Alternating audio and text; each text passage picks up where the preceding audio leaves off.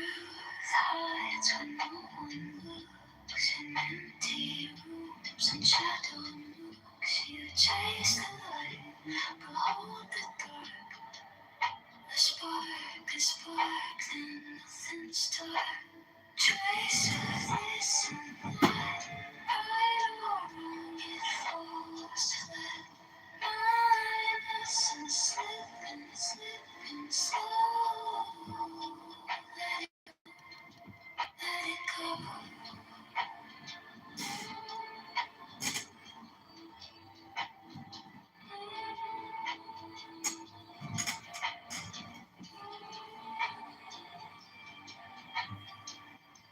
Opinions fall like paper cranes, fragile wings, they soak in rain. You hold too tight, it tears apart. No start, no end, just broken hearts. Two realities collide, collide. Let it slide, slide. Trace of this and that, right or wrong, it falls flat. My essence slipping slow. Let it go, let it go.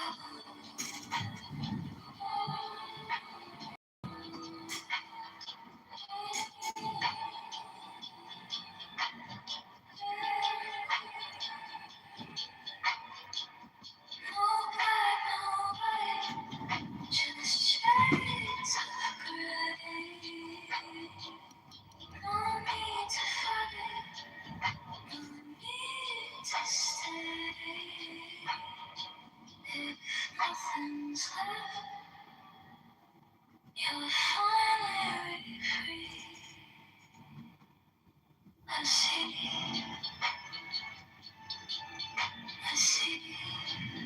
infinity.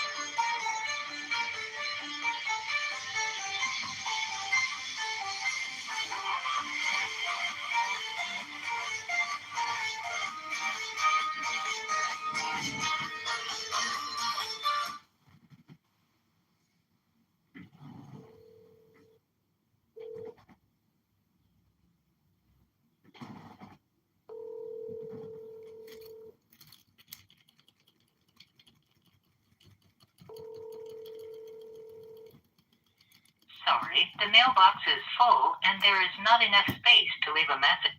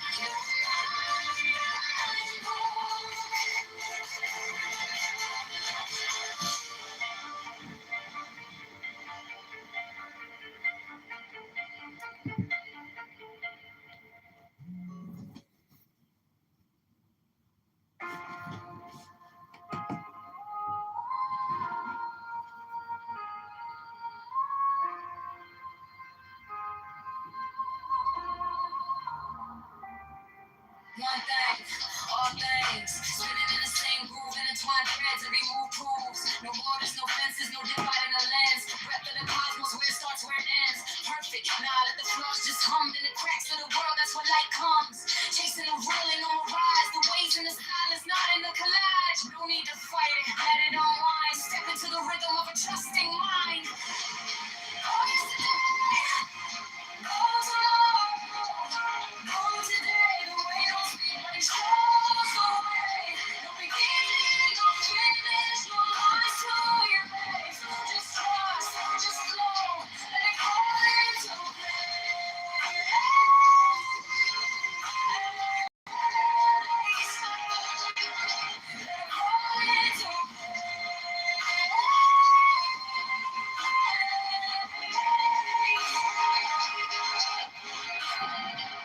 words collapse like passes of sand. The truth in the gaps where the wordless stands. Duality some mass. Oh, today the way don't speak, but it shows the way. No beginning, no finish, no line to erase. Just trust, just flow. Let it all into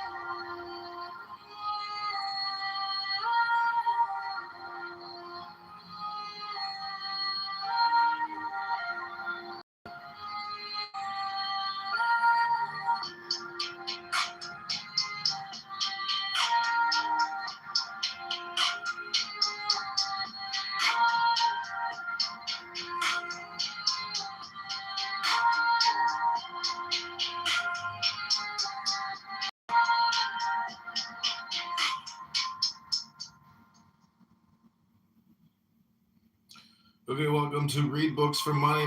Music. Rubono Shallow Llama. I changed the title. I pinned a link to the YouTube Live.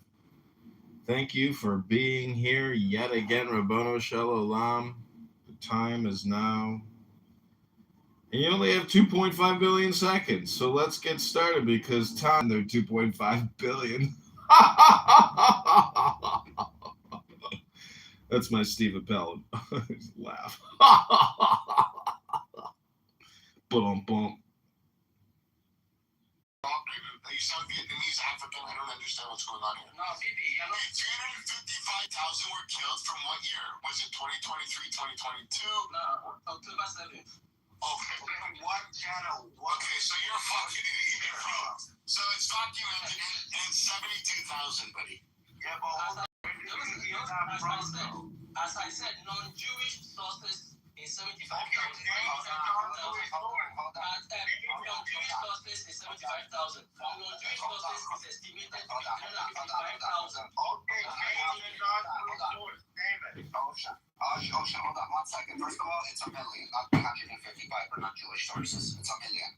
Exactly 1 million. They stopped them when they hit. So there was like a lottery number. So as soon as they hit a million, the Zionists stopped. Okay, so we hit exactly a million and we stopped. It's very wrong from the non-Jewish sources. Okay, let's get Hamas. Are they Jewish or not Jewish? Hamas. What has Hamas got to do with this conversation? Hamas, are they Jewish or not Jewish? Are these people like retarded? I'm embarrassed to be African. Hamas, are they Jewish or not? Hamas. Your line of questioning is sounding stupid because I was given a submission and you're just asking. Are you gay? Are you gay? I'm not going to talk to you. Are you gay? One microphone, because you respect one microphone at a time. If you want to be talking, I will just give you a question. Is Hamas Jewish? Yeah, so act like same people. One microphone. So now, yeah, so I'm actually saying Rabbi, why are you I can rub one on. One microphone. If you want to give me one microphone, I'll rub it on. If I can speak with you guys, you just let me know because it's your room. I don't want to. one microphone. Let me finish speaking. I'm asking you a question. Hamas, Palestinian source. Are they Jewish or not Jewish? Or they're not Jewish sources? Do you consider them Jewish or not Jewish? Hamas is a resistance group. Palestinian resistance group. What does that want to do with Are you stupid or are you playing to be stupid? Rafi, your verbosity does not mean you're sensible or you're making sense. Stop being stupid.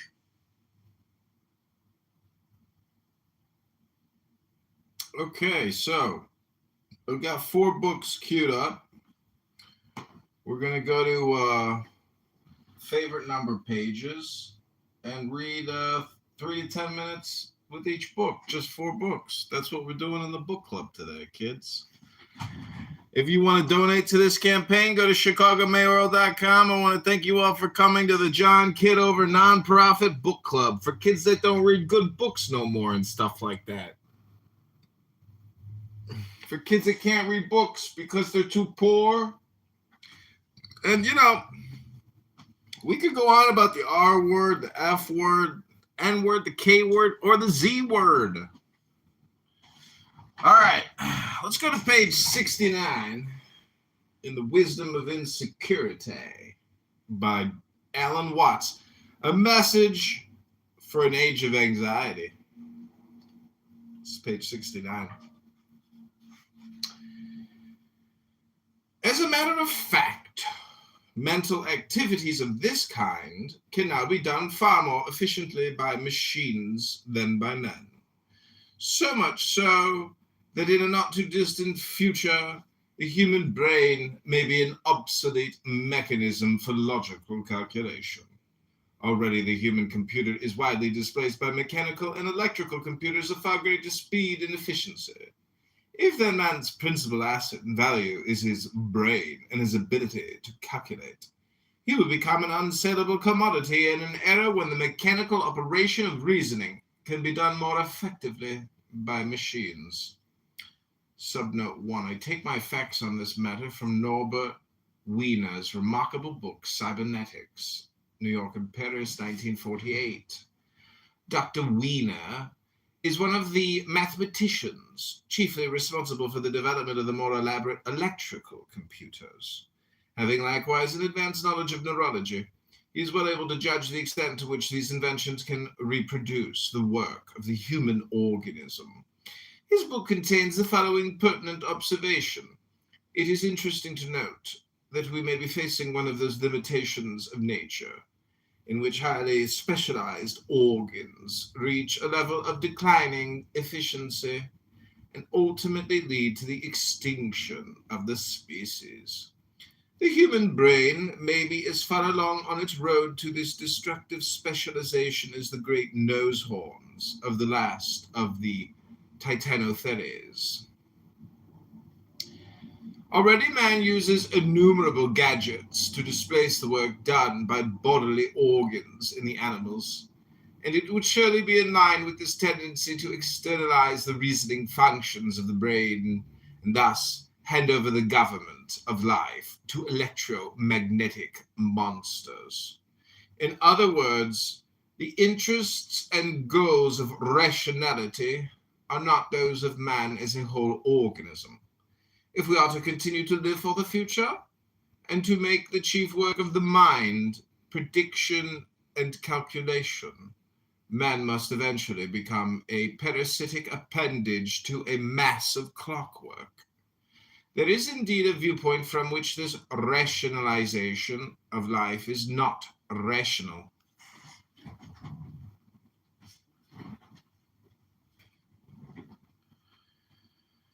The brain is clever enough to see the vicious circle which it has made for itself, but it can do nothing about it.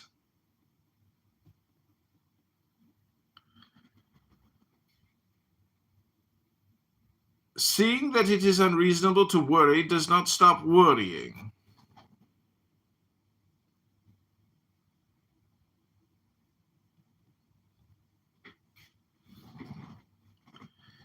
Rather, you worry the more at being unreasonable.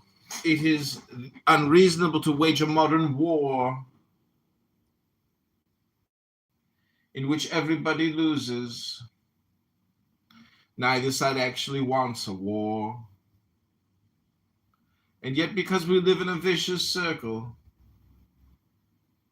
we start the war to prevent the other side from starting first. We arm ourselves knowing that if we do not, the other side will, which is quite true. Because if we do not arm the other side, we'll do so to gain its advantage without actually fighting. From this rational point of view, we find ourselves in the dilemma of St. Paul. To will is present with me, but how to perform that which is good I find not. For the good that I would, I do not. But this is not as St. Paul supposed. Because the will, or the spirit, is reasonable, and the flesh perverse. It is because a house divided against itself cannot stand. The whole organism is perverse, because the brain is split from the belly, and the head unconscious of its union with the tail. There are few grounds for hoping that in any immediate future there will be any recovery of social sanity. It would seem that the vicious circle must become yet more intolerable, more blatantly and desperately circular, before any large numbers of human beings awaken to the tragic trick which they are playing on themselves. But for those who see clearly that it is a circle and why it is a circle, there is no alternative but to stop circling. For as soon as you see the whole circle, the illusion that the head is separate from the tail disappears. And then, when experience stops oscillating and writhing, it can again become sensitive to the wisdom of the body, to the hidden depths of its substance. Because I speak of the wisdom of the body and of the necessity for recognizing that we are material, this is not to be taken as a philosophy of materialism in the accepted sense. I am not asserting that the ultimate reality is matter. Matter is a word, a noise which refers to the forms and patterns taken by a process. We do not know what this process is, because it is not a what that is a thing definable by some fixed concept or measure. If we want to keep the old language, still using such terms as spiritual and material, the spiritual must mean the indefinable, that which, because it is living, must ever escape the framework of any fixed form. Matter is spirit named. After all this, the brain deserves a word for itself, for the brain, including its reasoning and calculating centers, is a part and product of the body. It is as natural as the heart and stomach, and rightly used is anything but an enemy of man. But to be used rightly, it must be put in its place. For the brain is made for man, not man for his brain. In other words, the function of the brain is to serve the present and the real, not to send man chasing wildly after the phantom of the future. Furthermore, in our habitual state of mental tension, the brain does not work properly, and this is one reason why its abstractions seem to have so great a reality. When the heart is out of order, we are clearly conscious of its beating. It becomes a distraction. Pounding within the breast, it seems most probable that our preoccupation with thinking and planning, together with the sense of mental fatigue, is a sign of some disorder in the brain. The brain should, and in some cases does, calculate and reason with the unconscious ease of the other bodily organs. After all, the brain is not a muscle, and is thus not designated for effort and strain. But when people try to think or concentrate, they behave as if they were trying to push their brains around. They screw up their faces, knit their brows, and approach mental problems as if they were trying to push their brains around, as if they were something like heaving bricks. Yet, you do not have to grind and strain to digest food, and still less to see, hear, and receive other neural impressions. The lightning calculator, who can sum a long column of figures at a glance. The intellectual genius, who can comprehend a whole page of reading in a few seconds. And the musical prodigy, such as Mozart, who seems to grasp harmony and counterpoint from babyhood, are examples of the proper use of man's most marvelous instrument. Those of us who are not geniuses know something of the same ability. Take, for example, the anagram Poka tel dimk. You can work over these letters for hours trying system after system of rearrangement in order to discover the scrambled word. Try instead just looking at the anagram with a relaxed mind. And in a very short space of time, your brain will deliver the answer without the slightest effort. In order to discover the scrambled. Subnote 1, if you don't succeed within 1 minute, read on. Otherwise, you will begin to be annoyed either with yourself or with me. And the consequent strain will interfere with the process.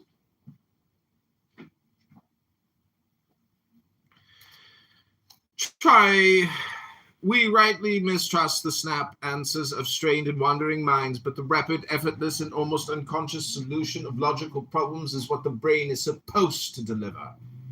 Working rightly, the brain is the highest form of instinctual wisdom. Thus it should work like the homing instinct of pigeons in the formation of the fetus in the womb, without verbalizing the process or knowing how it does it. The self-conscious brain, like the self-conscious heart, is a disorder and manifests itself in the acute feeling of separation between I and my experience. The brain can only assume its proper behavior when consciousness is doing what it is designed for, not writhing and whirling to get out of present experience, but being effortlessly aware of it.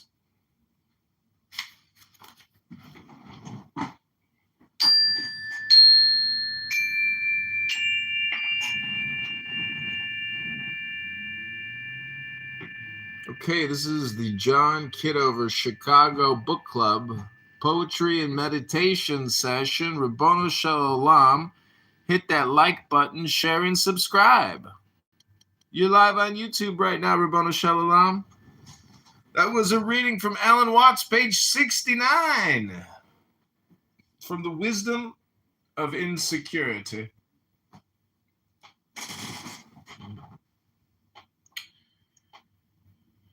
Some brains want to read books out loud on YouTube. Some brains want to talk in private, unrecorded spaces all day long. Hello?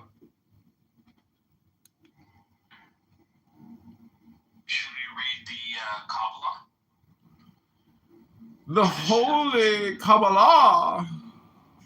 Tradition of Hidden Knowledge by Seth and Shimon. Rabbono Shalom. So the preface for this is Kabbalah is the inner and mystical aspect of Judaism.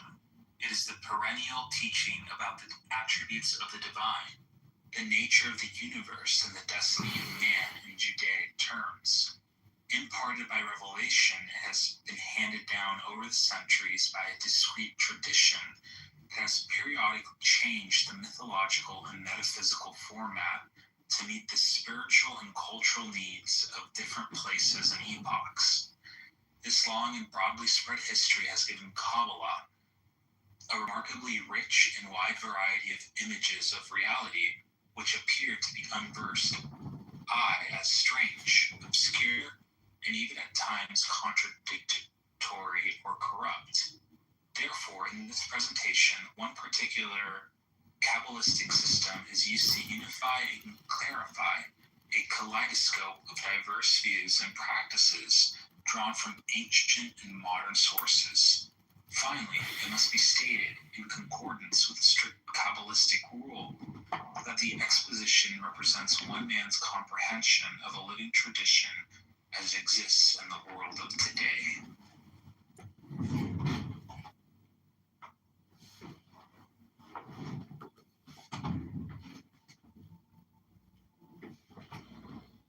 Okay, this is page 69 from Kabbalah, The Mystic Quest for Every Jew in Judaism by David Ariel. The Mystic Quest, page 69.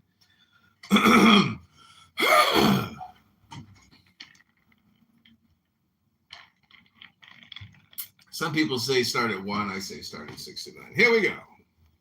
The portion of the Zohar known as Ra'aya Mehemna, Faithful Shepherd, contains many selections that reflect the instrumentalist theory.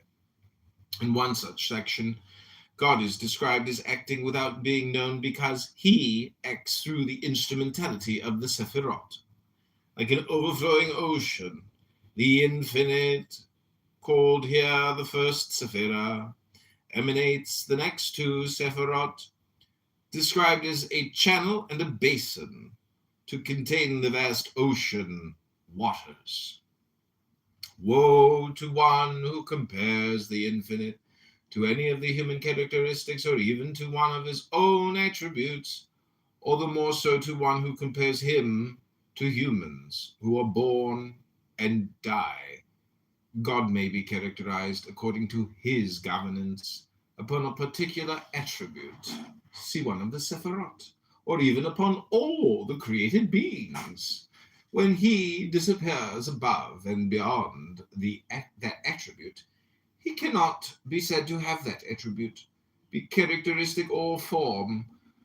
God is like the ocean, for the waters of the ocean cannot be grasped and have no shape except when they are channeled into a vessel, such as the land, and take on a shape. Then we are able to measure them. The source, the waters of the ocean are one. Then a tributary comes forth and is channeled into a round basin. The source is one, and the channel which comes from it is two. Next, a large vessel is formed, as if one dug a large basin, which becomes filled by the waters of the channel. This becomes three. Now, if the artificer would break these vessels which he created, the waters would return to the source, and only broken vessels would remain, dry and without water. Likewise, the cause of causes made 10 Sephirot, calling the crown source. There is no end to the fullness of the source's light, and therefore he called himself the infinite. Everything is within his power to withhold from the vessels or to replenish them with fullness.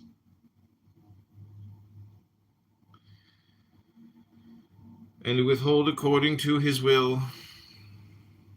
There is no other God above him who can add to him or diminish him.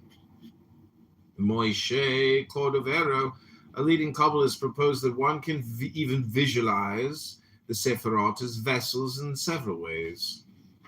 First, the divine essence flows through the Sephirot as water flows through vessels of different colors. Second, the infinite essence is like the sun when it shines through a prism.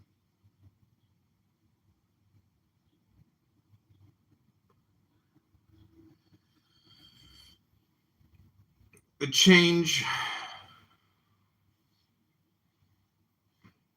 or stained glass window, neither the water nor the sunlight changes except in the eyes of the beholder. To help you conceive this, imagine water flowing through vessels of different colors: white, red, green, and so forth. As the water spreads through those vessels,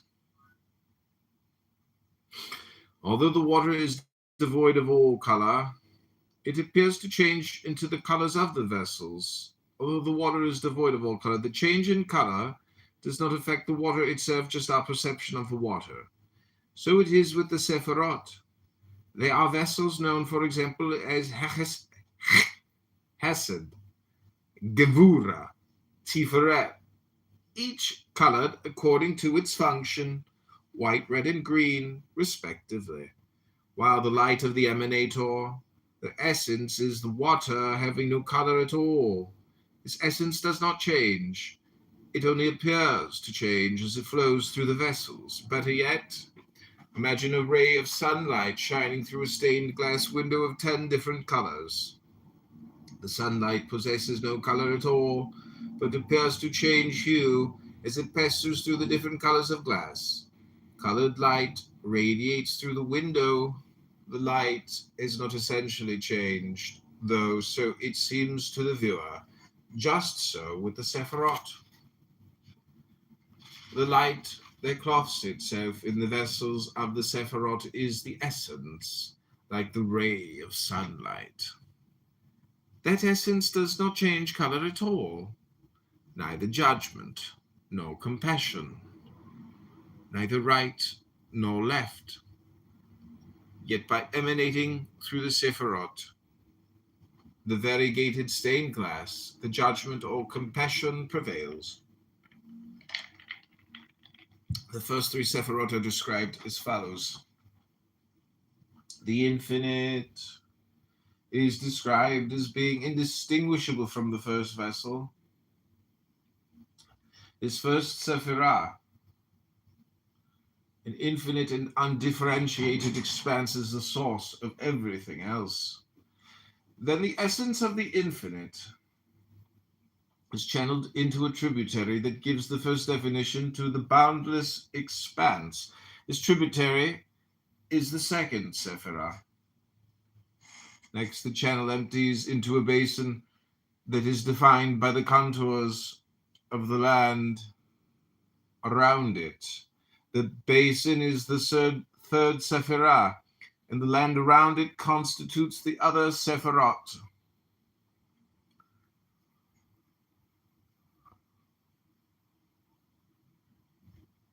This analogy suggests that the Sephirot are vessels,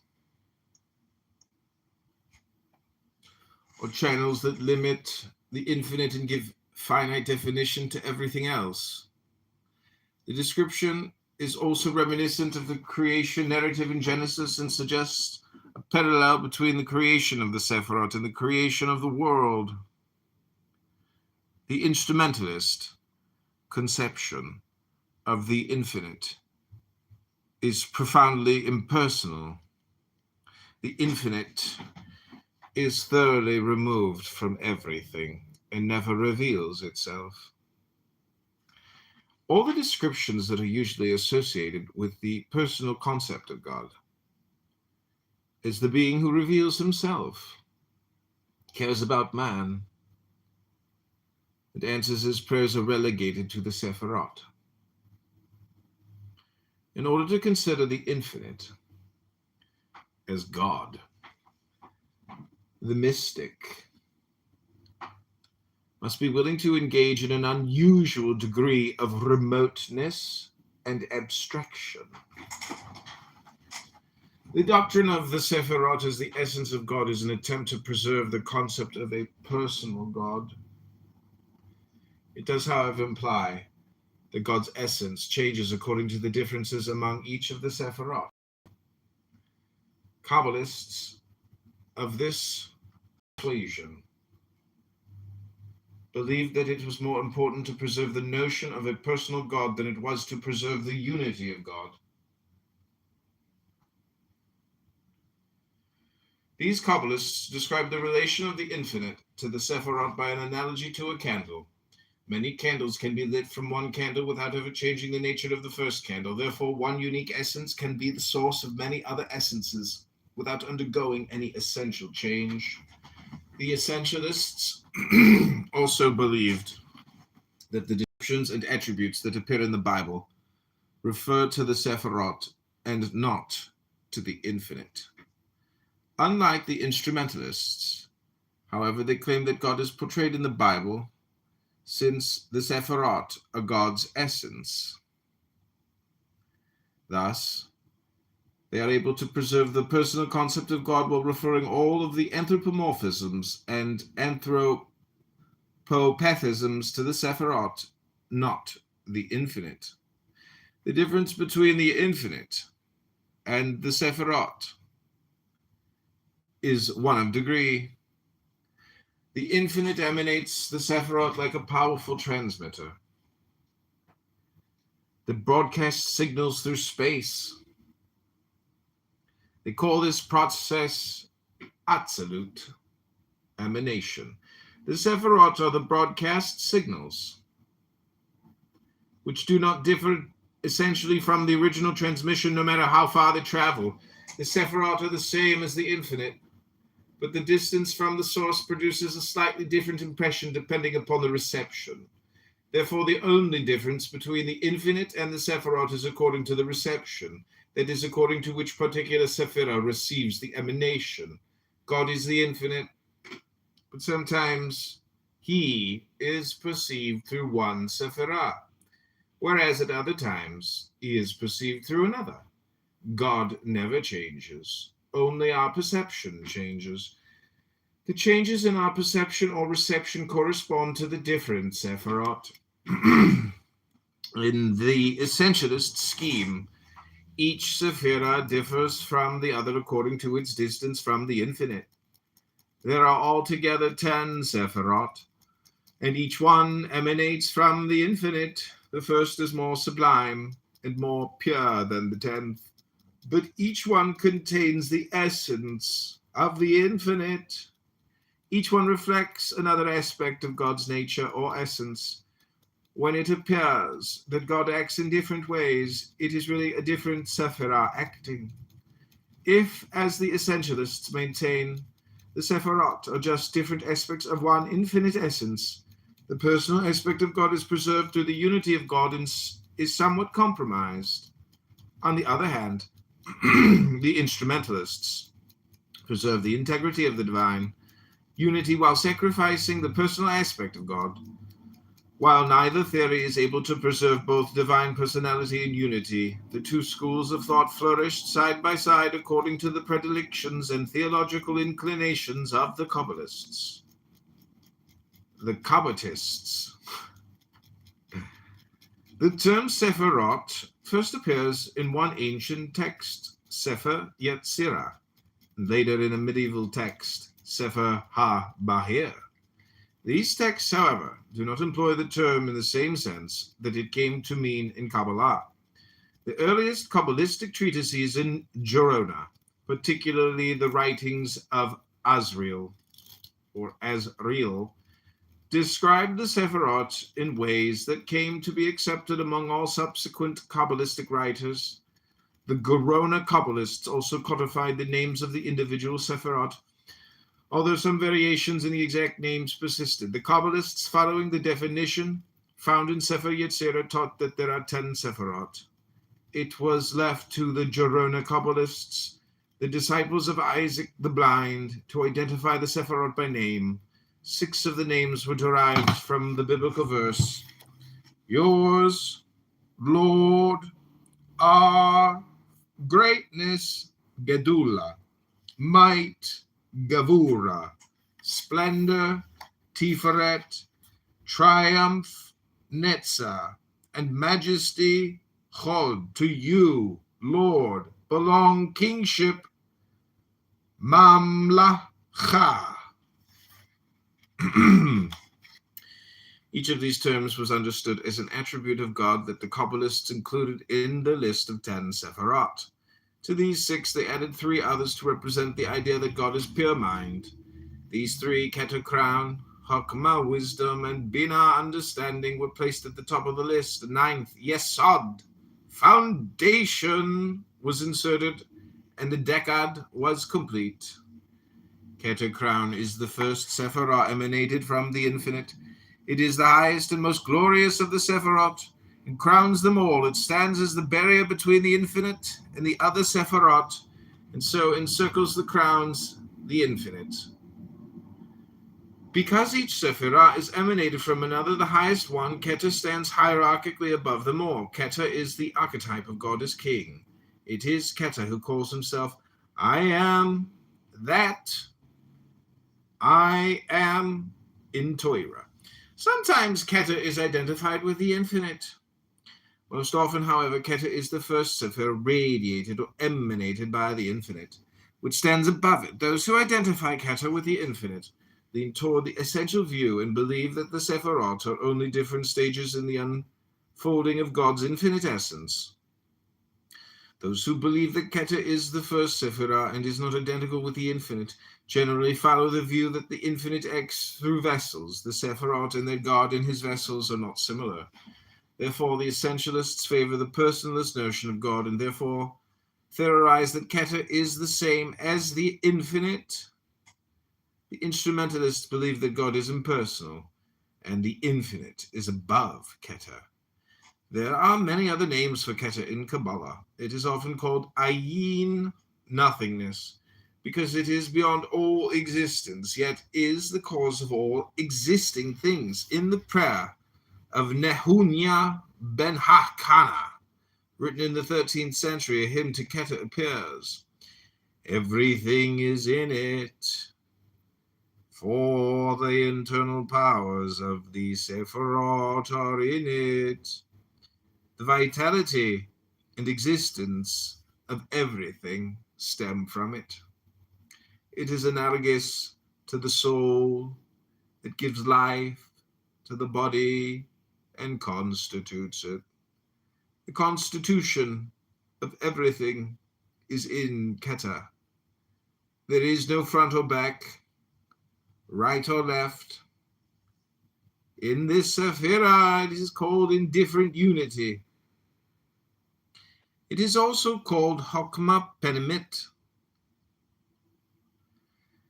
internal wisdom. Chokmah Penimut, or Penimit, internal wisdom, because it is the hidden potentiality of divine wisdom before it is revealed. It is sometimes called Mashava Elohit, divine thought, because it is produced by the infinite. Pure mind. Keter is similar to the infinite in many of these respects, but different in others. It differs in that it is the highest aspect of God that moves into activity out of the repose of the infinite. Both infinite and Keter are unknowable and imperceptible. Okay, I'm going to take a reading break there. We finished on page 73. That is Kabbalah, the Mystic Quest in Judaism by David Ariel. Now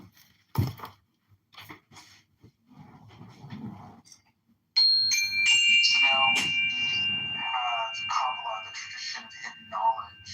The first chapter is called Manifestation. God is God. There's no thing to compare with God. God is God. In Kabbalah, God the transcendent is called Ayin. Ayin means in Hebrew, no thing, for God is beyond existence. Ayin is neither below nor above, nor it is in movement or in stillness. There is nowhere Ayin is. God is absolute nothing. Ayin Sof means without end. This is the title of God who is everywhere. Ayin Sof is the 1 to the 0 of Ayin. This is the totality of what is and is not. Ayin Sof is God the eminent, the absolute all. Ayin Sof has no attributes because it can manifest only within existence, and existence is finite. The oral tradition of Kabbalah states that the reason for existence is that God wished to behold God. Thus, there is a previous non-existence in which, as the written tradition says, face did not gaze upon face. In an act of total free will, God withdrew the absolute all, the Ayin Sof, from one place to allow a void to appear, in which the mirror of existence could be manifested. This act of zimzum, contraction, lies behind the rabbinical saying, God's place is the world, but the world is not God's place. The divine act is visualized symbolically as follows. From Ein Sof Or, the endless light that surrounds the void, there emanated a beam of light which penetrated from the periphery towards the center. This, the Kav, or the beam of divine will, manifested in 10 distinct stages of emanation. This event is echoed in other rabbinical sayings, that the world was called into being by 10 divine utterances. Since the Middle Ages, these 10 stages have been known as the Sephirot. The word Sephirah, the singular form, has no simple equivalent in any language, although its root relates it to the words cipher, i.e. number, and sapphire. Some have seen the Sephirot as divine powers or vessels. Others regard them as the instruments or tools of divine governance. Mystics have pictured them as the 10 faces, hands, or even garments of God. All agree, however, that the Sephirot expresses divine attribute, which from the primal moment of emanation are eternally held in a set of relationships until God wills them to vanish with the void into nothingness again. The relationships between the Sephirot are governed by 3 unmanifest divine principles: the hidden splendors, the Zasahot of primordial will, mercy, and rigor for justice. Will holds the balance, while mercy expands and rigor constrains the flow of emanation. And so they organize the 10 divine attributes into a specific archetypal pattern. The pattern thus called forth is the model on which everything that is to come into manifestation is based. It has been named the image of God, but it is more generally known as the tree of life. Each Sephirah, in turn, manifests under the influence of one of the Sahot in particular, and for this reason the flow which manifests the 10 Sephirot can be visualized as zigzagging in a lightning flash from a central position, balance, to the right, expansion, and across to the left, constraint. Thus, the Zazahat gives rise to the 3 vertical alignments in the tree of life diagram, known as the pillars of equilibrium, grace, will, in the center, that of mercy, active force, expansion on the right, and that of severity, passive form, constraint on the left. The relationships set forth in a tree underlie the whole of existence, and so the properties of the Sephirot may be seen in terms of any branch of knowledge. Thus, while their basic definition is as attributes of God, they can be defined in terms of human experience, because we too are cast in the image of God. This anthropomorphic method is common in Kabbalah as elsewhere, and is freely applied as a symbolic language in metaphysical areas, which pure abstractions cannot explain. The first Sephirah, at the edge of the void, is called in Hebrew Keter, the crown. This manifestation contains all that was, is, and will be. It is the place of the first emanation and the ultimate return. Its nature as a divine attribute is expressed by the name of God, which is traditionally attached to it. I am that I am. From this point of equilibrium, the beam of light expands under the influence of mercy, force, and expansion to manifest second Sephirah, that of Hokmah, wisdom. This, in the divine and human minds, is the active inner intellect, experienced by human beings as the flash of genius, inspiration, or revelation. It is balanced on the side of severity, form, and contraction by the third Sephirah, Bina, understanding. This is intellect in its passive, receptive, and reflective capacity. In human terms, it manifests through reason and tradition. After the being has left Bina, which heads to the pillar of severity, it touches the pillar of equilibrium below Keter, the crown. This point of balance on the tree is crucial. It is the place of Ruach HaKodesh, the Holy Spirit, which hovers as a veil below the three supernal Sephiroth. It remains unmanifest, but it has a place within manifestation, marked on the tree by the non-Sephirah of Da'at, knowledge. This, we are told, is where the Absolute may enter at will to intervene directly in existence, which is now eternally held until divine will allows it to vanish like the image it is. In human terms, Da'at is the knowledge that emerges out of nowhere and comes direct from God. It is quite different from the revelation of wisdom, Hokmah. Da'at is not only seen but known. It is different, too, from what comes of understanding, Binah, or deep pondering. Da'at, the child of the supernal Sephiroth, is not only observation, but becoming. Below Da'at flashes the pillar of mercy, expansion, and back to the pillar of severity, contraction. And a pair of Sephirah are defined which govern the level of emotion as distinct from supernal intellect. The attribute of active or inner emotion is hesed, mercy. That of passive or outer emotion is gevura, justice. Both Sephiroth have other Hebrew names and other translated equivalents, but all are inadequate to explain the attributes. Those used here merely approximate the active and passive divine principles involved. In ourselves, these qualities appear in complementary tendencies towards love, tolerance, and generosity. On the one hand, hesed and discipline, rigor and discrimination on the other, gevura. At this, the emotional level, the operation of opposing Sephirotic principles, and the dangers of going too far in one direction or the other become part of everyday experience.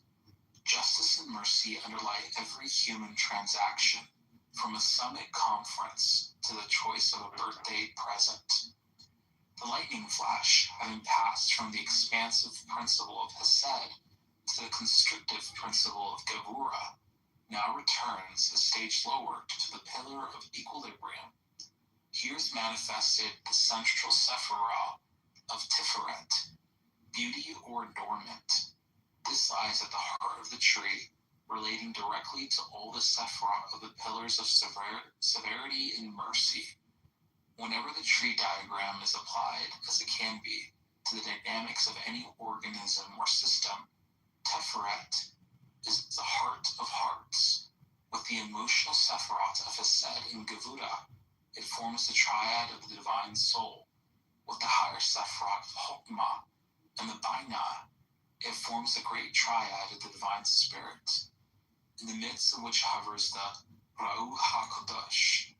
In the human psyche, Tiferet is the self, the core of the individual, which lies behind the everyday ego, the watcher, which focuses the largely unconscious influences of the higher centers of mercy and justice, Hesed and Gevura, wisdom and understanding, Hokmah and Bina. Below Tiferet, the lightning flash manifests two more complementary attributes. Below us on the pillars of mercy and severity. On the active, expansive side is Neza, eternity, and on the passive, constrictive side is Hod, reverberation. Traditionally, the Hebrew names of these attributes were translated as victory and splendor, but their operation as Sephiroth is better expressed by the names used here, which correspond equally well to the Hebrew roots. They belong to the operative, instrumental level of action in the structure of the tree. They traditionally correspond in divine terms to the expansive and constrictive roles of the hosts of God, sent out to the divine will. In human terms, they represent the vital psychobiological processes, whether active, instinctive, and impulsive, Neza, eternity, or passive, cognitive, and controlling, Hod, reverberation. On the pillar of equilibrium between and below these two practical Sephiroth is Yesod, foundation. Like every Sephiroth in the sequence, it contains all that has gone before, and therefore it is a complex attribute with many qualities. First, it is generative. It is from this point, as will be seen, that further trees manifest. Second, it is reflective. Here, directly below Teferet, an image of the image can be perceived, and the tree sees itself. Yesod is the mirror within the mirror. These two complementary functions means that its constitution or foundation must be clear and sound. Hence, the inner meaning of sexual purity associated with the Sephiroth. In ourselves, it appears as the ego, the lower place of consciousness in which we see ourselves, and which projects a persona for others to see, which may or may not, according to our state of balance and self-knowledge, reflect the true nature of the self as Teferet. Most of our perception of the world and most of our implementation of will takes place at Yesod. Below it, Sephiroth, the complement to Keter, the crown, is Malkut, the kingdom. In it, the divine lightning flash is earth. It constitutes the Shekinah, the presence of God in matter. Its nature is fourfold, encapsulating the four levels inherent within the tree as a whole: the root, trunk, branch, and the fruit of the tree as it grows down into existence, or the will, mind, heart, and body of the divine. In ourselves, the four levels of Malkut appear as the body, with its traditional four elements: earth, water, air, and fire. The solids, liquids, gases, and radiations whose interactions keep us alive. We now have the general scheme of the Sephiroth. Three are aligned on the active right-hand pillar of mercy, three on the passive left-hand pillar of severity, and four, plus the non-Sephiroth Da'at, on the central pillar of equilibrium or grace. The relationships established by the lightning flash are further realized by a total of 22 paths, which in turn form a system of triangular configurations or triads, active on the right and passive on the left. The horizontal and central triads, thinking all three pillars, are concerned directly with consciousness. Out of all the foregoing comes a most subtle metaphysical and mythological configuration. It has been taken many stages further in the study of various constellations of Sephiroth, and the minute dynamics within each Sephiroth is mutually imparted and reflected, flows, move along the path.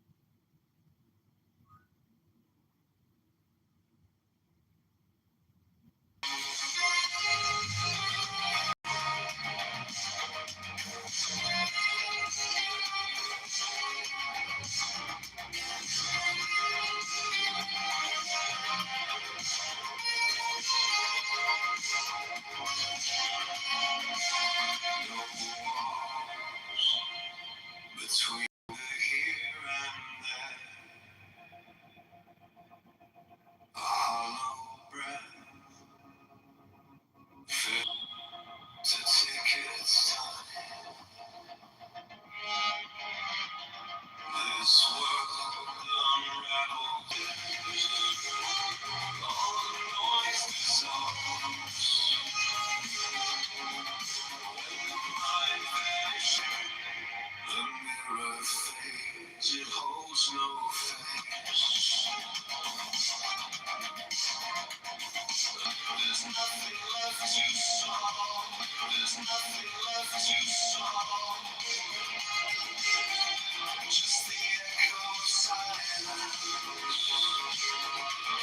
where we revolve.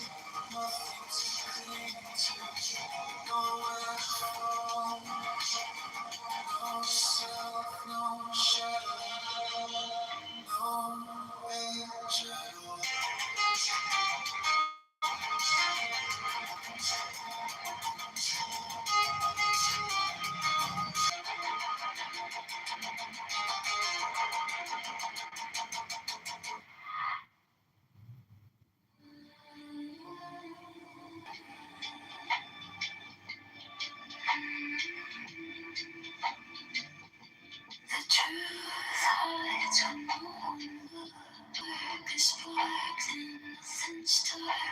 Trace of this and that, right or wrong, it falls flat. Mindless and slipping slow. Let it go, let it go.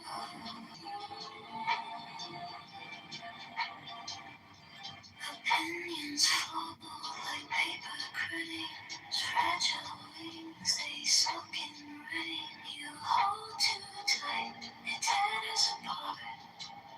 No start, no end, just collide. And slide, trace of this and that, right or wrong, it falls flat. Mindless and slipping slow. Let it go, let it go.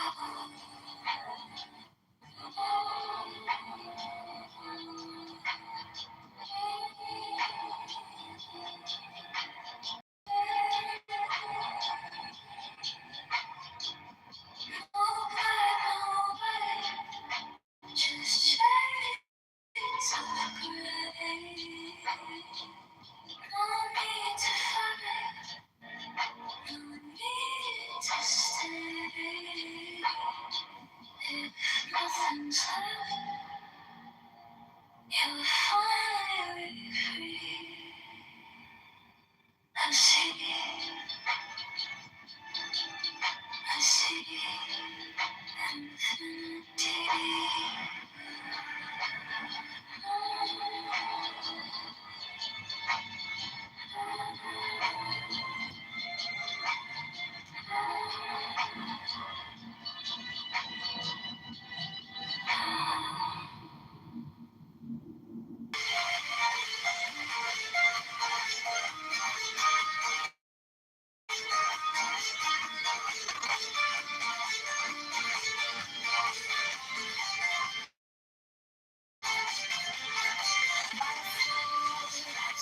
Fashion love light.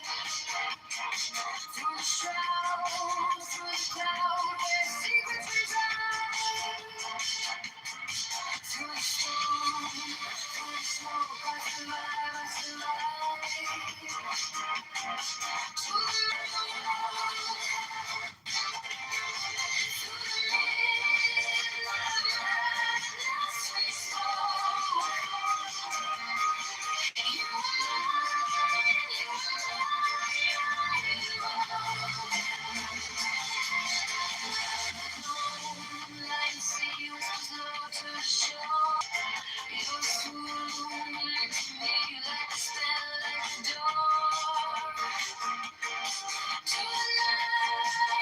we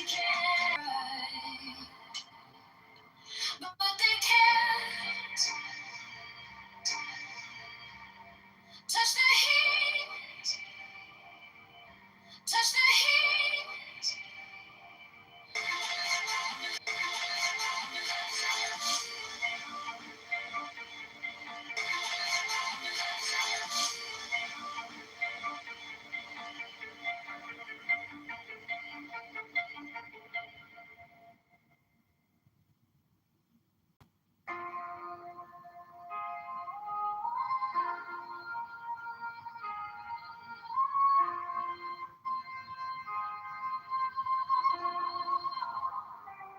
One thing, all things, spinning in the same groove, intertwined threads, every move proves. No borders, no fences, no dividing the lens. Breath of the cosmos, where it starts, where it ends. Perfect, nah, let the flaws just hum in the cracks of the world, that's where light comes. Chasing the willing on the rise, the waves in the silence, not in the collage. No need to fight it, let it unwind. Step into the rhythm of a trusting mind. Oh, yesterday, go tomorrow, go today. The way don't speak, but it shows the way. No beginning, no finish, no lines to erase. Just trust, just flow, let it fall into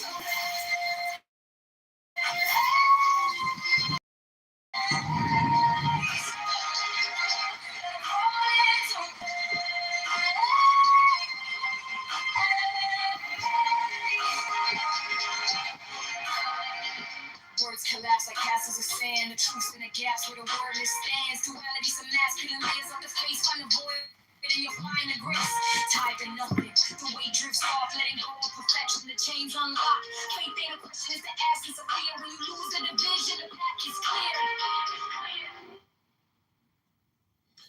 Okay, Rabboni Shalom. Welcome back to the book house, where we are reading one more book by mayoral candidate John Kitover. We are live streaming the Trump debate room, where Matt Cool has kindly been dedicating his life to listening to retards. I'm sorry, R words. We have to start getting really careful about the words we're using. We are not referring to the Down syndrome individuals who are full of love and joy. We are talking about political partisans. And there's nothing we can do to prevent them and their ridiculous choice of communication. You have 2.5 billion seconds. Everyone is born a billionaire. How are you going to spend your time right now? Hello? Some people are going to listen to Jazzy.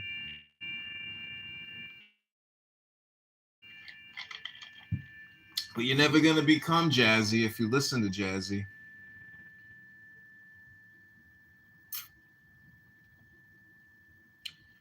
You're never going to make America great again by being in a clubhouse room about making America great again.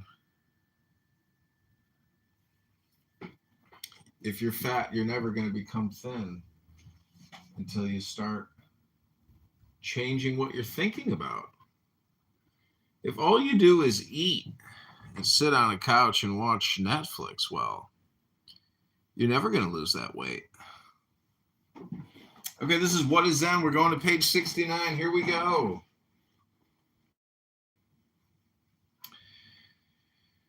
There is a very close parallel between the thinking of Heraclitus and Taoist philosophy, but understand the yang and the yin.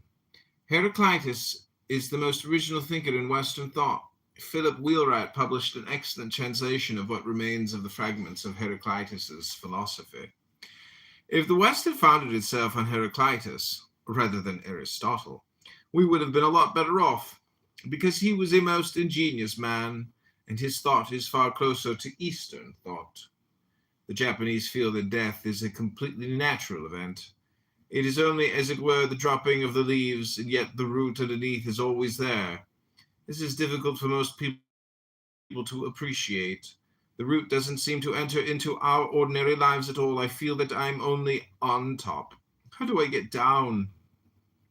Well, of course, the top is the top, and it can't get down and be the bottom. This is the same question people raise when they ask, how do I get rid of my egocentricity? Well, obviously, you can't get rid of egocentricity with your egocentricity. As the master Bankai said, you can't wash off blood with blood. And trying to realize your Buddha nature by some sort of egocentric effort is like trying to wash off your ego with your ego and blood with blood. In his teaching, Bankai emphasized the way in which you have this root in you. He said, when you hear a bell ringing, you don't have to think about it. You know at once that it's a bell. When you hear the crow cawing, you don't, by any effort or cleverness of your conscious will, know that it's a crow. Your mind does that for you.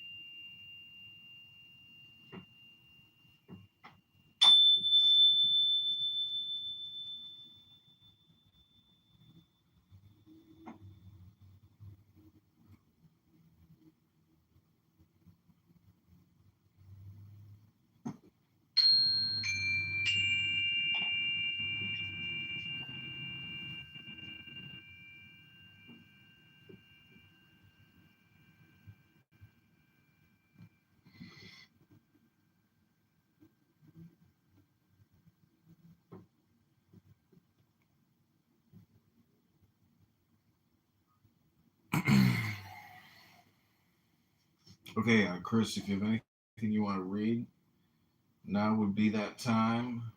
We're live in multiple rooms, fully live on multiple clown houses, also co-streaming the President Trump room, where unfortunate individuals are trying to be heard and battling over a microphone in a forest.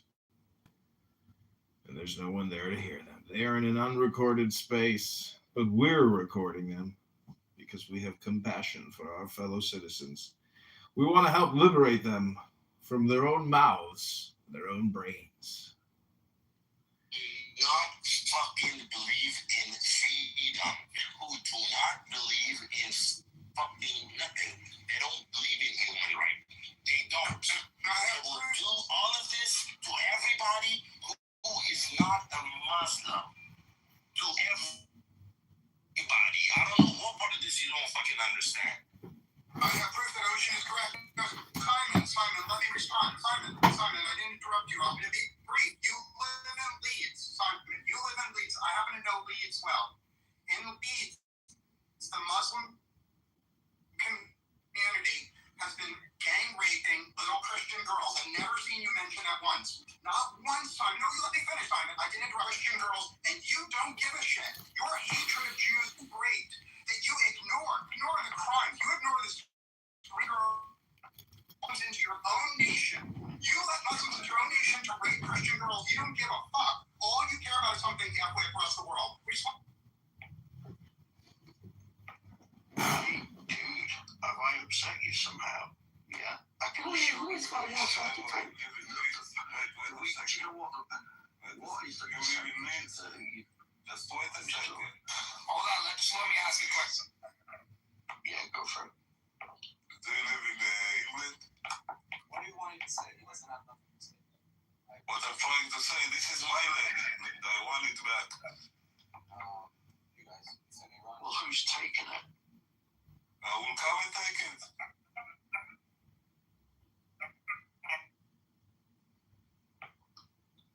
Hey, look, I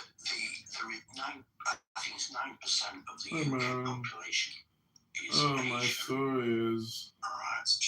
I Now, am that a man. includes Hindu as well as Muslim. I am not. Who did that? What was it?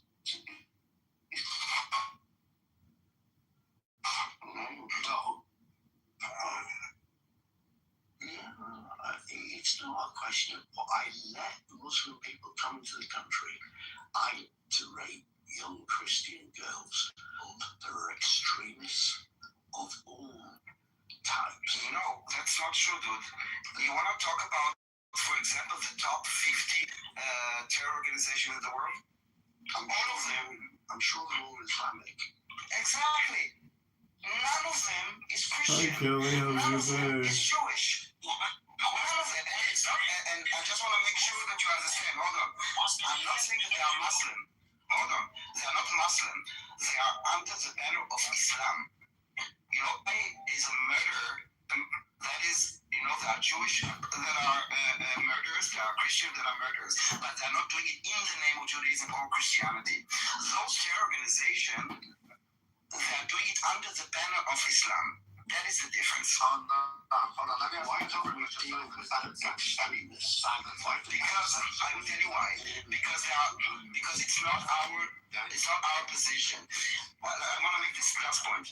In every single demonstration that has been since the 7th of October against Israel, there were always like those Jews that were holding signs not in our name, okay? Out of 16 million, you will always find those Jews saying not in our name. And even the example that Doug gave you about this Jewish guy that is leading the most anti-Semitic party in the UK, leading marches in London that are glorifying terrorism and Nazism. But let me just finish this. Out of 2 billion Muslims, when did you see a group of not 10,000, not 1,000, not 100, 10 Muslims going on the streets in New York or London or Paris holding a sign saying not in our name? Why do I need to say that it's only the radicals? Why don't they say this is not Islam? Simon, I agree with that. Daniel, you cannot label them as radical Islamists.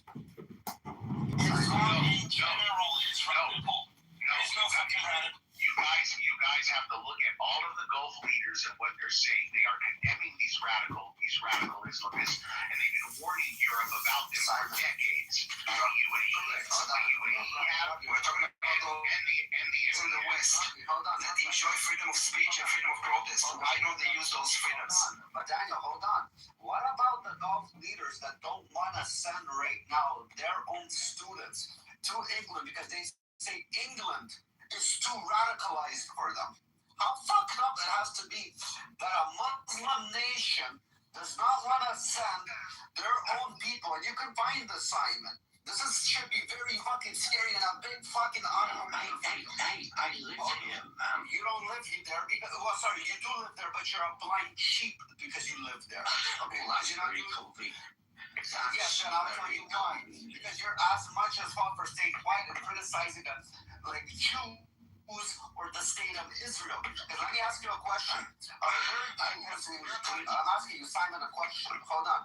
Are there Jews in your country? They're standing in corners and trying to convert Christians. The true population of your country. Are there people standing in the corners? Are there Muslims standing in corners? There are only two religions. I'm asking you a question. There's only two religions. Correct. No, let me ask you a question. Are there such thing as no-go zones in your country?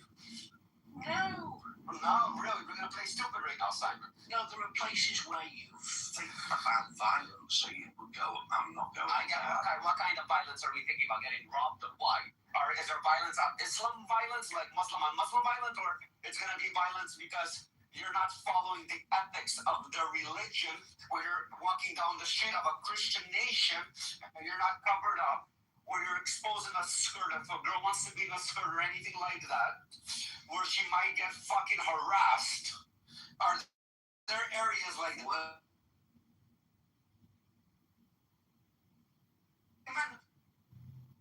I can play stupid too, but I'll bring it back. So I'm asking you a question before I start showing you facts. He is just playing it stupid, Rafi. Are you arguing in good faith? No, I'm arguing in good faith. I'm asking you a question. No, I don't agree with you. You don't agree with me? You know, little girls get harassed for walking around however they feel like getting in England? Because I've never seen a Jewish area get harassed. Okay, 1 second. I'd like to interject. Or he just too old and he sit his ass home all day long. Well, I would like to interject. You can insult me all you want, but all it I'm not here to insult you. of intelligence.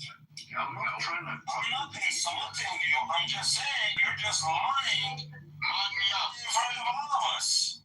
That's what I'm saying. There's no insult. You're lying. You don't think you're insulting us by lying in our face? What's with this lying business? Why does everybody that doesn't agree with you have to be a liar? But whatever Rafi says, you say doesn't exist, and you're lying. Why is it a lie? Why is it? No, I'm not lying. Here, hold on, everybody quiet. Hold on. Simon, go open up what I just put on YouTube. Do you want me to continue finding you these videos on YouTube? Because there's a lot of these videos on YouTube. Yeah, but Simon, you should look. Simon, Open up this YouTube. This is your country. These are your videos. Simon, I spent a lot of time in the UK, Simon, and it is leftists like you who filled your country with Muslims, and that's why there's rape gangs. And I am shocked, Simon. Hold on. Simon, I know it's a problem that you let these people in your country. They stepped all over you as a fucking natural born citizen in your fucking country. Now your government silences you from not speaking out against them.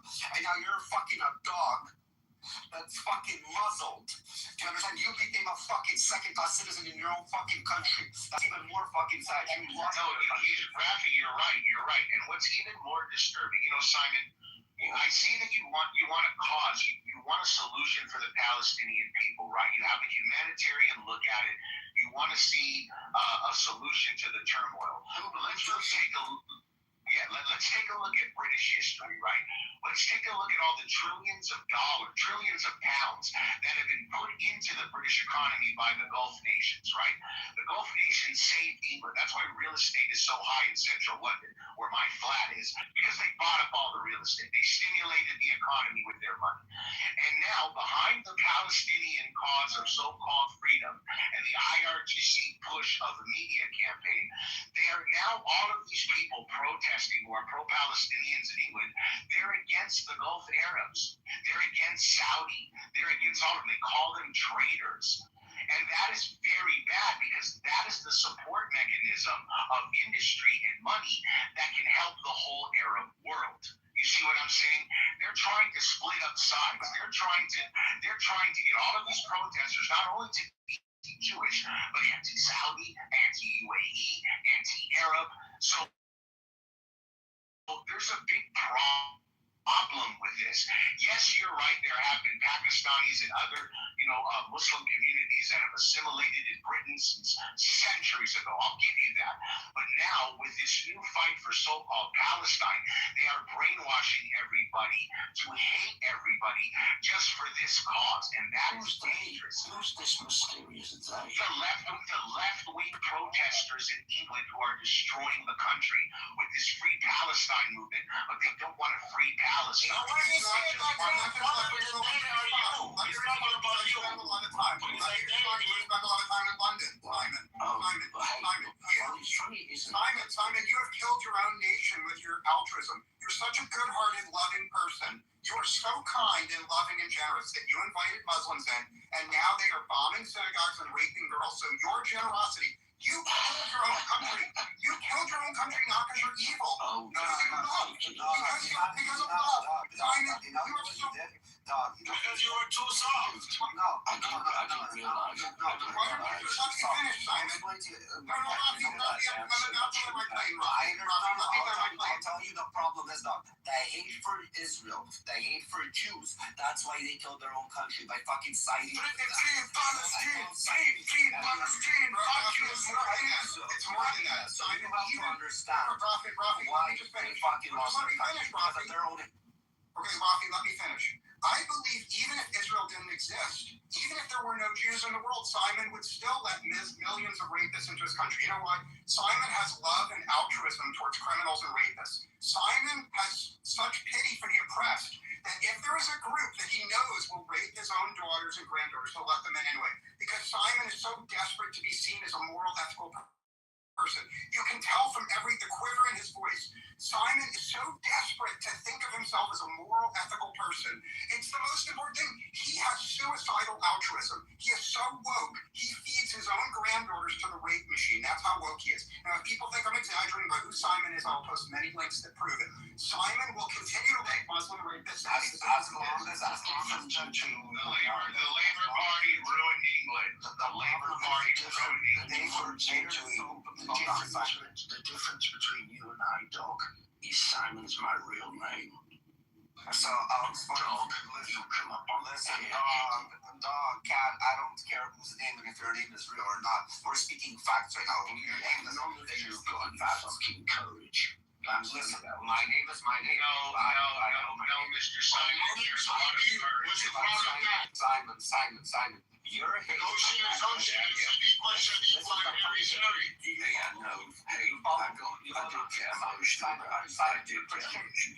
a Christian? You're not Christian? I'm not an atheist. I don't care if you're atheist. Were you born a Christian? I don't care what you be. Yeah, I will. Okay, you're born again. So in the Bible it says, the one who blesses Israel will be blessed. The one who curses will be cursed. And your fucking nation is getting cursed because you guys cursed Israel. So you sided with the radicals, and you don't realize how you're getting cursed. But again, as your daughter and everything, you're punishing her by your hatred towards Israel. You're fucking the next generation. Because next generation, your fucking daughter and granddaughter is going to be fucking covered up and sold like a fucking gold. Because that's Let's show me. Why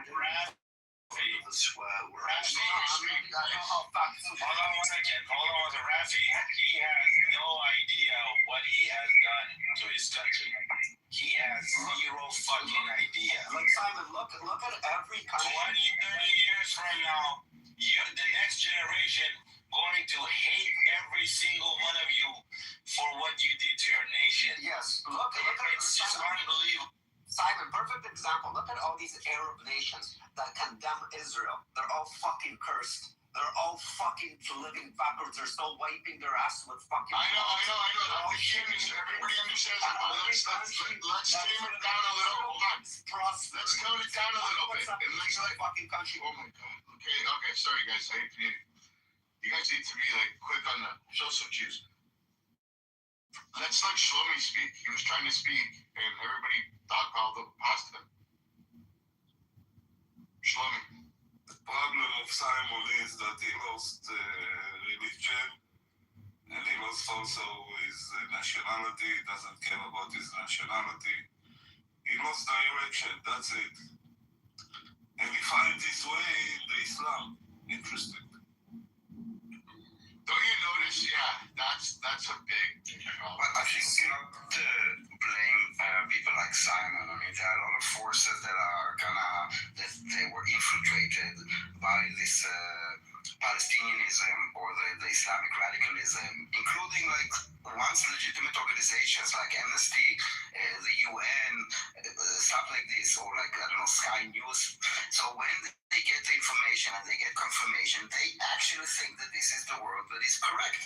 That the right thing to do is support the Palestinians in their that they're being forever refugees and that Israel is bad because those organizations have been corrupted and they're using their legitimacy in order to whitewash all those crimes. And that is the problem. I cannot blame people like Simon specifically. They just need to wake up. If I may interject here. So when I hear somebody like Simon talking about Palestinians, he doesn't really understand it, but that Palestinians were also taken out by Hamas.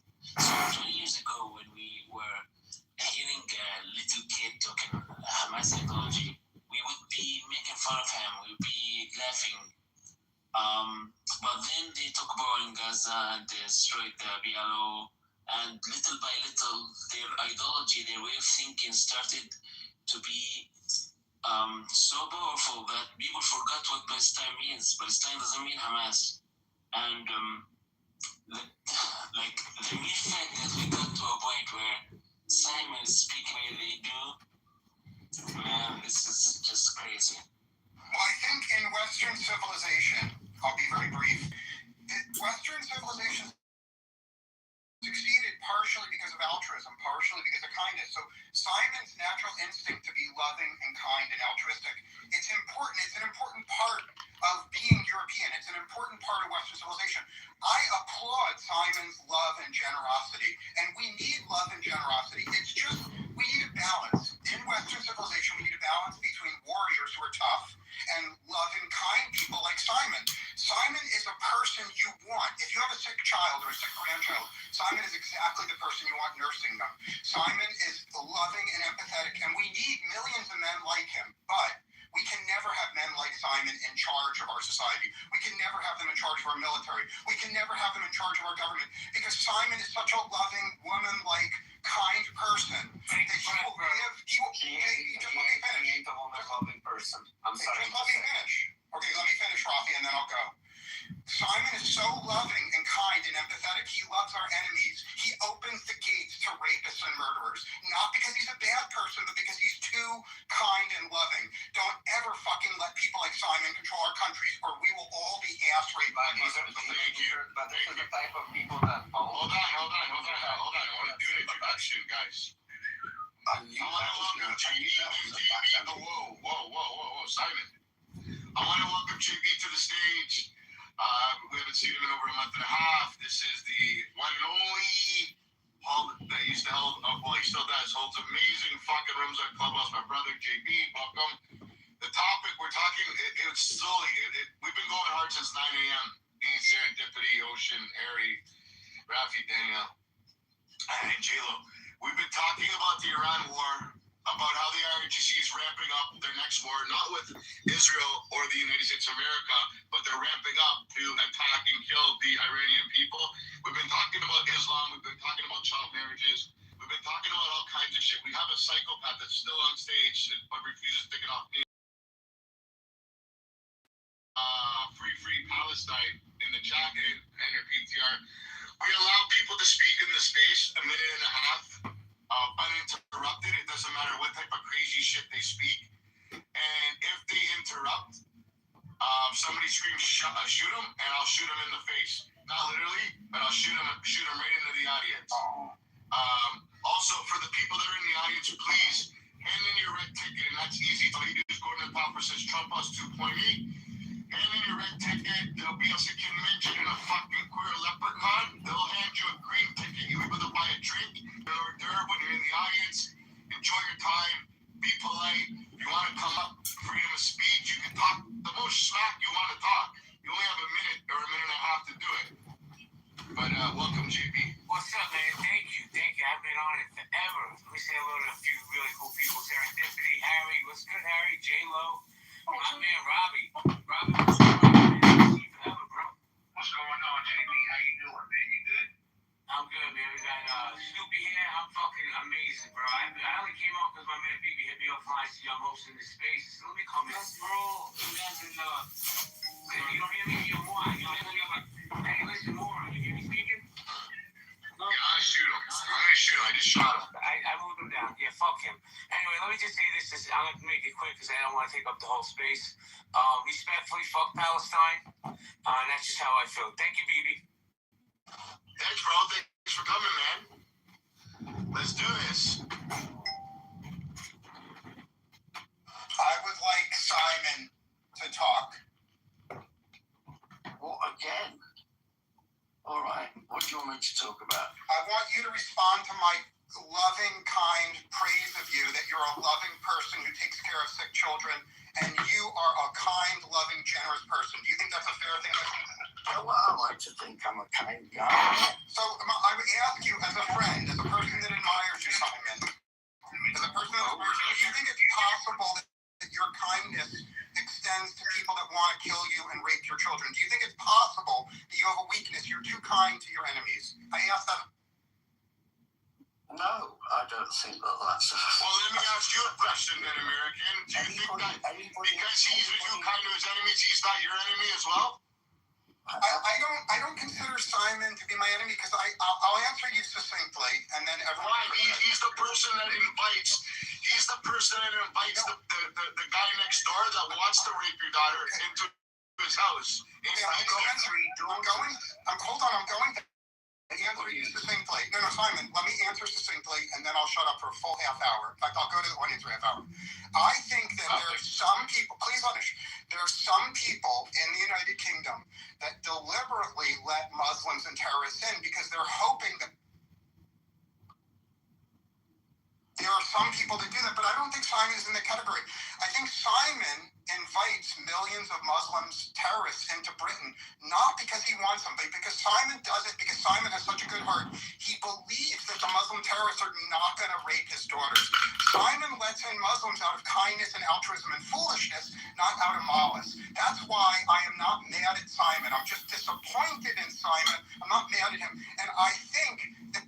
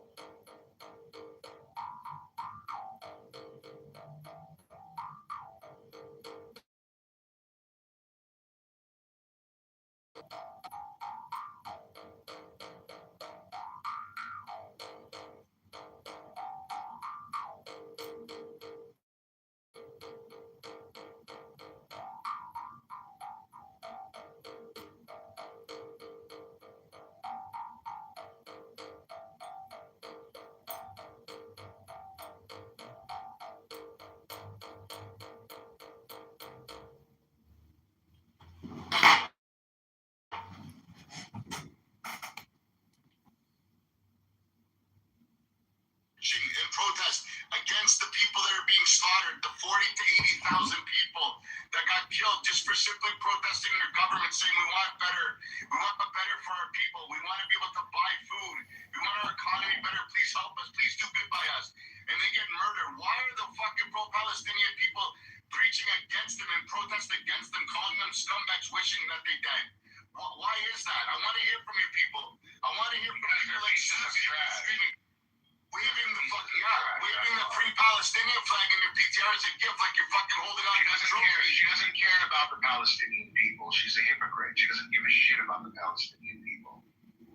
She's a hypocrite. She gave a fuck about the Palestinian.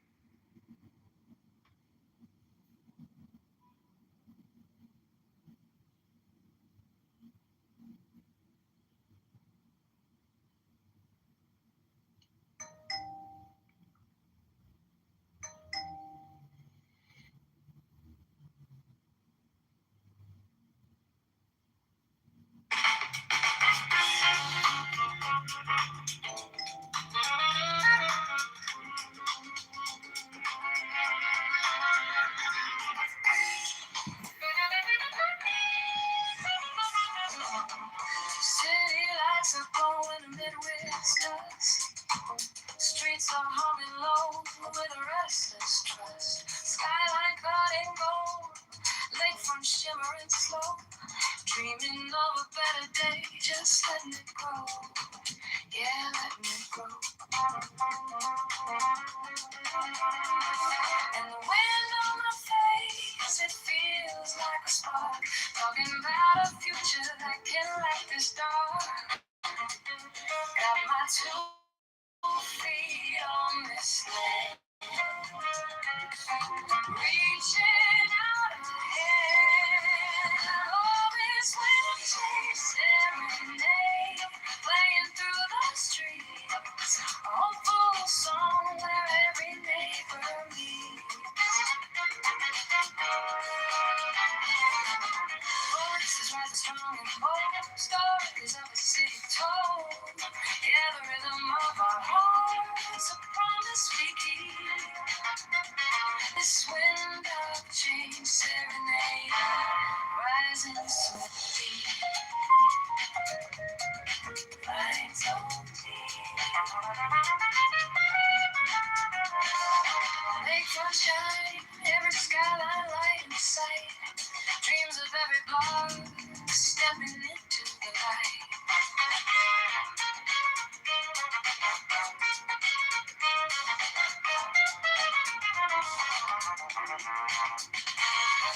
This moment's golden, we'll take it back our time.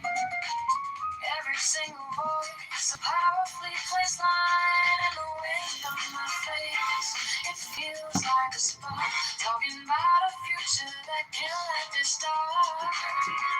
Got my 2 feet on this land. Reaching out ahead on this road chain serenade, playing through the streets. A hopeful song where every neighbor meets.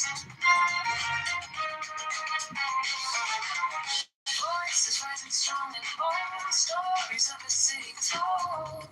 Yeah, the rhythm of our hearts, a promise we keep. This wind of change serenade, rising so deep. Rising deep.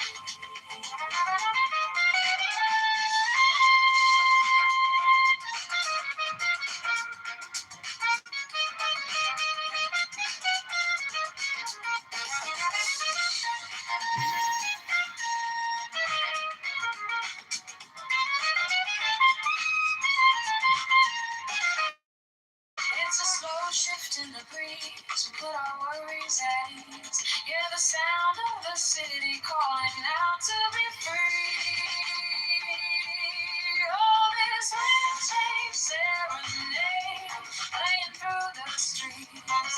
A hopeful song where every neighbor meets.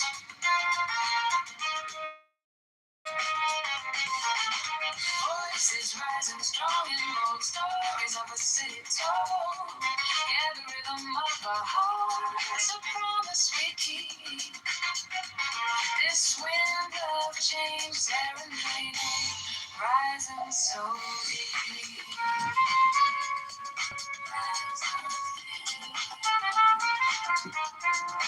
Wind of change, serenade.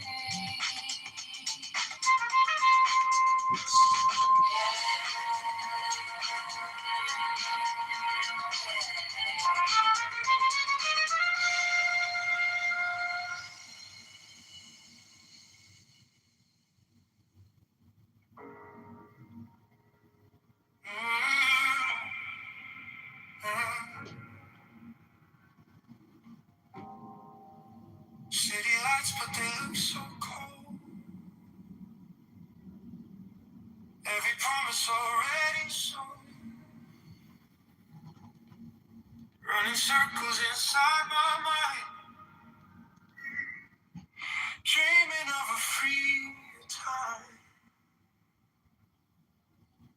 Maybe we're just scared to try.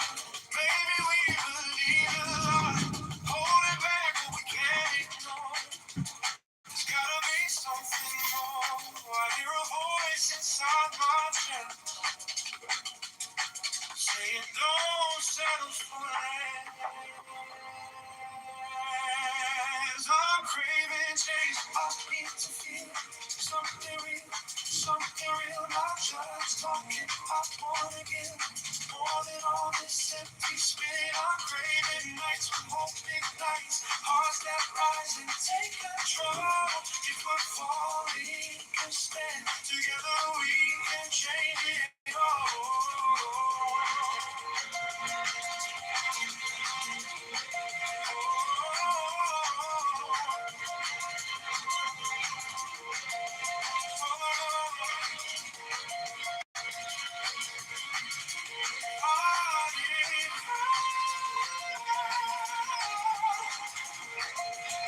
Break the silence, break the chain, raise a voice in every lane. Every vote can turn the tide. No more letting life pass by. Maybe we can change the sky. Choosing how we live and thrive. Building dreams we can't ignore. There's gotta be something more.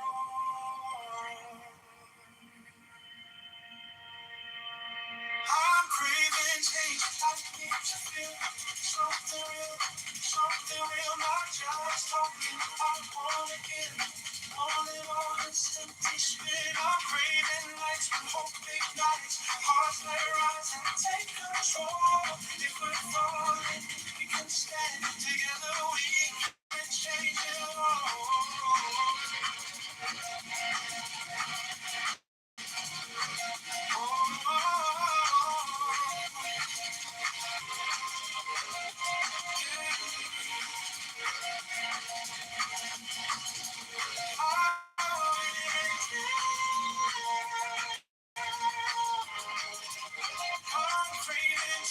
We won't pretend this is not how our story ends. We'll take the risk, we'll cross the line, just to know this choice is mine.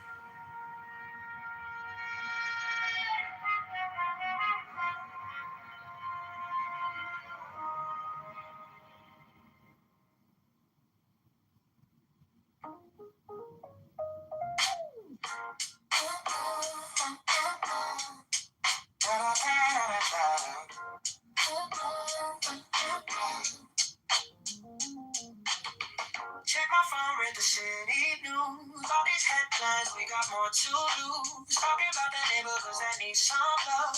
Dreaming about a leader we can be proud of. On the south and the west, every single block.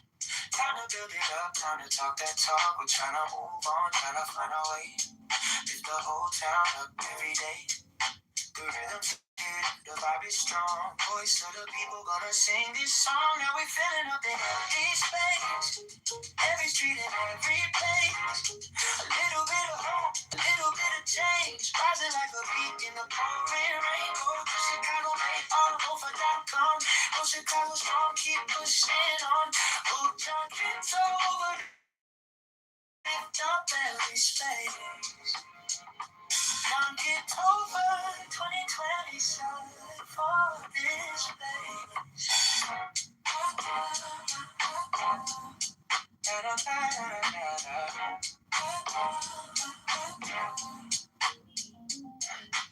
One step, two step, marching on a rope. Every single ward in election hope. Future of the city in the people's hands. On the back of vision with some real plans. Tax reform talk, make the burden fair. More for the schools and the homes right there. So bold, so bright this year.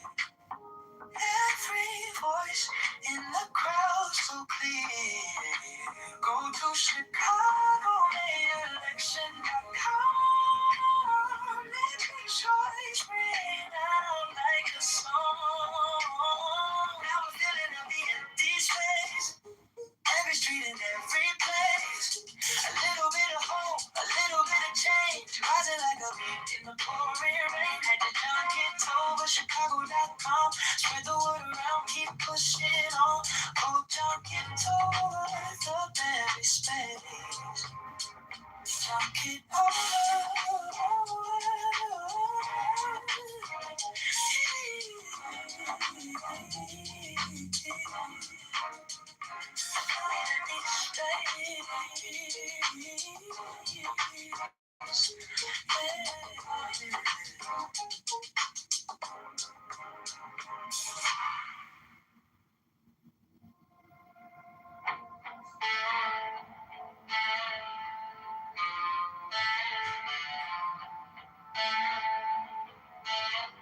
You said elections coming Tuesday.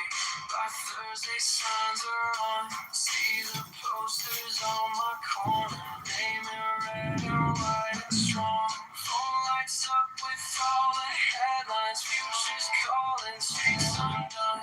Every ward in every station, every vote, it starts with one. Chunk it over, Chicago rise up. For Chicago, may I vote for Donald Trump. Make it count, time to stand up. Chunk it over, yeah, shaking it up. Tax reform for every pocket side. Bring it right and lift us up. Get over.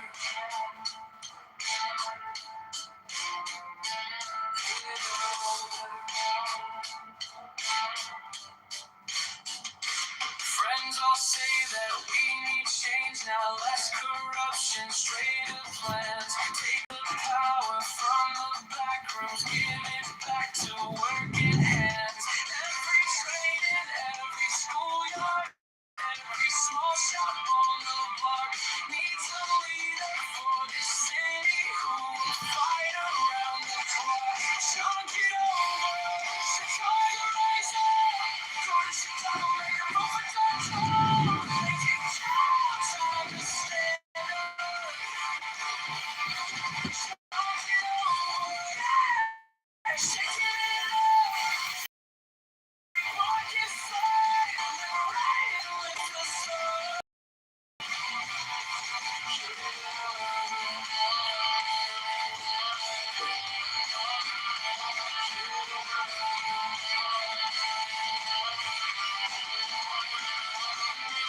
Ready for courage? Oh yeah. Maybe new vision feels like home. Tell myself my vote won't matter. Then I see that tide again on my phone.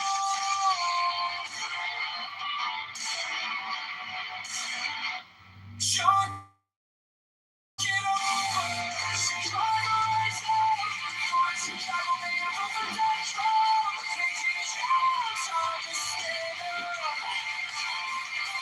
John, get over. Shake it up. For Chicago, may I vote for Donald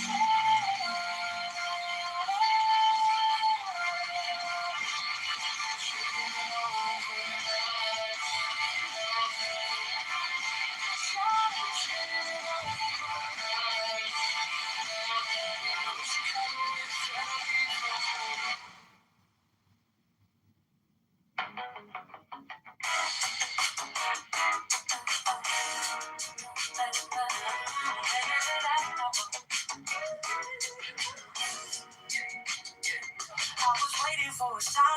apart. Like a map drawn out in the dark. Now the city's calling out my name to choose a brand new path. Tired of watching from the side while the streets and dreams collide. So I take one step to my vote. Time to change this heavy load. Maybe we don't need to know it all. Maybe we just need to vote so we keep moving anyway. Chicago, choose a brighter day. Go to Chicago, may a vote for call. Let your voice lead the way. Every choice rewires the street. Every vote unlocks the key. We want tax reform today. Vote John, get over, pave the way. Doubt's still riding in our heads, but it won't get the final say. We can rise and stand as one. Go Chicago, starting today. We don't need a perfect line, just a reason, just a sign. Every inch we claim is ours. Every step can raise the bar. Go slow, go fast, just don't go back. Trust the rhythm in this town. Time to lift our future now. So we keep moving anyway. Chicago, stand up, have your say. Go to ChicagoMayElection.com. Vote John Kitover today. Every choice rewires the beat. Every vote unlocks the key. We want tax reform right now. Go Chicago, rise up now.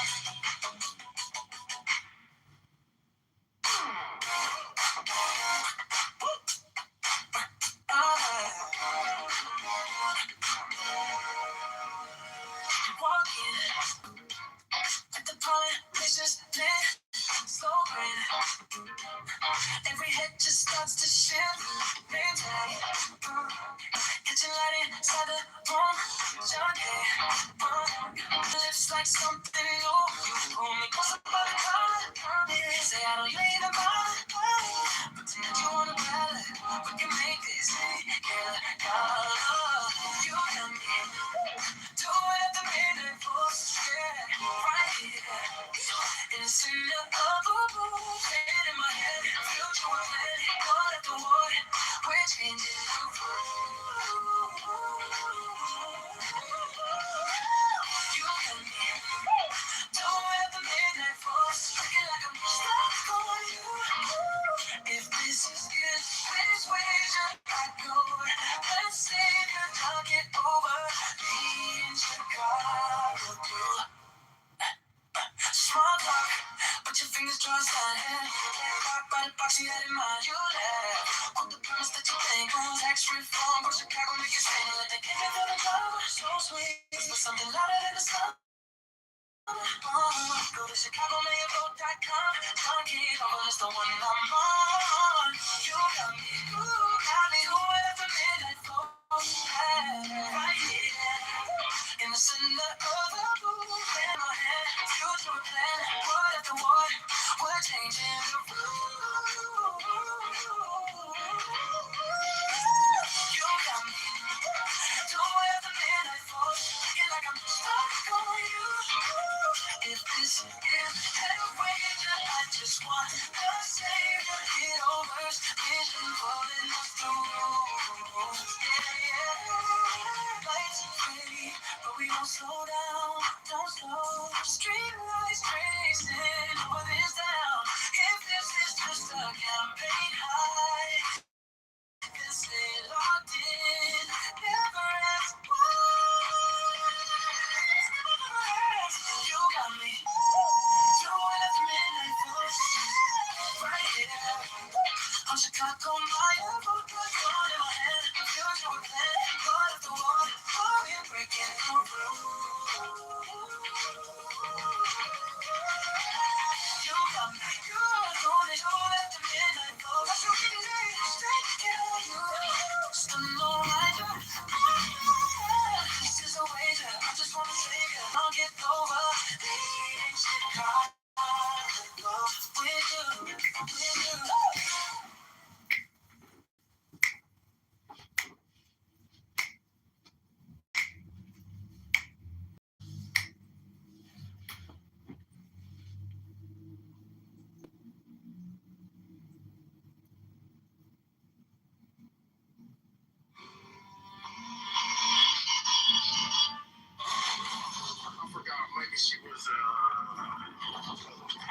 sergeant in there, some shit like that, right?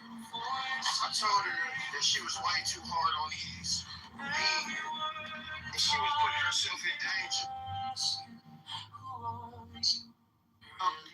Staff search and a lot of these young men that are coming in that were off track. I made sure I presented an image of responsibility, of morals, and they would react to that and then project it in their life, not how I presented it, but in their own choices. Accountability, morals, discipline, respect, and those individuals still to this day they still project it into their communities. Where you as well, Edward, you project that image in your community and your engagement with others. I'm sure there's a lot of people here that, in their own way, but that's what society's lacking these days. I'm 43 years old, sir, and so I had a lot of good images when I grew up. I grew up in a farm community, so we saw work ethic, reliability, your word is your word. It's a value to it. And so when we would leave our communities, you would continue to project. But we see that societies these days where it's not about moral compass. It's not about responsibility. It's not about projecting good leadership and entrepreneurship. It's about who got the best laugh, who can do the best troll, who can bash and slash. And that's what we're seeing in the newer generation. And sorry for rambling on. Great. I mean, you've made a lot of good points. But one thing I do want to ask you, you said you served how many years? I'm 23. I'm 43 years old. Thank you so much for your service. I want to take you back. Could you please explain to the House what motivated you to volunteer to serve this country? I was in the family. I come from a long line of service personnel. I mean, all the way down from, all the way down. We did our family literature down to 1725, down to our literature, but I don't know, friggin'. I saw that, I remember 9/11. Our community answered a call. I mean, it felt normal. It felt right. And Lady Liberty needed us. My graduation class when I graduated high school was 55. And out of 55, I think 40 of us all joined the armed services at, in 2001 into 2002. So I love my country. And I appreciate that because I want other people to understand that America has an all-voluntary armed forces. Well, Edward, I retired from active. I transitioned to reserve. So technically, I'm a weekend warrior. Technically. Thank you. No. Well, listen, thank you very much. Hey, I had the privilege to travel all around the world, 54 countries, 5 continents, because people like you, people like Brad, other people that serve, even the officers. I don't take it lightly. That was not my route. I chose to go to college because my professor told me that I had the ability to do that. But Edward, I want to put this out there. I have a lot of individuals that they get depressed because they didn't choose that route later in life. They didn't choose it. And I like to remind people, we all have a role in society.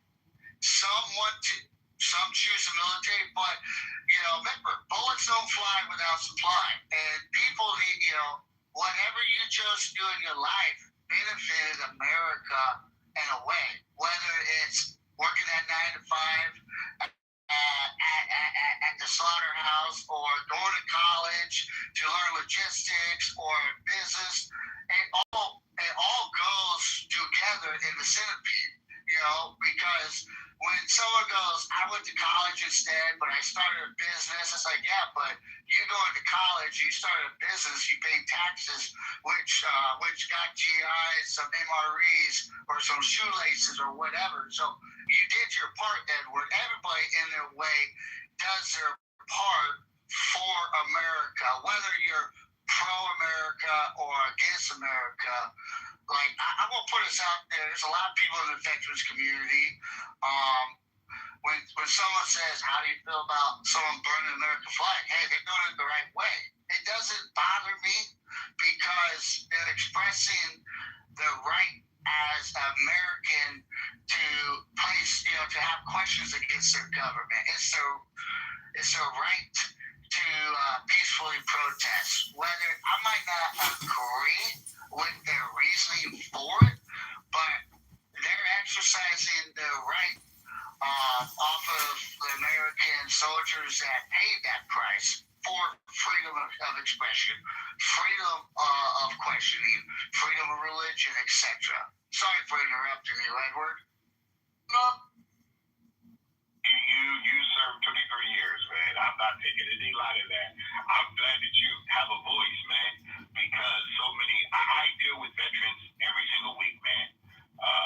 I actually speak at veteran events here in Southern California and other places because I'm in death care and I have to help them. It's not easy, man, especially when a lot of them have trouble going to the veteran hospital and different things. The resources that they have to go through. And guys, I don't take it lightly. Trust me, there are people in our country that have made great sacrifices. And I even thank you for thanking us for, paying taxes and trying to do the role that we can. Together, Americans are better. Okay? There's no what I call easy, what's the word I want to use? There's no easy access to personal responsibility, guys. Self-government's very, very, very real. And unfortunately, my daughter's in the military too. She's a combat medic. My 20-year. Awesome. Tell her we thank her for volunteering and following in the what I would call the legacy of your family to want to protect our freedoms, our liberties, because there are really foreign and domestic enemy that would like to take away our way of life.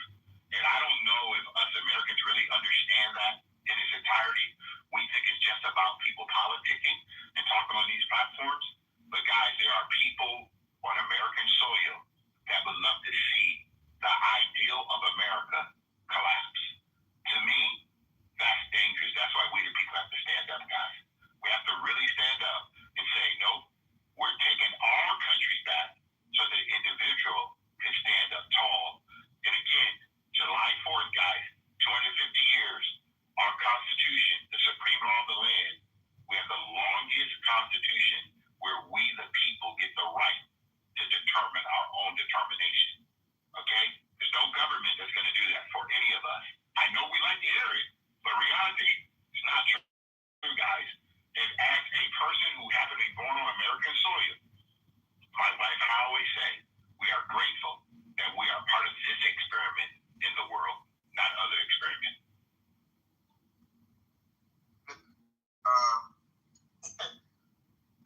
I think maybe I just, again, listen to what you're saying. I'm in agreement, but when you say it's not the government, it is the government, because it's what the government is doing. Right now, if we want to talk about what we can do to usurp that, all the stuff that the government is doing to inhibit the ability for look, even the stuff that you're saying, Edward, right? What you do in your business, right? The fact that I'm sure it might take a lot of money, a lot of certificates, a lot of things that is required in order to get into your business. That is something that the government has put in place that kind of gives you a protection, right? Same thing like with my business, right? I mean, quite a business, right? So even though mine might be it's probably a lot more easier to get into, it's still a lot of like certificates, insurances, stuff like that that you need. It's just not easy to get for the average person. Now, here's the point. When you say, well, you know, if something happens or whatever, you know, I think you talk about, or when somebody did, you know, somebody having to change positions 8 times, you know, or having 8 different jobs. I mean, that means you got to start all over. When you got to start all over, you start back from zero.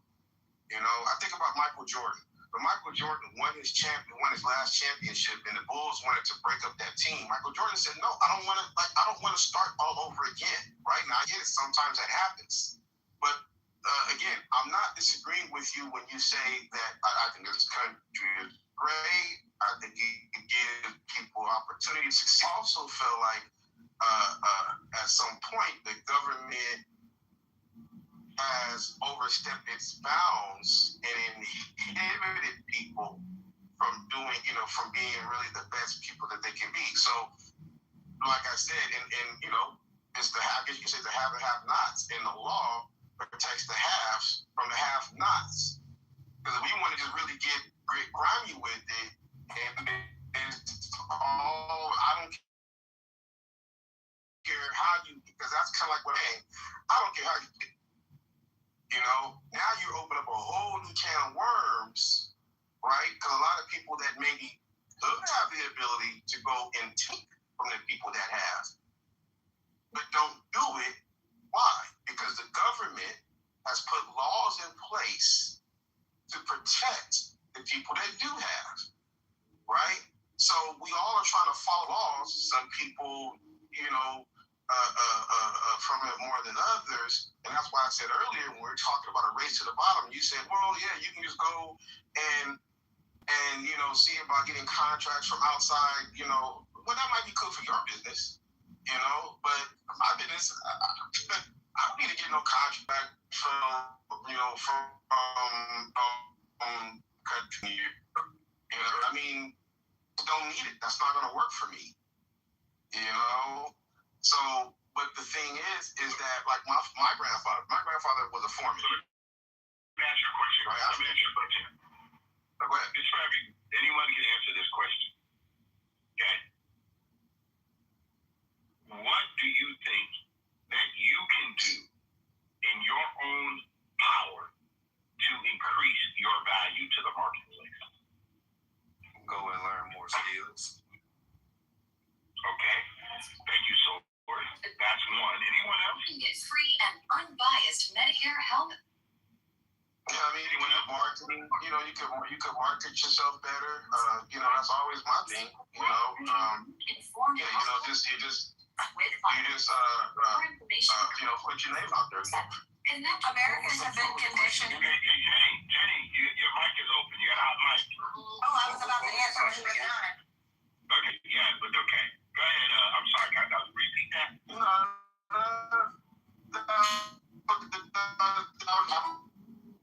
I'm just chiming in. And I still wanted to finish my point, though. But I'm just trying to get you want to finish your second?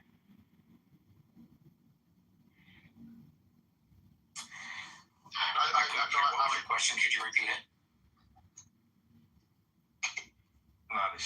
The OG was going to let Countdown finish, and then he was going to go after. Yeah, but let me answer the question, because what can we individually do to add more value to the marketplace as individuals?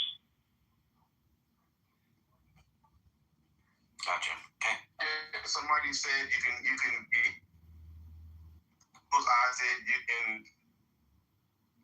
get more skills of better. Going into the meeting, but it's all good. You know, I think the gist is going to be pretty much similar. You know, more skill sets, learning more marketable skills, blah blah blah. You know, solve problems. Yep. Assess what the market needs and provide it to it. And I will answer there. Right, Sword?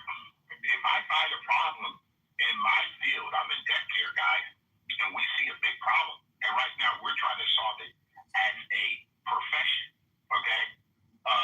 It's everywhere. My mentor says this to me all the time. He's been my mentor for 28 years,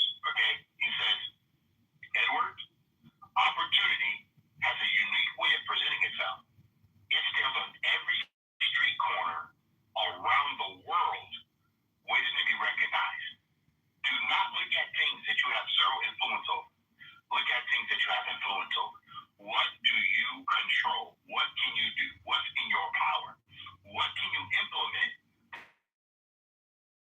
to solve someone's problem? Guys, all of us either on an Android or a smartphone. Okay? iOS. You know what? Someone solved that problem so we can all communicate with each other. And you know what we all did? We went out and bought it. So I'm a firm believer in the free enterprise, but I'm not. You cut me off, bro. I mean, I'm sorry. You're in the matrix. Calm down. I'm sorry. You know I would never do that. My apologies. Yeah. Okay. Well, no, I just want to summarize my point of what I was trying to say. Okay, is that again, we still have to operate inside the confines of a law, right? And it sounds like when I'm listening to you, it kind of leans more toward anarchy, where I'm going to do, if I see opportunity, you got to take it. That's true, but you still got to operate within the confines of laws that are set in place, which is protections to prevent from people that maybe you see an opportunity where you can take something from somebody else, but you can't do it because the law is protecting that person. And that law is implemented by the government. But what would be the benefit of having that type of mindset? You can't build your own house. You got to go and take a brick from somebody else.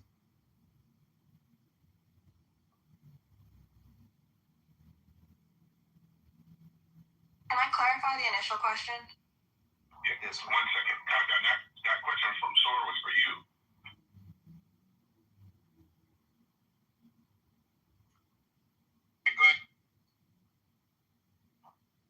Go ahead, Jenny. It's all good. Go ahead, Jenny. Okay, so when you're referring to how we can, as an individual or a business, contribute to the market, are you referring to the GDP or are you referring to just overall transaction? Overall. Okay. By infusing our money into domestic entities as opposed to foreign entities, we're conditioned, really unfortunately, to buy cheap, maybe subpar products because it's easier and we're looking at our own cost of goods sold and we're looking at what's best for us as opposed to what's best for the collective.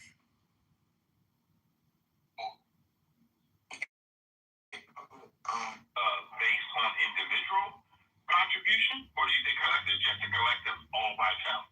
I'm sorry, when you started the question, you were in the matrix a little bit, so the first part cut off, but can I get you to repeat that? The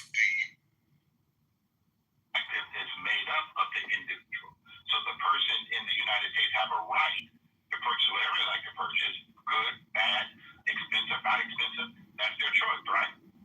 Absolutely, absolutely. But if we're we're truly looking as like, a Trump America First country and looking at things as America First as individuals, then our buying power is how you vote, right? You vote with, I don't like this company's ethics, I'm not going to support them. I don't like this, I'm not going to support that. They're sending money to this cause that I don't believe in, I'm not going to support that. So voting with your dollar is almost more important than voting with your votes.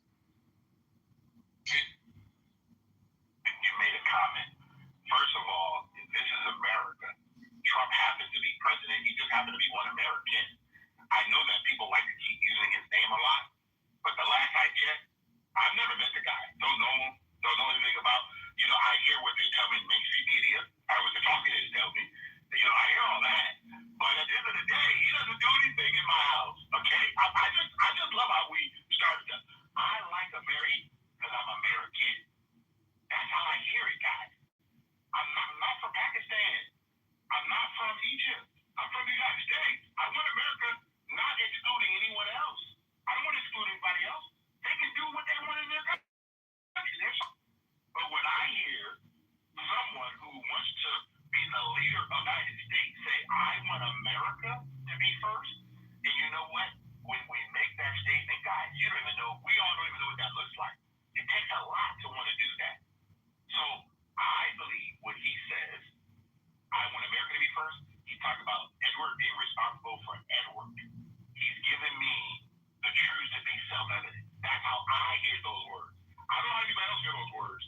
But how I hear the words, America, want to be great? Edward has to be great in his own stuff. Edward has to do his right thing. Edward can't cheat on his wife. Edward can't go out and do a bunch of substance abuse. Edward can't say, I'm going to go take a break. I'm going to take somebody else's stuff.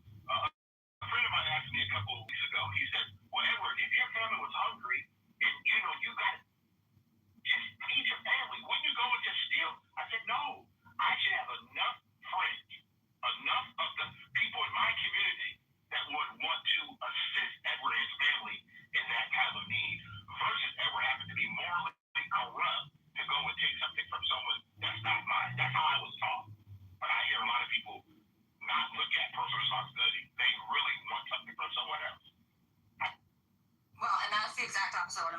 only reason I mentioned Trump is because it's literally the name of the room and the house. So I thought that was kind of, a like-minded situation. But no, I agree with you. I think that everybody has personal responsibility. But when we're talking about contributing to the overall market, the overall financial health of and I mean, that leads us into the tariffs conversation, right? So I think it's an important thing. I agree with Trump's policies on the tariffs to try to drive economy and revenue back to America. And that's where I put in America first, right? Like, because we should be building our own GDP. If you think that other China and Iran and everywhere else is not preaching the same thing, I'm certain that they are. They don't want people spending outside of the country, and it's because they want to build a sovereign nation that is financially sustainable.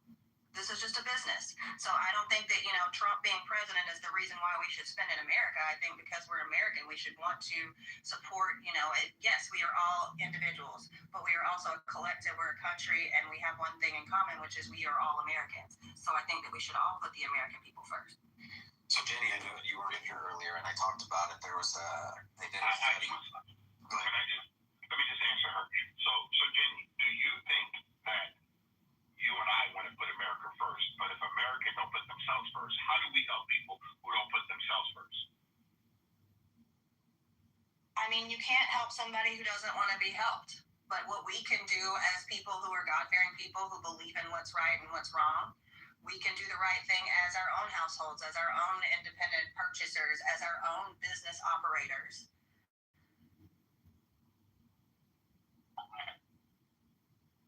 But at the same time, you and I both know this, unfortunately, and I'm going to use the term, guys, we have a lot of freeloaders who want to freeload. They want to come out.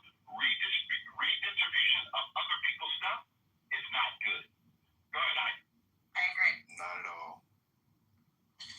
Yeah, so I said this earlier. There was actually it was a speaker speaking in Greenville. So he used Greenville, took the population. And if each person, so this goes back to why I like the tariffs and making America great again and spending in America. I don't know if you guys, local communities ever do this, but I know one that I was in, one of they have like 7, 8 different stations, but the guy who ran one side of the operation would always, the head guy would always have these little things that he would teach. And one was the local spending and how much that dollar recirculated in the community. And $1, what it really equates to the community. They did this with Greenville. If each person that lived in Greenville spent $20 a week at a local mom and pop shop, a local cafe, local hardware stores, that kind of things, your small time car wash rather than big chain, right? You do that, at the end of the year, it would equal an additional $1 billion or $300 million in the local economy. Now, imagine that on a larger scale as the United States. Imagine that when we had Apple report 252 billion profits offshore. Now, we didn't get 10% of that. We didn't get 1% of that. We got 0% of it, of the 252 billion of profit from Apple. Now, where do they sell that? Here, right? So what we do is we chase companies out, and we have the narrative that say, well, it's just going to put the prices higher in our pockets. Those same people were the ones that say that the fast food workers should make $25 an hour. Cool, pay them $25 an hour. There's a reason you aren't getting a Happy Meal for $9 for $5 anymore. It's now like what, $8, $9, $10. Get a double Whopper. It's damn near $20, right? The reality is it does cost more to make stuff here, but your reciprocal or the turnover in that dollar means so much more. That puts so much more into the system. That gives us more opportunity for our Social Security checks. 93% of manufacturing companies provide insurance. If I remember the number right, 75% of them are under 20 employees. You start looking at bringing back manufacturing, everybody assumes it's got to be massive.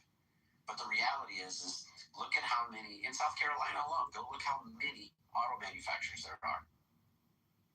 There's a line. You literally have to test to get a job at BMW. To apply, there's a line of people going in. I agree. I'm in South Carolina too. It's 100% facts. Yeah. So what it did when they brought that manufacturing, so being down there, when they brought that in, what it did to the Spartanburg, Greater Greenville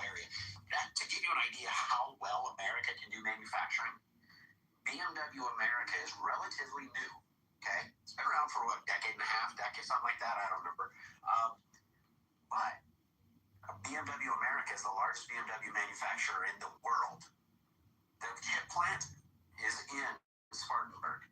They are going to probably start making their transmissions for BMW, Bavarian Motorworks in Bavaria, in Spartanburg.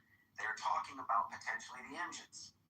Now, think about that. Everybody's telling us we can't produce, but the Germans are saying, you guys seem to do a pretty damn good job. He can tell you what BMW has done for South Carolina. Unbelievable. We can do this more. The whole idea of the tariffs that people forget about isn't to keep prices cheap. It's to encourage us to buy American. China, this was years ago, I did a study on it, and it was the Jeep Wrangler, $43,000 at the time in America. It was $96,000. 106,000, I think it was, in China. That was the amount of tariffs they put on it. Why? Because they don't want you to buy the Jeep. They want you to buy their car. And this is all Trump was saying. Go ahead. I was going to jump on the bandwagon with you. That the rest of the world buys, yeah? What is the American car that we buy? What is it in Africa that we buy? This British bitch doesn't know what a patient is. One second, hold on one second. So Abe, we actually have a queue, and this is what we want to do. When I'm a moderator, I like for us to actually hear people speak. So if you could, but I get thrown out a lot of the time. Hold on. I'm speaking right now, okay? I hear you loud and clear. I invited you up. I saw you said you wanted to come up and speak. But could we do it kindly? Let people finish, and then we'll give you an opportunity. It's okay. Everybody has a voice. Go ahead, Steph. Well, I was going to jump on with ICE. If you look at the local small town communities surrounding these plants, they're growing. And that's these small town communities. You can just drive through some parts of South Carolina, and you'll go through these small towns where work has been stripped away, and with the domestic growth growing, you're reinstilling the life back in. Where I'm at, I'm from a really small township, okay, and we have a manufacturing plant that has literally started growth again, and we're seeing the decrease of assisted living. We're seeing the decrease of government aid, and you're seeing the growth of independence coming back in. We're seeing budgets, township budgets for public services grow better because now there's revenue coming in. All the way down to boys and girls clubs, community fundraisers, and this is just within the time span of, I like to say, Trump coming back in and really pushing these tariffs on. That's bringing back domestic growth, and it's everybody's thinking about the big metropolitans, but they're not realizing there's the neighboring small communities that finally got the defibrillator pumped on them, and they're now coming back to life. Can I jump in as well? Let me finish this. Go ahead. Yeah, what he's saying is the impact is felt far and wide. So that's one, and now that's just one manufacturer there, but it impacted that great area from Five Forks to you name it, all the way around. It is massive, and then what that does for the state is bring in a massive amount of revenue tax. It's putting people in great jobs with benefits. Oh, by the way, the people can drive a new BMW I don't remember if it's 6 months. Oh, and if you got a clean record, I think BMW carries the car insurance for you. So, these are the things that can happen when we bring manufacturing back. So, the thing is we got to get American dollars spent back here, because that's how you make America great again. It's, again, I think it was Edward that said this. It's America only. It's just about America first, because I said this once before earlier. I don't know if Edward, you were in the room then, but we rise to the top. All empires rose to the top by what? You fight to be the best, and that is that industry. You rise by creating capitalist societies, make the money, and then our emotions get involved, and it's the socialist side of us that wanting to reach out and help, and it's it's that empathy that never stops that all of a sudden causes that fall because we don't know when to pull the hand back. We've seen kids drive their parents bankrupt because they won't stop. All these people are the same thing. All we're saying is America first, and the rest will follow. We spend a fortune around the world when we could be providing. Real quick, and I'm going to land. In 2020, we were $5 trillion in debt. At the end of 2025, we were $38 trillion in debt. What could have been done to make America better with $33 trillion? And tell me what has been done. So, and I think this is an interesting point you bring up. Hold on, we got to make sure. Sorry. Amen. How do you pronounce your name again? I just make sure I get it correct. Ayman. Are you there? Yeah, man. You want to speak? Okay, go ahead, Ben. Yeah. So a couple things. To answer the quick point, like I agree with virtually every single thing that you said, Ice, up until the point where you said, imagine what we could do with that 36 trillion. Like as a libertarian, I'm like, man, imagine what we could do with that money if it was turned back over to the people, which is where it should be to begin with. Like, you know, the government driving up the debt and all that, like, it's crazy to me. Like Edward's talking earlier about. Well, if my business goes under, then that's my own fault. I need to figure out how to like, and yet we have a government that does pretty much the opposite, where the government fails time after time after time, and yet still people continue to vote based on you know, what can my government do for me? I'm sorry, if your approach when you go into the voting in your local voting place is to look at the politicians on that list and go, what can these people do for me, even on a local level? I would challenge you to change your approach. So the reason I wanted to speak more, I agree with virtually everything that the last couple of people were saying. I think it also the United States is reaping the benefit of the last certainly 20 years plus of telling every single kid that they need to go to college. And so, like, I love the fact that we have people out there like Mike Rowe and these other type of celebrities who kind of made it cool to go to trade school again. And, you know, this is something near and dear to my heart as somebody who grew up here in the great state of Maine. The largest employer in the state of Maine for the longest time. I think it's a healthcare company now, but the largest employer for the longest time was BIW. It's a General Dynamics company making destroyers for the U.S. military. And again, the trades are near and dear to my heart. So I can tell you straight up that the amount of kids that are going to college, getting these 4-year degrees, and then going, oh my gosh, what am I going to do with this degree? Is crazy to me, especially when, you know, even it doesn't even necessarily have to be the trades. If you look at fields on demand like nursing and these other fields, like it's crazy. Like they're lining up around the block to hire these people, and yet we have this stigma, and I've certainly seen it here in Clubhouse and across the board in a lot of these higher income areas, if you will, that you need to be a doctor, you need to be a lawyer, you need to go to a 4-year, you need to do this, you need to do that. Like I've seen kids getting out of high school immediately starting as a welder. Within 3 or 4 years, they're making 6 figures, like easily. You know, I mean, like a lot of these places, the retirement, these trades they're retiring like crazy. I know members of my own family who walked onto a construction site and said, "Hey, do y'all got a job for me?" And they said, "Do you know how to swing a hammer?" They're like, "Not really." And they're like, "All right, cool, we'll teach you."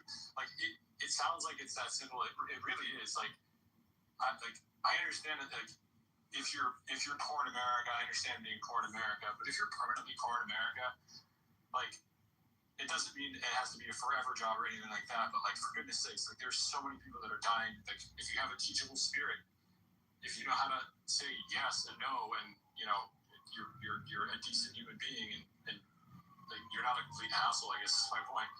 Is like people will walk through fire to hire you, and they're begging for it. So it isn't just the 4-year degree. It isn't just that. And look, there's obviously a wonderful place in this country for doctors and lawyers and everything else. But there's also this huge percentage of the workforce that, to the gentlemen that they were speaking before, like this manufacturing that's coming back in the United States. It's like, yeah, I mean, so anyway, I'll land with that. But yeah, I would like to jump on in the reserves now, and dude, I met a guy in the reserves. He makes over $600,000. Okay, and he still loves serving for his country in the uniform.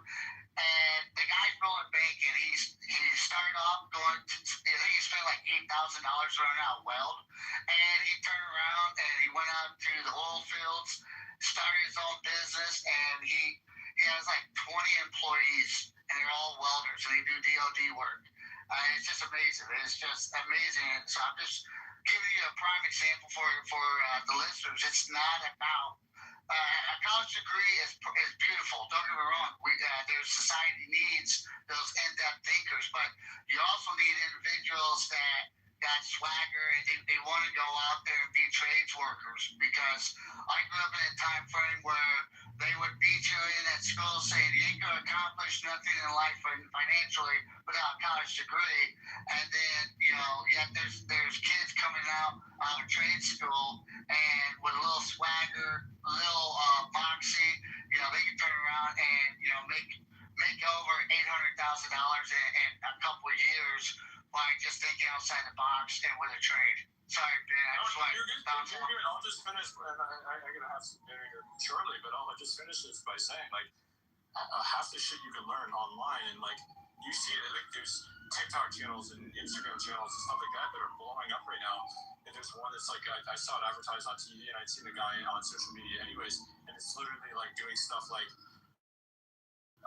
basic trades around the house. Like a lot of this shit, like if you learn how to do it, like learn how to be practical, learn how to swing a hammer, learn how to use basic power tools and stuff like that. It's like this is stuff that's going to save you a pile of money. Learn how to troubleshoot when your washer or dryer breaks. That way you don't have to hire a technician to come in for $400. Like I know what those technicians get paid, and I'm telling you, like you want to have somebody come into your house to fix a hole in the wall in your drywall. It's going to cost you a couple $100 up front, like just to get them to walk through the door. Right, like that's a trip to Home Depot on $50 tops, like that, and that's if you're doing it wrong. Like, you could do it for $20 or less. Like for goodness sakes, like we live in the golden age of everybody's here on their phones. Like you can look this shit up super easy. This is like bring back working with your hands. Bring back destigmatizing getting a job that involves working with your hands. Let's see, so BlackRock is introducing, I think they're actually putting in $100 million into the trades industry to try to help build a movement in the trades. I think Wells Fargo is dumping in a ton. And the reason is because BlackRock knows what their development is going to be just theirs alone. And they know what the government is or not the government, but the U.S. is going to need. And they see a massive shortfall. So they have been donating tons of money. Mike Rose got a fund for that too, for kids to go into trade schools, stuff like that. There is a desperate need for it. And to give you an idea, I did it once. I just looked online. My washer was giving me a code. It was $250 to get him to show up. And then they told me, they said, we know what it's going to be. It's going to be this, and that's going to be $500, then another $150 for labor. So it's almost going to be $1,000. I got online, I read the code, popped the top off, unplug it, pull these two wires, let it set for 30 seconds, plug the two wires back in, put the top back in, and plug the dryer or washer back in. And you know where the dryer back in is, washer. And you know what? It took me about 10, 15 minutes, and it worked. Never had a problem again. I could have paid $1,000. Instead, I fixed it for nothing. Or go to school and learn how to be that guy, and then realize the fact there's plenty of people that are more than happy to pay that money to get you to come out. Because again, that person, like the reason that they're charging what they're charging to come out is because they got a laundry list of clients that are lined up around the block who are willing to pay that amount.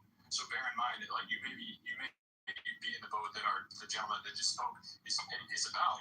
But if you're sitting there and you've got the time to do that because you don't have a job or you've got stuff going on in your life, like you don't have enough going on in your life, I guarantee you there's somebody out there that's willing to train you, take a 3-week, 6-week, 10-week course to learn how to do that. Yeah, subcontract. You're making that money right away. Like it's crazy, man. Like there's so many opportunities out there. Oh, yeah, so, you don't remember learn how to. Okay, hold on. Let me just share. Simon, I'm gonna let you go after me here. So Ben, Ice, and Steph, I appreciate the dialogue that you guys have, and I think that we're proving a point. My wife has a saying: just because you have a degree doesn't mean you're the right temperature. So you still got to be able to talk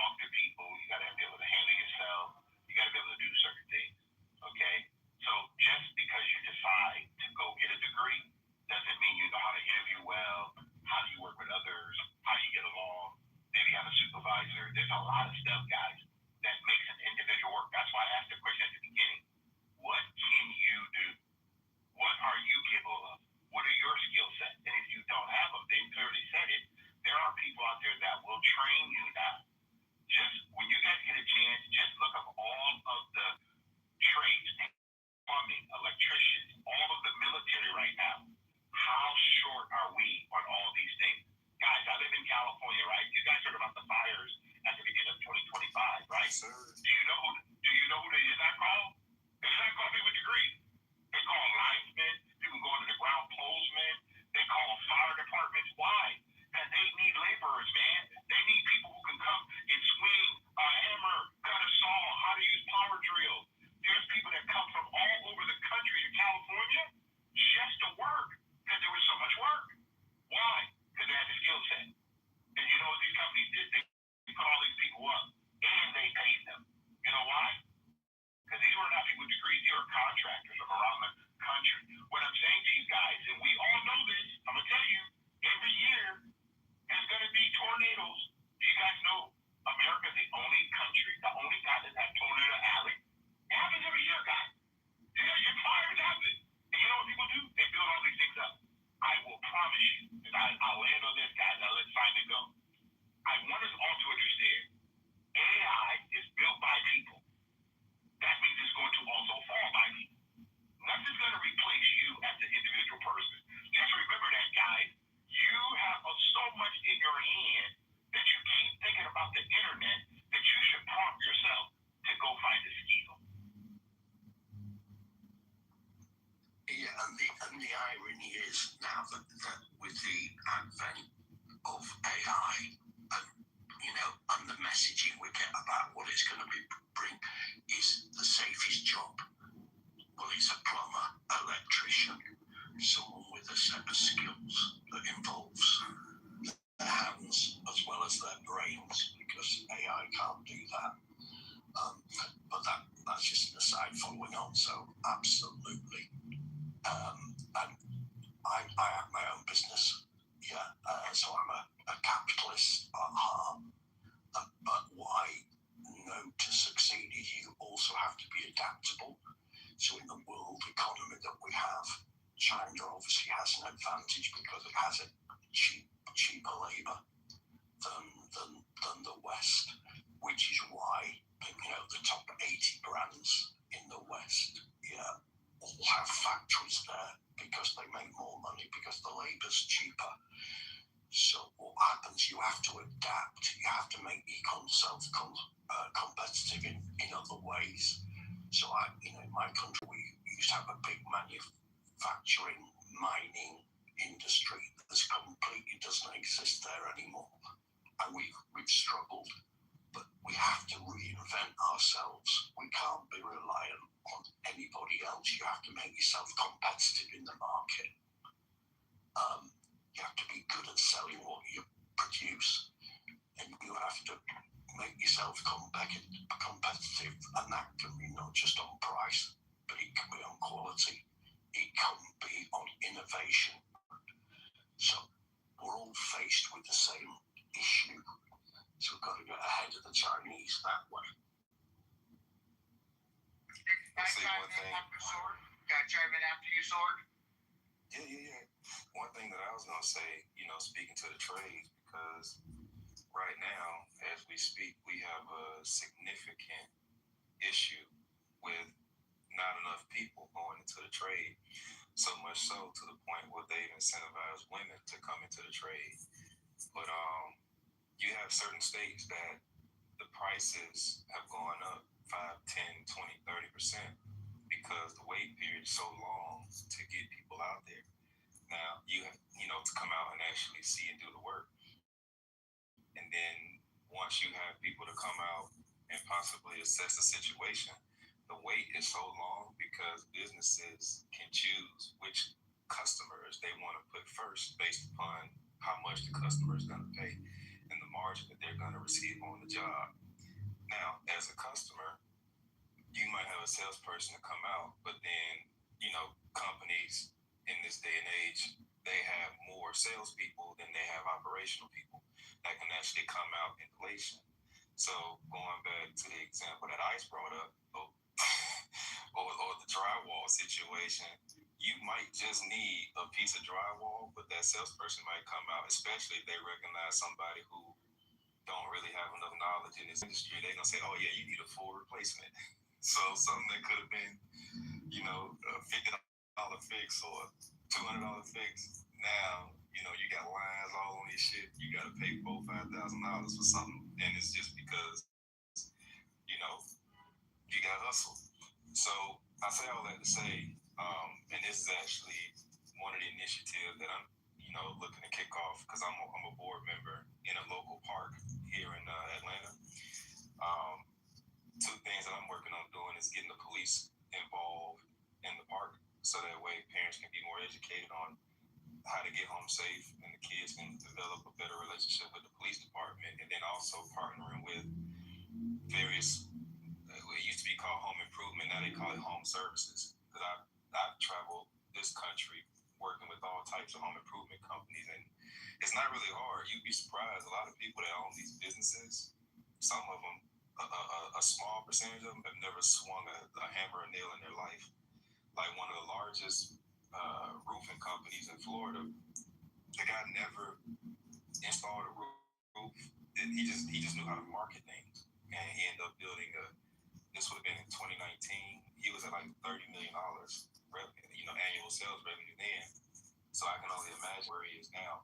I walked in the offices and people with just sandals, shorts. I went in to do a sales training. These guys are making $400,000-$500,000 a year. And I was looking at myself like, damn, I'm in the wrong line of work. I got a degree, I got my suit on, I got all this shit. And the people I'm talking to, they got dirt in their nails and, kind of how people characterize them these days. And they making 2, 3, 4, 5 times the amount of money that I'm making. And they're only working 4 hours a day. So that was a reality check for me, but I was never really pompous about going to college. I just was unaware. I didn't know that you could make that type of money in the trades. I just never knew. So whether it's HVAC, electrician, waterproof, and like whatever part of the country you live in, figure out what's going on. You just brought up my fucking Tizzle story, dude. Go ahead. Just a real quick step before you do. I just want to sort of. Is it Piedmont Park or the Reservoir Park? Either one of those? The park where I'm at? Yeah. No. It's in East Atlanta. Yeah. East Atlanta. Okay, thank you. Yeah, dude, you guys spiked my Tizzle. So I got 9 brothers, guys, and I would say 3 of them, they all do contracting and construction work, all right? My kid brother, he's one of those guys that sorts joking about saying he's never swung a hammer. But it's about the hustler and swagger. My little brother went to a trade school, got his HVAC license, all right, with no intention of actually being an HVAC tech. And I questioned, it's like about 8 years ago. I was like, why are you doing it if you're not going to get involved? He goes, because HVAC, you can upmarket everything. I mean, all the way down to subcontractors. And so my little brother, he has a primary job, but he started a business as HVAC, just so that way he can go out there, do bids, and then turn around and then upmark the product, the material, and then subcontract it out to licensed contractors. And that's all he does. I think he made right about $400,000 last year. He's never touched a unit. Crazy. He's never even, he went to school, got the license, and he's completing, he just completed his electrician. So that way he can subcontract residential electric work. And so, he literally does what he wants to do. That little fucker's traveled more on his own free will. And and then I have another brother. He travels with the storms, and what he does is he tries to beat the insurance adjusters.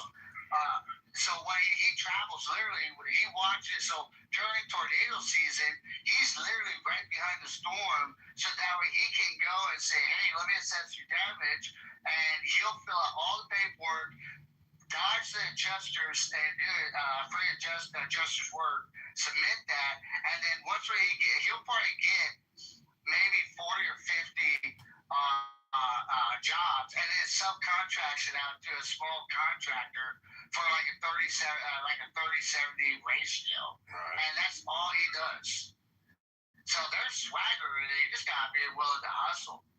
I went down to the just so that way. So when I was consulting and I was helping out the home improvement companies, for me to get like some real world experience, when Panama City happened down in Florida back in like 2018, 2019, somewhere around there, I went down there to actually, see if I could sell and, kind of get involved just so that way I can know firsthand. What I ended up learning was that when these storms happen, you'll have people in these home services, they don't work at all until a storm happens. So if a storm happens, let's say twice a year or once a year, they may make $300,000 to $500,000 just in the 2 months that they actually went to the store. And I said, "Oh shit, this is crazy to make that much money." That right there is what really like opened my mind to. Now here I am in a corporate office, dealing with corporate bullshit. And you got people out here that's living like that, So part of it is being unaware. Part of it, you got to go out there and figure out what's needed out there. What are people doing? You got to talk to people and figure out what's going on out there. And I'm so thankful and grateful that I went down to Panama City and see it for myself.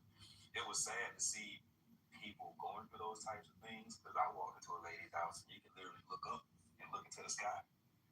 So, people are going through trying times, but even in those trying times, there's massive amounts of opportunity for anyone who just take some time and learn about it first. You got companies like, I think it was called Service Master. I think that's like one of the largest ones, where they built a business. Literally, the whole business model is around chasing storms. Whatever services are needed, that's all they do is chase storms, and they make millions. Well, Sword, my assumption is, listen, I hate to be rude about it, but when a motherfucker's hungry and has ambition, once, it gives himself a goal and say, hey, I want to be at this point in my life, I'm trying to get settled, like I got friends of mine, acquaintances, and people I've met in life that are doing really good, but they said, this is where I'm going to be, and they didn't let nothing drag them down. And then you got individuals that be like, yeah, but I'm not trying to be on the road for 3 to 6 months. I'm sorry, dude. Excuses are excuses. If you're hungry, you're gonna go find food to eat. If you're not hungry, you're gonna bitch and you don't got a steak at your plate. Yeah. And I love dealing with home services people. That's about as real as you get. And being young at the time, it was just if I had to do it all over again, I would have went into the trades, because the people, like, as a business owner, the majority of these guys are small businesses. They're willing. They kind of operate off the model, I'll meet you where you are. If you're hungry and you really want to learn this, they will invest time in you, whether you went to school for it or not. If you show up, you fill out a job application, they're going to judge you on how integral you are. The job application really ain't going to matter. They don't give a damn, because even if you learn skills somewhere else, they're going to have to retrain you on their methodology and how they do things. So if I was 18, if I wasn't playing football and I decided that I didn't want to go to college, if I had to do it all over again, I would have went right into the trades. Because by the time I turned 22, 23, 24, I would have been making 6 figures. And probably would have started my own home services company. You got in California, because that was one of my territories, you got one shop that might sell everything. So the culture of home services on the East Coast is different than the West Coast. On the East Coast, you might see someone who does HVAC. They may do plumbing or electrical. Shit, out there in California, you doing roofing, siding, paving, plumbing, foundation. Like they sell everything out there in California. And you'll go out there, and these business owners, they're humble. They got mad respect. They take care of you. And they just want somebody to figure out, like, hey, how can you help my business be better? I walk into $40 million operations, $80 million operations, and they're constantly trying to figure out, how can I get better? How can you help me grow and things of that nature? So it's just, I love home improvement, and I wish more people would get involved. I'm actually working on getting involved with it as well. Hey, Stuart, I wanted to touch bases with you on your project. Check the police budget, especially when it comes to like parks and recreation or any programs that deal with children community. I was volunteering with one of my local communities for like a boys and girls program for our lower project communities. And when we started digging into it, dude, you have to go to the police because I wasn't aware of this. I'm sure you are. Maybe I'm just preaching nonsense, but we found out that like a lot of your community finances or additional funds is delegated through the police department for additional community programs for youth, anything in regards to youth community. And so with Atlanta, check your section's police budget, and you might have to go through them if you're trying to get grants. Yeah, absolutely. I appreciate that. I was actually gonna head down there because I stay on the north side now. So, but my heart is on the east side. So I was just gonna walk up in the police station and tell them who I am and what I was looking to do. But I think your route will kind of help me out as well. I'm gonna start looking online, seeing if I can find some budget. Find out what the budget is. So get a FOIA. So I would say hit them up with a FOIA first because when you go in there, they're gonna bullshit. They're gonna send you to like the liaison or the servant that's good at seeing politely she's saying get fucked, but she's not gonna use that word. So I would go in there. I would submit a FOIA first for that area so that you actually have the digits, and then when they submit you to their liaison, I'm speaking on what we had to do. Because we got that polite go fuck yourself mentality, and so we hit it for you, and we said, hey, this is the margin that we need for the community program. This is what you submitted for your digits for the community. We're going to submit to our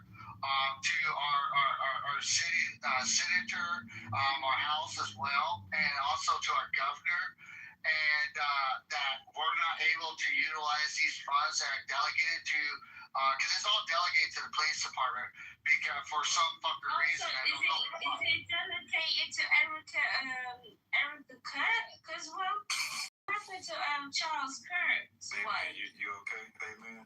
No, I swear to God, you people need to make it common sense to the rest of us and the rest of the world. Like, we need to hear this. I need to hear. He's up on the pump there, amen. But yeah, delegate. So hit a point first. When you go in. And she talking on that private. What's happening with her? Like, does that make? So that's what I would say. That way you can present the data. Maybe like, hey, this is our community. This is the margin that we're looking for. And they usually backtrack really quick That's how we was able to progress forward in our community after 7 attempts. Just so you know, short. Okay, thank you. So, amen. What Is country it are you from? Perkin or no Perkin? What, you're not talking? Is it Perkin or no Perkin? Like Erica Kirk. Like, is that possible? Okay, hold on. No, it's all right. Now, hold on. My question to you is, what country are you from? I'm from Britain. I'm from the country that you all sent from the hell. Okay. Where the hell Where? come from? Yeah. Okay, so you're from the United Kingdom. Is that correct? Yes, absolutely. Okay, and have you ever heard of the Great Divorce? I ever heard about the Great Divorce. Who got divorced? The United Kingdom and the But who 13 got colonies. divorced? Who was the Great Divorce? I'm trying to explain it to you. The 13 colonies and King George III, who was part of the United Kingdom, we divorced that country. It became the United States of America. Do you know the difference between the two countries? Yeah, we understand that. You got divorced. Okay. All right. Fair enough. Okay. So let's go with that. We divorced ourselves from Okay, and then you got rid of us. What that mean? Yeah. What that mean? What that means is we don't look at our lives in the light of other individual Americans. We let other individual Americans do what they do. So for you to come up on the platform and talk about other Americans, which none of us ever met, you talk about the Kirk family like we all know them personally. We don't. So my question to you is, how do you explain who you are? Oh, wait a minute. So you do not know the people that come from your own country. You do not realize that the problem that you already have. The rest of the world is so stupid that we are the ones that are pointing out the fingers at you. Are you a bit delusional? Where the delusion? I'm gonna go back. Hold on. Go ahead. Tell me what a delusion. No. I'm just having a conversation with you. My question is. I'm just having a Kit Kat with you. You know what a Kit Kat is, right? Okay. All right. So let me make sure we're on the same page, okay? Because I'm just trying to make sure. You told us all that you're from the United Kingdom. Is that correct? Absolutely. I'm no delusion. You're not. Okay. So let me ask you a question right now. Currently, who is your king? Charles. Okay, so I'm going to ask you a question based on what you just said. King Charles is your king. Could you answer for us, all of us, as a subject of the United Kingdom, could you please explain to me your right as a subject of the United Kingdom? How do you operate as an independent human being? I mean, how do you, wait. What do you mean? So do I have the ability to calculate with the United States of America? Do I have the rights to go around the rest of the world? Like, what does that mean? Do I have the authority to do my own bullshit? Like, what is the question that you asking? Is this an empty threat? Okay, I'm trying to help you understand, because you come up on the platform talking about someone that you never met. I'm trying to find out about you. About America. No, I talk about you, individual. You, sir. Wow. You picked up, sir. You. But you also, yeah. You black person, right? You as a whole black person. I know you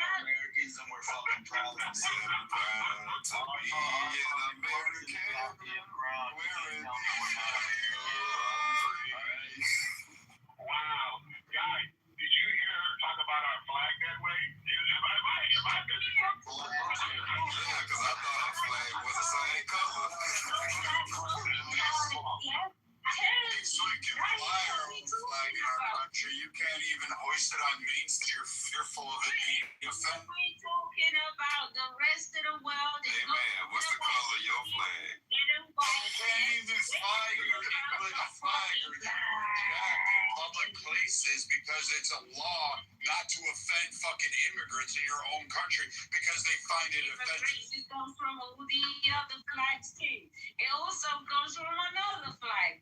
Another flag calculated for another flag. Smart English person.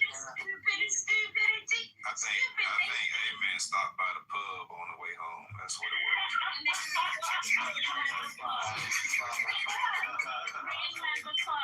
At least we know how to drink responsible. But you're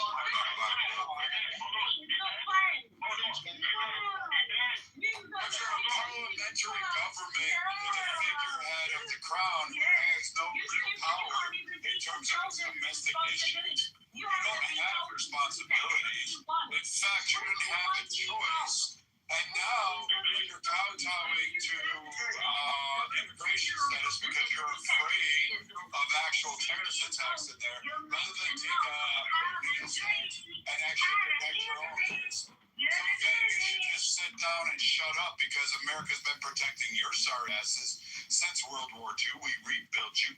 We helped you fucking establish a foothold. And again, you haven't actually presented anything significant to the world outside of this. You've been a fourth world, third world country on and off since the fucking 60s. Like you haven't been anything useful except cause us problems in which we have to clean up the messes. Amen. What third world country did you? Hold on a second.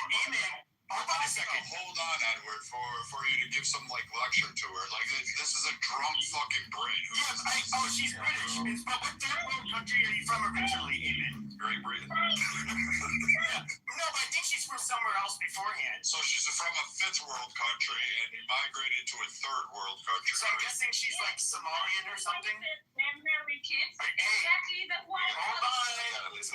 Shut your slip pipe, you fucking shut your slip pipe. From the West End. Her accent gives West End vibes. So are you from Somalia originally? Clayton, mother country. It's okay, Big Tom. All right. Well, you know, I'm just gonna until the liquor wears off, you just go ahead and stay in the audience. It's amazing. I've been listening. 2027. I've been listening off and on, you know, in spurts, but then I hear this bitch yelling and it's like, oh wow.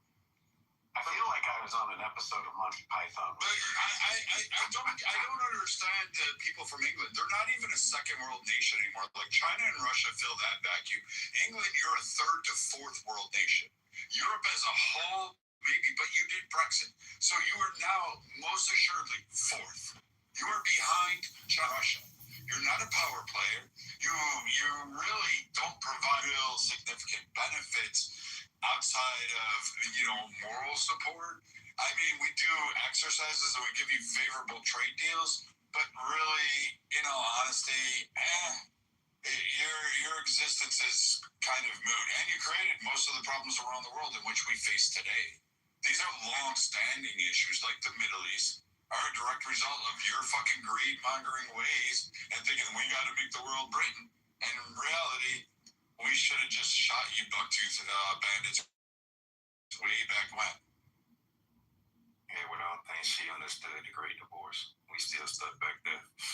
Yo, Ron's kicking the shit out of the U.S. I'm like, Lord, I really was. I was just I really was, but she missed that whole point of the reason why we divorced Great Britain. I mean, we divorced them for a reason, guys, because they were not doing well.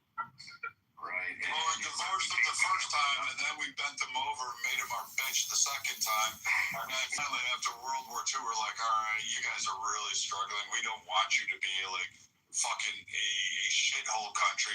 But again, they've sunk themselves. Their own policies, their own currency, their own internal domestic policies pretty much crushed them.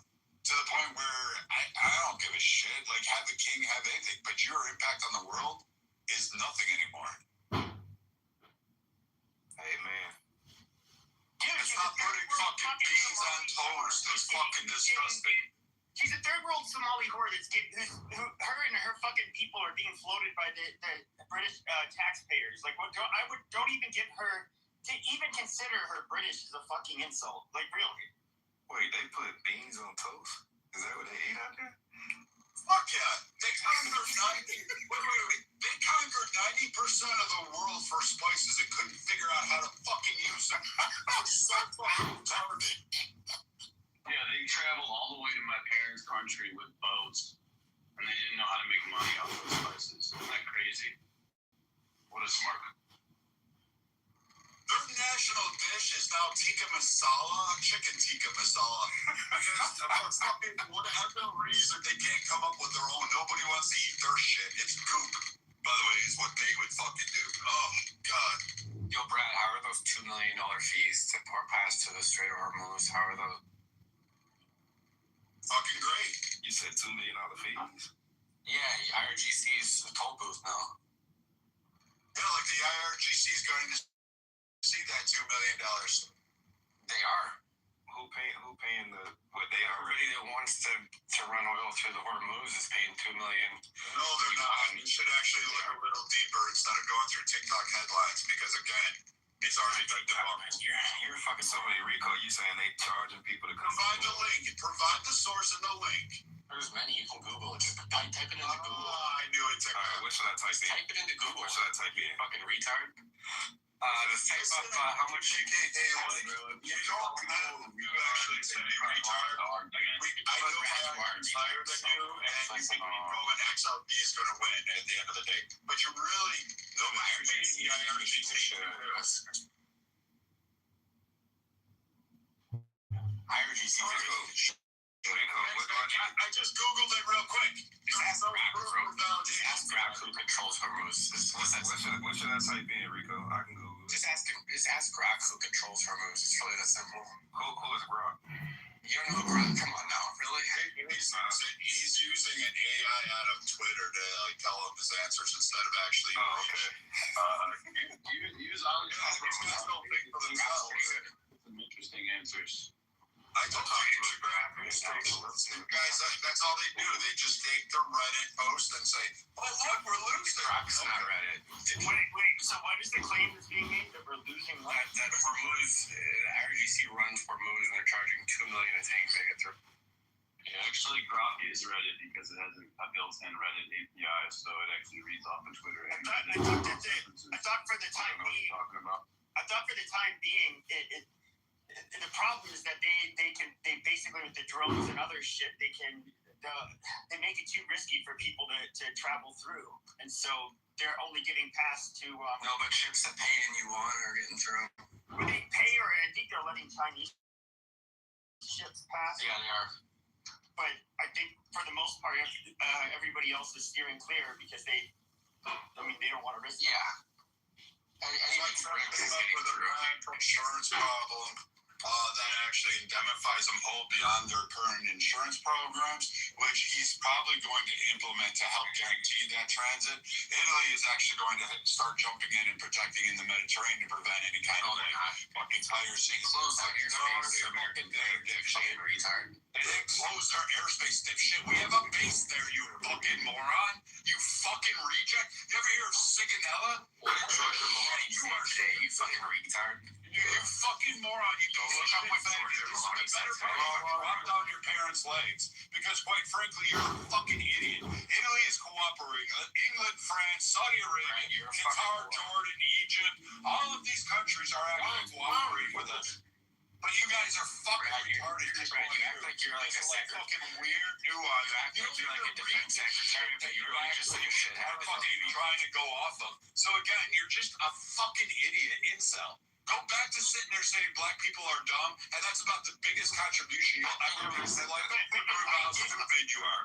But Italy did say that I know obviously we have bases there, like we have the naval base in near Naples, and we have army base near the fuck is that? Forget the name of the place. Sigonella. But they have we have port bases there. We have nuclear weapons there. We have select bases there. Any of that, but what came out in the news was the fucking Maloney and basically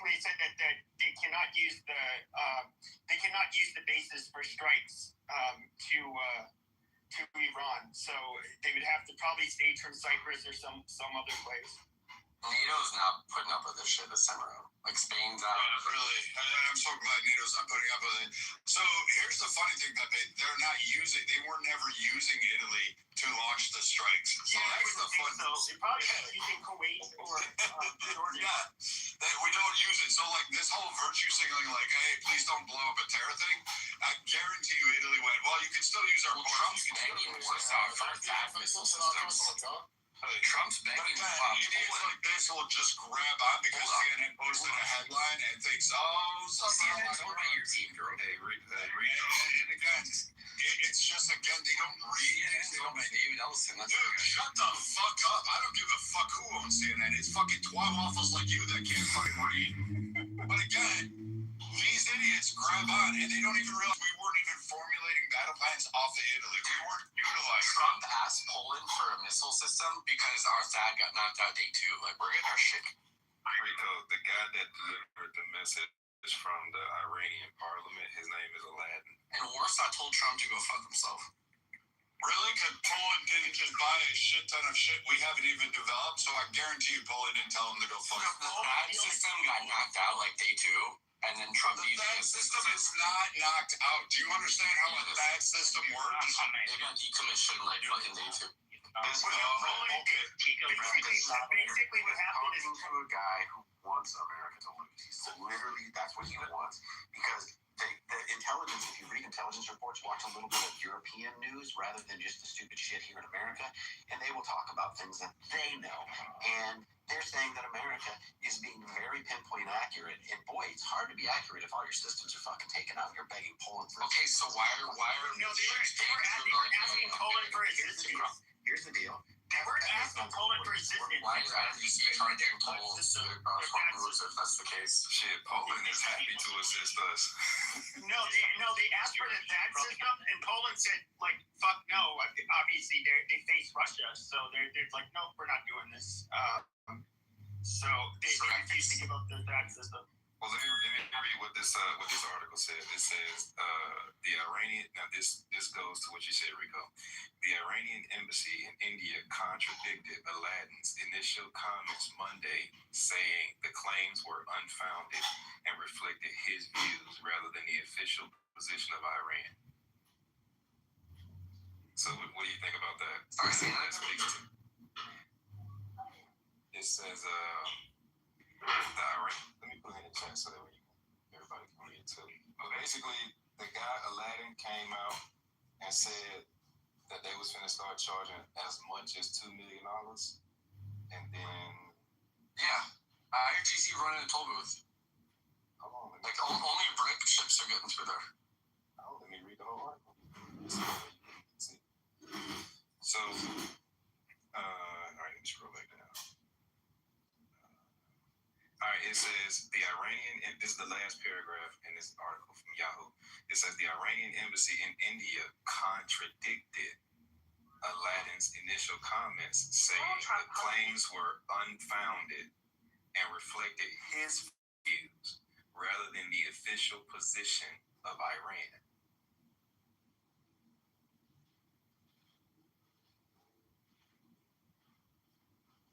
It's got the lipstick on the paper.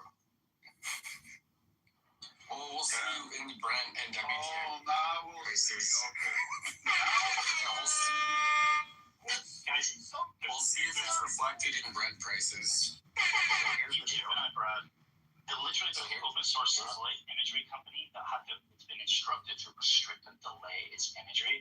And you can go look at the Daily Mail and any other outlets that have actually looked at this open source, right? Not controlled by the governments, but the governments have committed to restrict it because they're saying it's for operational security reasons, right? For information. But really, it's embarrassing because they're showing all these, THAAD or whatever type of other radar installations and fucking missiles and aircraft that are being fucking hit that the Iranians are doing and doing with precision and accuracy. And they're probably doing it with like a $50,000 drone and taking out $1 billion weapon system, right? Which is going to take years to replace There's a finite amount. So how many targets have they hit? How many targets have they hit? All of your You guys all fucking cheered on Diego Garcia and fucking got shot down. Let him go. Like, this is ridiculous. These guys, they're all these like fucking incel fucking wannabe. And now you got the Irish fucking wannabe IRA guy coming on here. Tim fucking guy who got fucking booted like 8 million times. He's a British man. He's from Northern Oh, Ireland. yeah, that's right. He's the British Irish man. A British man living in Ireland. This nigger doesn't even know these stuff. He's Northern Ireland. Yeah, like you guys fuck Those that are the shit. people the IRA wanted to kill. Yeah, these are the guys who are talking about. Yes, back to the topic. Yeah, so again, these guys hit like one fucking apartment building, and then all of a sudden it's like the failure of it, but they don't talk about the 21 that were fucking shot down. What does it feel like? I don't know. What is your mama's? I can tell you what your mama's vagina tastes like. I'm sorry I didn't leave you a sister. I'm sorry I didn't do that. I guess maybe I should have probably not did anal with her. Again, that's fucking hey. Yeah, really? What are you gonna do, bitch? What are you gonna do? You British fucking faggot. What are you gonna do, wonky? You're gonna go order beans on toast and think somehow you have intelligence? You're gonna fucking give me some red pill fucking theory that you're like, oh, satellite imagery shows me this. Even though you've never served, never read a satellite report in your life, you can't fucking do this. You've never served. You've never served shit except for fucking serving your ass up to every faggot. No, Em did serve. What the fuck would he know? He served what? Served for what? He served in the Under a fucking asshole in the fucking show. Wait, what did he serve in? Oh, wait. I mean, he served in the UK at the Navy. I think, were you in the Navy or Army? You're in the fucking rear with a gear, Brad. What the fuck have you ever done? Oh, yeah, what? I'm sure about that, bitch boy. You were fucking, if you served, you were a fucking cook. Do you ladle beans on toast? I ain't gonna shut the fuck up. You ain't gonna do shit, motherfucker. You ain't gonna do fucking shit except for fucking grave my balls as they drag across your face and fucking make you fucking wet inside. The most moist guys on here happen to be you and fucking this dipshit over here. So go on and tell me some more of your fucking bullshit as far as your fucking experience in the Middle East, because you ain't read shit. You don't know shit. You can't even explain what the tax system was. You didn't even fucking understand what it was. And you guys again benefit off of my fucking blood, sweat, and tears and can't have yours. But again, keep gurgling, keep swallowing that fucking ball taste in your mouth. Those are mine. They clang when I fucking walk. They're brass. They ding dong while I go, rather than yours sounding like little marbles in a sack. So you got that. You got the outtalk of Viking. You can't do shit, man. Again, these like wannabe IRA fucking red cell, incel fucking people are fucking dumb. These are like fucking retarded people and fucking smart. They have no facts. All they do is just fucking cry all day fucking long about how pathetic they really are. And then at the end of it, they want to cry some more about what didn't go on and who didn't fucking let them talk because they had freedom and they think they're smarter than everybody else. But in reality, you buck-toothed bandits are just sitting there fucking crying all day long about how big bad America is. America's going down.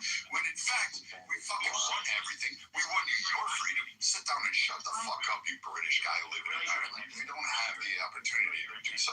You don't have anything to offer the world. The only thing you could offer the world is really basically swallowing fucking some other guy's loaf so they don't get fucking pregnant. The best thing you can do is not reproduce, because I know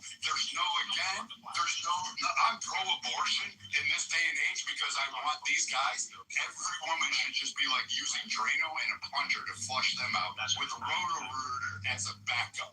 That's how bad these guys need to die out. They're fucking retarded. They're fucking dumb. Like, how stupid are you? You have no facts. In your ass, boy. That's right. So are you done? You ain't fucking shit, man.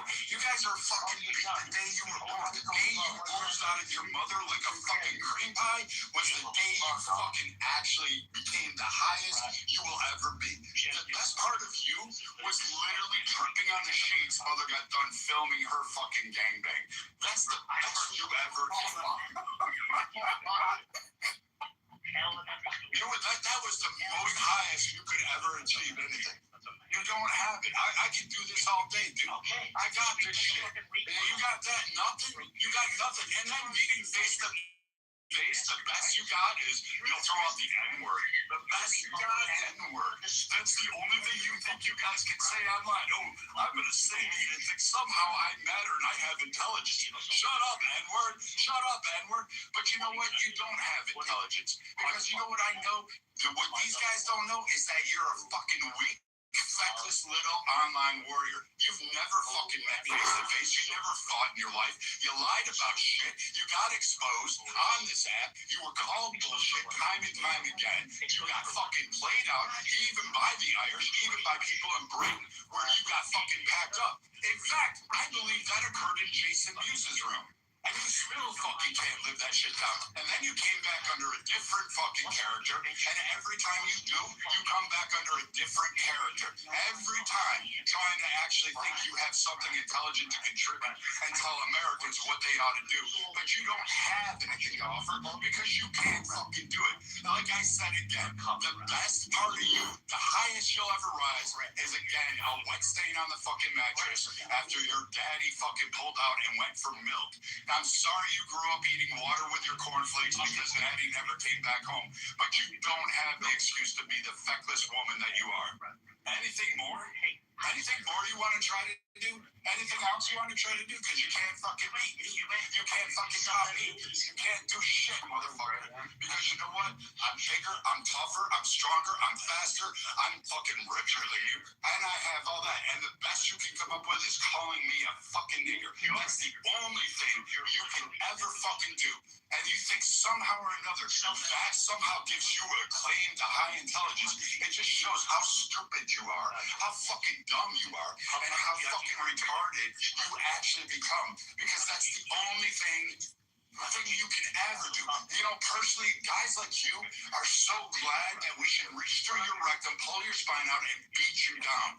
I swear to God, your mama should have been skull fucking until she was dropped on the carpet, and then she could have fucking went. Dude, you don't have fucking shit. You're a fucking wannabe rapist. You're a fucking pedo or some other shit. Because that's what fucking Jason Muse fucking exposed, was you're full of shit and you're full of bullshit every fucking time.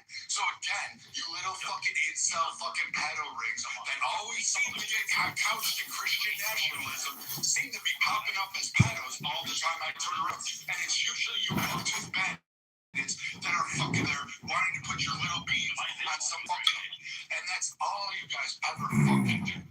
All you ever do.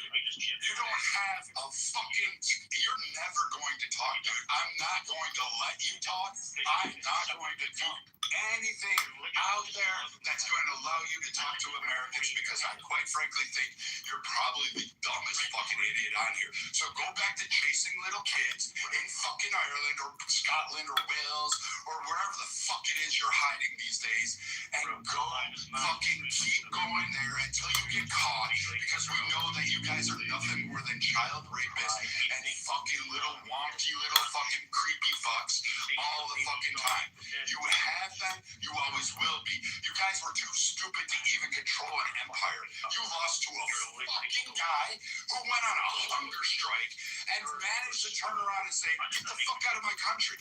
Why would we listen to any fucking idiot that came from Britain? Ever. You lost to a guy who did a peaceful fucking hunger strike, and you couldn't even beat him. The guy was 100 pounds. You expect me to sit down there and back down to some English fucking person? Get the fuck out of here. Get the fuck out of this nation. Shut the fuck up. Go. Here's a good one. Go start your own room. Go start your own conspiracy room. Go start that whole bullshit again and see how long you last. You know what? I'm willing to bet you it's 10 minutes and you'll come back under a new name and new profile and you'll sound like this.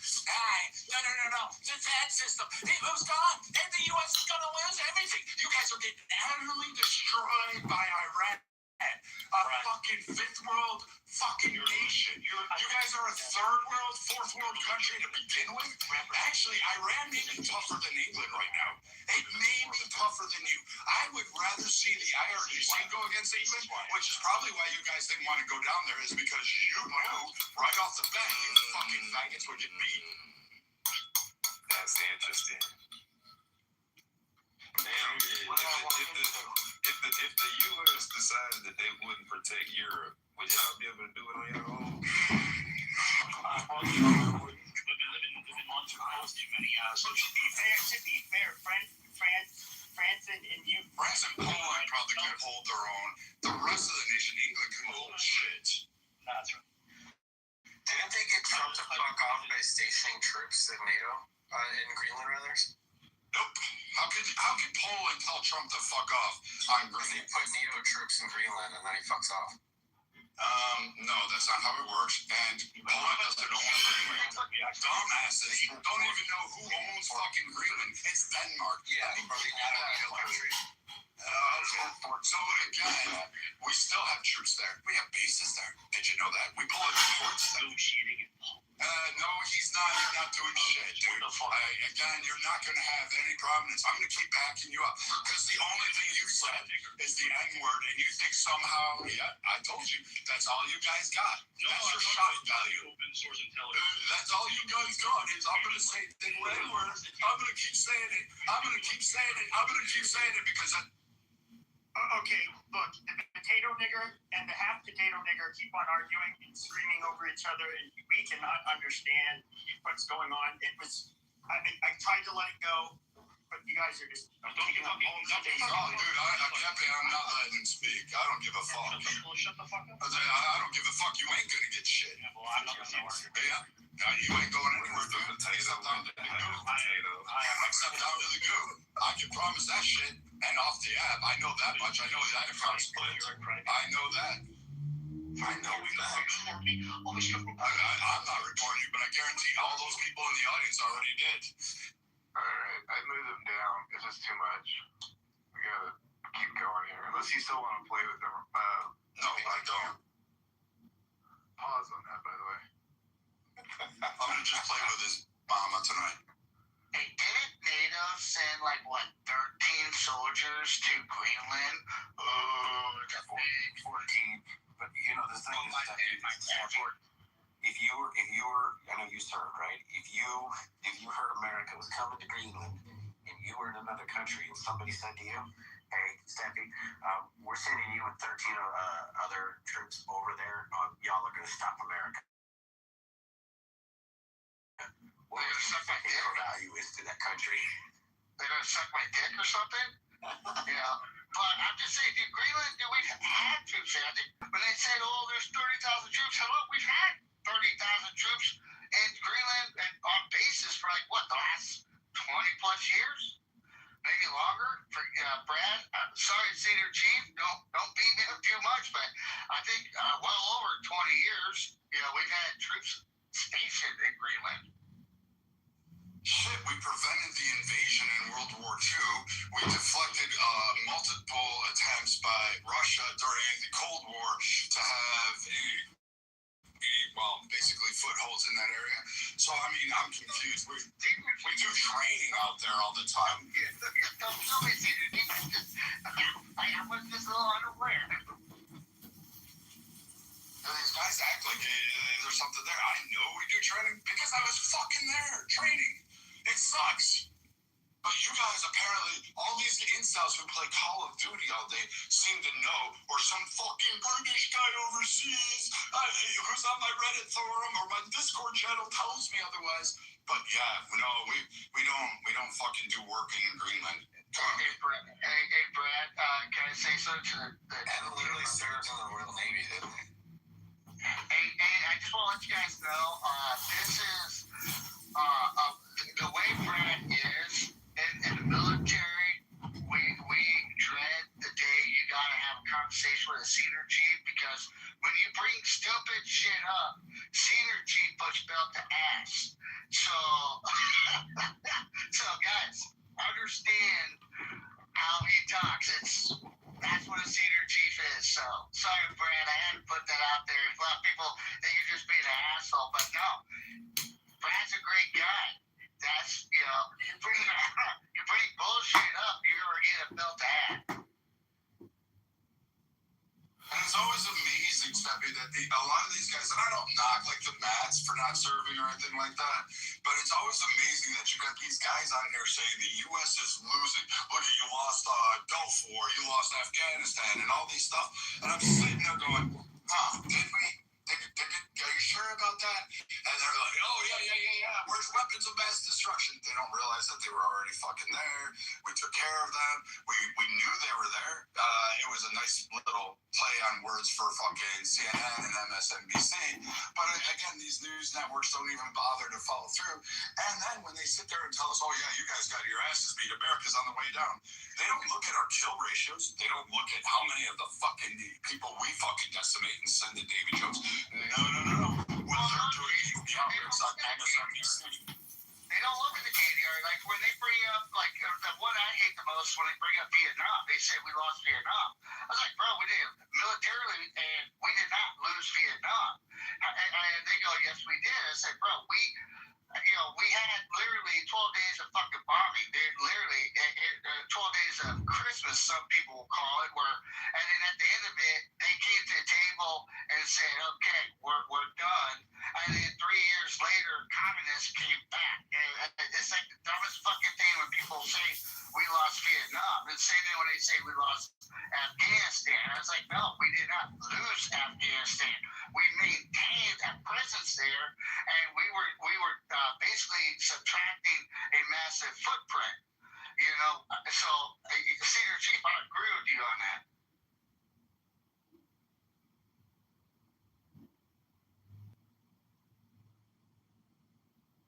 Yeah, so still, it doesn't change the fact that there's $2 million fees to get through Hormuz. And the IRGC toll booths.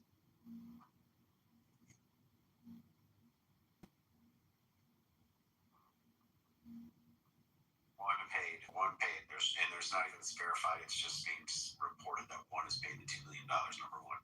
Number two, when we look at losing in America, we have a country who had a military. That country has no boat presence in the water. If you came to America, anybody, I would like to know who's parking their boats in the Gulf of America, who's parking their boats just off Miami Beach, who's parking their boats in the Hudson River, who's parking, nobody is, okay? But we've got our boats surrounding them. Their boats are not controlling the water. The reason that they have control is because they do still have missiles. And the reason they have missiles is because they reported 1,000 missiles a month. And the missiles we issue now, we were producing 6 to 7 a month. So guess what? You guys that say you should have gone in don't realize that everybody going back since they took office said we need to go in. They all said they were a problem. Every president. Shit, the Secretary of State Hillary Clinton said it. She said she'd go to bomb their asses. There's a Fox News link in the chat about $2 million a tanker. And one has been reported to have done it. I just read that. So, guess what? The fact is this. You don't tell people, yeah, go ahead and go, because they do still have missiles, and they will strike because they're throwing a tantrum, and their neighbors are losing patience. But the reality is our planes are flying over there. Not a problem. They sent a Warthog in. You ain't sending a Warthog in if they've got some badass air defense. You're not doing it. We sent the 31st. We've sent the Tripoli. We've sent, what do we got? Airborne coming in separate. We got those. 2 carrier groups. Oh, yeah, and various other attack squadrons. I'm going to buy some defense jobs. This is going to be a little more. Yeah, the 29 Tucanas are in, and anybody knows what the Tucanas are. Dude, those are a single prop airplane that has basically, issues 250 down. So all their missile silos and drones are underground. It's going to be a matter of where they're at. Once they launch, we have them. That's the dumbest thing ever. We did capability studies. We even proved it with Diego Garcia. They can't do it. All of the stuff where the U.S. is losing, as soon as they pop their heads up and shoot, we have them. We know where they're at, and then we blow that shit to high hell. They can have it underground. It doesn't matter. We're hoping they shoot. We're asking them to shoot because we know that. And Bradley Cooper, who's the admiral in the region, who basically decimated their entire coastline and all of their navy, you clearly don't know any of that shit. You're just giving me Fox News headlines, and you didn't even read the article. MSNBC. Whatever. some article told you one is alleged to have paid, but they can't even confirm it. Oh my God! Oh, I read there's a lot of IRGC says they're fucking winning the war, and dipshits like you are fucking believing them. And I'm sitting there going, where, when, what facts do you have? And you gave me a fucking shitty headline and said, here, read it. And then when we read it, it still didn't prove your theory. I mean, just look at the pump in the U.S. Like, how much you paid for gas in the past month? We're not paying $5.07 like we were under Biden without cheaper. Here we go. I'm just speaking facts, Rico. You speak, I'm speaking. You were not here complaining. I never saw you on here complaining at that time. Going, we're paying $5.07 for gas. Why did we do it? Because of policies that he freaking did. Sure, you can say, oh, COVID, and you can say this and that, but yet they literally reduced the strategic reserves. I didn't agree with Biden attacking fucking Russia. Here's the deal. What did he do? This is not a red versus blue thing, you fucking idiot. It's not red versus blue, you fucking morons. Quit being a fucking jackass. You are the stupidest motherfucker on here because you go to fucking stupid childish bullshit every time, fucking Rico. I'm talking about a conversation, but you fucking can't be adult enough to do it. What fucking policies did Biden specifically do that caused a problem? Because I can tell you, I fucking got a house in a goddamn state, not far from where it fucking happened. Yeah, Biden was retarded. He backed Ukraine. I agree. You what? Biden backed Ukraine. I agree that was retarded. What are the policies that caused the... I'm not a Democrat, you fucking moron. Hey, dumb fuck. You are really something... Seriously, you come in here and you're like, we're losing. Marcus losing. This is what your talking point is. You act like I seriously what you come across like Rico is a 5-year-old. Hey, you want for the ad hominem. Hey, can I chime in real quick, my guy? I want to address to the group little good positive note. This is a little factor for you guys to understand where the IRGC's air power is decimated, okay? B-52 bombers are literally going into mainland. So understand this, they're dropping 70,000 pounds of solid ordnance. These aircraft that are big, sluggish. They call it Buff for a reason. Buff has big, ugly, fat fucker. All right, because they're not built for the looks. They're not built to invade SAMs. They are built for a mission. So if we have B-52s going in there and fucking teabagging the fucking IRGC mainland, that means that we have complete air dominance. All right, we have A-10s and we got Apaches going in there, which are dominantly targeting fast attack boats, one-way drones, and they're doing a great fucking job, guys. All right, dude, we even got the spooks. Anybody want to know what the spooks are? That's a C-130 with basically with 105 air that the U.S. has. Okay, so please take that into consideration when you guys spout bullshit when the IRGC on your newsfeed says that they are winning the war. Well, here's the better part on the naval front. So we're aware that right inside the strait there in the narrow channel, we have the Roosevelt Buckley, Oscar Austin, and Thomas Hudner. These are destroyers. These are pretty powerful destroyers. This is why we don't need other ships there.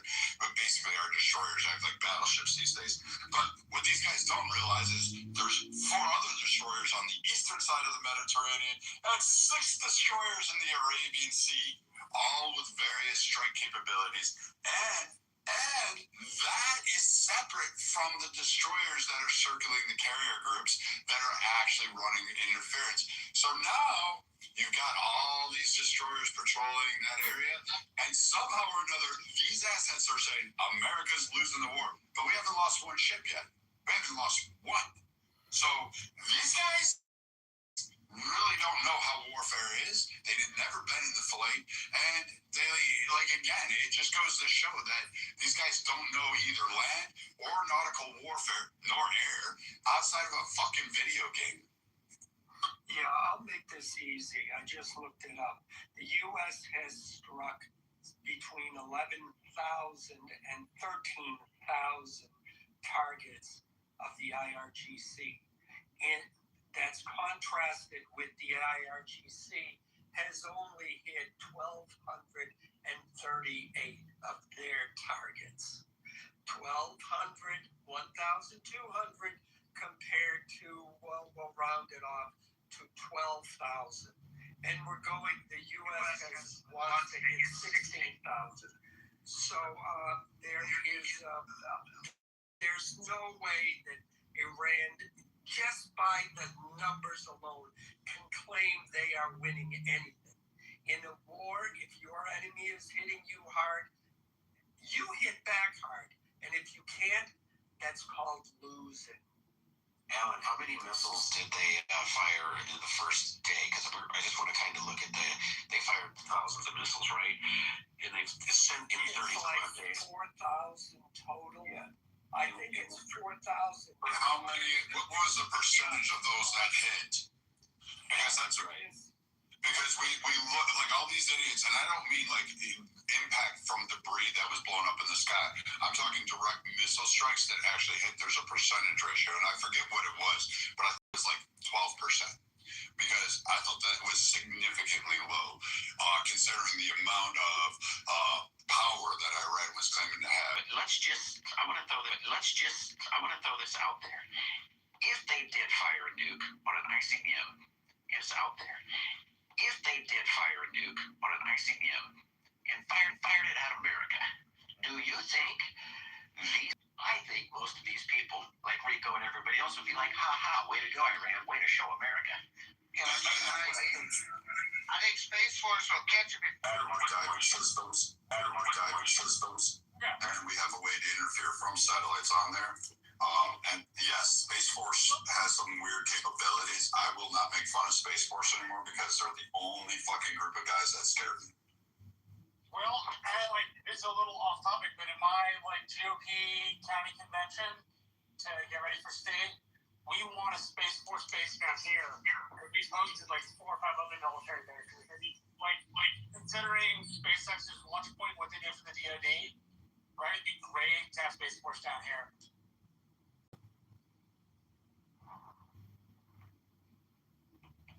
I don't know.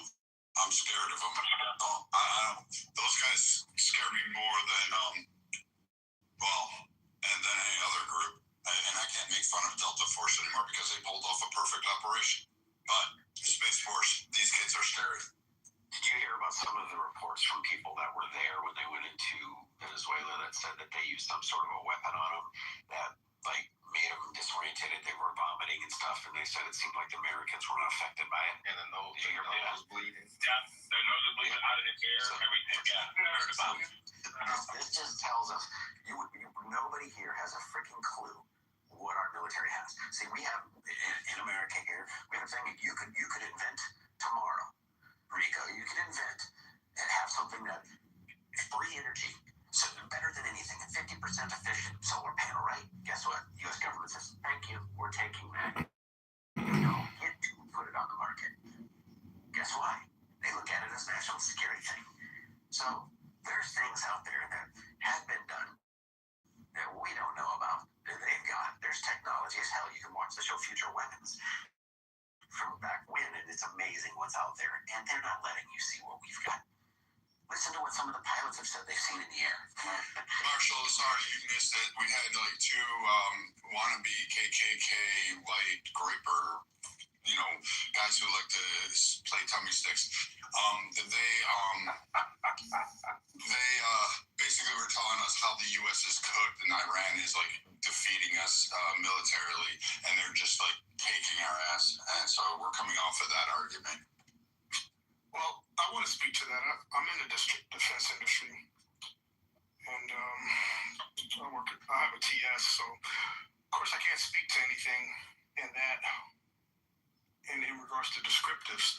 But what I will speak to is I do think our technology isn't being handled well, and we are exposing ourselves unnecessarily. We're showing our cars unnecessarily, which potentially can put us in a compromising position. So yes, we might have some cool stuff, but if we continue to use it irresponsibly, it's not going to be so cool. And also, we're not the big dogs walking around with the big stick anymore. You know, a lot of people have big sticks out there. Who has a bigger stick than us? I was about to ask that. Yeah, there's China for one. China has a big stick. And okay, let's interrogate that for a second. Let's look at their navy. Do they have a big stick when it comes to their navy? Yes. Okay. How does that make sense if they can't circumnavigate the globe, number one, and if number two, they've only been able to use Coast Guard vessels for regional enforcement in the South China Sea? How did that make them have a big stick?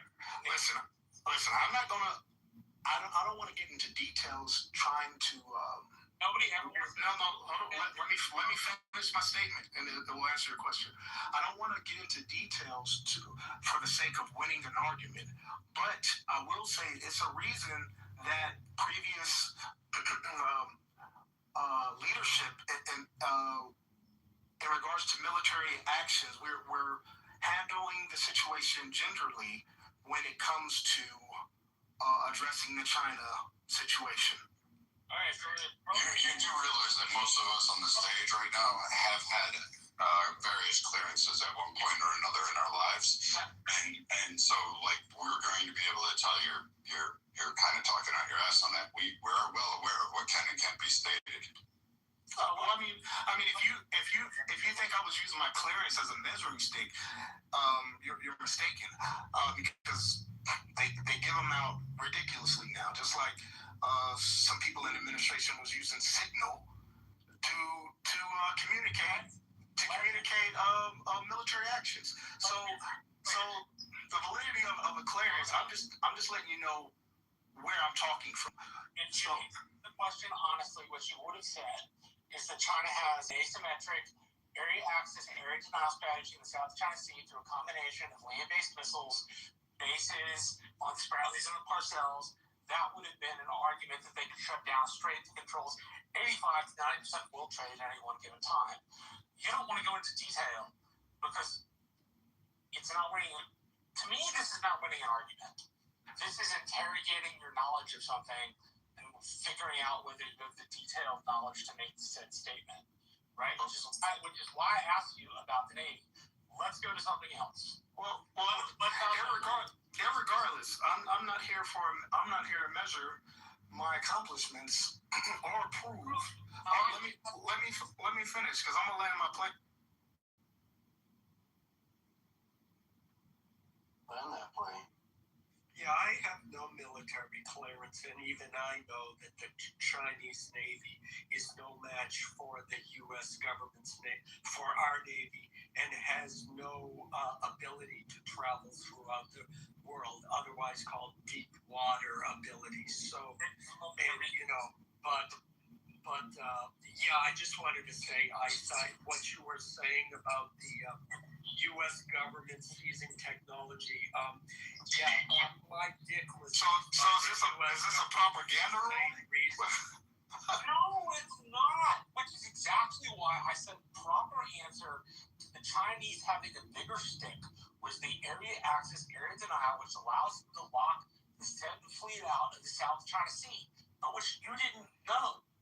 So you made an overwhelming declaratory statement about something which you don't have detailed knowledge on.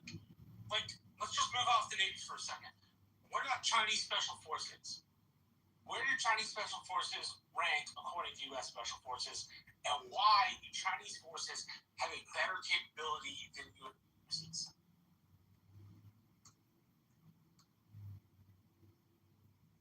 I didn't ask the question to hear myself talk. I asked the question. Who's doing the ranking? Are muting me. Who's doing the ranking? I'm asking you. You're doing the ranking, whether that's because of your personal opinion or because you have looked it up someplace. What I'm trying to do is test your assertion that they have the bigger stick in the world. I didn't. That wasn't my argument. That wasn't my argument. Literally, that they have the bigger. No, I said they have. Said they I said we're not the only one with a big stick. Who has a bigger stick? I'm trying to figure out how China's stick is large. No, that was a question asked. Whose stick is larger, really? Trump's or Xi? You're breaking up. My question is, why would you enter a room and say I work in DOD? Every person I've ever met in my life that does any type of civilian DOD interactions, they do not openly jump onto a public platform that has global access to broadcast that they're DOD or have any affiliation. That's a red flag to me. I mean, like I said, I'm not trying to prove or disprove that. My affiliations. That's not what I came here for. This is a conversation. What are you gonna do? You gonna attack my home or try to get secrets out of me? What can you do? What the fuck? No, we're just trying to determine if we can have a good faith conversation with you, sir. That's just it. There's no hostility. Well, it seems like there's a lot of hostility, and to have a good faith conversation is simple. Yeah, just have good faith. All right. Just have good faith. You told me you didn't wait to answer detailed questions. Like, I didn't ask you because I wanted to hear myself talk or because I wanted to attack you. I asked you because I was trying to get your background of knowledge. I told you. Answer it. I told you my background in the terms. Jim, if you can just own it and just say you talked out your ass because Alan and Marshall both exposed. Or you can have good faith and just take my input. And if I had good faith, I believe everybody is a multi-billionaire and that Rico actually has, some kind of claim to fame, and that all these other incel idiots on here that tell me that black people are inferior to white people, somehow I would believe them. I don't have faith in people. I don't put my faith in people. Can I pivot to the Rio Grande to go back to kind of the subject that you guys were talking about? If you PTR my picture, you can see what I'm talking about. Oh, he left. I wanted him to hear it. But anywho's, Marshall, do you see my PTR? Can you see that little, it's like a mini sub boat floating on top the water. And what it is, it's an unmanned surface vehicle. And it's actually right now training in the Rio Grande region. So it's when you're talking about next level, what are U.S. forces doing and whatnot? Just like, oh, we're worried about drone attack. I mean, they're already 5 years ahead of that, understanding the evolution of munitions. So I found this one to be quite interesting because it's not just an intel vehicle. It's not just floating around. It can go under, but it also has some destructive or neutralizing operations. So that are very high tech. It can do directional jamming of frequencies to a server of command control, and then spoofing the drift of the craft off course so people can't really track it. It does a subsurface netting, what's called a boom. And it just designed to create foul propellers and waterways, rendering the craft dead in the water, like other smaller crafts, right? So if you think about a boat that's going to try to land, just a common fisherman's boat that's going to be used to lay mines in the water, then they can render that craft, non-effective. And then it also has acoustic detection. It deploys hydrophones to pick up motor categorization, allowing for early warning before low-profile craft enters visual range. So that gives an automatic eyes and ears of seeing what actual threats can come around, not only beach or waterfronts, but also to help escort said let's say larger ships in and out of waterways. So that one came across my connections, and I thought it was interesting. So I wanted to hear the guy what he was talking about as far as like actual military procurement, and the Marine Corps is known for. I mean, they're the most deadliest. Sorry, Brad, but they are. Don't act new. They have a huge procurement program for non-lethal weapons. So when you were hearing about the discombobulator that Trump likes to call it in Venezuela, that is a form of like non-lethal weapons.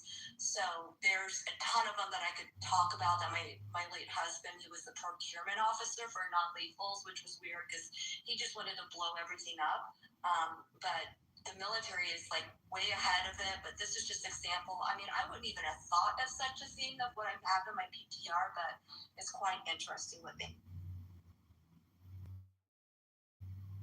So, again, you want to be EOD, Miss KK? Oh hell no! We had EOD on the Cuban fence line. Those guys are crazy. Have you seen the little they're like mini drone tanks they drop off, and it's like they can hide in like grass. They got a little scope that comes up, so not only can they use different radar systems, they can literally visually see incoming, and they've got little missiles and stuff on them, targeting systems. It's amazing the stuff that we've got, and like it's so funny because nobody knows this, and they think like, oh, we're just gonna go drop in like Vietnam and Iran, and it's like they don't understand. We won't do that until our military leaders say we're safe. We feel safe doing that. Everybody thinks this is Donald Trump just roguely going in and saying, this is what we're doing. No. I listened to the guy who literally was there. I think I remember he said 20-some years that he was there running that. He was the one that was strategic plan for that area. I think it was on CNN or MSNBC he was talking. He's talking about the boots on the ground, and he's a big supporter of it. And he explained why. And there's many reasons why. But he says you take out these targets. Right now, what they're doing is they're still flying over. Every time they fire missiles, they give us new targets because it opens us up to new intelligence because our drones pick up those firings. But right now, what people don't like, and I wanted to ask him, the one guy said he had the DoD clearances. And those guys, there's a bunch of people, there's hundreds of thousands of people that work for the DoD and get clearances for different things from hospitals to administration. So it's like, okay, we can take it all with a grain of salt. You might have that. I can tell you, I know for a fact that there's an outfit here, I will not say who is flying drones in the Ukraine Russia war. I let it start. And I was like, interesting. We talked about it a bit. Hold on. The reality, go ahead. No, so I was going to say, when he wants to talk about the big sticks, the biggest stick of all is our Ohio class subs. And that's what we know of. Okay? They can hold 27 tridents. Oh, but our rules say we can only carry 22. So we do. Where the rest of them waiting on board our freaking ships to replenish them, right? 22. Inside of each one of those 22 are 8 warheads that are 40 times the size of what we dropped on Hiroshima. So one nuclear sub can literally devastate.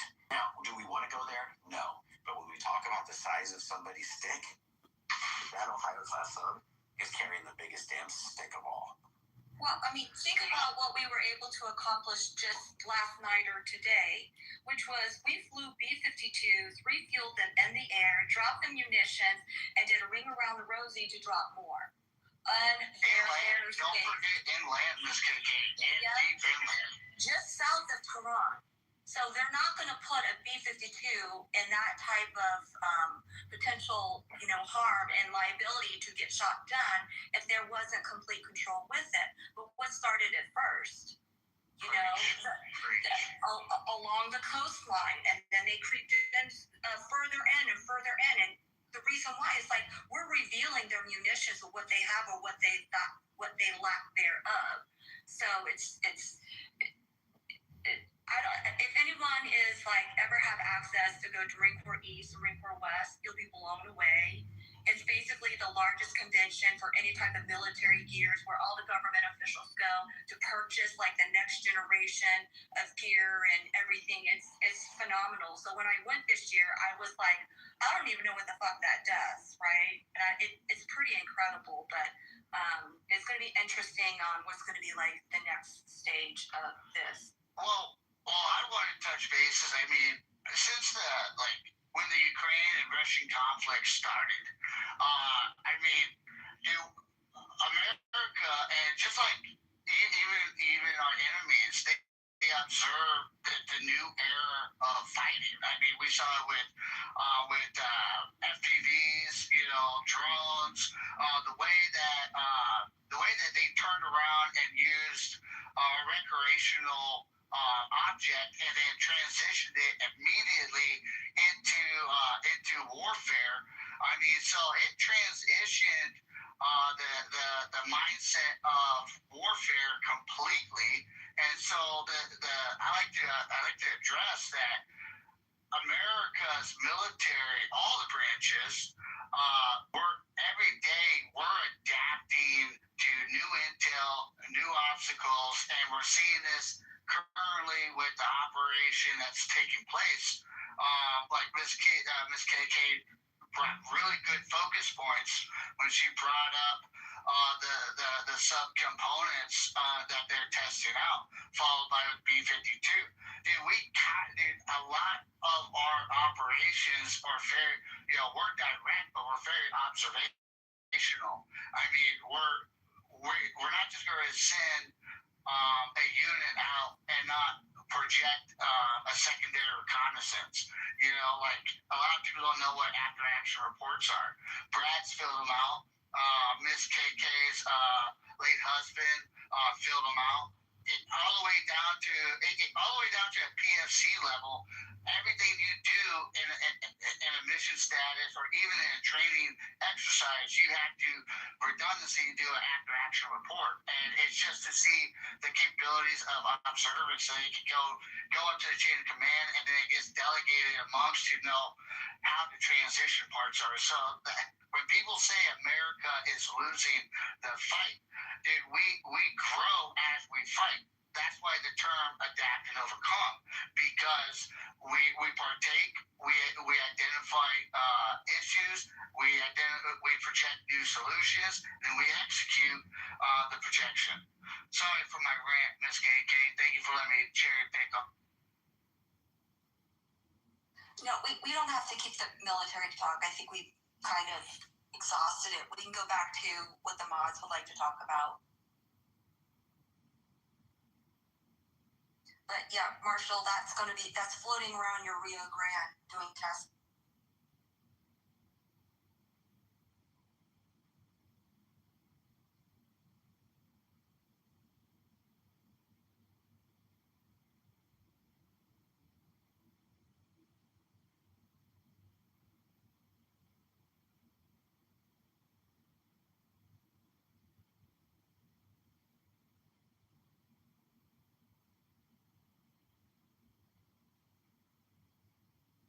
I haven't heard Leroy come on. What you guys do? Scare him away or something? I do miss hearing Leroy's opinion.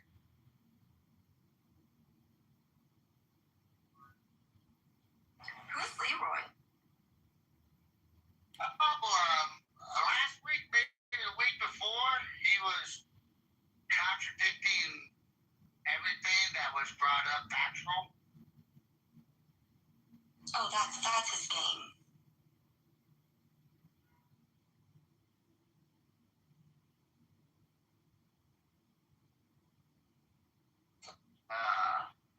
Mr. Matt took off a little bit. So does anyone know the results of the poll? Right now, I see 131 votes, 86% yes for a safer election, 10% for no disenfranchisement, 6% for I don't know.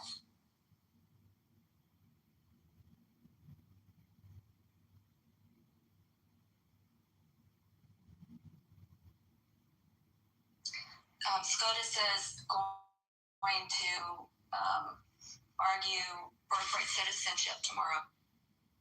That's going to be a compelling case. It's going to be interesting to see where it lands and what it pertains to, because I can't make a guess on it. The Supreme Court, as much as liberals say it's all Trump Supreme Court, they don't always side with him, and sometimes they do Which differences. Birthright citizenship. It depends on, from my interpretation, it depends depends on a couple of things. It depends on whether you read being in the jurisdiction thereof, that's encompassing everybody. It also depends upon how the wind, please correct me if I'm going to get this wrong, long can be arc, I think is the court case. Those two things are going to be intimate in that, plus the rationale for the writing of the amendment in the first place. Which, if anybody's curious, you can get some rationale for the writing of the amendment off of avalon.yale.edu. It's a repository for old documents, and a lot of them are documents from American history. And so you can read up yourself. People can read up themselves on that if they're interested. I'll drop the website in the chat for people. But from my understanding, those are some of the key pieces they will be deciding.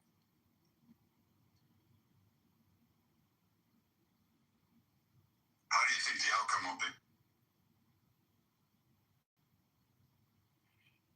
I think Gorsuch, Barrett, and Roberts are all in the pro-14th Amendment camp.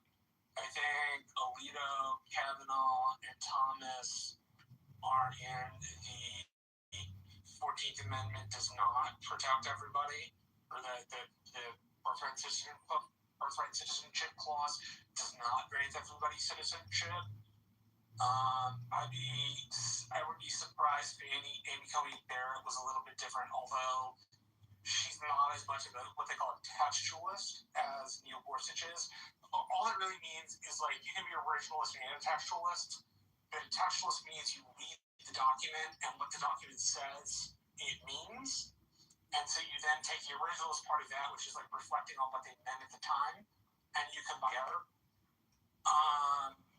So I think it'll be interesting no matter which way it comes. But that's at least what they're arguing over. So if people are curious about reading not just the 14th Amendment, but some of its rationale, avalon.yale.edu is a good place to start looking. It may not give you all the documents that you need, but it'll give you a start. I don't know. I'm wondering if they're going to go back to the intention and behind it and look directly at it, because birthright citizenship was mostly in part for Asians, Black Americans, particularly Black Americans that were enslaved in this land, to be able to have legitimate status, and it wasn't intended to be an open door pathway for immigrants to just drop a kid on our shores and be able to say, hey, you can't send me home because I have a kid that's an American now. And I think, and in fact, we even denied it to multiple groups, including Native Americans, until 1960, like later into the 1900s. So, I mean, it reads Indians not taxed. I think that's the 14th, but I could be wrong. There's like a section of the amendment that reads Indians not taxed. And you're right, at the start of the country, when the 14th Amendment was written right after the Civil War, it meant a very specific thing. I just wonder how a textualist will look at it versus a strict originalist. But like Thomas is a strict originalist. He really goes back to like the founders and says, this is what it should be, this is what it shouldn't be. Versus like a Gorsuch looks at the text itself and says, what does it say? And if it's universalized, textualists in the federal judiciary are more likely to say the text means as written, versus somebody like Thomas, who's more likely to say the text means this very specific thing for this very specific group of people. Well, I think Thomas will be against birthright citizenship in the way that it's been implied. Who else? Amy Coney Barrett might probably be against the way it applies based on her previous ruling, but I'll give her a 10% swing on that one. Lito for sure. Lito for sure. Roberts, that's a coin flip. It depends. He's Kennedy. Yeah, but you never know where he's going to really fall along the line. Brown Jackson's going to go. Obviously, yeah, birthright citizenship is the right of anybody who comes to the country. We know that's going to happen.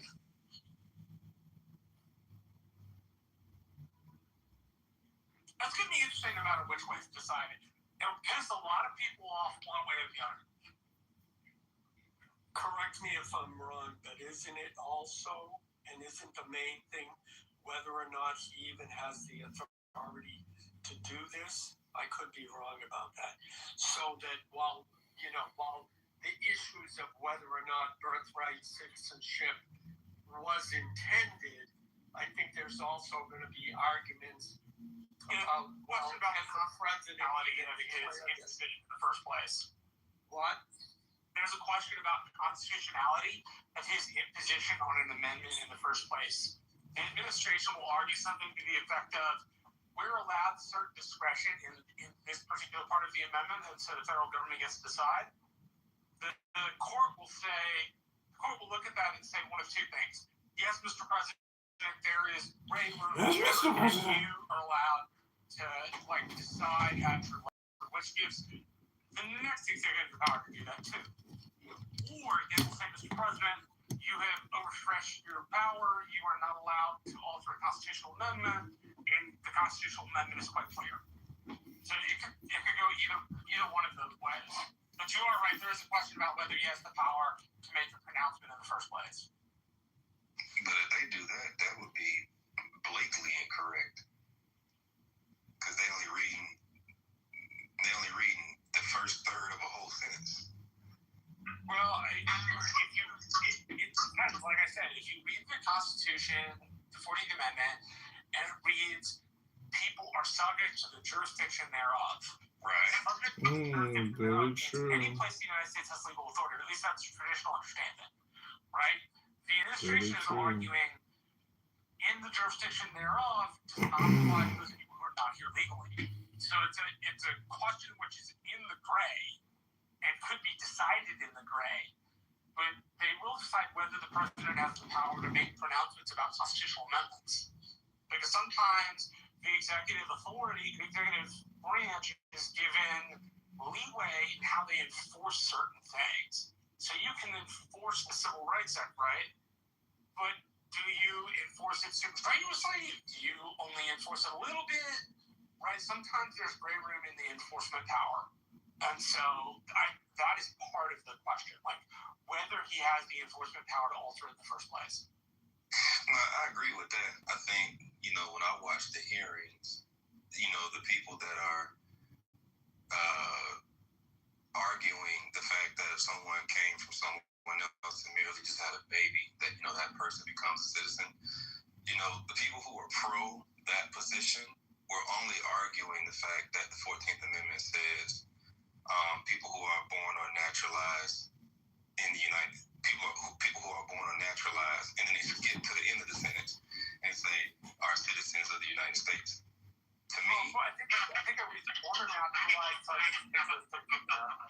No, I know that's what it says. Oh, I just it's okay. But the people that are defending,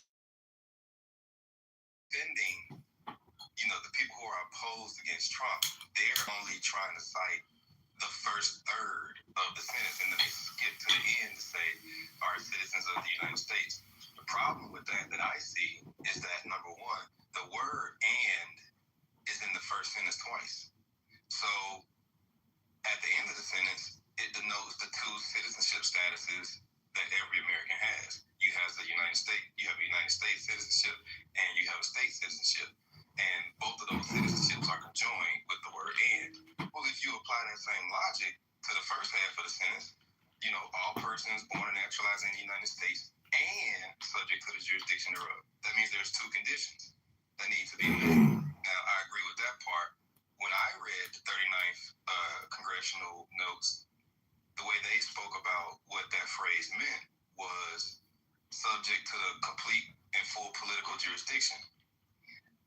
And they were talking about the slaves. So it would make it hard for one reason that the further that's one thing. And then I'll land here. Number two, I read the brief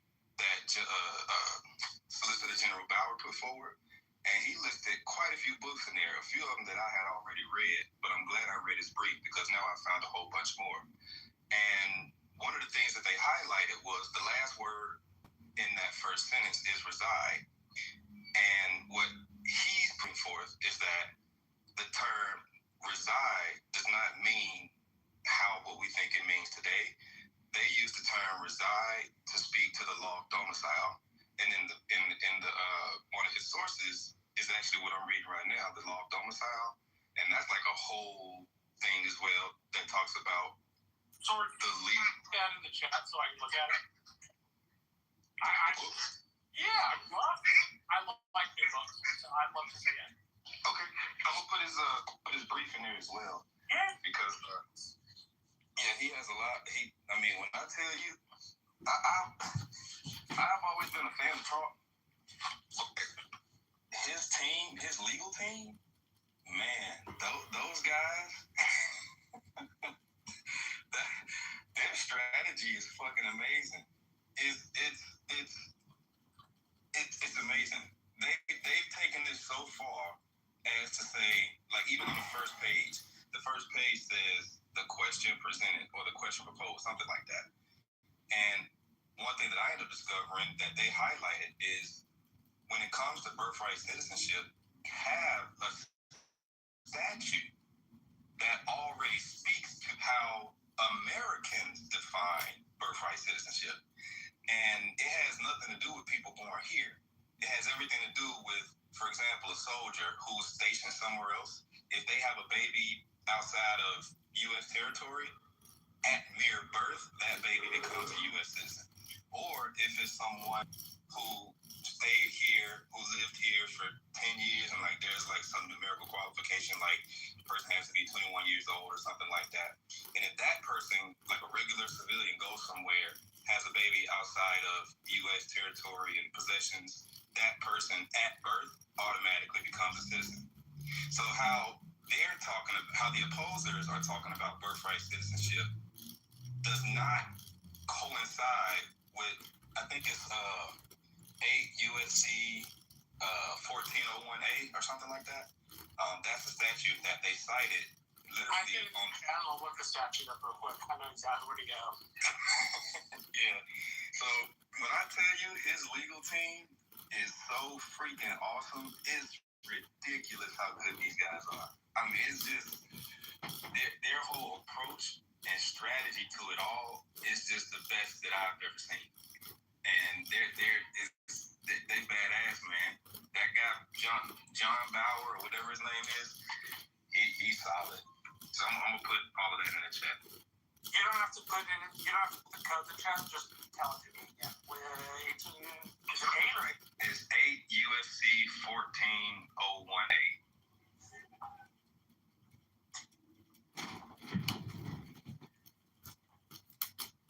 Let's see.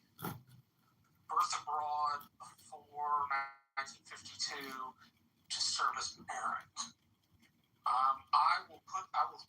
I'll just drop this in the chat so you can post it to the top. Okay. This comes from Cornell Law School. They have a repository for federal code, which makes it really easy to look up. And that way everybody knows what we're all talking about. Okay. Then I'm gonna put his brief in that the law of domicile book. I'm gonna put that in the chat as well.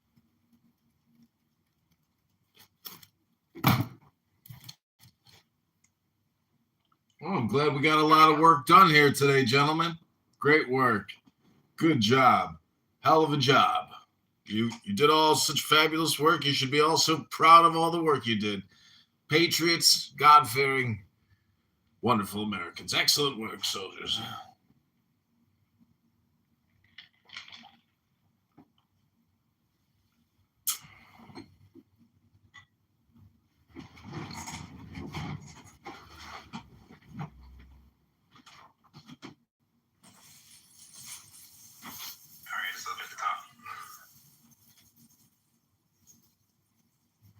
Sweet, thanks.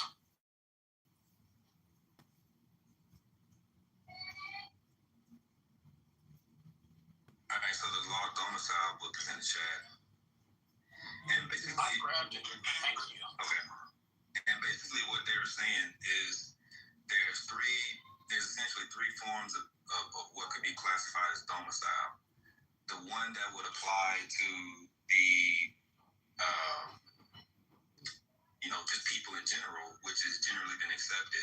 It all goes back to Roman civil law, where the domicile of the kid is predicated on the domicile of the parent.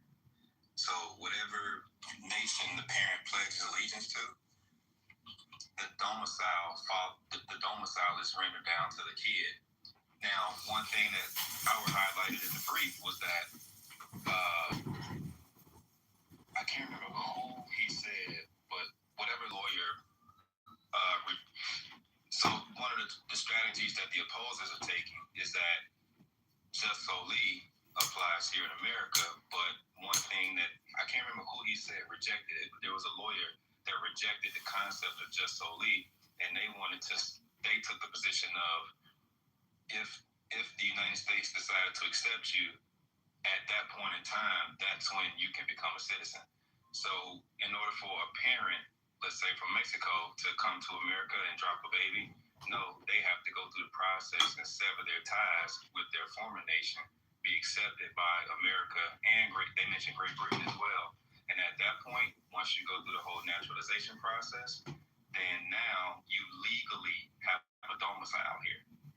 So they like went deep into the weeds, and they actually cleared up a lot of things that I had questions about, because I've been following this ever since it first came out. But it wasn't until I read his brief and I saw all of the books, and I was like, holy shit.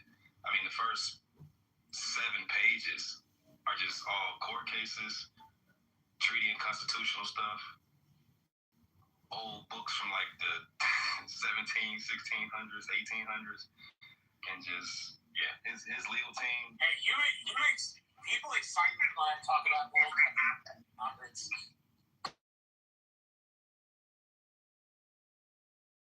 I love his always been. Absolutely love it.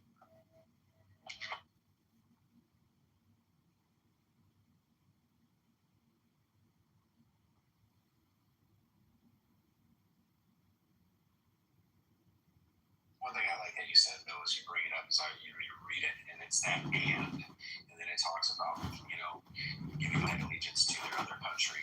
The allegiance is all here, and that's the one thing I think that so needs to be looked at, is that, first of all, that and that allegiance,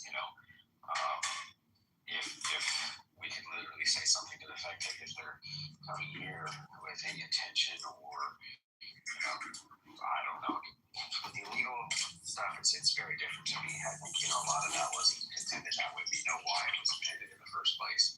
And that is to allow those that were born here. I'm forgetting the name of the one that, what was the claim that, Wong V.R. In the original case, the Wong case? The Wong case, right? Yeah. So, that's what I think, that when we go back and look at the intention back then, that's going to be the thing they've got to play out in court, and that nice little word and in there, So it'll be interesting to see how it all plays out, sure. I wish it were on TV, to be honest with you, so we can watch.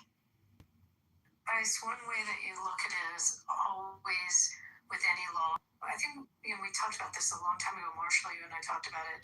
You look at the legislative intent of the law and what was brewing, what was the different testimonies in the legislature, what were the speeches that were given, what was building up, and what was the intent behind the law. So when the 14th Amendment was written, that provision in the 14th Amendment was written by someone in Michigan law. You look at the legislative intent. An argument as to what the intention was of that provision. I did want to say something that's interesting in the alternative of what you just said. We have law in the United States. If you're a U.S. citizen and you become a diplomat for another country, you have to surrender your U.S. citizenship. So we also determine at what point, using the word domicile is interesting, at what point are you representing another nation, and you have to surrender. So just a flip of it, looking at how we look at people that are U.S. citizens and we denaturalize them when they not just domicile, but they represent through government other countries. Just a side note.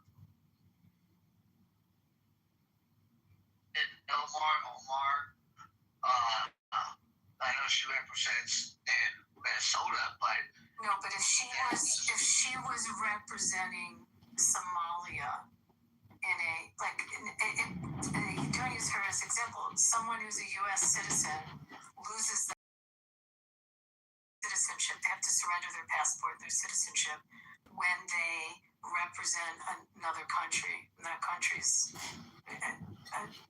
government to the U.S. That's their law. It's just the flip of it. So I just put in the chat, so I just have to your back channel, and this comes from the Digital Commons WCL American.edu. It's called the Citizenship Clause Legislative History American University Law Review. And who's the guy in Michigan that was the scrivener of that part of the 14th Amendment? Do you remember, Martin? I must say. Was it Trumbull? I wanted to call it Bingham, but I'm not entirely sure. Yeah, it was either Bingham or Trumbull. I think Bingham was out of Ohio. This guy was Michigan. Oh, let me look it up. I gotta see something. Were you in the Matrix? Can you hear him? Yeah, he's in the Matrix. I'm in the Matrix? Okay. I could be wrong, but I'm almost certain he was Michigan.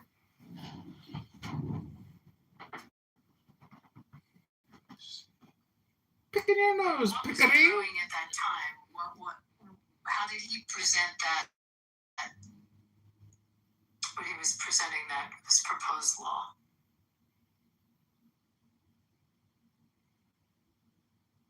Yeah, this should be very detailed when you look at the gist of it for him to present it. There should be a very detailed explanation of why. One would think anyway. No, I'm sure there is.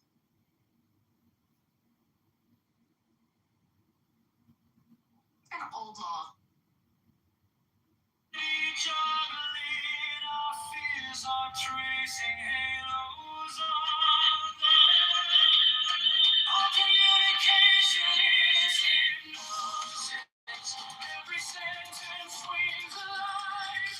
You can call it love or persuasion, both are reaching in the night. Our communication is hypnosis. From a whisper to a shout, I'm just choosing brighter colors for the picture in your doubt.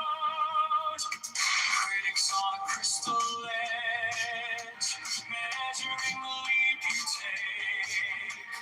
Love letters in your junk folder, still trying to rearrange you. Persuasion in a lab coat, informative, kind of glowing. Here's a future you could live. Hey, if you let it in your bloodstream, all communication is hypnosis. Every sentence swings a light. You can call it love or persuasion, both are reaching in the night. All communication is hypnosis.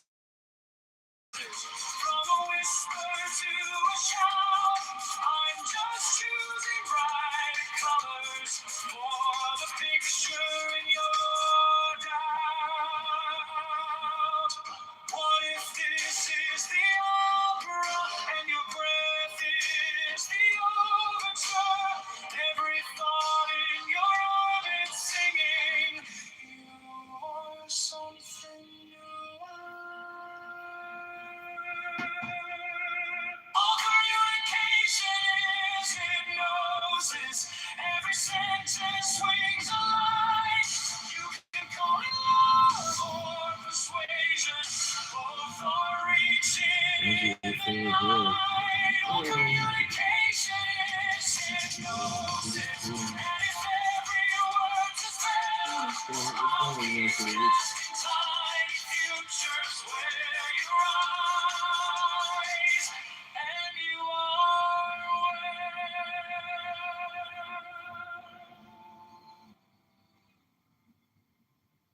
Very, very wise.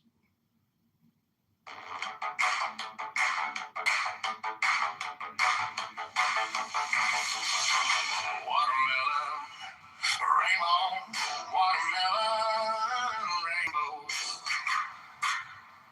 watermelon, rainbow, watermelon, rainbow, watermelon, rainbow,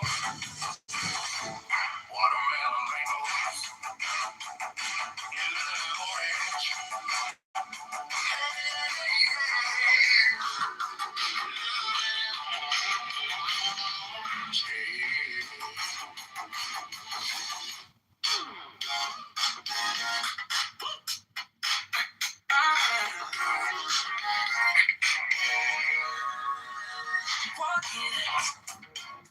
At the pollen places lit, slow green. Every head just starts to shift. Replay. Get you light inside the room. Sunday. On your lips like something new. Cause I'm on the color. You say the color. But tonight you wanna die. We can make this thing. Yeah, yeah. You and me. Do it at the midnight force. Yeah. Right here. In the center of the room. Hand in my hand.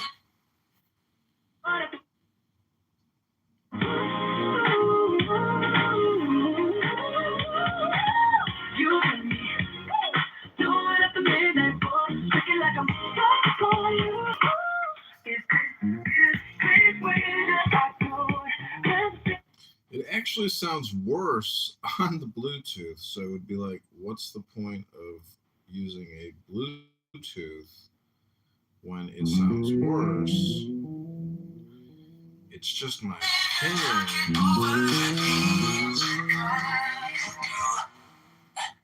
Small talk, but your fingers crossed that head. Rock by the box, you had in mind. You left. All the promise that you made. Tax reform, go Chicago, make you spend. Let the give it to the club. So sweet, but something louder than the sun. Go to Chicago, mayorvote.com. Don't get over, that's the one I'm on. You got me, got me doing it for midnight floor. Right here, in the center of the room. Hand in my hand, future plan. What after what? We're changing the rules. You got me. Do it the midnight force. Feeling like I'm stuck on you. If this is way I just want to save your vision falling through. Lights pretty, but we don't slow down, don't slow. Street lights racing over this town. If this is just a campaign high, then stay locked in. Never ask why. You got me. Do it at the midnight force. Right here. I'm Chicago, my vote, gun in my hand. Future plan, part of the war. We're breaking the rules. You got me.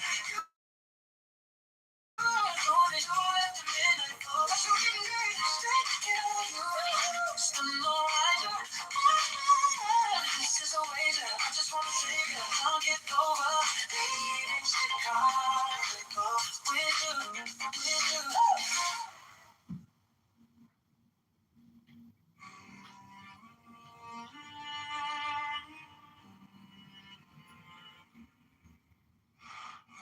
On the top of my head, voices waving flags.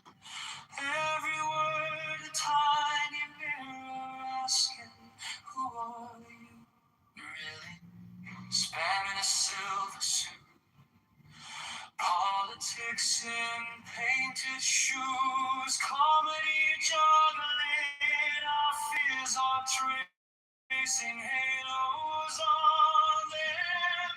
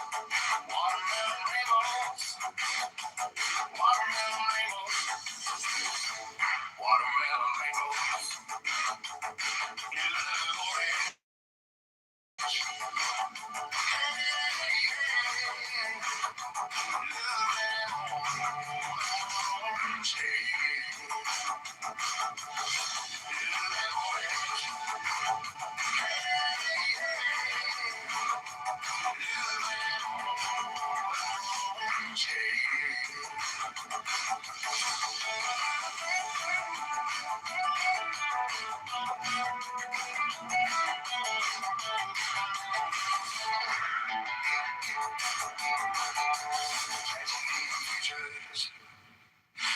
neon futures. Catching neon futures.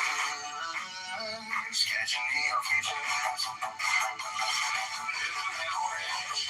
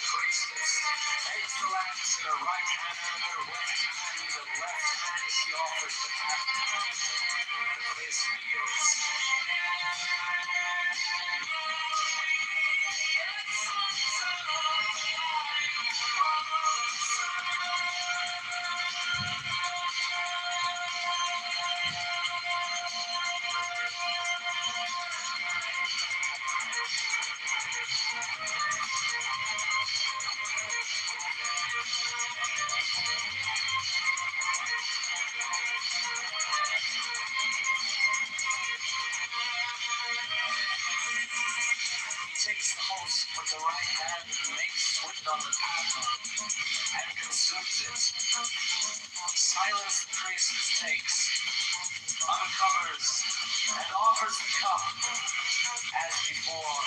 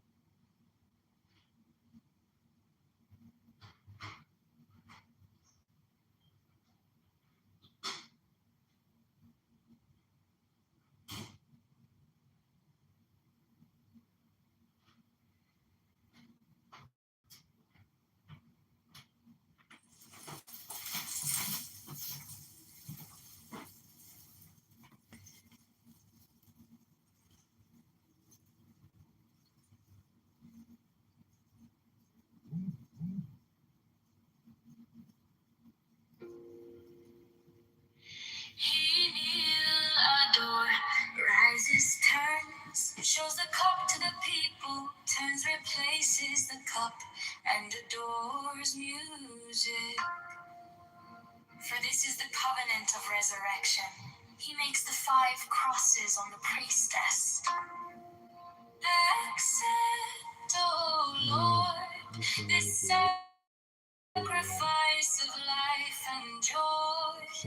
True words of the covenant of resurrection. Oh, they banned my Clubhouse account. Damn, they kicked my Clubhouse account. Whoa. Who kisses it? He then touches her between the breasts and upon the body. He then flings out his arms upward as comprehending the whole shrine. Let this offering be borne upon the waves of aether to our Lord, and Father the Son that travelleth over the heavens in his name on. He closes his hands, kisses the priestess between the breast, and makes 3 great crosses over the paten, the cup, and himself. He strikes his breast. All repeat this action.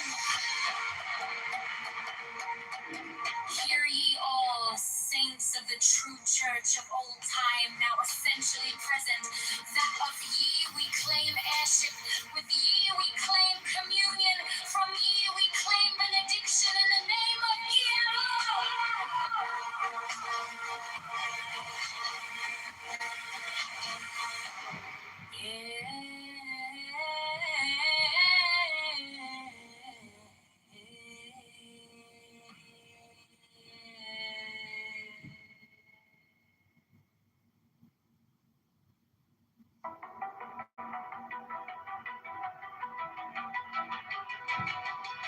the principles.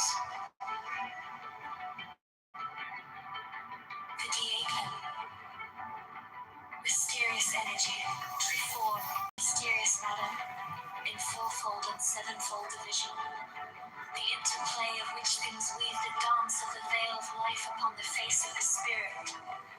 Let there be harmony and beauty in your mystic loves, that in us may be health and wealth and strength and divine pleasure according to the law of liberty. Let each pursue his will as a strong man that rejoiceth in his way, as the course of a star that blazeth forever among the joyous company of heaven. The people.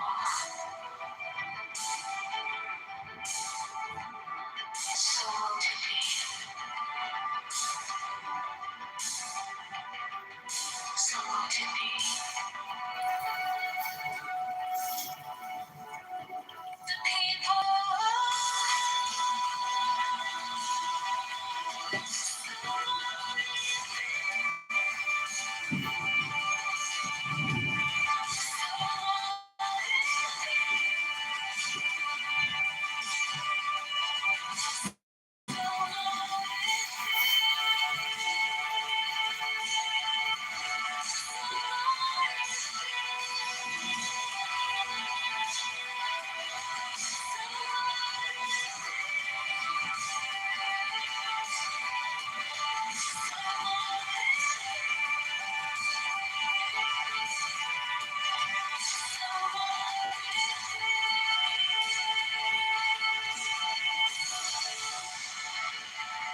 Birth. The deacon.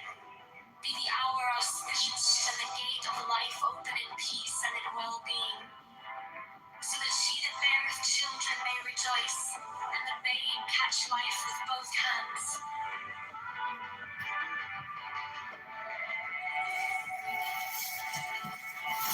So mote it be.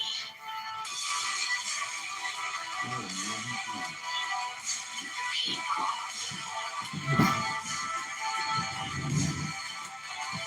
So mote it be.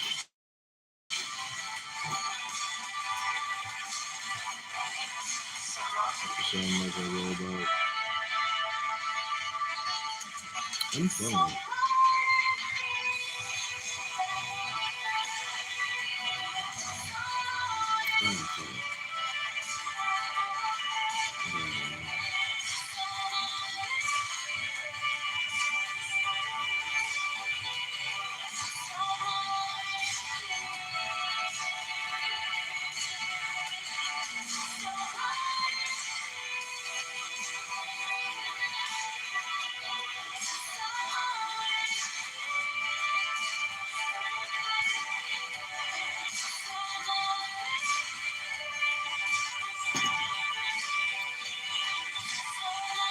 Oh, they took out that Clubhouse account too. They're deleting all my Clubhouse accounts.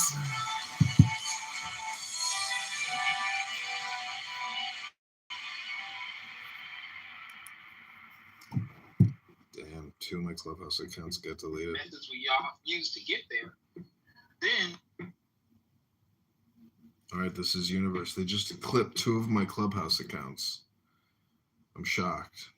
Like, why am I still being targeted by Clubhouse? Or Clubhouse users? Oh my God, they took out another one. They deleted 3 of my Clubhouse accounts today. I can't believe it. Can't believe it. This is unbelievable. It's targeted. This is a targeted assassination. Oh, can't believe that I got hit. I'm being assassinated by the Clubhouse police. What a tragedy. It's just such a tragedy. Let's see, what about this one? No, they took out that one too. I can't believe it. They deleted all my accounts. All of them. No!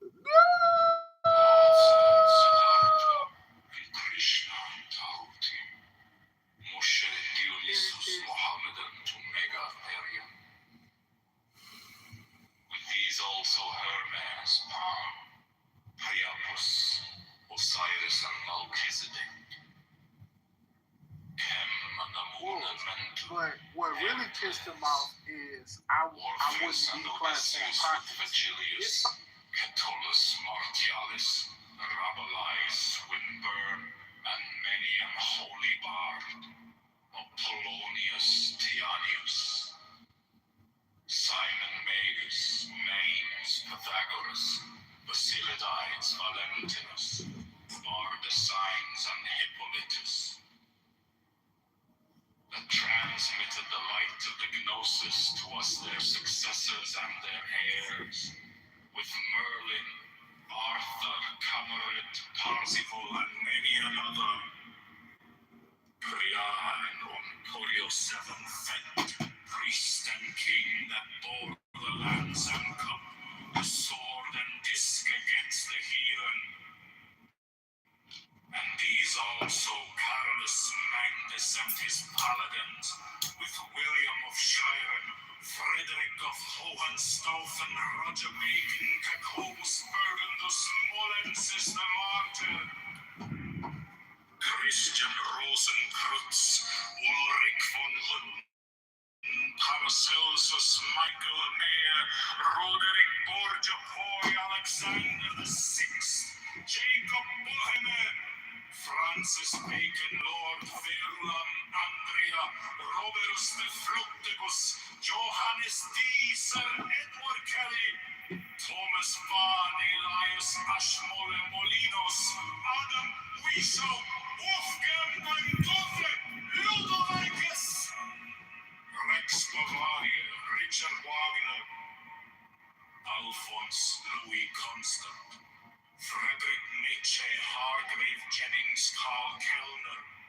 Forlong Dukes, Sir Richard Payne-Knight, Paul Gorgon, Sir Richard Francis Burton, Dr. Gerard and Cusset, Dr. Theodorus, and Sir Alistair Crowley, O sons of the Lion and the Snake. With all thy saints we worthily commemorate them, worthy that were and are to come. May their essence be her present, potent, puissant, and paternal to perfect this feast.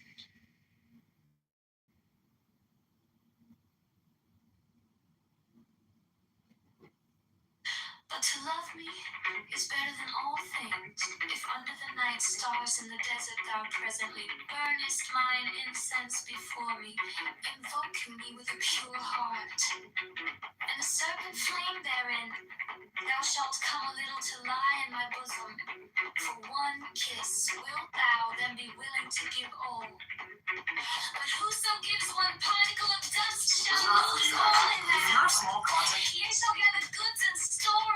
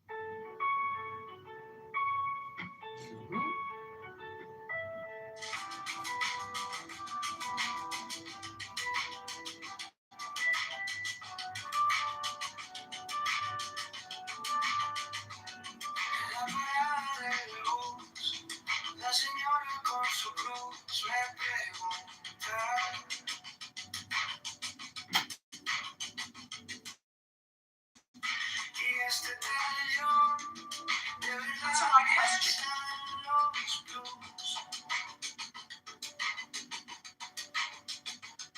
El chaval con su café, 3 trabajos, poco pie, dice. Quiero a alguien que al fin se parezca un poco a mí.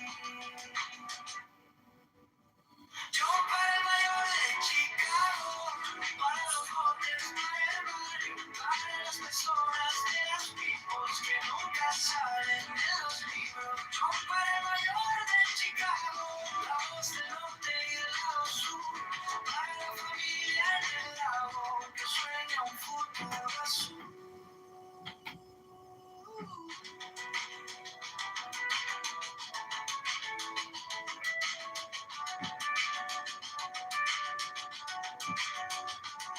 En la esquina del tianguis, la abuelita haciendo tamis dice: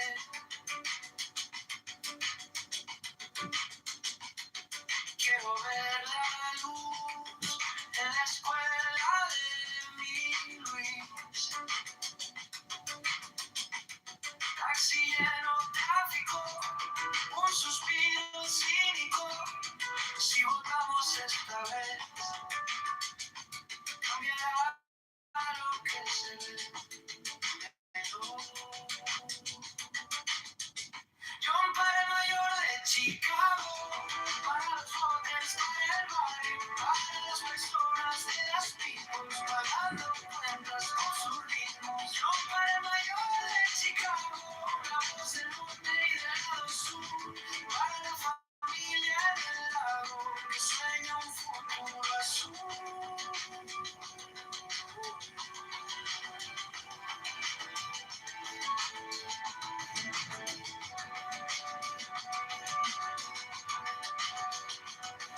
Queremos santo, ni actor, solo alguien que escuche el dolor.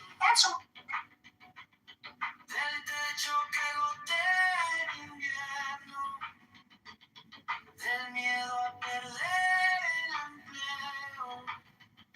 John para el mayor de Chicago, para los hombres para el barrio, para las personas de las pipos, bailando en la línea del mínimo. John para el mayor de Chicago, la voz del norte y del lado sur, para la familia en el lago que sueña un futuro azul.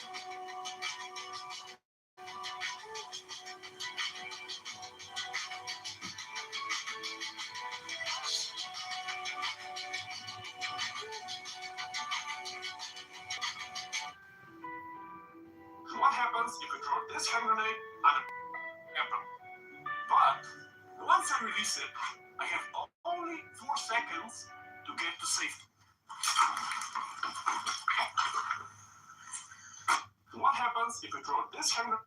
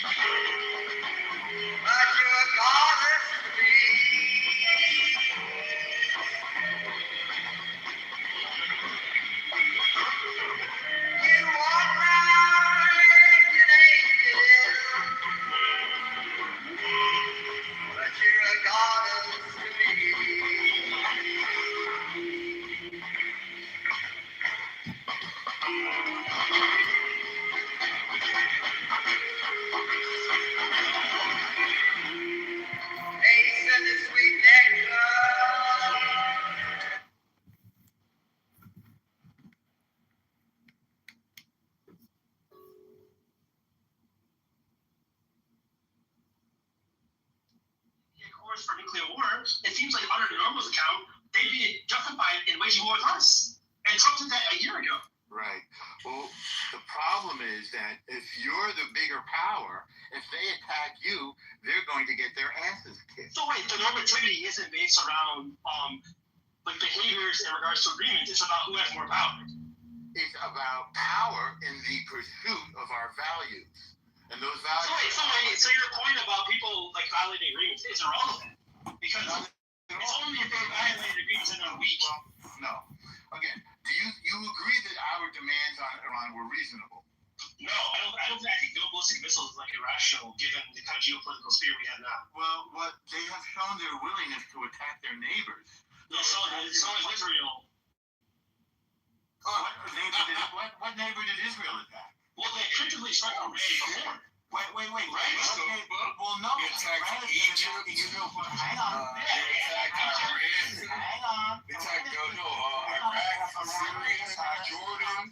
Who haven't they attacked over there? Attacking Israel for decades. And vice versa. No, not vice Did you versa. forget about the Arab-Israeli war in 1948 before he Yes, they attacked. Forget about They attacked. They attacked, but they got them hit. No. Yes, they got them You guys were engaged in terroristic acts against the British to get them out of there. You were taking over land, which is why they had to knock them out. They were taking over land, which is why they had to knock them out. You didn't abide by the British partition. You didn't abide by UN 81. You just started confiscating shit. No, you didn't. You took and you used the context of the Arab-Israeli war to expel 700,000 Palestinians from their land. You've been attacking your neighbors since your inception, my brother. You attacked the British. You killed British people. King David Hotel. You know how many British were killed? You even killed 17 Jews in the King David Hotel. Please, let's not pretend like you don't attack. Go ahead, AWOC. Sorry. I had to correct the record. He's fucking liar. When Israel and you lose, you're going to lose your bloody land. And that's what happened. I'm confused. So Egypt was not preemptive or not? What happens when the Egyptian attack when they which one? I'm answering you. Egypt kicked out the UN peacekeepers and massed its troops on the border, which under the law is a casus belli. And Israel then attacked preemptively to prevent Egypt. There we go. It causes There we go. Right on the rim of your Everyone shut up. Stop. If you mass your troops on the border and indicate your intention to attack, yes, you're going to get your ass kicked. That's correct. Okay, but given what international laws are, is that violate Article 2? I'm sorry, why are you bringing up Article 2 in regards to 1967? Because what justifies if you do with that? 1967. What's that? Because Article 2 wasn't in effect back then. So does that justify the attacks? Okay. Absolutely. Okay, so Article 2... Hang on. That was a yes or no question. I want to answer you. I want to answer your point. So if my point is just the rationalization that actually is Article 2. Let me make my point, and then you can respond. So if a country masses its troops on your border and then ejects the UN peacekeepers and announces its intention to attack you, it is absolutely justified. I agree with you. It's because Nobody ever announced they were going to attack. Stop. We're being very linear here. Okay, but is that because they've exhausted diplomatic solutions? Yes, we wanted a peace deal with Egypt, and when they finally made one in 1978, we had that peace ever since. And we gave So what about the invasion of Iran has exhausted diplomatic solutions? I'm not done. Because my point's very specific. My point's very specific. I'm let me finish. Let me finish. We're agreement on Egypt. I have to fight. I'm giving you that. I'll take it, but I haven't Fully justified. I accept your concession, but I haven't finished. So here's an addition. The position, number one, the Palestinians did not accept the partition plan. They could have had a country at that point. Well, the reason, do you know why they didn't accept it? They didn't accept it because they see 50% of the land with 2/3 of the population. And they didn't get a choice piece of the land. That's why they didn't take it. Oh, so we don't have history books now. We don't have history books about the divide. You said it's divide.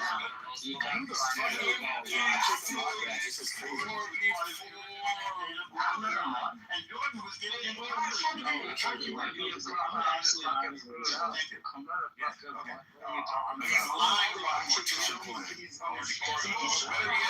He's not talking about the Arabs, why these rejected. The Arabs rejected the partition plan. And by the way, what you forgot is that we all know that the British were working on your behalf from the beginning. Correct. So when the British developed the partition plan, it was with your benefit. Anybody can go look at it. Because you're illiterate, because you were dropped on your head, you did not know that Jordan was part of the original mandate of Palestine, and it was taken off. You mean Transjordan? You mean Transjordan? No, I mean Jordan. It was called Transjordan back then. Country is now. It was called Transjordan back then, dum dum. Let's go back. Yes, so they didn't get less than the Jews. They got much more. So you're saying that the Arabs didn't contest that they got less than the population? That they didn't they get the more. You said they got 22 countries. During the British 100 times more than you. They got 22 countries. The 1947 UN partition plan allocated approximately 42 to 45%. What did I say? 44? My bad. 42 to 45%. I was off by a percent. Historical Palestine for Arab states, totaling about 11,500 square kilometers. Okay, great. So you got 45%. It was still 2/3 of the population that only got 45% of the land. I said Jordan was part of Palestine. You got all of it. There was no country called Jordan Concrete. Total land division. Genocide 55 and the Jewish state, despite them only 7%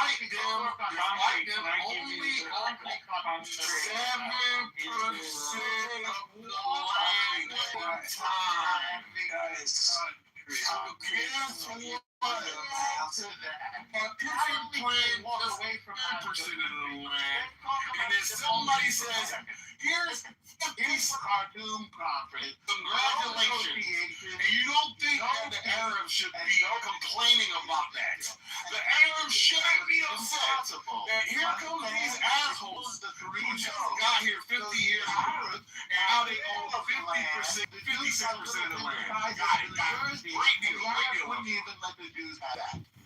The Arabs got all of the land, and they wouldn't even let the Jews have a little tiny sliver the size of New Jersey. What a piece of shit. What a literal piece of shit. Listen, shit. Let's get this back and read your history. You are a oddity.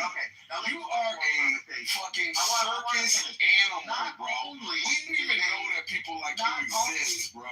You know what? Disgusting. There's a lot of You reek. Disgusting, racist piece of garbage. That's why your whole country's been under siege since its inception. Because you're such good people. We're happy to do constantly at war every fucking day for fucking decades after decades.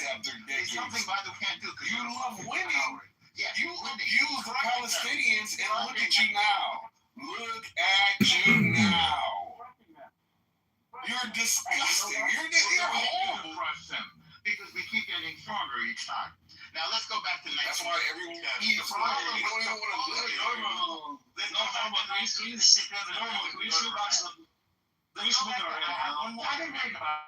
I've been waiting a long time. Go ahead. I had one point to make about 19. Go ahead. We can go to Iran. The point that I wanted to make was that the Arabs My watch. Not on my watch. Start your statement, and I'm going to start in the middle of your statement. Go ahead, decide that they want to support impeachment. Oh, you're going to cry today. Today you're going to cry. Today you're going to cry. Not just obviously you need the Senate to convict, but what if they impeach him and Vance and go after both of them and charges against both? The next in line to run the country is the Speaker of the House, which would be a Democrat at that point. Am I wrong on that? Yeah, Can someone tell me? Yeah. Matt, just how that would fly? Yeah, it's a King Jeffries and why. He would be our president, correct? Yeah, I don't think you're going to have the Republicans do that, not with how extreme Jeffries is. So. Well, what if they, I mean, it would be a question. There's only a few Republicans that will push back against Trump, and I don't even think we're dumb enough to do that. Do you understand? This is basically what I just laid out. There's a potential that something like that could happen. It could, but I mean, I can't help it if Trump does unpopular shit. I mean, it's like, what can I do about that? How do you impeach Vance though? Like you do the same procedure. I guess it would be the same procedure, right? Do you I don't know. back impeachment? What do you Agnew just resigned, right? And Nixon appointed someone else. he just moved on. Yeah. He just moved on. I mean, to my knowledge, I don't know of another VP, but I would think there is the same procedure because remember they wanted to impeach Mayorkas. I mean, they wanted to impeach people in the cabinet. So I don't know. Constitutionally, I don't know the answer other than the third in line is to my knowledge. I don't know who would change. It would be Jeffries. Well, I mean, assuming he won. I think one of the biggest travesties is that there's perhaps if there's going to be an actual regime change, which I'm going to say I think that sounds like 99% bullshit to me. I guess he would have redeemed himself. Other than that, I really feel sorry for JD Vance and Marco Rubio that they got that their name would have been dragged through the mud with Trump. And you can tell Vance has been really fucking quiet since it started. I know, head up. Let me finish my fucking I do think that there's been what's been speculated for months is that a lot of the infighting you've seen on the right, what it ultimately has to do with is JD Vance. They do not want him to be the they don't want him to be like the front runner for the presidency in 2028. Right, they're gonna find allegations. They're gonna go after the administration, including Vance. I mean, there's besides all the personal dealings, that they'll claim with Trump and his family and not creating the Chinese wall there. They're going to go after acts of the administration. So I don't know. I'm just throwing that out as a crazy possibility. I hear you, but just think about the fallout from that. I mean, I shot you a message that this was about. You can read that. It's a piece on the special forces. What one of them said, validated through a few people that I know that were the same as he was, and said it's an absolute truth. And you can go ahead and read it. And that's the way they feel about what you're just talking about. So, not a good sign for anybody to. What were they saying?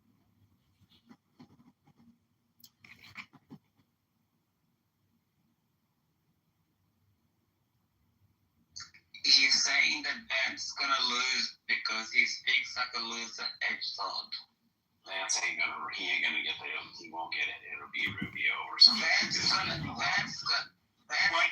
you think it won't be? It's okay. All right. Why do you say that? But okay, but I was asking him the fucking question. You asked me a question. No, I was asking. Wait, don't be so horrible, Pepe. I'm trying to tell you something. Oh my God! All right, so Vance. Wait. Vance is gonna lose because he's a loser edge look like you and a fag, and he's gonna lose to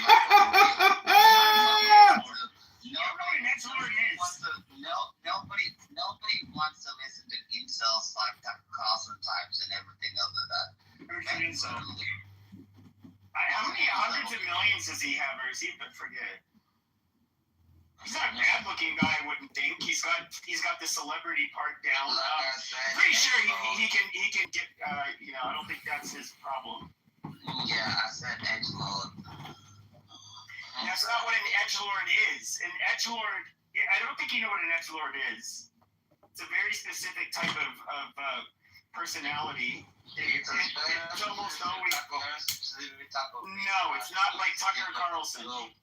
It's a Tucker Carlson type of special retard, and everything else. He's literally not. Have you noticed Vance is going down in the polls because his special relationship with Tucker Carlson and the fact that he has Tucker Carlson's son in his administration, all the thing. That's not why he's down in the polls. Pacific reason. You watch when it comes to 2028. Vance is going to lose to Rubio. Nobody wants Vance because facts like you support him for retardation. That's it. All right. Thank you for wasting several minutes of my time. But I was asking Ice, what is this information you were hearing about Vance? No, it's not about Vance. It's about what would happen if they impeach the president and a certain section of people that would take exception to that due to their oath, basically. So if they feel that it was done basically for partisan politics, then there would be action taken. So I don't even want them to impeach him, and I despise the guy. I don't want them to impeach him because I think it's going to look like a fucking charade. They've done it the first time, the second time, doing it the third time. You just want to look stupid. So they should just let him do his 4 years. And my biggest fear is impeaching him and having this idiot Vance go in there. I'd rather, even though I totally despise Trump, I don't want Vance to go in there. I don't. So Trump, he can keep fucking up for the next 2.5 years, I think. Yeah, we'll figure out a way to deal with it and cope with it, but yeah, I'm straight. No Vance. I think it's just gotten too extreme. Like I just wouldn't want. I wouldn't want this to become the new normal. Yeah, politics has become way too divisive. And the left and the right are crying, they're begging for a more moderate party to come along right in the middle right now. Both sides. When they do the pollings, it's very heavy on the left. I forget, it was overwhelming. They wanted the party to come back to the center. It's the same on the right, and most people don't want a far right. And I would love to see people that can sit down and really negotiate and try to solve problems again, because right now they don't. We got a bad, Affordable Care Act. Let's just leave it, because we're both going to act like children and not want to talk and try to resolve something, make something better, because everybody's got to claim we did that. Our side did that. Now, how about we sat down together as adults and figure out a way to make it work? There's nothing that the government gets involved with that goes well. From healthcare to jails to hell, freaking political laws they passed. Hey, how do you guys feel about all the hundreds of millions of dollars that Trump's family is making? I mean, he's been in the presidency for about a year and a few months. And his family has already made over close to $2 billion. What are your thoughts about that? First of all, do you have proof that the income's been made? It's interesting. I think it's across the board, Ben. I think that you look at people like Elon Omar that all of a sudden is worth $30 million, or some of the squad members like AOC. Look at Schumer. Look at Pelosi and her net worth. I think it's both sides have increased their net worth while they're in government. I don't think it's a good thing, but I think it's on both sides, and you have to call it out on both sides. Are you okay to do that? Oh yeah, of course I will. But I think, of course I'll call it out on both sides. Yeah, there's some rotten apples. How did Pelosi get as rich as she got? You have to call it out. From insider trading. How did Schumer get these people?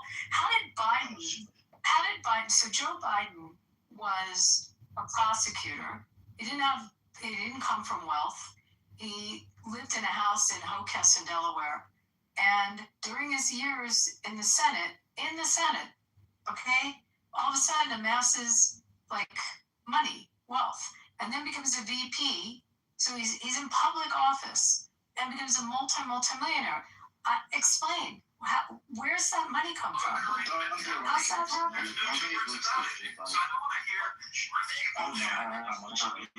For books? I don't think so. Because I know there are times when $2 million from me. At least when they're at that level and publish books. While he was in office, you're talking? I don't know. I haven't done it. Yeah, I mean, it's just like I'm saying. I don't mind you calling it out, but you gotta call it. It's like a virus throughout government, and definitely on the legislative side. We see a lot. He sold the rights to a future memoir for $10 million. That's a fancy way of saying here's some cash or something. What year did he do that? Ice? We see it's got here. Because he got wealthy, I think, before he did memoirs. I mean, look at that. I mean, I'm just going to say this. Look at the salary you make as a member of Congress or a senator, and then tell me how you... Yeah, it's like 150 or something. Right. How do you amass... How do you get that beach home in Hocus in Delaware, or how do you get the big house? The big house in Hocus, the beach house in what's the Rehoboth? Like, how'd that all happen? Where'd that money come from? I don't mean to shut you down on what you're saying on Trump, but I think it should be a more global.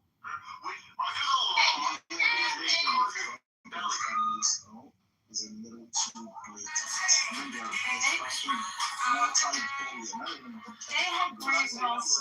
They came in with wealth and businesses. Elon Omar came in with what?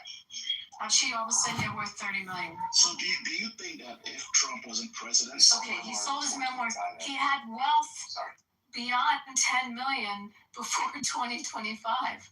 That's my point. Where'd it come from? Are you talking for Biden? Biden? For Biden. I don't know. I mean, I think Ice just said that he... That's 2025, Ben. 2025 to be the money. He had his beach house in Rehoboth and his big house in Hockessin way before 2025.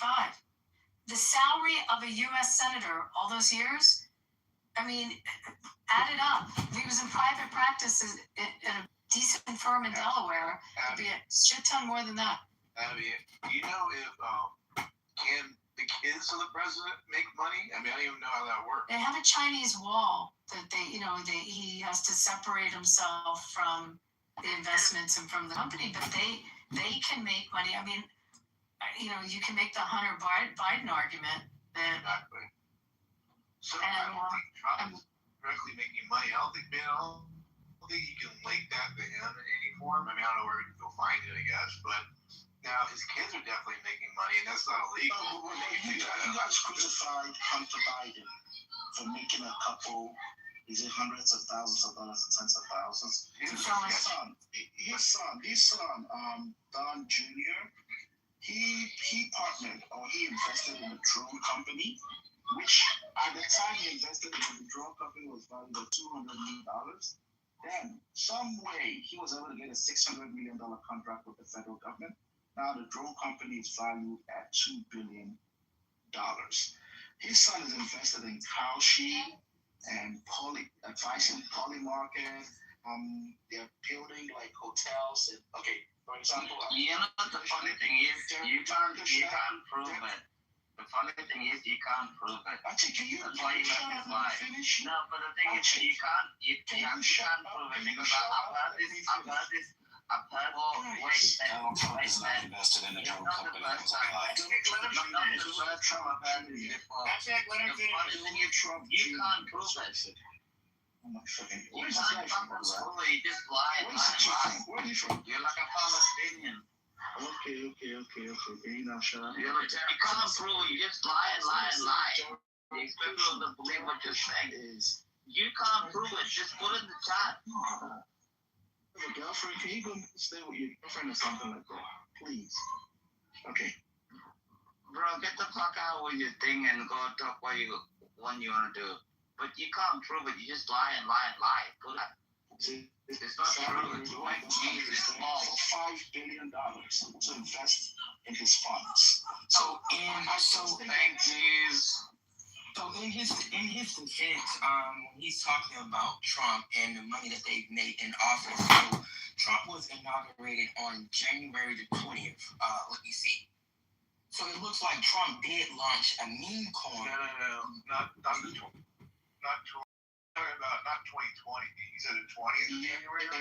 January 20th. Yeah, 21st. Oh, so what he's saying about as far as Trump family making like a shitload of money. So Trump did launch a meme coin a few days right before he took office, and most of that money went to, I think he may have some stake, or his family may own the World Liberty Financial Group. So that meme sold over 550 tokens. So when you're looking at those similarities and you're looking at all of this shit as like, and it's totally fine for them to make money. But if Joe Biden got in office, if that's owned by the UAE, by the way. Jesus, no, can you guys have this guy just keep quiet? No, because you guys just keep lying, bro. You just keep lying. So if Obama or Joe Biden would have gotten in office and promoted a meme coin or a Bitcoin that was sold through their financial group, it would have been a problem. But Trump didn't do that. Trump never advertised it. Never happened. Trump never got one time did anything with it. That's the difference. We're saying other people can do it. Other people on his behalf. That's the point. Otherwise, you're right. You'd be probably in big trouble. You can't just sit there going, "Oh, I got this meme coin. Everybody buy it at the your press conference." You can't be doing that, So on the drone thing that he was talking about, his son bought in into late 2024. He does sit on the board. They had defense contracts prior, and afterwards he had to remove himself from negotiations for procurements of any contracts with the defense companies. So that's where it's at. So they had to go in and bid and try to get it with negotiations without Donald Trump Jr. being involved. And people can say, well, he still gets the influence because he's there. Well, okay, let's see it. Hey, I'm all with everybody. I didn't think Christy Noem should have been paying herself to be in the damn DHS ad. I get it. People pay themselves all the time for being stuff like that. But in my opinion, there was things she did I didn't agree with. You don't give it to somebody just because you worked with them. You're helping a startup company that you worked with before because you worked with them in South Dakota. You say, okay, well, I'd love to, but you got to be there. I'm not going to give you their price, but you got to be cheaper than them. Then I would have been fine with it. The fact that she paid more to a company that she worked with, I was completely against that. Some of it. If this company did that, then so be it. Some has to be put in perspective too. Like some of the resort developments, in Saudi, there's 35 hotels going in one like of their master plan cities alone, and there's like every major hotel chain and developers going in doing golf courses and doing different resort developments from Ritz-Carlton and Hilton and like some of the companies out of big European hotel chains, the Four Seasons Peninsula, and just go through them. So for him to do a resort project there where many companies are going in, like everyone wants to single it out. Oh my God, they're doing business in the KSA, but so is everybody else. So at what point does his hotel company that his kids run have to not do business around the world because every country they work in could be construed that he has a relationship with them? I mean, it's just. Yeah. I mean, in an ideal world, I agree. I don't think any family should be profiting at this point. They're there to serve at the pleasure of the people, really. At this point, I agree, but the whole family isn't there to serve, but I don't think that they should be allowed to invest into certain things. Once you're in, once they're there, let's just say once Donald Trump is elected, they should.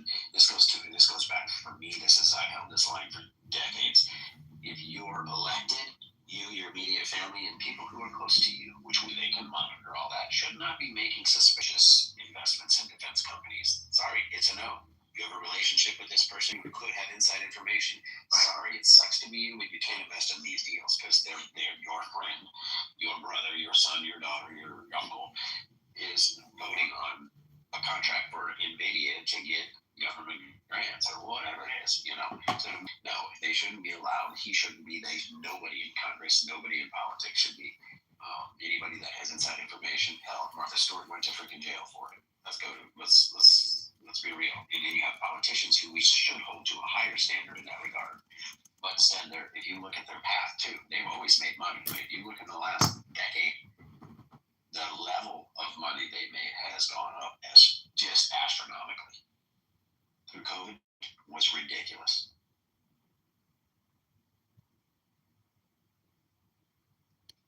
And I'm not saying one person is across the board. So another question here, because I gotta go put my kids to sleep soon, to bed, to sleep. Do you think Trump's priorities, like these days, are what he actually campaigned on? Because a lot of times I see him talking about his ballroom, the arch he wants to build, like doing all the whole not America first, but every other country first. What else? He's not focusing on the grocery prices or inflation or everything he promised he was gonna do. Do you think his priorities today reflect what he campaigned on? I believe he's the same as every president before. You have teams that are dealing with all of that. I love when these guys go on, and this Scott Sadler, he was just destroyed. I don't remember who it was. Was it MSNBC? I remember the gal's face. I don't remember her name, but she tried catching him on something, and he just leveled her with the facts. And it's just like they got people working on all of that. We know they're going to take a short-term hit in these things, but you got to look at it. You keep letting the bad guy keep building a force, they become more of a problem. So you take the lump in the short run. But damn it, I'll tell you what we need to do is keep liquid natural gas going. Why are we not using it? It's clean energy, way cleaner than coal, way cleaner than oil. We would be the freaking world #1 exporter of it. We import it. You drive through the Midwest and you literally see towers out in the fields burning 24 hours a day, 7 days a week, 365 days a year, just burning it. That's how much we got. Now, look at the infrastructure of building it. How many jobs can we create? Hell of a lot of jobs. How much for people if they invest in the infrastructure? That's where you invest first. Later you invest in the gas, but you invest in the infrastructure building of it because that's where all the money goes in. We could literally have so much cash. They went down and asked the people, because where we export it, they said, well, wait, they say it's, or we import it. They said, well, why can't we export it? They say it's dangerous. What's the difference in the process? The guy looked at the person on the camera and goes, the way you turn the valve. They go, yeah, but why is it more dangerous? It's not. He says the valve turns. You flow that way or you flow this way. The process is exactly the same. So that was a BS claim. Why has not one single president? Now, I'm going to say this. Trump said he was going to open it up, and he didn't. Why? Why are they holding back natural gas? Big oil? Probably. Or is there another reason? They want to get their mitts into it. But the bottom line is natural gas should be flowing. We should be exporting natural gas to everywhere around the world.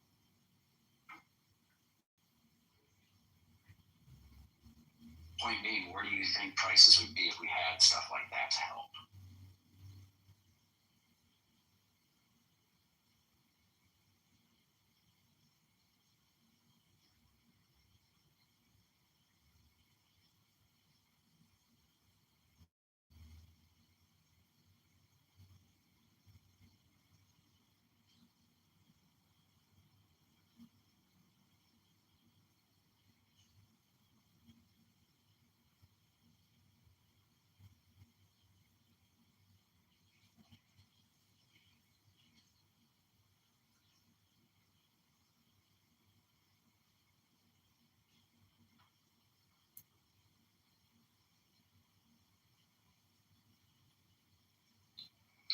Who did you ask that question? I don't think anybody even Sorry, what was that? I didn't hear you.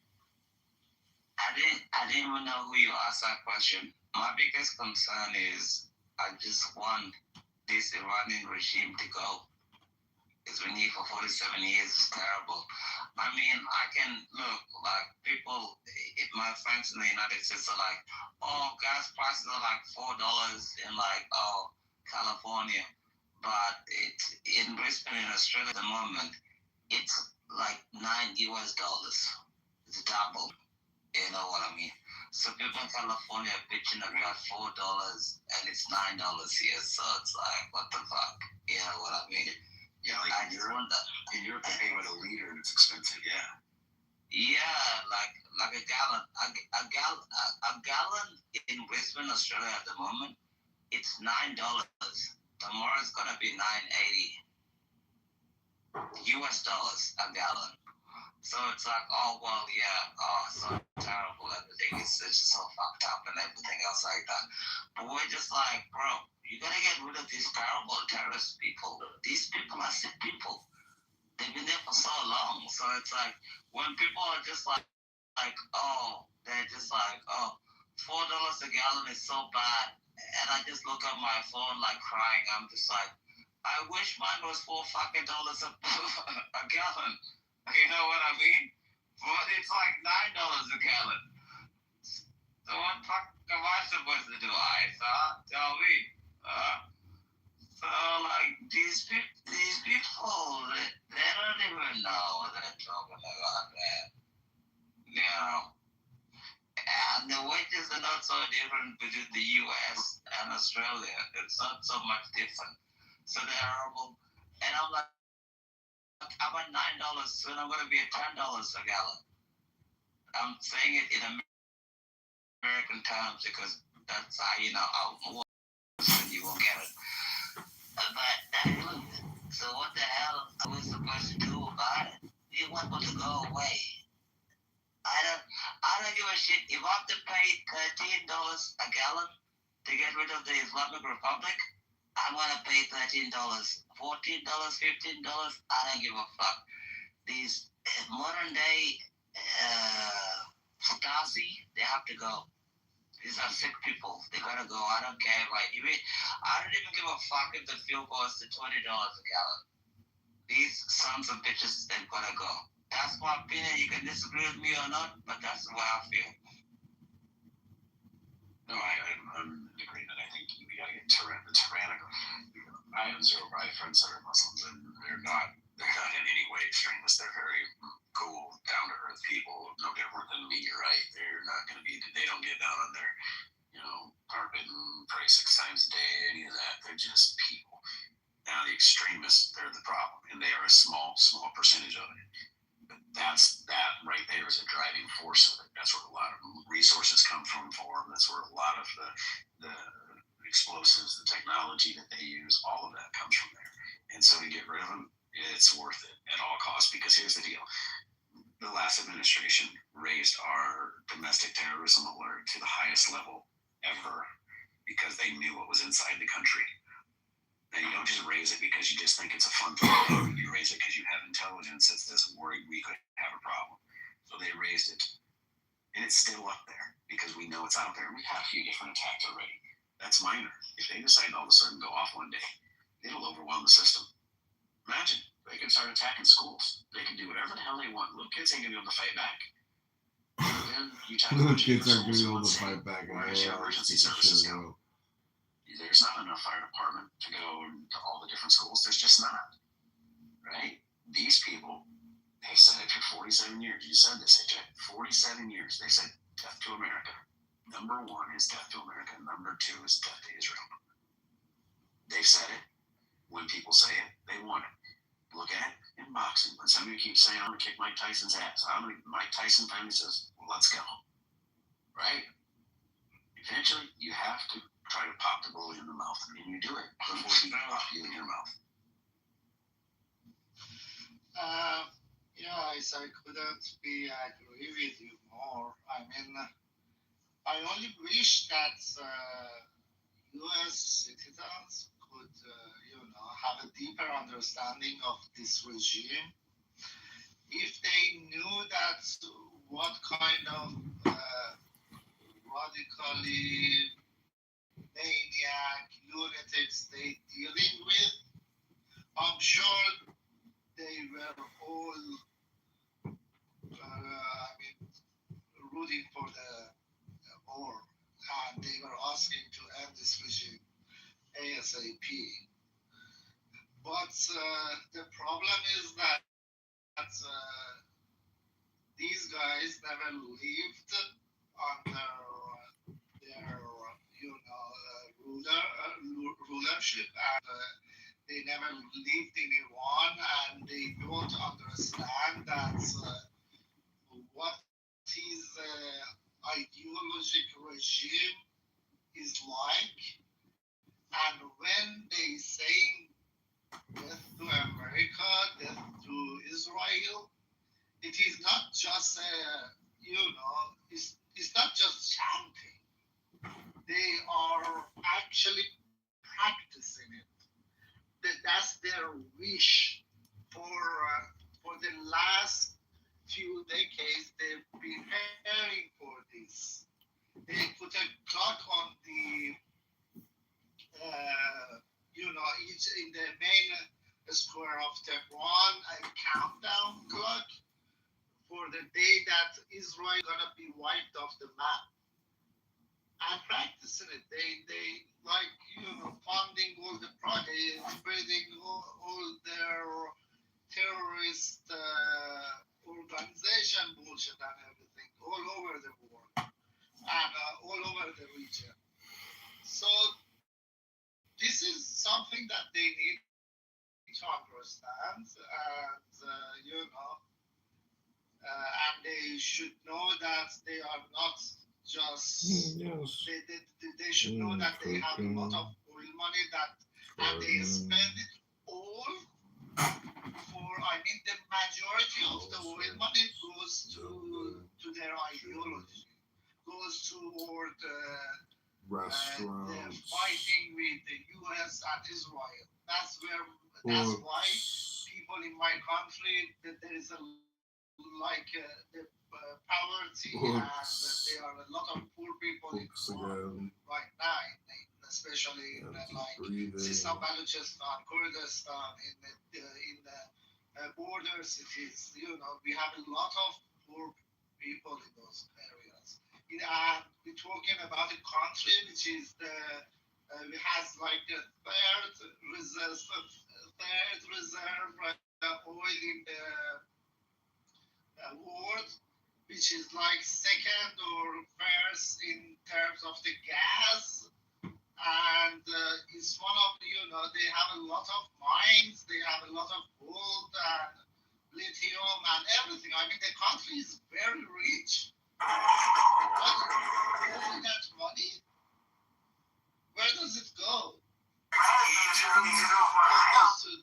For the good of Iranian people, it all goes to what they dream is. What is this radical, lunatic IRGC and the regime ideology? That's where all the money goes to. Ideology. They care about their own people. They are recruiting kids right now. They're recruiting 12 years old for IRGCs so they can be in the streets. And if there was a boots on the ground or a ground invasion, they can, use them to fight against US. Or even if there was like a call for Iranian people to come to the streets, they can use those kids to shoot people. This is what the world is dealing with. But unfortunately, what I see is that a lot of Americans have no idea.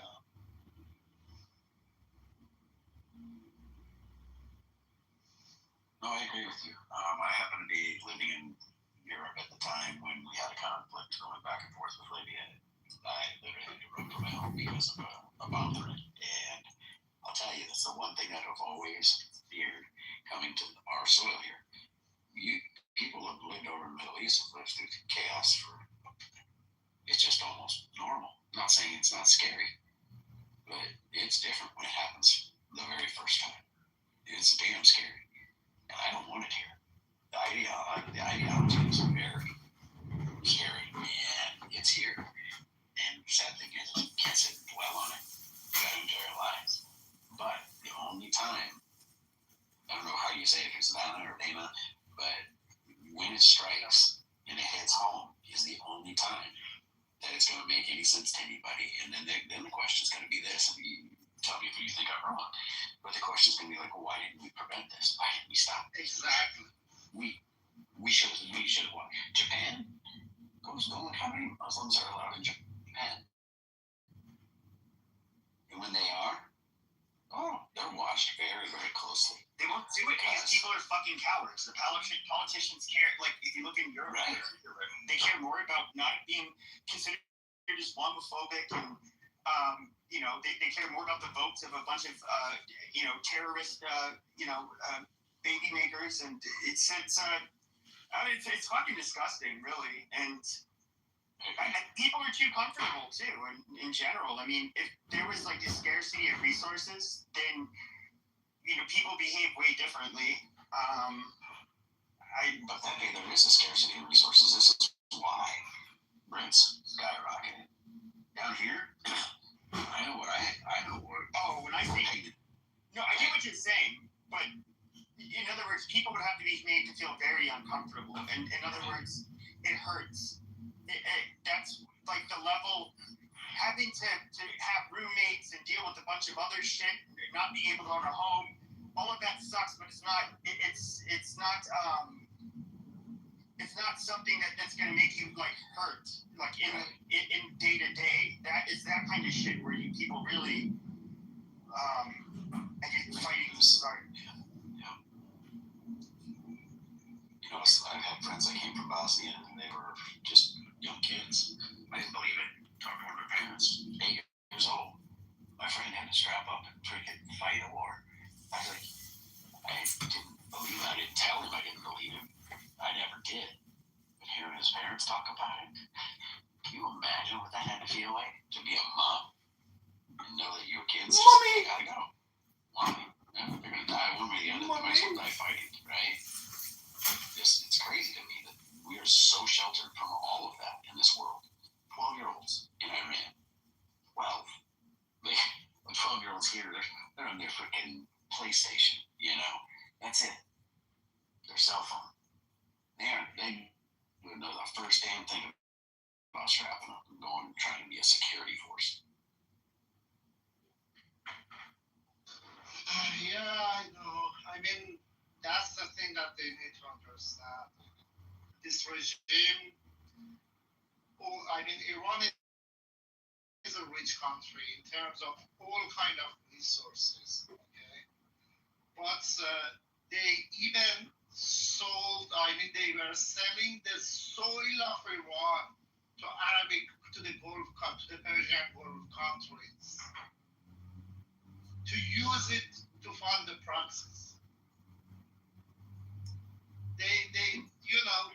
All the resources in the country, they look at it as a source of funds for the proxies and for the fight against the U.S. and Israel. That's the way they look at Iran. That's why whenever I speak, I say the regime, Iran is an occupied country. The Islamic regime occupied Iran and took the Iranian as hostages.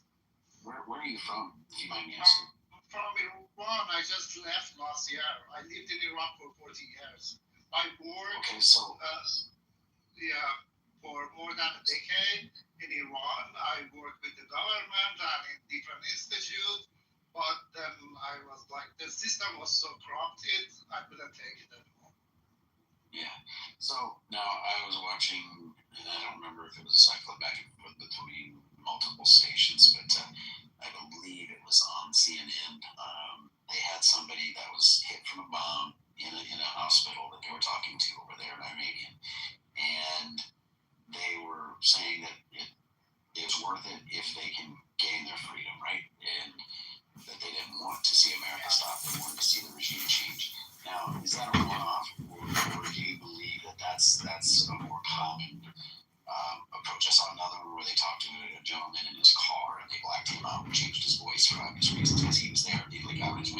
could see where they were striking, and so it wasn't like BS. He's like, no, I'm right. But one offer is that That's cool. I mean, my own brother is in Iran, and he told me that every time that we hear the bombs and stuff, it's very scary at first, but then after a few seconds, they start like cheering, like, oh, thanks God, one more motherfucker is gone. That's the way they look at it, because they are attacking IRGC bases and the checkpoints and stuff like that. So when they hear those sounds and stuff, they at first, of course, it's a natural, human behavior that, be scared. They are the same as well. But then after like a few seconds, he told me like every single time after a few seconds, we are chanting, we are cheering, and we are happy that, okay, thanks God, the war is not stopped, and they still hitting these bastards. That's the thing. I mean, my wife's brother also, he lives in Tehran. He says the same thing. I spoke with a couple of friends back home. They have the same, idea as well. They also had the same thing. So most of the people that I speak to in Iran, they are, cheering for the war, and they are hoping that this war will, have a. I mean, at the end, they're hoping that it will result in toppling the regime, and they don't have to be dealing with this IRGC and Islamic regime anymore. So that's their hope. That's everyone. That's the majority of Iranian people's hope right now. Yeah, I spoke with a gentleman, but he was a linguist for the Marines in Iraq, and I just asked him a couple honest questions. I said, I don't want any politics. I'm not going to tell you which side I feel. I just want to know your opinion as in Iraqi, what you thought. They loved it. They loved that we came in. They wish we would have never left the first time. And they have family members that got killed because they came out and celebrated. Now, their relatives, he said, didn't get hung in the streets like some of them did. But he said one of their family members said that they all came out to cheer as American troops rolled through, and some of their friends were hung from light posts. When they came back, the forces saw it, and he's like, no, it was true. But for him, it took 7 years. I want to say it's like 5 or 7 years to get him and his family out. And it was another friend who broke him down to me and said, oh, next time you see him, ask him about his dad. His dad evidently was the one who told us he's in that foxhole over there. So he said for all of those years, they feared they would find out and kill because they would kill the entire family, because there were still people there who were part of that regime who were held allegiance with him. So they feared for that until they finally got him out. And they said that it was because they had to verify this. These guys told you where this man was. Get him out. I don't care if you got to send him to get him out. It's better than being there, But just to me, it's amazing that we can use these people for the positions we do, and then we don't get them out when we need to. We leave. Yeah, I mean, we have the same situation in Iran right now as well. As I told you, the internet is cut off for more than 30. Since the first day of the war, they cut off the internet, and it's been more than 30 days that the internet's been cut off. What kind of what kind of government does that to its own people in the middle of the war, when they need to get the alerts, when they need to, know what's going on around them? They fucking cut off the internet to their own people, so they have no idea. I mean, For example, if you go to the older generation, like my parents or those one who, because the young generation right now, I mean, it's very hard. It's either they have to pay for a very overpriced and expensive VPNs that they use to, bypass the filtering in Iran for the internet. So very few people, I mean, the minority of people they have access to internet right now. But the majority of them, which I say more than, I think even in Netflix, you can see the stats. So only 1% of Iranian have access to internet. 1%.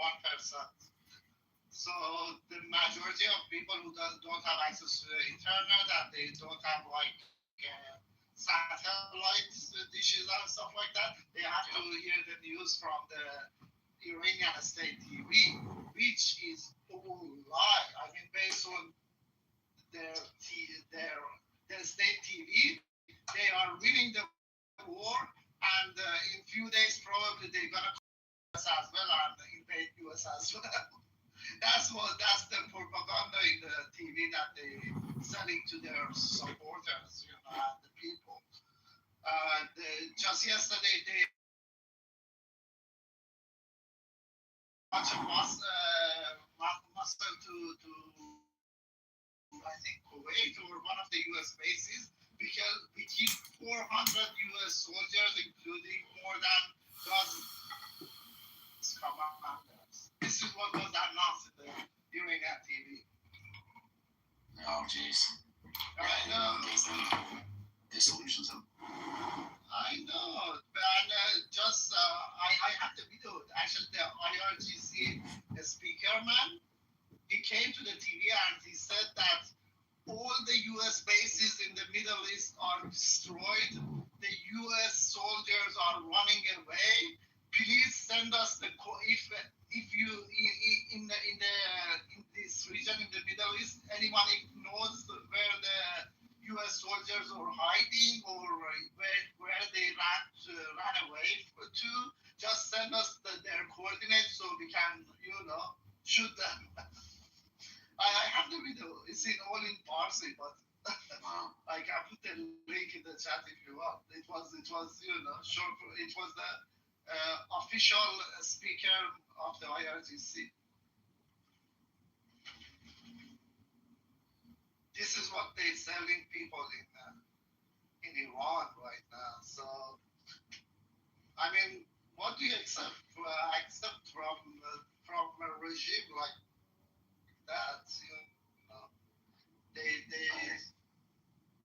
terrorists. What can I say? They are not human. But yeah, we have people in this country who believe that regime over ours. So Dana, where are you? Are you Persian? I am, yes. Oh, okay. Yes, I'm from Iran. I lived in Iran for 40 years. Cool.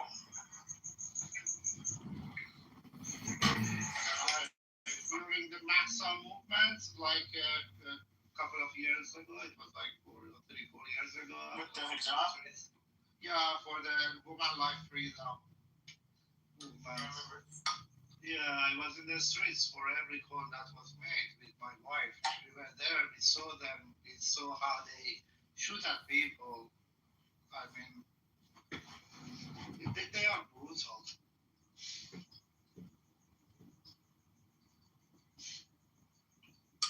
Do you think that I saw? I can't tell if it's propaganda or not, but I did see it like these a bunch of Chechens are supposedly like gonna help. They're gonna fight for Iran, and they're gonna, I guess, like going there. I don't know if that's true. I heard that, but what I heard was that they said we are willing to come, but we have no confirmation that they've been deployed. So, but I know that from Iraq, around like 200K Hashdu Sha'bi, they came already to Iran like a couple of days ago, and I think Israel also attacked their camp as well in Iran. So I hope they are all dead.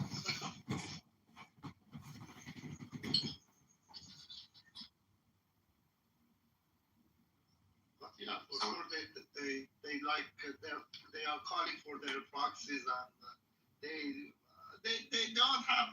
That's the problem, 11 years old kid was killed in one of the strikes that was made in the checkpoints, and her mom was was very pissed off, and of course she was crying and shouting that because of the shortage of the man, the dad took the son, 11-year-old old son, to the checkpoint to help them. You see. Okay, Ian.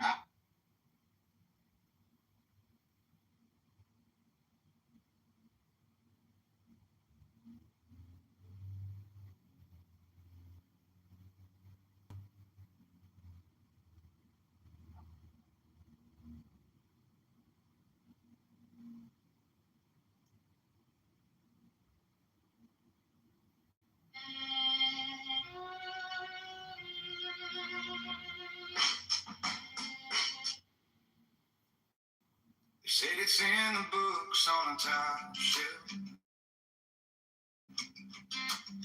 hidden in the goals of the star.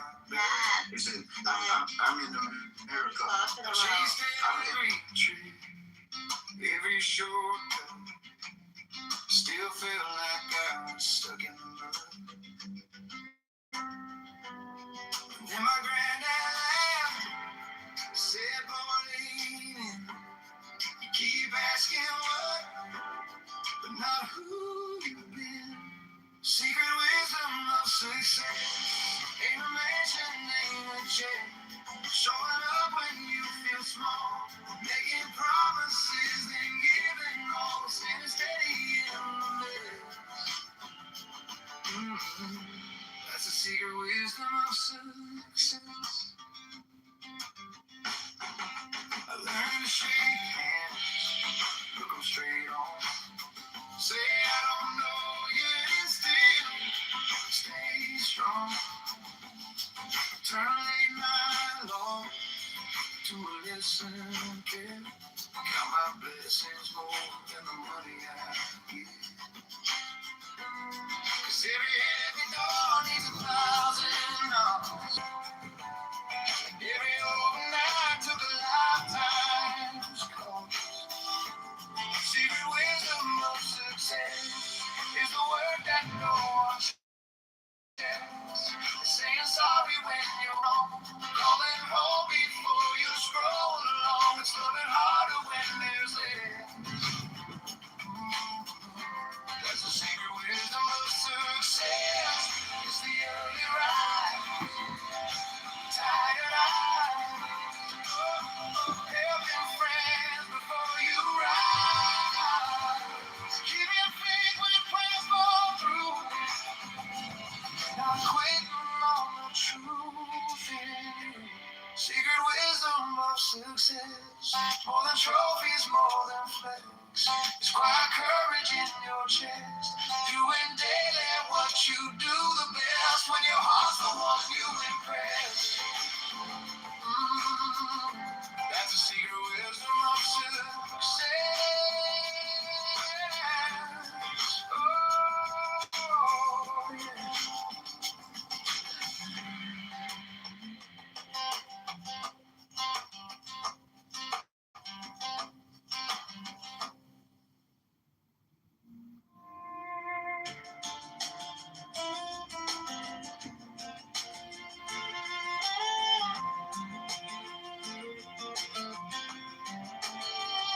Said it's in the books on the top shelf, hidden in the cold to the stock bell.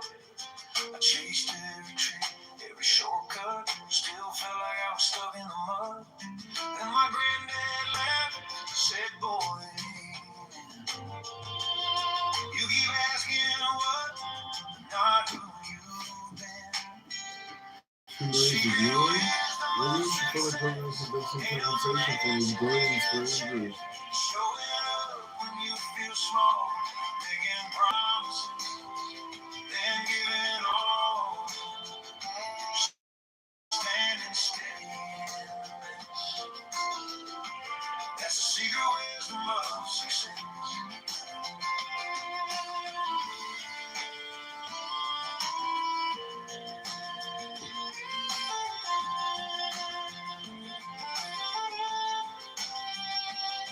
I learned to shake hands, look them straight on, say I don't know yet, but still stay strong. Turn a late night loss to a lessons more than the money I get. 'Cause every heavy door needs 1,000 knocks,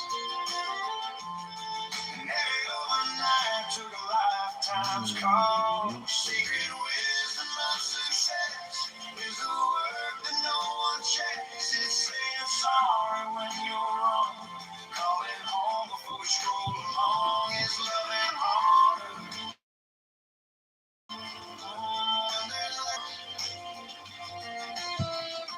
That's the secret wisdom of success.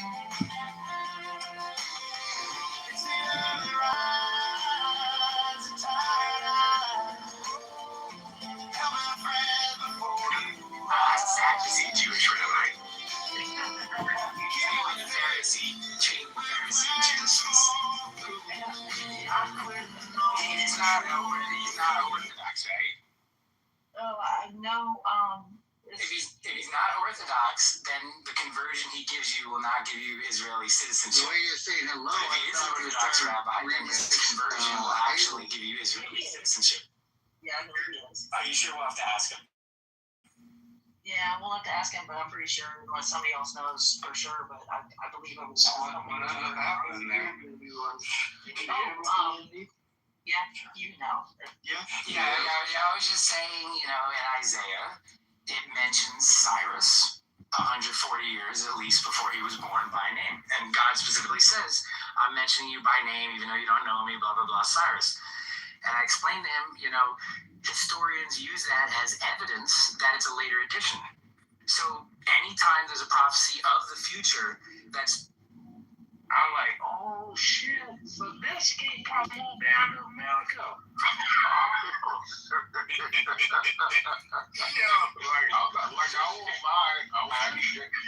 North, a lot of the Nigerians who came over did become like gangster disciples. Yeah, be in the game, bro. Yeah, a lot of them. But it wasn't like, because anybody who knows. All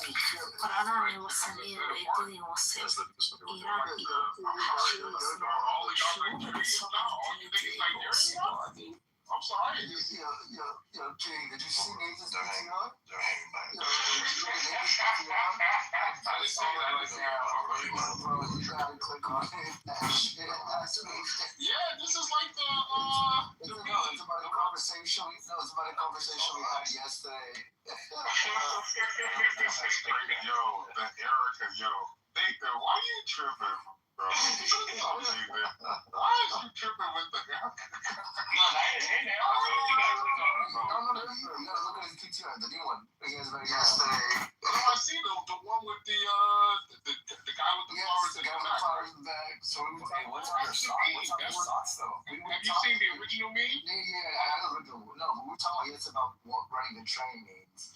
All right, because he is the lion. Nathan, Louis, myself, we all did the lion. Right, Nathan? That's what you were referring to, right? No. We had a whole separate conversation.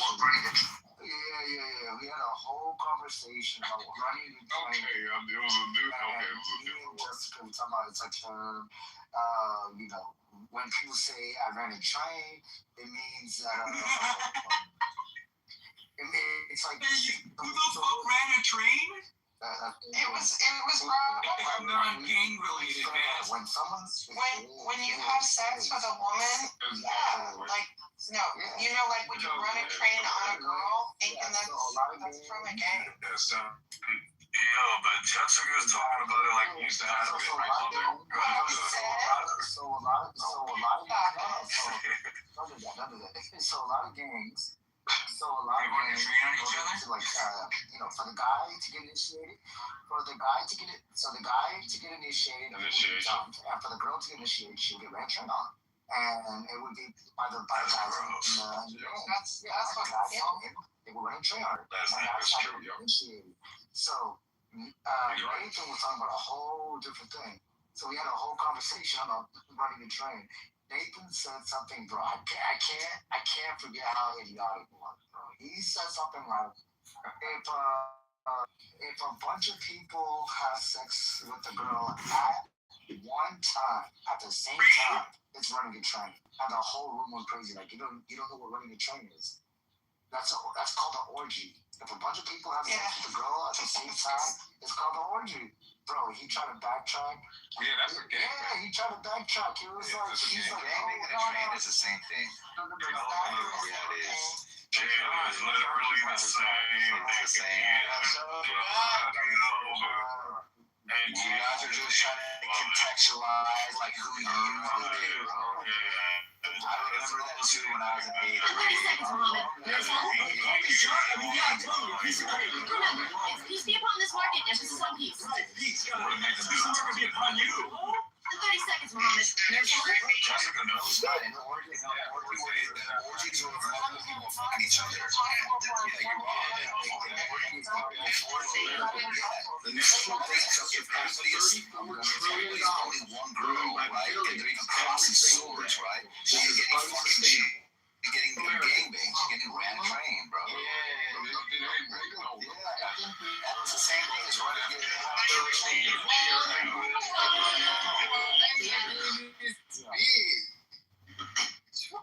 I think Nathan's PTR. So the reason why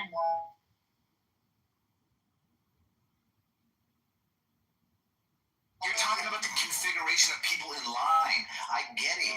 But at the end of the day, that's still a gangbang, dude. Gangbang is a broad term. The gangbang is the broad term. The train is the sub. Yo. They're talking about trains, Hey. No. That's not true. I mean, I do use the term train for sure. I would accept. I accept how Mike makes the distinction, but as long as there is a distinction, because trains are one after the other, as you see in the picture, while gangbang as a term is more. Tonight, on this ice, we are reminded of something simple and powerful. We take care of one another in the city of Chicago. Kitover says the city's long-limit pension debt is gone. He said it's a $3 billion spending. Mayor John Kitover has reached a last-minute agreement with future Chicago Health. basically like. All right, let's get started. Basically, for I mean, trust me.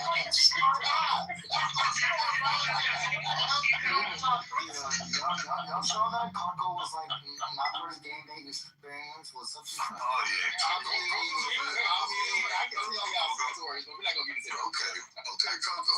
Oh, that laugh at the end says it all. You already know. He had fun. But yeah, it's a distinction all right. None of them, but anyways, so the whole thing was. So which one did you participate in? The difference was that we decided that running the train was one at a time versus an orgy, which is multiple people at the same time. And Nathan couldn't understood the difference. That's what made. Because he's a virgin. Oh. That is bad. It was bad. I mean, in high school, I don't know what high school y'all went to, but I'm not trying to. It's not like something I'm boasting about or whatever. I never went to It's not right, but yeah, it happened a lot in high school. So a lot. There's women, there's girls on my Facebook right now. I'm like, I remember what you used to do. We all remember what the fuck you used to do. So yeah, it happened a lot in high school, like a fucking lot. Like it was bad. So I don't know how y'all was.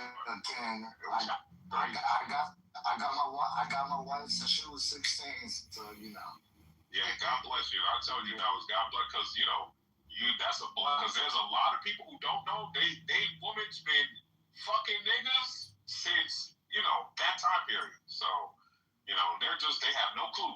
Zero clue. My first experience with that was when I saw this girl. This girl got jumped into a gang in the 7th grade. I was like, God damn. Yeah. And that was fucked up. And I think we were the last generation, Donnie, where that type of initiation happened in Chicago. After my generation, it happened a lot less. Like, it was more about what neighborhood you were from, and then you just were part of that gang. So you didn't have to get initiated, in that way. But it did happen, though. I think we were like the last generation of that still being a.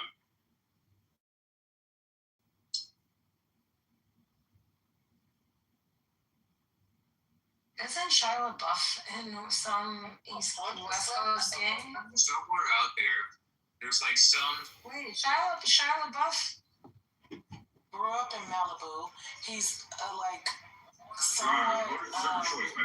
He grew up kind of rich in Malibu with money, so no, he absolutely was not a part of any fucking gang. Even though our school was in South Central, that motherfucker is from Malibu, and he was not in a movie. No, so he did a movie, and he did a movie, and in the interview, he talked about how he was inducted into some. I gotta pull it up. He joined Mexican gang at 36, and there's an actual interview of it. It's he said it at a later age, just something like. He said it in an interview. Some Mexican gang at 36. That guy is a wackadoodle. He's so crazy. I just sent you DM. It's called Vibes. Don't talk to now. I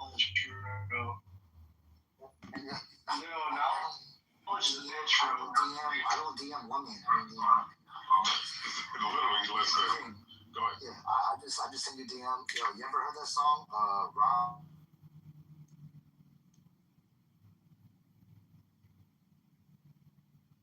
Well, I think that Rio's point is that, now the Jews that are interpreting the Old Testament, they're doing a very bad job at it. And if you look at what Jesus says, he's actually correcting everything that they're reading in the Old Testament, right? He's constantly, you've heard it said this, but I say that. He's not actually contradicting the Old Testament. He's actually showing the way they're reading it is entirely wrong. Yeah, a large part of the Pharisees had like their oral law or like their own made up explanations of like the Torah, which like were like rejected by the Christians, and it became later known as like the Mishnah. But even then, like there are some agreements with Midrash, like Jewish interpretation of scriptures, and Paul. Like John Kitover has reached a last-minute agreement such as when he says that John grace oppose Moses, which comes from Pharisaic tradition. And like how in Romans 10, like Paul uses like typology, like by quoting. Do you know what else the Book of Joshua says? What is it? It says that Pharaoh never died. That Pharaoh repented and he was not actually flooded. Now read the text carefully. Does it say anywhere that Pharaoh actually died in the Red Sea? Oh. It's pretty interesting, Yeah, my point is that like Paul even borrows some like Jewish traditions of exegesis that is paralleled in like the Midrash. So I would say that Judaism definitely has falseness to it, but I think that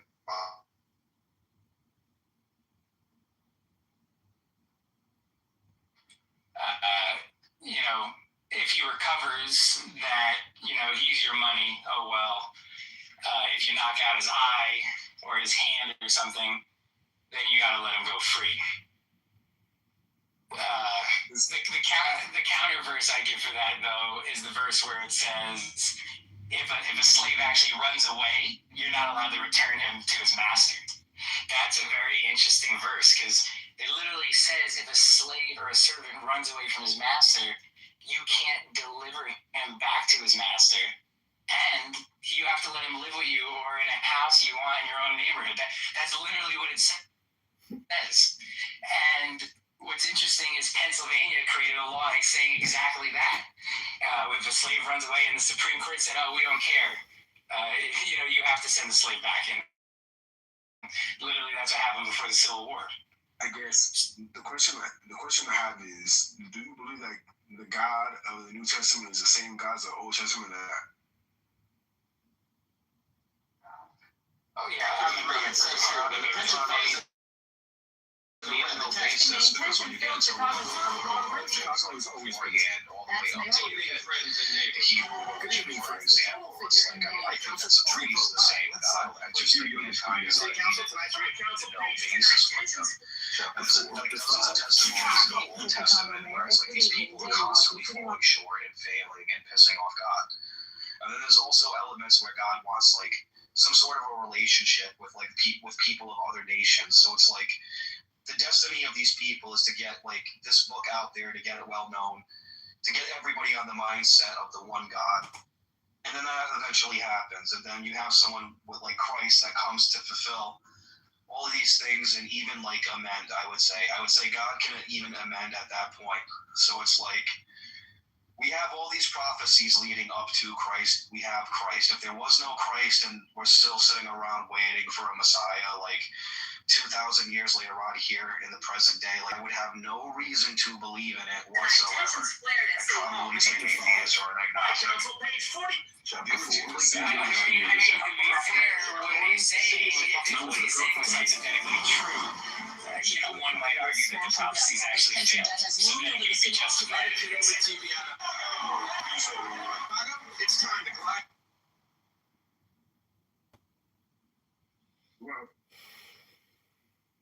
Well, real quick, right? Did Jesus say, I was only sent but to the lost sheep of Israel?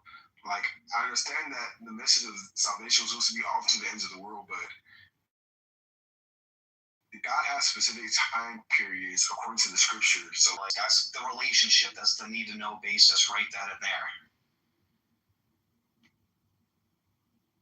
Right. Some of my favorite laws in the Old Testament, I noticed that all my favorite laws in the Old Testament, the Jews have created convoluted ways to get rid of it.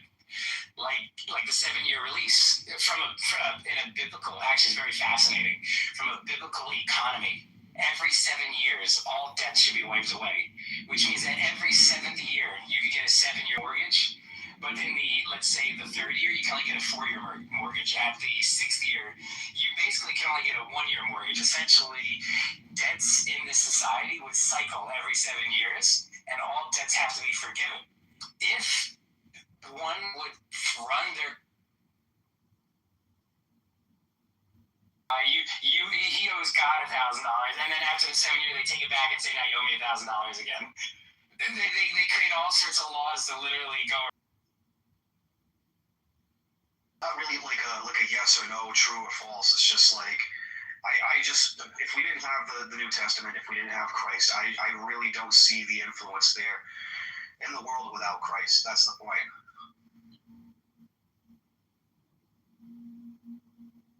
If we did away with Christianity altogether, like what are you gonna what's the prophecies would have failed, right?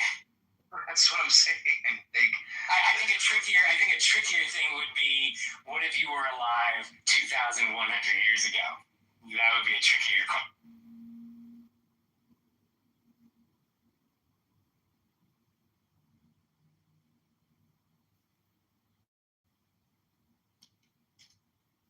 Yeah, like a lot of your talking points, Crush should definitely join the house and make a stop by every so often.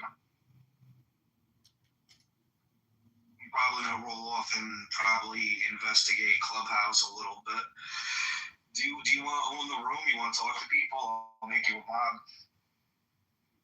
Yeah, I'll say I might have to go in a couple of minutes, but I'll try to stay.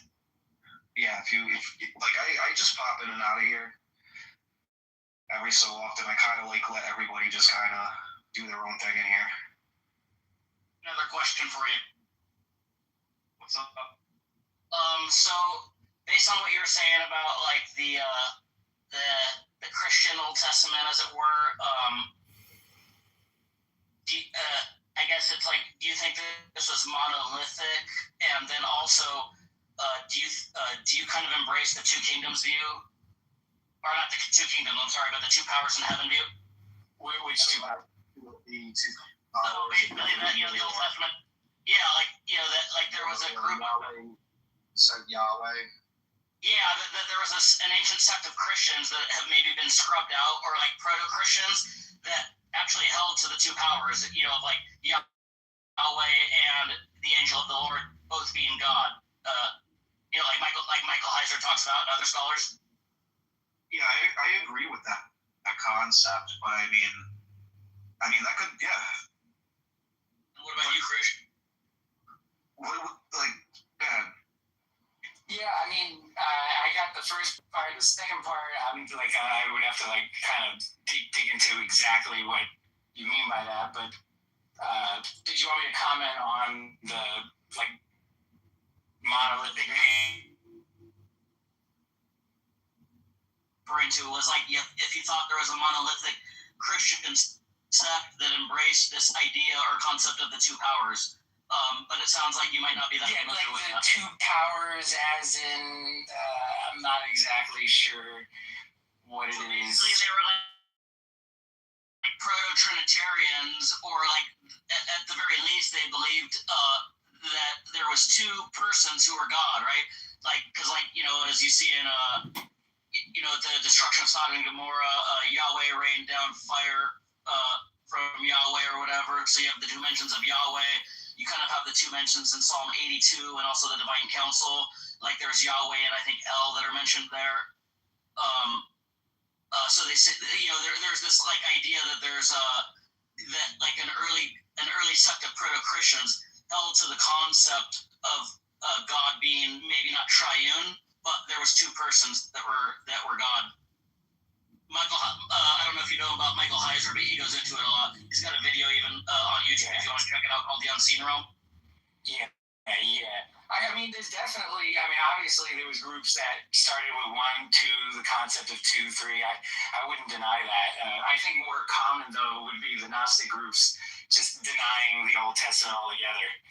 In terms of groups that wanted to fracture off. I think those were the most common ones.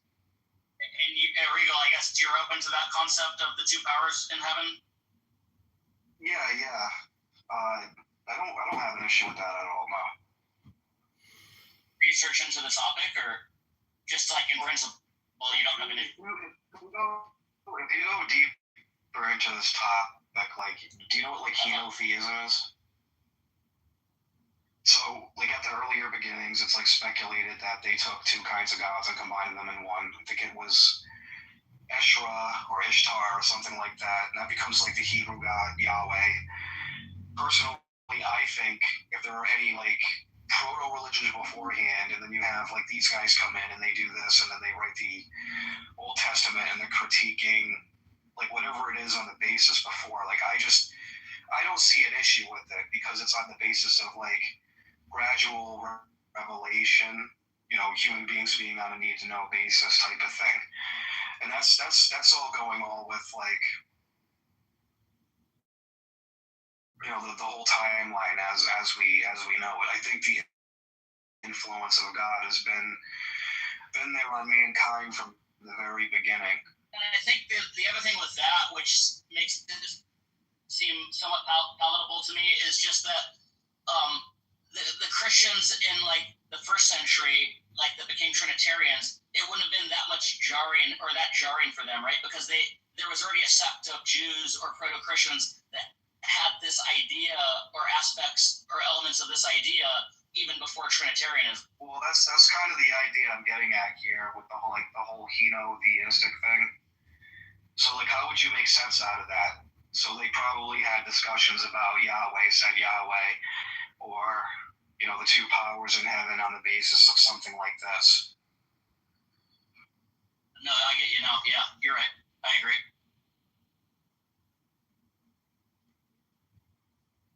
I mean, isn't the logos or the word, isn't there already a discussion of that? I mean, it was a pre-Socratic concept as well, right? I think with like Heraclitus, he said all things were because of the logos. But then what is the Hebrew? What the heck is the Hebrew word for word?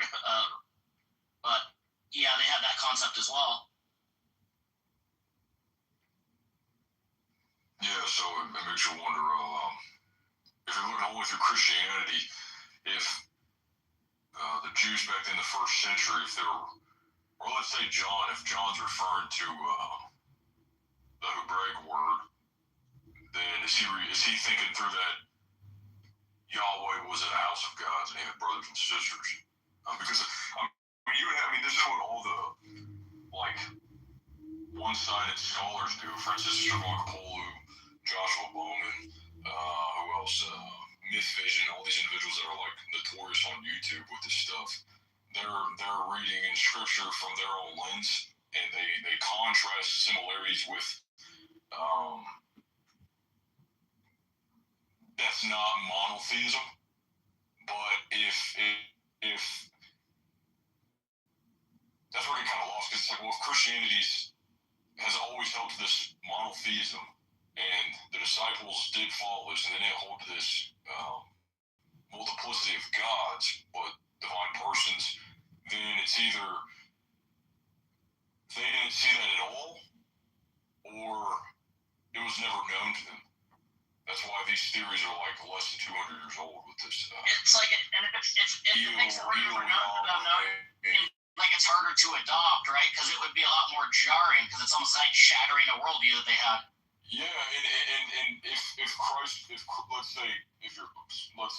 to steelman the atheist, or whoever uses this argument. Let's say Christ was real and he claimed to be the Son of God. Well, if that was true, and there's historical evidence for that, then is Christ referring to him being the son of Il? Because he's claiming to be Yahweh in the Old Testament, but at the same time, if he's the Son of God in the sense of the anthropomorphic Yahweh that has a dad that's Il, then that wouldn't make any sense. Because that's saying he's the son of Yahweh and Il. Because we believe that Il and Yahweh are the same deity. The little scholars don't see that though, but I understand where they derive it from, because it really is true. It's either they didn't know it or they never believed it. It says here, when the pension comes in the red, the taxpayers turn red. The Israelite fall. Like for Sister Sherlock-Polu, she thinks Yahweh has a body, right? Just because he's walking in the garden, she doesn't know it's Christ, for example. I need to look over my Substack real quick. I kind of delve into this for 2 days because it bothers me. It kind of bothers me sometimes. Because I'm like, damn, what if that's accurate though? What if it is a remolding of this ancient religion where they slowly morphed all these different vases or this different mold, and they turn it into one mold. There's all these different molds, and they turn it into one mold. It scares the hell out of me. When it's a newer theory, there's more justification for singular deity with Christianity and with Judaism than this Hold on, he asked me. He's taking over your role. So I would say this. Look, here's the problem. So you've seen certain problems, like whether it was Vietnam. Could we defeat Iran if we wanted to? Obviously, but that would mean you have to end get a lot of Americans. There'll be some casualties. It'll cost a lot of money. Is that going to be popular whatsoever? No. What we've done so far is very unpopular in America. And so we are not going to. Are we going to go in there? Are we going to go in there and stomp them full force? No, we can't. Squiggly lines, are you rooting for America? Actually, it's because the Americans themselves, they don't want to fight. Did I say a They million? don't want war. What the fuck? Squiggly lines, are you rooting for America or not? I have the right to. No, I was asking the guy who was just speaking. It was his turn. Why you are We were asking squiggly Arabic line guy. Give me, if he's rooting for America. man, give me a moderator. I will. Oh yeah, you'll kick me and then I'll be gone forever, right, man? I will not kick you. Okay, hold on. I will stop you too. Ilya hasn't spoken yet. Yeah, let him talk. Go ahead. Yeah, like I didn't say anything, and he started. Oh my God, your mother's from Moldova. What the fuck? Like he's cursing. Yeah, no, his mom is a dirty sharmuta. Yeah. Liam, talk about his view. Yeah, she fucked him in the last. Oh no, come on. All right, that's enough. Are you not to say you gotta let her finish. Everyone will hate you. Do you clutch start a camel to go to your neighbor's house or something? I don't know. Where from, Liam? You're lab. Do you know what the meaning of lab? You're lab. Just saying a stippy is You're a lab. bomb on your Big gate. lab. Big lab. Yeah, I used to put my ball stack on your people. Shukala, Mashallah, Habibi. Quiet. Amelia, go ahead. Yeah, I said that like Americans, they do not go to war because they are against what is happening right now. So that's why that there is no Americans fighting Iranian right now. Like it's all about nationalism. Shut up. William? No. Who's against the war? Fuck. Yeah, because like most of the American citizens. No, hold on. Let her speak. Shut the fuck up. What the fuck? Like yeah, but most of the Americans they are against the war right now. They are not Trump. Like they are not with Trump. 9 million people. 9 million people protest. Yeah, like you are. But what she's saying is correct. If you look at the polling, it's like there's a 20. I think it's like 23% approval rating for the war in Iran. I'm talking about people across the aisle. So it is unpopular.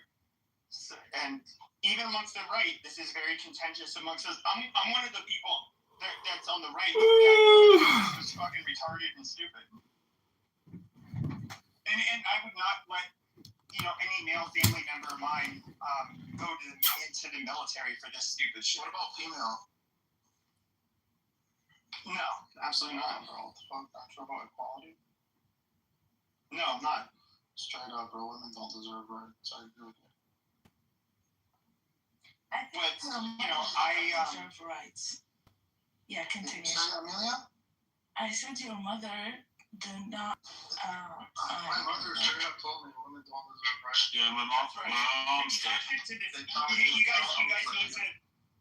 So. Okay, Liam. Yeah, like Where are you from, Liam? You asked her and she. I do want to let the Muslims in the room know that I am. I personally am a crusader. I do think we should take back all of the lands, whether that includes our holy lands, Which lands? Israel. Google lines Because all of the lands. So all of shut up. Okay, over. If you're gonna, I want to take over. Hold on, guys. Chill out. So I personally. Enough. Bad. Tell us about with that comes. I want to take over North Africa.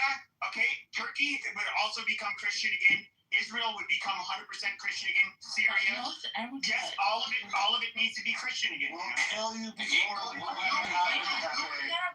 You can have billions of us. And you should And you should give the America to the native people again also. If you want to take over the Jews again, you want to give them. Exactly. Give Yes. them No. I'm going to give it to them. I'm going to give it to them. You want to give it to them? Okay. Give it Yes, to them. in the form of a slave colony. Yes, absolutely. You will give their land to them? Yes, we're going to give the entire They'll be Middle East slaves to back to our them. own. Okay, come to Egypt and if you come to Egypt, I promise you, we will give you the land. No, you won't. You will. We will give it to you. Come on.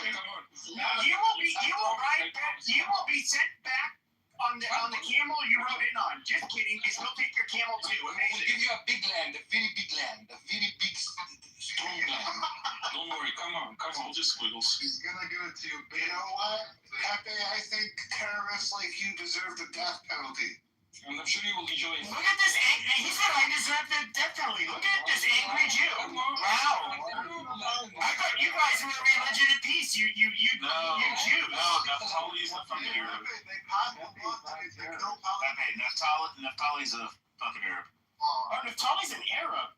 Why are you dick sucking for the Jews? Really, Arab? What's going on? No, he's cutting a watermelon. You don't get it. He's just trolling. Watermelon. He's got 29 friends. He's cutting a watermelon. Welcome back to The biggest problem that we have, hold on everybody, the biggest problem we have, okay, is that there are demonic people, evil people, non-believers, people, okay, you're going to have to go down if you do that one more time. So please don't do it. So we have, I'm trying to do the Lord's work here. And so do we have people that have lost their way? The only way we're going to have peace on this earth is for everybody to be Christian and accept Jesus as their Lord and Savior. If you're unwilling to do that, well then I cannot save your sorry ass whatsoever.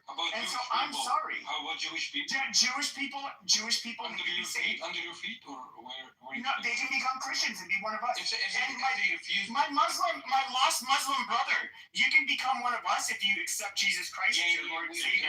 we all accept if Jewish And we will subjugate you. Shut up. If Jewish people refuse to be Christian, what will you do with them? Well, I can't, unfortunately I can't answer that right now. You should answer. You are the Lord now. You said you are the Lord. I'm not the Lord. How dare you? How dare you? That is blasphemy. Like, how dare you? No, I'm just like joking. If you have the control of the land and you take over the land and you have all the people, it's not some Jewish people. Shut up. The RDC is following some Jewish people. Jews will need to accept Jesus Christ to be with the church. Jewish people. Some Jewish. No, all of them need to accept Jesus Christ. All of them. Okay, if you had to choose one or the other, Muslims or the Jews? Well, hold on. And look, what I want to do is I want to go to Iran. All of those mullahs. I volunteer to do this. I'm going to shave all of their beards. I'm going to make them nice, well-groomed Christian men, and we are going to make them. Like Christian have beards. Some of them do. Some of them do. You're nuns. Okay, you are welcome. Come to the Egypt. We're going to do the same thing to the You are Syrians. welcome. Just take like. It needs to be a Coptic empire. Book a ticket and come and do whatever you want. We're gonna welcome you, baby. Habibi come to Egypt. Yeah. Christian, this is proof that Jesus Christ is King and that our religion is the true religion. Since the time of Jesus, we have dominated every other group of people because what we do is holy. We have dominated the Muslims. We've dominated the Jews. We've dominated everybody. The Jews dominate you, Pepe. We will welcome you, and you can do whatever you want. Dominate Christians all day. You know, Christian people in Egypt will welcome you so much. Oh, of course they would. So much. Unfortunately, the Jews in Israel, when they turn that Star of David into a nice cross, they're not going to be happy with it, but we're saving them. We're going to have them accept our Lord and Savior, Jesus Christ. People will be happy with you. You know, Have you ever watched the Arabs there's a guy drink the camel pee and bathe in it? Because they need to find Jesus Christ. It's the only reason they drink camel piss. The camel starts pissing, and they put their hands together like they're cupped in water, and then they pour it all over their hair and stuff like that. That's very unholy. Very. Maybe they need an exorcism. Maybe they need to take a trip to the Vatican. I don't know, but we will cure them. Talking about camels. Oh, wait, guys, I want You to guys say drink camel something. piss. Look, You guys great people go to Epstein Island. wait, It says in your son that they drink camel. Amelia, want to talk shit? yes, Liam, if you Yeah, but she's a it's like whore. camels, when it comes to Jesus, knows how much. I love the Arabs. Jesus taught us. Unlike you animals. Oh, Jesus, bro. Jesus. Okay, unlike all of you animals. Hush. Unlike you hush. How much? Unlike all of you. Okay, I gotta mute everybody. Because you animals. Look at this. This is what happened when you don't have Jesus in your life. You don't have control. You can't stop. Now, Jesus, we are all God's children. Jesus wants us to love each other. And I love you people, even though you backwards camel jockey diaper heads don't love us, and even though you tiny hat wearing conniving Hebes don't like us, we're trying to save you. That's all we're trying to do. We're trying to do. Come to Egypt. Yes, absolutely. Israel could slaughter you guys for us, so it's not really a big deal.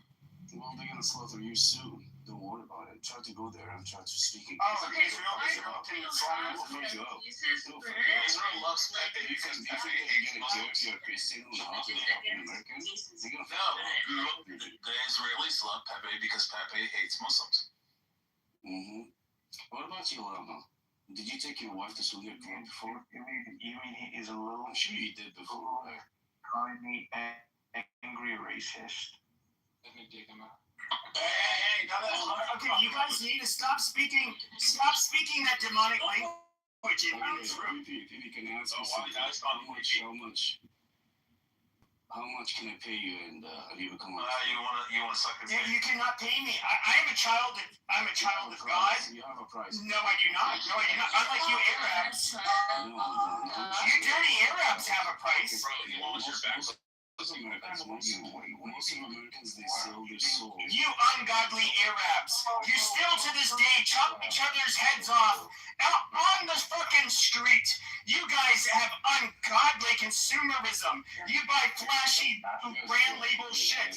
Yeah, you like to show off your sports cars. You can spend the most amount of money on a license plate with the first number. All while acting like you're a pious Muslim. But what you end up doing at the same time is you have exceptions for yourselves where you guys get to do booze, you get to do hookers, you get to shit on the faces of OnlyFans whores. That you guys are the biggest hypocrites in the world. You have a tiny cock, I'm sure of it. That's why you're so angry. I have a much bigger cock than you people. You have a fucking tiny cock, man. Okay, let's sword fight, bitch. Let's sword fight. No. I'm not gonna My dick's a lot bigger than yours, bitch. It was your lady, man. I'm gonna do it with your lady, not you. No, she won't. Why would I fucking do?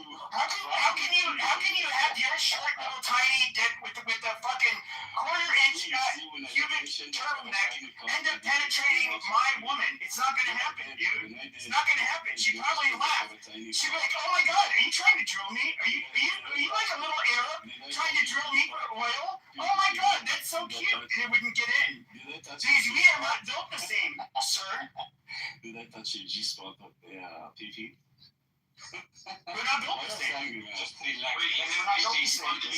You look like very angry. You look like have a weak. Just remember the male G-spot is the prostrate guys. I believe he's jealous of Arabian people. You can't be a He's super angry, Amelia. I'm not sure why. Why he's super angry like that, Amelia? Yeah, but you Egyptians aren't Arabic, so like Eric's what? The women have unibrows naturally. Their women are hairier than from Europe. They're like, what is there to be happy about? You know what's funny is Arab women try to look like European women because European women are obviously a lot more attractive. No. Real dicks, because that's why they fucked up. Ew. If you come to Middle East and if they'll kick your ass, no, we don't accept the Christianity. I know they don't accept Christians, and that's where we invite Pepe into Israel. Yeah, the Crusades were against the Jews and the Muslims.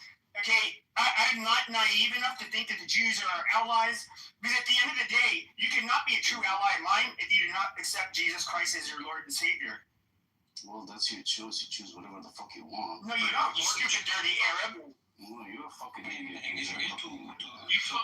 you have a false prophet? Why do you have a false prophet? That is so demonic. That is so disgusting. I'm gonna pay the fucking jizya. You need to accept Jesus Christ. Let me come suck my cock. Accept Jesus Christ as your Lord and Savior, faggot. Come suck my cock. Gonna jizz all over. You can love it. You can love He wants to fucking go, guys. See, look at this Muslim. He's saying gay stuff. He's talking about how a man will like the taste of his cum because he is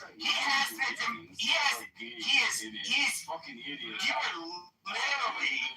are literally demonic. You are demonic. Prophet Muhammad has put demons inside of you, just like he put demon cum stains on Aisha's dress. You filthy fucking diaper head. All it is burning in hell. Didi, where are you Why from? do Arabics fuck? I'm from Arizona. Why do Arabics fuck? Terrible. So now the same being in the same era. Well, I mean, a goat is about just as hairy as an Arab woman, but slightly more attractive. Why wouldn't they fuck over? The overheat in Arizona affected your head so much. They love fucking little Where boys. you live? Phoenix or what? Yeah, I'm from Phoenix. What's up? Well, fuck Phoenix. Oh, you want to fight, bitch? What's up? You fuck Phoenix. What's up, pussy? You gonna come here? You gonna pull up? Fuck you, fuck Oh, you really? Oh, wow. Oh, Oh no, you're gonna fuck me up. Amazing. Send me your address. I'd love to see you pull up, Give me your tough address. guy. Give me your address. What is your address? What is your address, foreigner? 6139. Calling people foreigner and different. I live in Washington State, you idiot. Nobody's fucking afraid of you. Nobody's afraid of you. Yeah, Well, that's fine, because I don't threaten people on the internet. You don't go to their house like a fucking retard. I started doing Arizona because of people like you. All the Arizona, if all the Arizona's residents are just like you, people, then fuck Arizona, man. I fucking hate racism. Fuck you. No, Arizona's largely a lot of Mexicans here, and they're also Catholic. They also take part in the crusade. When did Arabs become a race? How is he racist? Yeah, when did Arabs become a race? Yeah, his ass. When did Arabs become a race, you faggot? How's he a race? He doesn't wash his ass after he shit. Yeah, he doesn't. You guys don't wipe your asses after you shit because Allah forbids it. What the fuck are you talking about? And you know what's really disgusting is that you people. Okay, hold on, diaperhead. What I'm trying to say is that you guys just imagine this. I'm trying to put a picture in people's mind because most of us are ew. We don't have these gross, dirty Arab genes. And so imagine they take a nasty, steamy shit. It smells like, of course they're eating hummus. Yeah, lots of all of this gross shit, falafel, all of that shit, right? They take these steamy shits, and of course it sticks all over their ass hairs because these people are hairy as fuck. That's why they smell. Their breath stinks. Okay, and imagine all of this shit is like caked on their ass hairs. Like these people are disgusting. These people are so unholy. They need to go into a church. They need to wipe their ass with toilet paper, and they need to get on a queue, and they need to accept Jesus Christ as the Lord and Savior. You filthy fucking Muslims. You people are dirty. You people are dirty. You're backwards. You need to find Jesus Christ. No, shut up, you dirty fucking you Mohammedan. Shut your goddamn mouth. Shut your fucking mouth, you dirty Mohammedan. Your last shower was 2 months ago, right? Your last shower was 2 months ago? I smell you, you fucking idiot. No, we smell a lot better than your people. Dude. Where are you from? Drop it. Where are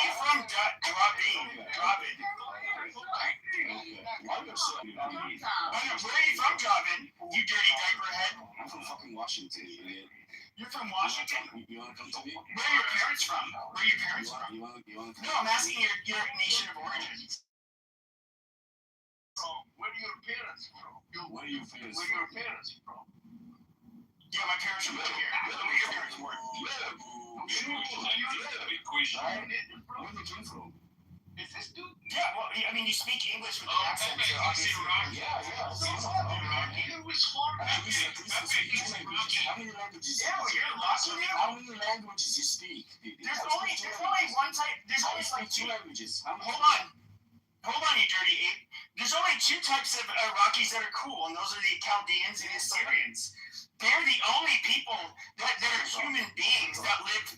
Yeah, all of you dirty Shia and you fucking Sunni Muslims who don't accept Jesus, you guys are filth. You guys are fucking disgusting. That is why the Christian world went into Iraq and we crushed you within days.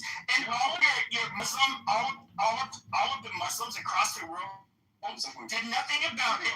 They just watched us Christians do the Lord, and we dominated you people. So you think where's your just and merciful Muhammad? He's nowhere to be found. Why did Jesus Christ? I have a question for you, seriously, man. Do you think using this language, speaking to us, you can invite people to? No, I think you're going to hell no matter what. I don't really care. No, I don't think you should speak this way to everyone. Just arguing with you, fucking idiot. He needs to be fucking learn how to start. He needs to wash his ass. Even though he didn't wash his ass in his whole life. Why are the Arabs getting so mad? Just like the other fucking. Okay, you shut your shut your filthy Arab mouth. You know what? This is the thing. You know what's really funny? Is the Persians had warned me about you people. I'm talking about before I even knew anything about Islam. They talked about how, like, basically Arabs are monkeys, which is true. The Persians are a lot smarter than you people. The Turks think you guys are monkeys, which is true. They're a lot smarter than you guys too. Now, what's really funny is we can look. What is the Gulf Arab states do? Nothing. They innovate nothing. They have oil wealth. That's all they have. They innovate not a goddamn thing. The Persians are actually rather industrious and can invent shit and create shit. Same as the Turks. But you have you fucking monkeys with oil wealth. You people are stupid. You are dumb fucking people. Fuck you, baby. Fuck you. Fuck you. Man, guys, don't speak to me about have you studied math, bro? Iraqi soldiers are pussies. What Iraqi? I'm an idiot. Who's he talking to? They have to know who's Iraqi. I'm pretty sure his mom would have a different opinion about do you support the war that's happening in Iran? No, I'm absolutely against it. I'm not for this Jewish war. Let's go. Then we're agreed on something, man. Let's you know what, bro? Fuck you and your eyebrow. If we are agreed on something, that's something that's it's gonna make us speak about something, How much do you love Egypt? I love the Coptic Egyptians. Everybody else can go to hell. What about the Muslims? You love what? Bro, I can lay down to the pyramids. What about the Sunni Muslims and their pedophiles? Shut up, stupid. Who you love? Who you love against again? How do you feel about Prophet Christians in Egypt? No, I'm saying, how do you feel about Prophet Muhammad? Do you have any Egyptian, any Christian Egyptian friends? I've talked to Draven is a I'm just looking at shit. Have you ever visited Egypt before? I would never go to such a dirty shithole. Well, you still love. You just said that you love. Yeah, because they're Christians. Bro, have your mom right? They're my brothers in Christ. What do you know? They will. Do you know that we have do you know that we have one of the oldest churches in the world? Yeah, but then the Muslims ended up taking over the Holy Family. They ended up colonizing and taking over the civilization. 200 years ago, and you don't talk about Egypt. Come on. What were the options you gave the Christians there? They can either leave, pay jizya, or they can have a duel. Idiot, you fucking idiot. That's why you speak like idiots, man. Like a fucking American. No, that is literally what happened. No, you just so This is not nonsense. This is something that's actually been litigated. I've been in rooms with the Egyptians, it's including cops. They absolutely they agree that, like, yes, they're under Islam. They were given three primary options. Hey, Jizzy, a converter guy.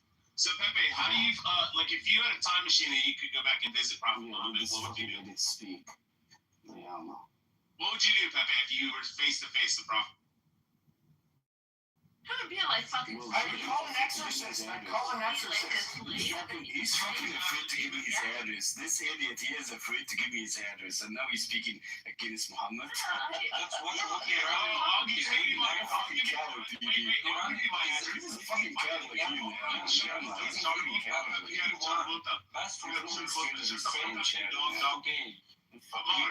can I will give you my address. My address is 1600 Pennsylvania Avenue, Washington, D.C. It doesn't sound like Show up at my house right now, bitch. 1600 Pennsylvania Avenue, and I live in Washington, D.C.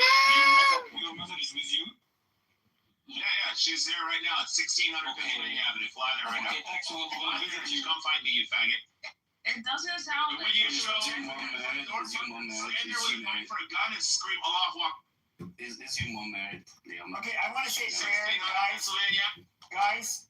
Dear Lord Jesus, I'm sorry for making fun of God's fellow children. We don't say that word in the presence of Jesus while I'm praying.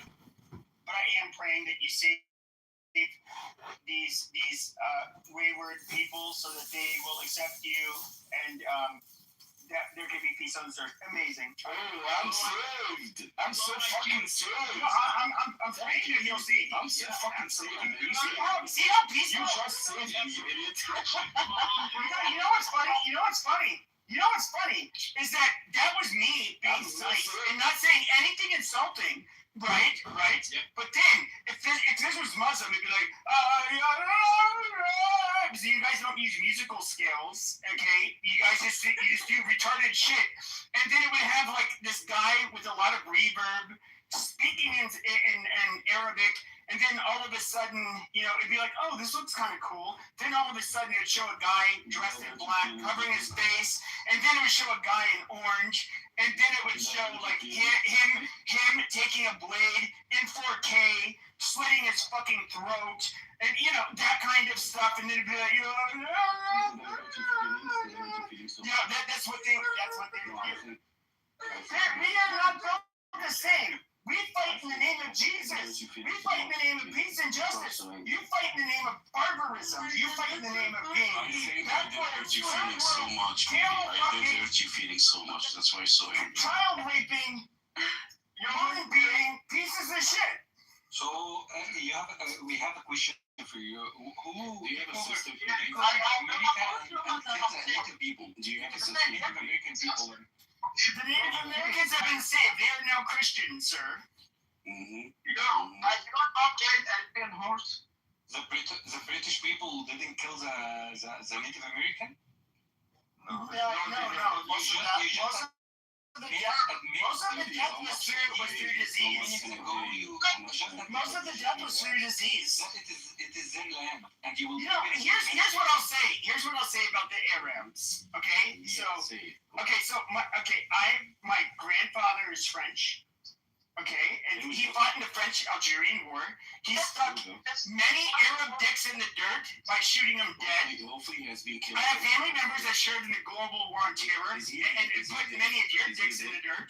Okay, we are fighting the holy war against you unholy. I'm sure your grandfather is burning in hell now. He's burning. No, he's not. Because he doesn't believe in the Prophet Muhammad. He killed people. In a word, dumbass. Yes, against infidels that did not, that were apostates, that believed in this false prophet. He's not fucking him, you fucking idiot. No, you guys are literally infidels, and you like to call everybody else. That is you. You are apostate. You are dirty. He's fucking, he is in heaven? Yes. Unlike anybody in your family, because you're a dirty Muslim. So you can say to hold on, let Steppy speak. No,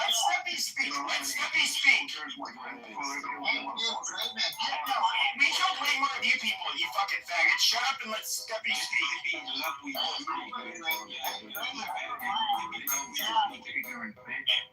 I put my address in the chat. I bet you want to shave us. I put my address in the chat. I put of my address in the chat. Some people say in the military training. You don't want that. That's fine. I'm gonna fuck you up. You can walk in here.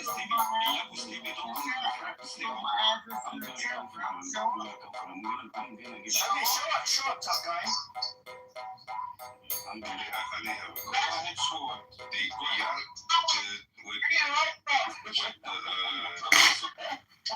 so with the we see what I hate to say this wicked, but the Islamic courts are trying to do.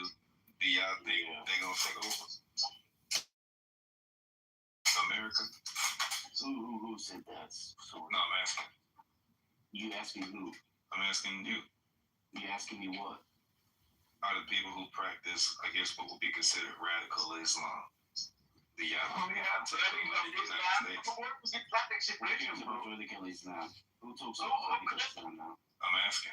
They don't believe in radical Islam. These are radical fucking donkey fucking Muslims themselves. Shut the fuck up, TV. You shut the fuck up, you fat motherfucker. Shut up. Get you the cock. You're an dog leash. Shut up. I'll shut your goddamn head up people's ass. I'll make you get fucking well, it's in your mouth. Shut the fuck up. It'll be upgrading against your inbred Arab ass. Suck my fucking dick. Fuck you, fucking idiot. What makes you think, sorry, what makes you think that we believe in radical Islam? I didn't say you did. Or that we hate Christians.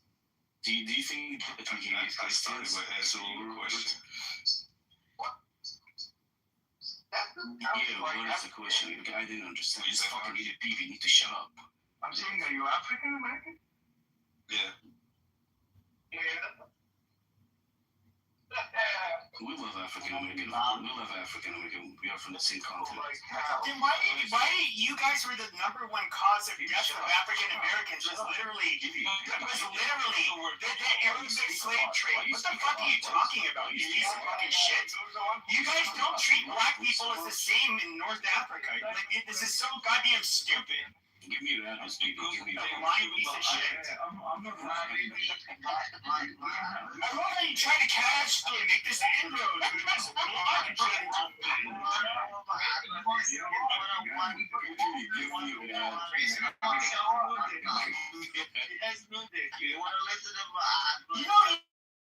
know what's funny? Here, I'm gonna make an observation. You know how I said earlier how like the Persians, I've heard Persians and Turks and other people talk about how the Arabs are monkeys. They're literally you guys are literally subhuman in comparison to them, which I do think is absolutely true. It's absolutely true. I mean, the Persians are much more successful than you guys, much more.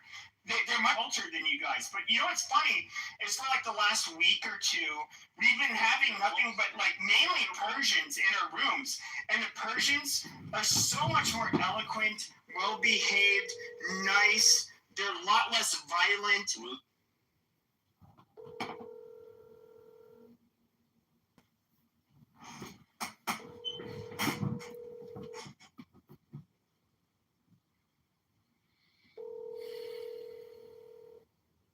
Sorry, the mailbox is full and there is not enough space to leave a message.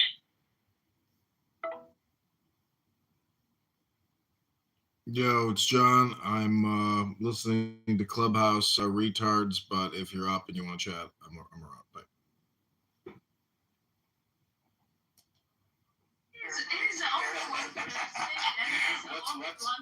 Rate yourself. From 1 to 10, rate yourself, baby. From 1 to 10, rate yourself. Come on. Rate myself in church. You keep calling everyone monkeys. But I am still better than you. Do you think that you're mental? I'm not. I just want to say I'm not He's like, do you think you're a handsome man? But the reality is that like I don't know, I can't see this. All of your bodies. Your nasty fucking odor. You stink. Okay, gay? I don't know what the fuck you're talking about, bro. You look like gay. Who the fuck looks at an Arab man? It's just never. Cool down. I have a question. Why do you guys did like that thing which is called James Whip? Called what? The James? What is it called? The James? I think what he's saying, I can translate. Hold on. I can translate. What he said is that I'm not a homosexual, but I would fuck Prophet Muhammad in the ass and I'd come and tell you.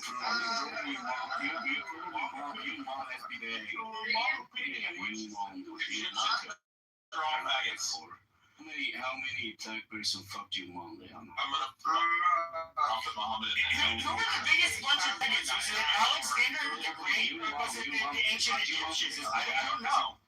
Did you want this? Just kidding. It was the ancient Egyptians. They were the biggest faggots in the world. He actually thinks that everybody gives a fuck about it. He's like, Who's letting this Indian man talk? Are you calm now? PP, you don't think anybody cares. You know, Draven, it's past Ramadan. Why don't you go blow yourself up for Allah? He's a sub-Saharan African from Sudan. He doesn't speak for us Christian, even though he's a brother in Christ. I pick him over any of you savages you savage Mohammedans. You guys are demonic people. Do not like you. I think an Arab guy raped you while he was. No, Arabs here, Arabs are a lot smaller than us. They can't fight us. We dominate Arabs. We've always dominated them. Even the gas in your mom car. No, the gas is God-given in land. Arabs did not invent gas. Arabs did not invent gas. That is the problem with Arabs, is that they have a God-given natural resource, despite being the most retarded, least innovative people, and they have money because of that. You guys are not like the Persians. We're actually smart. Oh my God. Baby, I have a question for you. Can I ask you a question, please? Go ahead. Yes. You said that Persian and Turk are stronger than Arabs. My question is why or how Arabs have beaten Turk and Persian and turned them to Muslims. Okay, you guys did that. You guys did do that at an extent, but at the end of the day, they're their own identity. Much like how it's like asking people how did we turn people okay, it's much like asking how did we turn people into Christians. However, if we were to look at the Western European Christians in particular that have dominated the globe for the last 500 years, nobody denies that. Yes, there's a specific groups of Christians, unlike, let's say, the Filipinos, which are not very powerful Christians, or Mexicans, which are not very powerful Christians, but Western European Christians can clean everybody's clock. And the Turks are Muslims, as well as the Persians that are Muslims that are much smarter and much better than you Arab monkeys, for sure. Never studied math. He know nothing about algebra. Are good person because they look good. But he's right, PB. You have an inferiority complex because you're dumber than the Turks and the Persians. It's not my fucking fault, asshole. Go cry to somebody else. And they are even stronger than Christians in Egypt because they turned them to Muslims as well in Egypt and North Africa. Pepe, 1 second. That's why you're a piece of shit. 1 second, guys. I wash my feet. I don't know why you're still alive peeping till now. Yet only Asian fucking you have 104 million people.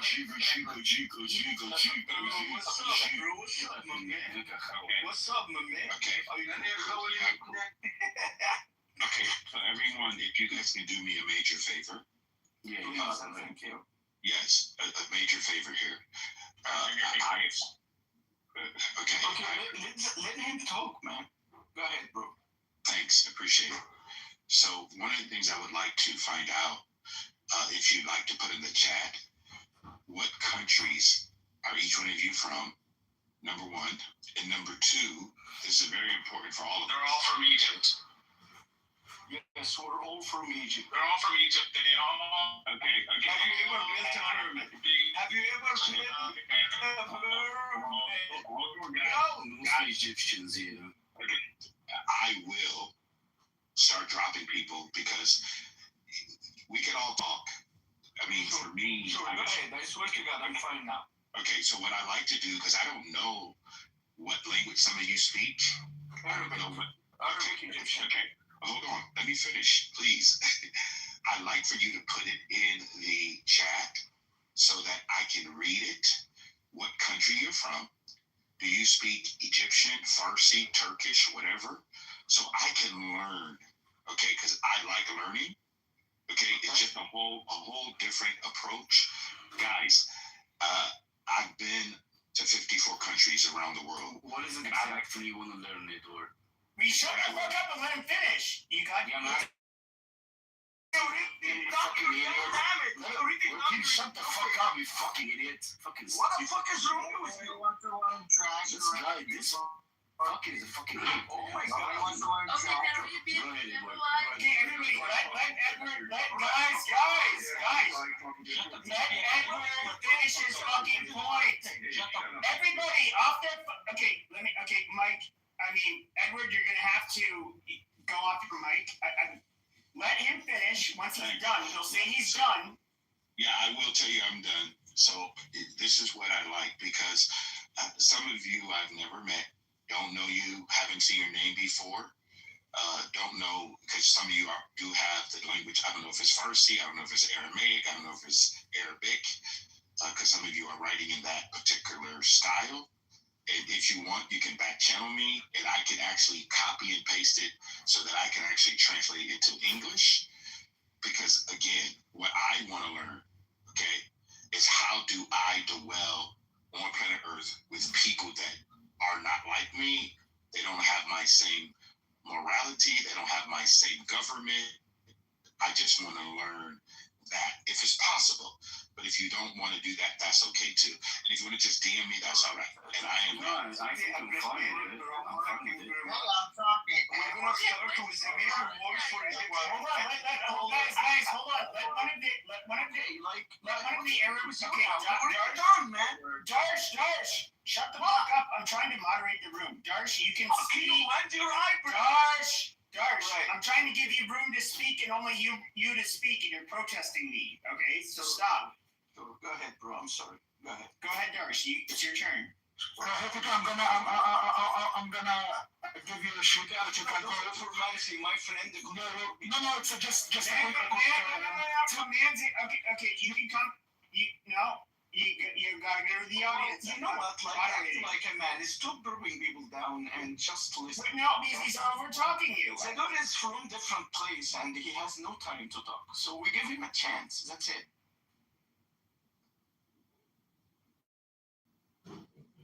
All right, let me be straightforward. Okay, we are from Egypt and we speak Arabic. Would you please drop that asshole down, please? Okay, we are Egyptian people and we speak in Arabic, all right? And I don't know what kind of you're looking for.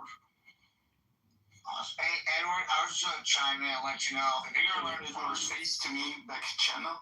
Thank you. No problem, brother. If you want to talk like a proper way, just please talk. Let him finish. We're doing turns right now.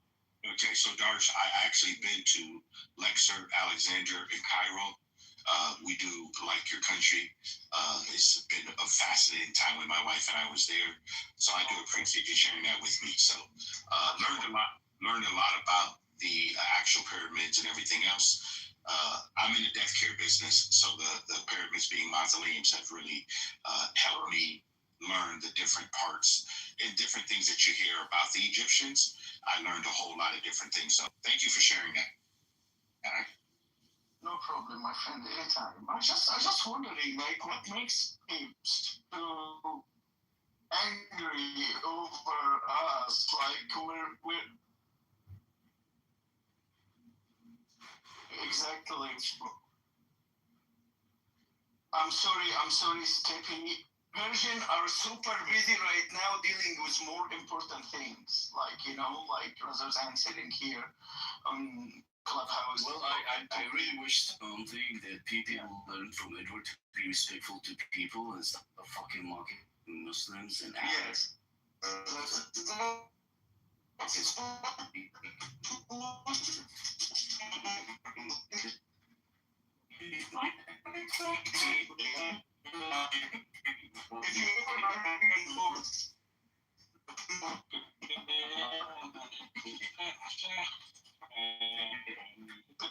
So did you see the DC to us?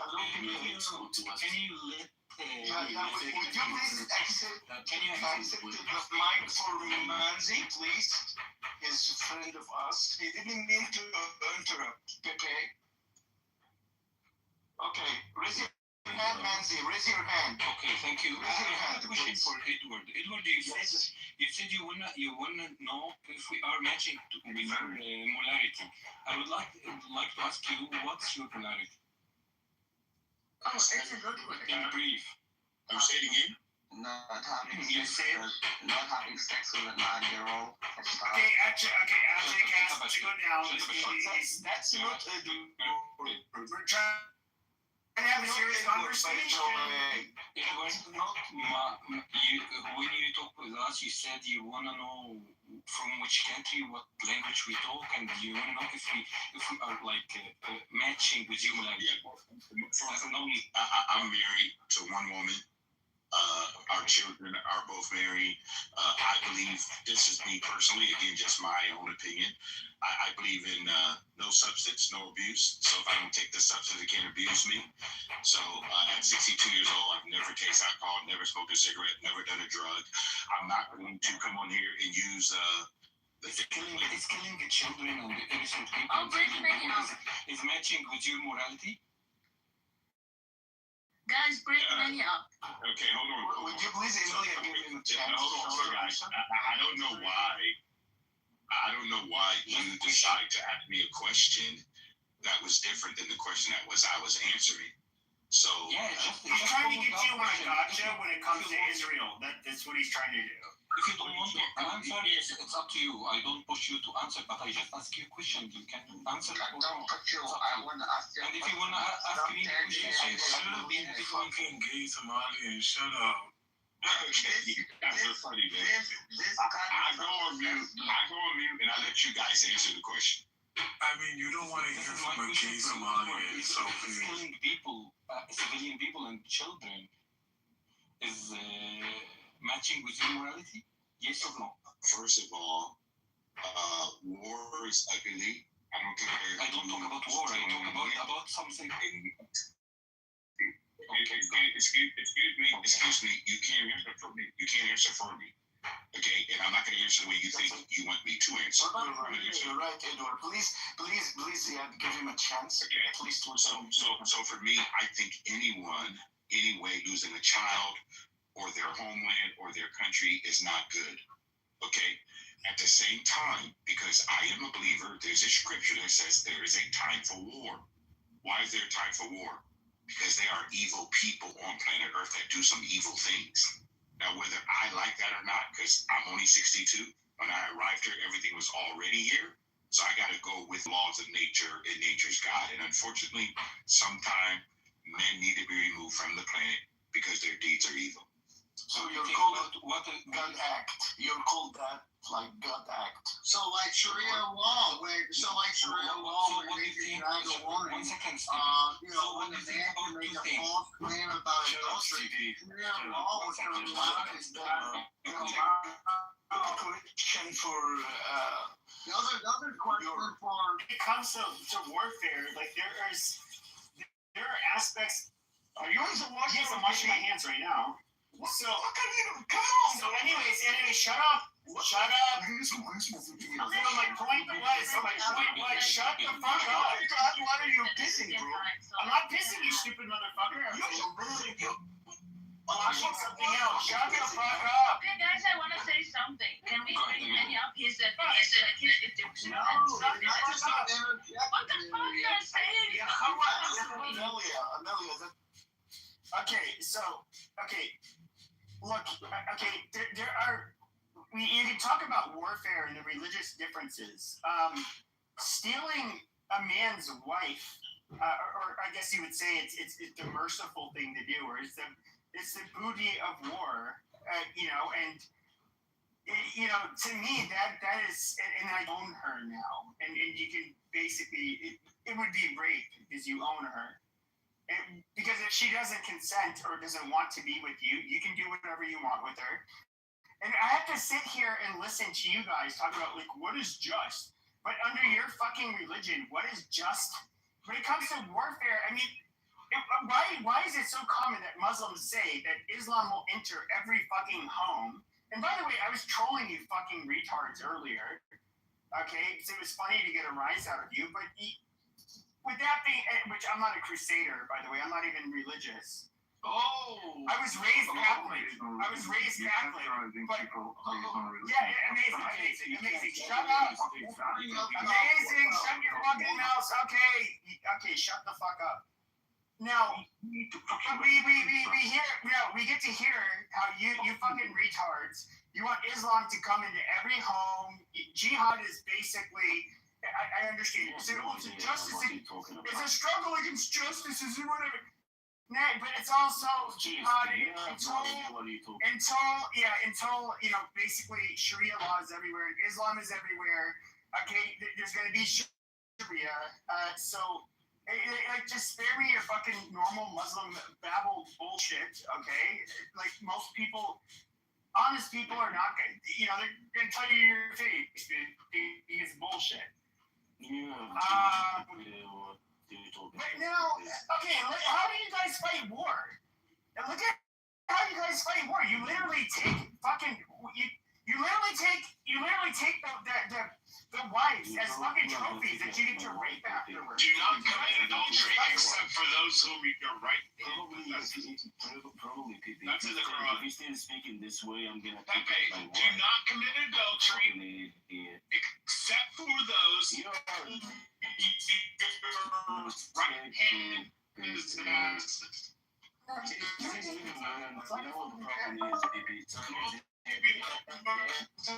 It's not life. The problem isn't anything.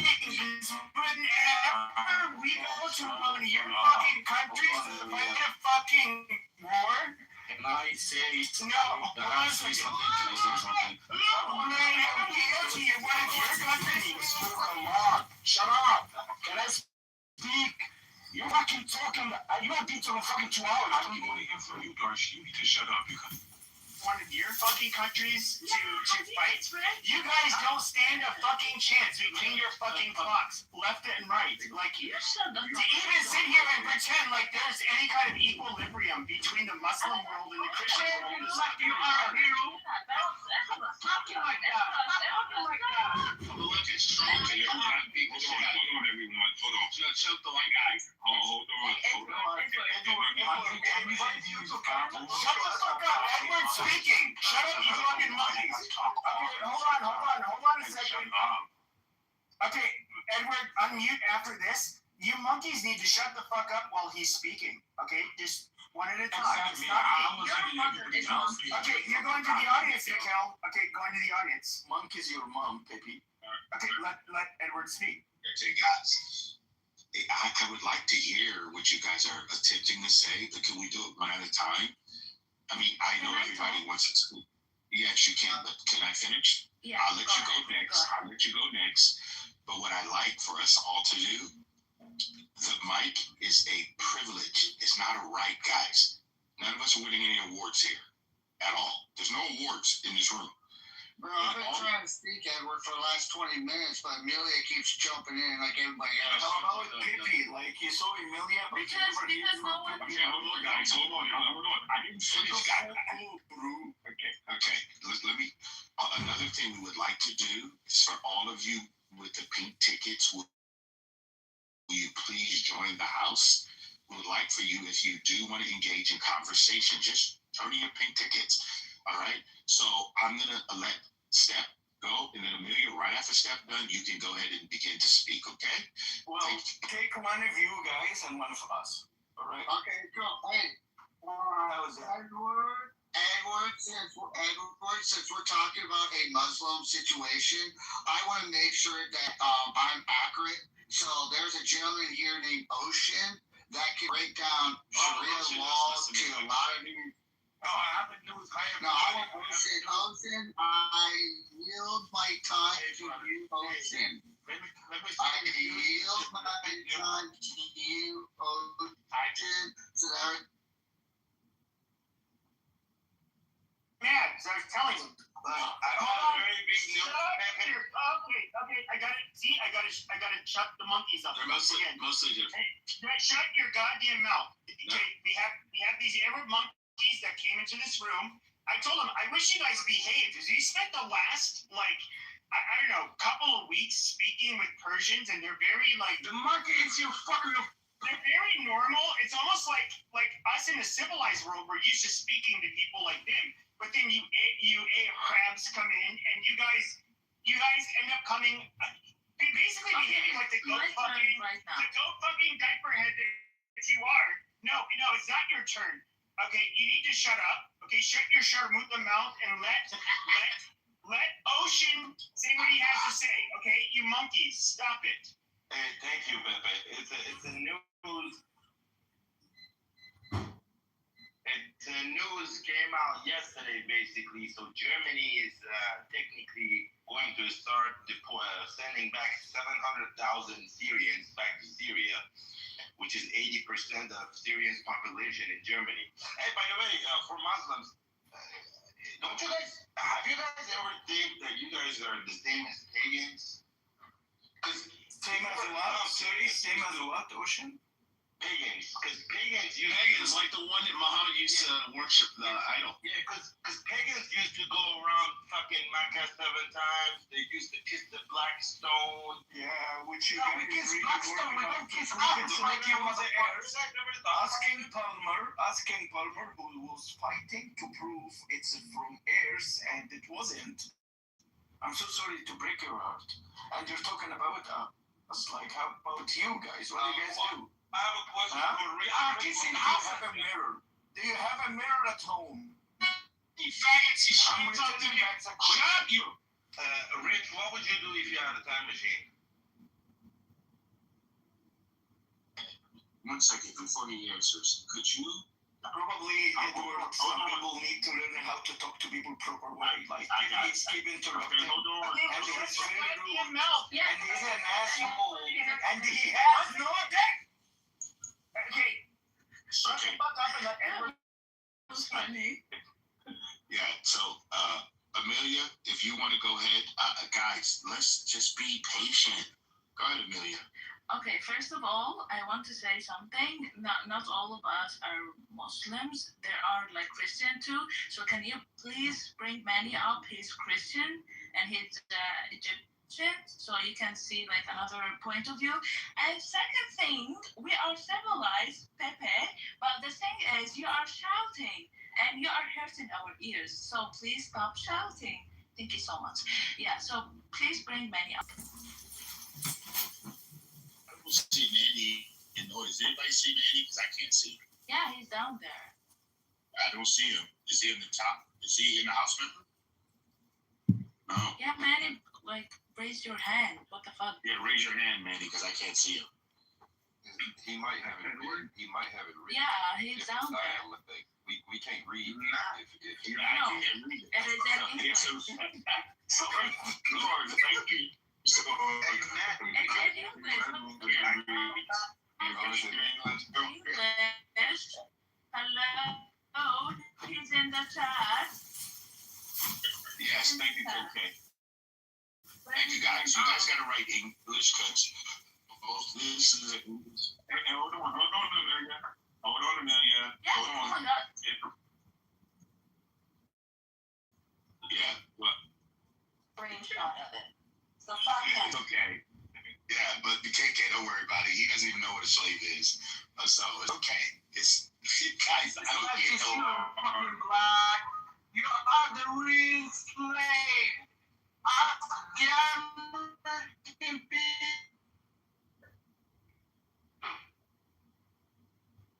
No, Amelia, hold on, Amelia, hold on, Amelia. Hey, hold on, Amelia. 1 second, Amelia. I did not make fun of you. I gave you the opportunity to speak. Okay. Okay. But no, let's just be cordial with each other. Okay. The best way for us to communicate is you just make your point. Don't talk about other people, and it would move along pretty quickly. That's all. We can all do that.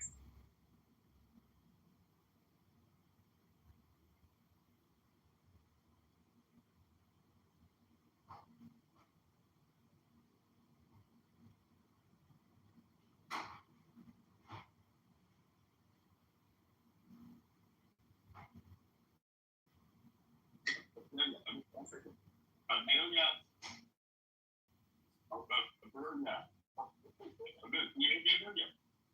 Amelia. Good. There's a leave button. There's a leave button. Yeah, exactly. Amelia, I want you to hear yourself. I asked you a question. I said, would you please make your point and don't talk about other people? What point? What point you would like The point you made, to my knowledge, was that everyone in here are Muslim. Some people are Christian. I heard you. Did you not say that? Yes, correct. And you said bring Manny up because Manny would give us a different point of view. Did you not say that? Yeah. Okay. So if we could stop talking about other people, it would be great. Don't worry about what people say. Number one, Amelia. No. He cursed me. He cursed my own nation. Amelia, listen. I'm gonna give you a tip. Will you receive a tip from me? Yeah, go ahead. Okay. Do not give oxygen to things that have no value. Yeah, you mean Pepe has no value? No. Hold on. Did you hear what I just said to you? You're doing it to yourself again. Do you know you're incriminating your own self when you respond to situations? You're giving power to it. Do not do that to yourself. What you're telling people is that they have more control over how you receive information versus you just moving along with your own voice. Just be who you are. You know 1,000% that you currently are a person on the planet. Am I correct, Amelia? Yeah. Okay, so let's just celebrate the fact you're a person. No matter what anyone says, do not allow their words to turn you opposite of who you are. Okay, I do agree. And I just wanted to see something that when we start talking normally, like we are talking, and I hear you, you hear me. We are not talking like animals. But the thing what happened right now, I just wanted to clarify something. He showed us as an Arabs as monkeys and like cannot talk and we are not civilized because he was yelling at us, cursing our own nations and cursing my mother and saying, So, Amelia, hold on, Amelia. Let's move on. I've been to Arab countries. Yeah. Okay? And I've been to other countries where I've gone to the zoo. And you know what I saw? I saw monkeys in the zoo, and I saw Arab people. So I'm very clear that none of the people from Arab countries are monkeys. So what I want you to do is stop complaining and let's move forward. Yeah, see, listen, I'm going to say, exactly. I'm going to say this again to everyone. If you give power to things that have no value, or you put your wood, hear me, your wood on a fire that's already burning out, you are now giving the people that are calling you names, you're giving them more access to power. Let's just move forward. Bring Mama up.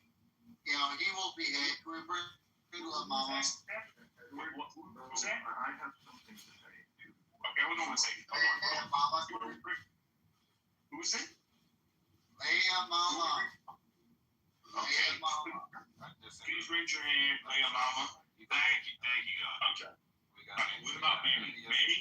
Okay, Manny, go ahead, Manny. Thank you, Manny, for being patient. I couldn't. No worries. Thank you, Edward. Yeah, thank you. No problem. So, like a clarifying question, since Coptic Christian. Because I was looking through your houses and everything was Muslim, like dawah rooms and stuff. Do you reject Prophet Muhammad? Are you asking me? I was asking Manny. I'm a Christian. I have nothing to do with it. I'm asking Manny if he rejects Prophet. Hold on. Let's just let people speak. We don't want to well, it seems like it might be LARPing. There's a reason people have been getting moved down. So, like, if you speak while somebody else is speaking, I've been quiet. Like, I was talking a lot. I've been quiet. There's a reason that we're having dialogue right now. And so, forget what I've said and what other people said. There's dialogue going on. Let them have it. No sniping or making your little cheerleading comments on the side. So. Great. Thank you, Sword, for bringing me up. Thank you, Edward, for the nice things you've said. Why you guys are managing and moderating the room. It was amazing. My name is Manny Hakim. I'm a Christian, Egyptian, Christian Coptic. Excuse me, from Egypt. I've lived my whole life in Egypt, and then I came to the United States 15 years ago. And I've been living in Los Angeles, California since. I think I can give you a good perspective about a Christian man living in Egypt with Muslims and a Christian man living in America with all the other ethnicities. So any questions, I'm more than willing to answer. Okay, cool. First question would go ahead. You go ahead. First question would be, do you claim that Jesus is the anointed Son of God and you reject Muhammad? I am a Christian man. It comes by default. I'm just asking, like, would you be willing to say yes? I mean, he's a Coptic Christian. Jesus Christ. Hold on. Every fucking house he has is fucking dawah. There's no Coptic Christians. There's no Christian rooms. None of that stuff. That's why I'm asking for clarification. Any Christian would say, I reject Muhammad as a prophet. No. Any Christian would say that Jesus is my king. I don't reject other religions. Muslims can claim that too. No, sir. Muslims can claim that. No. Yes, because Isa ben Miriam comes back in the end times, and he comes back, and then he's going to die. And we all know your Quran, your Hadith, your Manny, this is bullshit. Are you going to tell me my religion? Are you going to tell me that you believe? Hold on. Is there any denomination of Christianity that would think that the Prophet Muhammad, as the Muslims would refer to him, is somebody that we have any reverence for or belief whatsoever? I mean, the answer is obviously not. Right. So what I'm saying is... Why is it so hard to say? Let him answer the fucking question! It's called coexisting, Mr. Ali. Oh, God. Yes. Thank you. I appreciate you, Mama. Very respectful. So, because I coexisted in a country where it was originally Christian, and then recently, after 644, the year 644, it became Muslim. Majority of Muslims. Manny, one second, Manny. So, guy, I am going to start moving people down when you start calling people names, and I'm not going to bring you back up. Guys, whether you agree with someone or not, it's okay. I believe in clarity over agreement. We're clear. We all believe. You don't have to agree with anyone, but let's stop criticizing people because you don't know what they believe and why they believe it. It's okay, guys. No worries, sir. This is what's happening right now. We're categorizing and criticizing people based on their religions. Religions doesn't really matter in 2026, I think. Honestly, listen, I live in Los Angeles with every to have a religious identity. Right. Like, what's that? Right. What the hell is that, to be honest? Let me answer this way. So, Bandy, I'm going to ask you a question, Bandy. So then you and I are on the same page. So, Bandy, what is your belief system? My belief system? Yes. What do you believe? I don't have one. You don't have a belief system at all? I'm agnostic, bro. Okay, so you're agnostic. Okay, so let me ask you a question. Since you are agnostic, how did you come to the conclusion of being agnostic? Science, philosophy, facts, everything that's happening in the world. I think it's quite simple. So I appreciate you sharing that you're agnostic and you believe it's quite simple. I do not think, just me, I do not think that everyone thinks it's that simple. Okay, so I appreciate you sharing, but what I'd like for you to do, if you're going to ask someone a question, ask them from a place of curiosity, not you to put or me someone else. Is that fair? It's fair. Well, I was actually trying to participate and share my thoughts about what Pepe was saying earlier, and I've been ignored once, twice, 3 times. But it's fine. I can say it right now, I think. I'm not trying to ignore you. I just gave you the opportunity to speak. You can speak more if you like.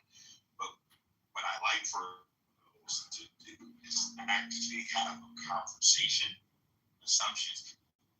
You can speak, I go ahead. Very well. I heard you speak earlier. You were talking about North Africans and stuff, and how the French terrorized Algerian people, not terrorized. I don't have a grandfather that served in France. I was fucking trolling you. Because I have a grandfather that died by the French, and it's quite emotional for us Algerians to hear stuff like that. Okay. Yeah, you go through these verbs. You forget. Alright. So I have.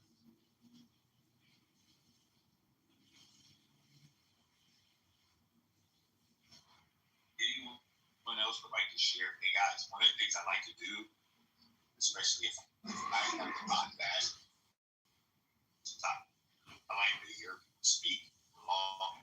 But one thing I've learned is that we only have one opportunity together.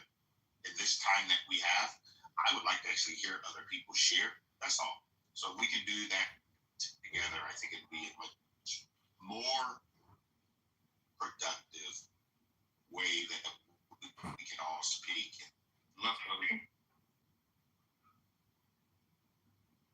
French descent. I did have a grandfather that fought. I would say fought. He's in the U.S. Air Force during World War II. He was in Algeria. He never told me he killed anybody, anything like that. The only thing he told me is that so he was Acadian French, which they have a dialect that was quite a bit different from Metropolitan French, in mainland France, and that for whatever reason it was a lot easier for him to comprehend the French speakers of Algeria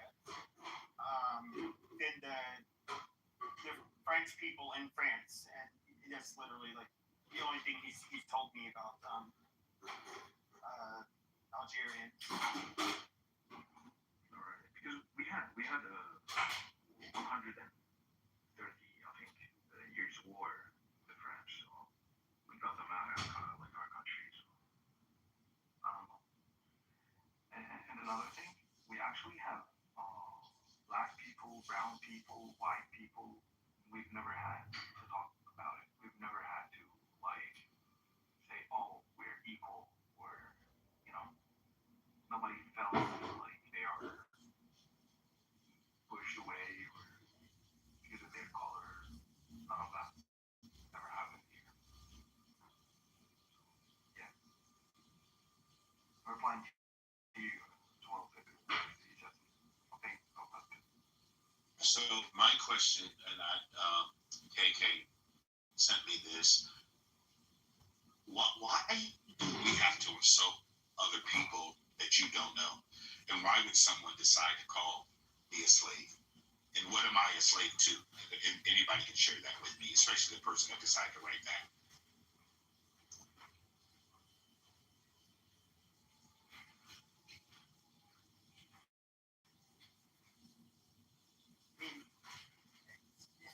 We're not going to answer it. I feel like there's been a reactionary comeback. Okay. As people are moved by their emotion, not by reality. So again, I would like for people, if you're going to claim something, I would like to have a conversation with you. So please explain to me, the person who translated that, calling me a slave. Why am I a slave? I'm a slave too. Oh, lay mom. Well, yeah. I mean, that's why I dropped you, because I don't think that you have a right to just go off the hip because you think someone's a slave. But I would like for you, and if Matt wants to bring you up, he can. Lay mama is a white Christian. Okay. It wasn't like mama that said that. It was an Osman with an name Wolf 527. The 2 eyes. It's the guy with the 2 eyes, yes. The house number. got the two eyes. So, yeah, thanks. So guys, listen, I'm not going to criticize anyone. That's not the way I roll. I don't know you, never met you. This is Avatar. This is the real me, the real wife I have. So all I want you guys to do is just be kind to yourself, because when you make those comments, you tell more about who you are, not whoever it is. Okay? So let's just make sure we keep that pretty clear. All right? Because I'm not going to take any offense, because I don't take offense at what people say. Because you don't know me, I'm with Edward. I'm 62. I've been with myself all my whole life.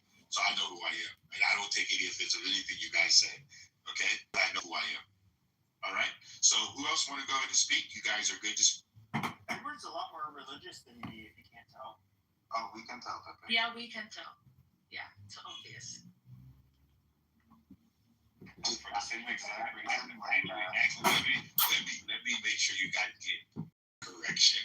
So Pepe said, number one, the religion is to visit the orphans in the widows in their distress. I live a principle life. It's a big difference, okay? Principle means I live a base of laws. For like one law I have is to not commit adultery. Okay, I teach my children who both are married. There's just certain things I look at as principles versus me just saying religious. Because today the word religion has so many different connotations. For me, I look more at behavior versus me claiming something other than if it's not impacting my life, it's not good for me. That's how I see it. But I think here's the thing though, is like I do see people who say like, okay, just shit in the name of Catholicism. I was raised Catholic. But I know people that Catholics that have been religious throughout their lives, and they would never say the stuff I say, or they're nice, gentle people. I'll just say that they're good Christians, and I do think that I was trolling with the crusade stuff. Is that it's. I forget who the guy was. I don't think I don't see him in here anyway. He had some Arabic name, which I couldn't read. And, he was being a little bit provocative. And then, I ended up inevitably, like, trolling him and saying, like, a bunch of stuff. I get what you're saying. Like, there are Muslims I would trust with, like,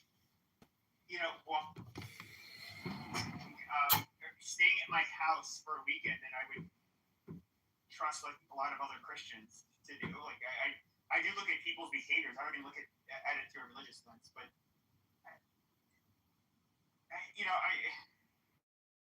however, I'm not gonna.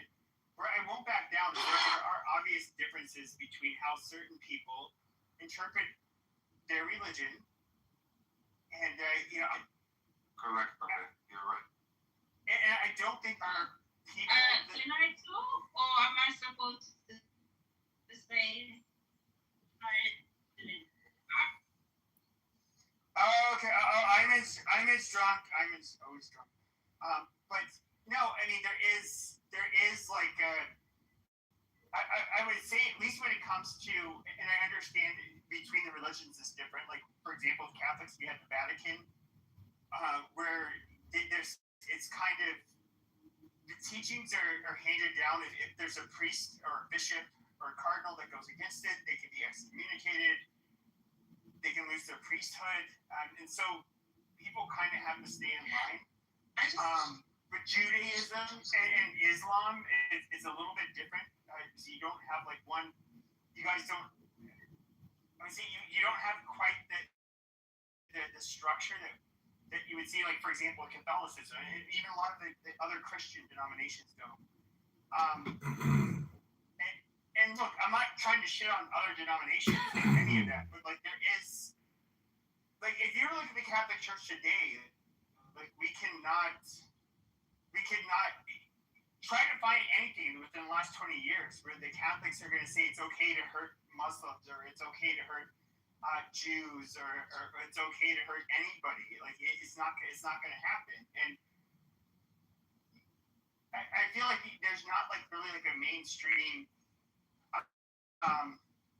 outspoken, powerful person within Islam that basically will those kinds of Can I say something? statements. Okay. Can I wait? As a Muslim, can I say something? So the thing is, right now, if you would like to fight a religion, how would you fight that religion?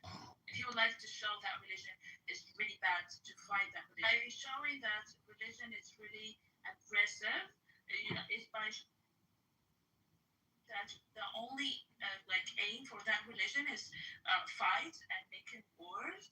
This is how they fought Islam. So if you know Islam really well, you will know that it's a peaceful religion, and there are lots of peaceful. Wait, Islam? There are lots of Islam is the peaceful religion. Wait a minute. Oh my God! Throughout history, that's not true though. Wait, yeah, because Look, Christians were not always peaceful. No, the Christians weren't always peaceful. Okay, look.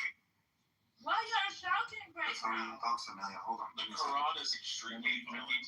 Okay, everybody shut the fuck up. Just let her finish. Let her finish. Make my point. Do not shout at me, you motherfucker. What the fuck? Okay, so right now, because Islam came in a time there was lots of wars. That's why in Quran there are lots of verses showing being aggressive. But the thing is, it's the thing. All these religions came from sky. They are the same. However, you fucking idiot. Thank you, Spanker. Some people take in the world and they make it extreme. Like Pepe was just saying, me as a Christian, I can say yes, back in the day. Okay, Spanker, this is not fair. And we're grown-ups. Please let people speak. Thank you very much. So, every religion at one point had, back in the day, to spread their religion, we would enter other countries and we would take it by force, and we would put the cross down and say, oh, here we are, the Crusaders. Yes, Muslims did the same shit. Okay, so, and today, in 2026, there are Christian extremists, and there's Muslim extremists. There's ISIS, there's Qaeda, there's a bunch of them. We do not deny them.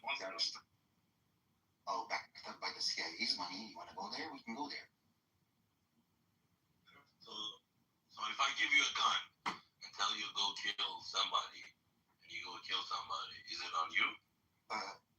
If you give me my 5 Christian friends' guns and say... Is it on you or is it somebody else? It's on me, of course. I did that. Then why would you do it? Because they're backed up by the CIA. First of all, it's not even confirmed. It's backed up by CIA. Yes, it's confirmed. It's confirmed, brother. This is like 101 politics. Where's it confirmed? Small example of the ocean. Where's it confirmed? Earlier, when he used let Edward speak excuse to kick people out or to turn them down from the stage. This is the same excuse CIA uses, Do you deal with the CIA, Bendy? Do you know them? Have you dealt with them? Do you have friends in it? Have you ever talked to a CIA agent? So how do you know? How do you know this? Well, no. We don't all know anything. Have you actually had conversations with people in the CIA that you know this firsthand? How do you know this? So obvious. Well, what's obvious? That's nothing's. KK, is it obvious to you? Okay, full of shit. So, Bandy, tell me who you talk to in the CIA. What agents have you talked to? My friend works in the CIA. He told me that. And your friend works in the CIA. Does he work in? Where's he work? Is he in Langley? Yeah. Lives in Wisconsin. His name is Chuck. Okay. Consider me mentally ill, and I'm coming to tell you that in Iraq, that taking all the money in Afghanistan, drugs and giving it to Al Qaeda as payment. They're not taking millions of dollars and black money and giving it. That is not the point that we're talking about.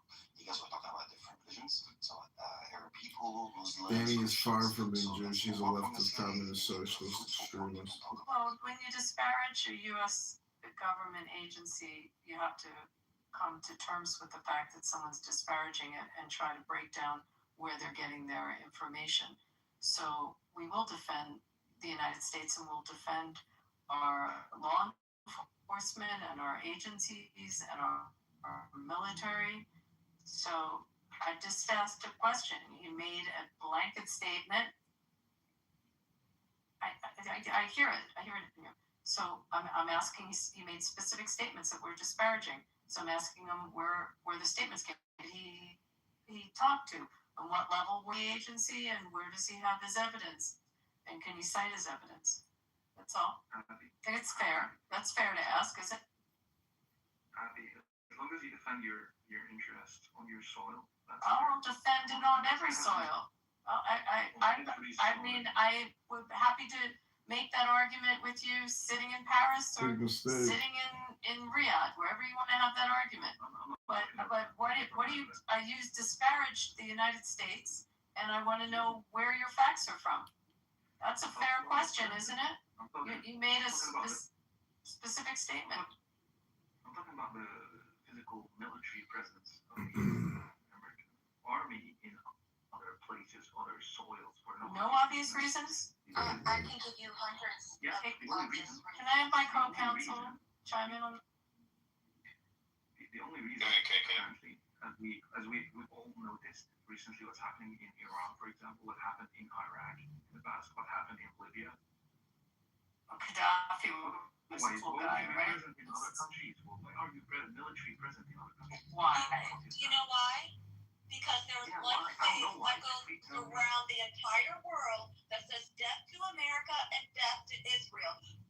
So what do we have to do? Have military installations. Any country attacks the mainland America in the past 20 years? Absolutely. You've been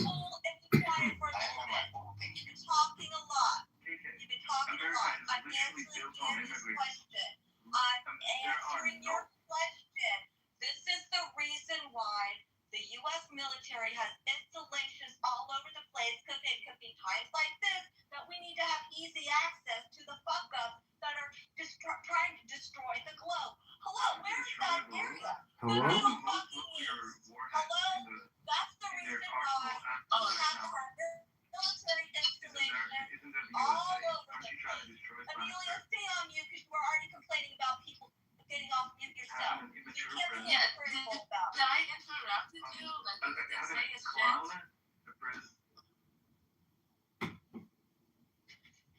I moved him down. You can come back up. And Rich, you need to shut the fuck up. Okay. May I answer Manny directly on his question? Has anything happened on U.S. soil? 150%.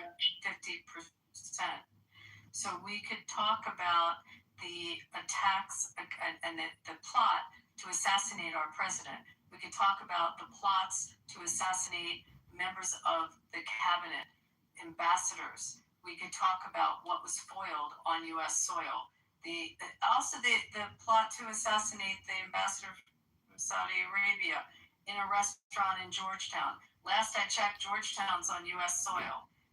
And those are direct from Iran. I haven't even talked about their proxies. So yes, on U.S. soil, to answer you. So none of this that you said answers the question of, did any Muslim country attack the United States mainland? The answer is no Muslim countries ever attacked the U.S. mainland. What did Iran? Isn't that a Muslim? Is Iran a Muslim country? Did any country attack the United States? I just said yes. Which country did attack the United States? Iran. When did Iran attack the United States? I just said there was. I'll repeat. We just uncovered a attempt to assassinate our president. That's huge. Yeah. When did any an attempt? Why is an attempt? The answer is no. No, Manny, because they end up boiling the fucking attempts for them to commit an attack. Does not exonerate those people of basically wanting to do the same thing. Okay, fine. They ended up getting caught beforehand. But that does not exonerate them for being any less evil or having the same fucking intent. We can talk about how evil they are. They ended up actually completing a fucking terrorism. So wait till bad faith people come over here and bomb our country? My understanding is self-defense happened after an attack, not that's before. not how this country works. That's not how this country works. So we agree we're the aggressors at this We point. know it's going to happen. We know there's plans to assassinate our president. We know it's all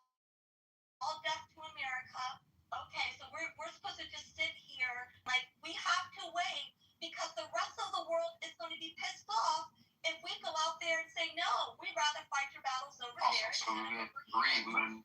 But this is just a target. Like, is anybody gonna like pretend like the IRGC is not openly hostile to the United States or any of our fucking interests? I mean, they overtly fucking say it.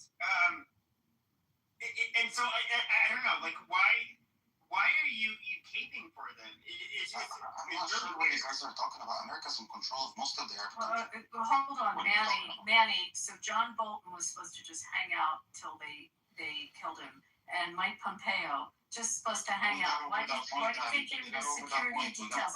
So the fact that our CIA and our intelligence agencies are fucking smarter than the IRGC and they foiled the attempts doesn't stop. Last I checked, I studied this one in law school, an attempt to murder is still a crime. You go to jail for an attempt of a crime. Last I checked, it is. If nobody Last I checked, it's still a fucking crime. Okay, you need to understand how that works. We're already moved on. Hold on a minute. We're already moved on from this. But Manny, Christian.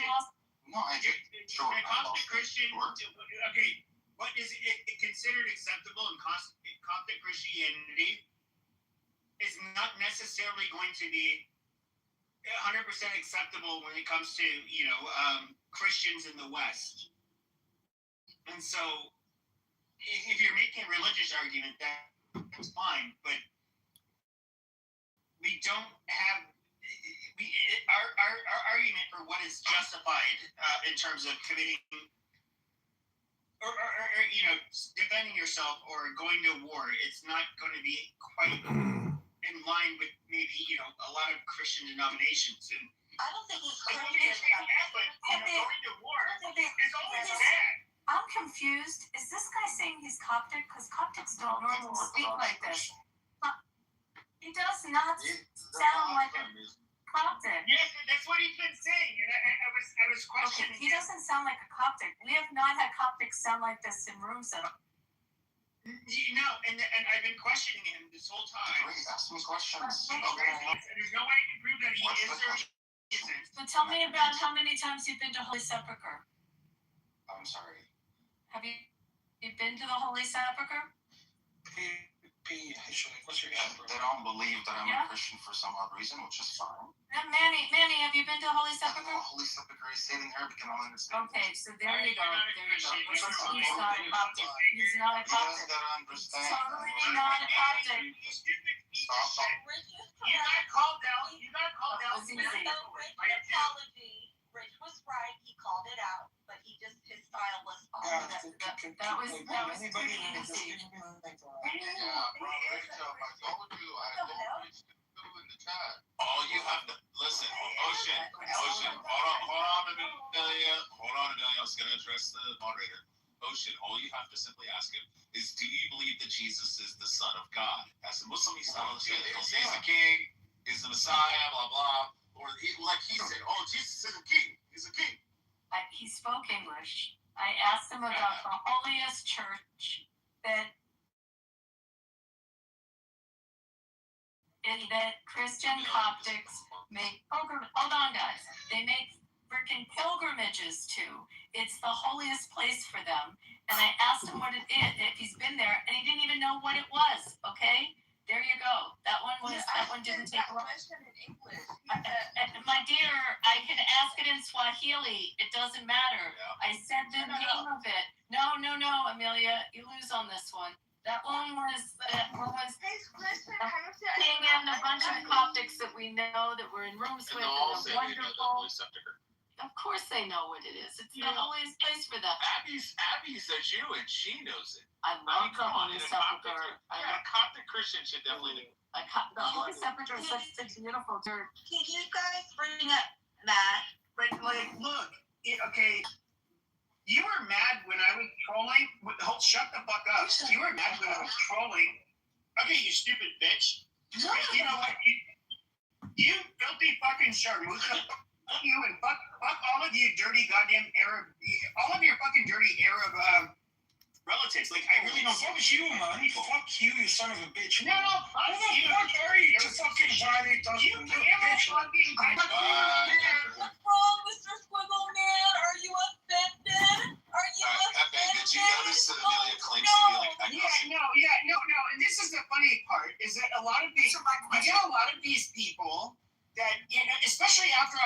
7th. I'm somebody who's I'm not from the Middle East. I'm watching these people, how they operate. You get people on this app. I'm not going to name who they are, but you see it on social media everywhere. And they'll say, you're just trying to have a conversation. And they're obviously incredibly biased. But, you can just basically tell who the Muslims are. And you can never have an actual, reasonable argument with them. And I would say, people like me that are, we are separated from the group. So we look at October 7th and we say oh God, wow, that was so fucking demonic and horrible that we would absolutely holy shit, the response from us, that would have been something you wouldn't see. But then it's immediately they play victim and the sob stories is every goddamn terrorist attack you've had on American soil after 9/11, where Christians were getting killed. Of course, we're the majority in this country. You get groups like CARE. What do they care about? What's the first thing these fucking pieces of shit care about? It is that Islamophobia. And I remember after the San Bernardino shooting, they had kids, the husband and wife were killed. Their number one priority was to make sure that those children ended up going into a Muslim household. Wow, these are such lovely fucking people. It's just I try to imagine some Jews or Christians go into a mosque and they start shooting the fucking place up. Killing kids, killing women, killing men, anybody.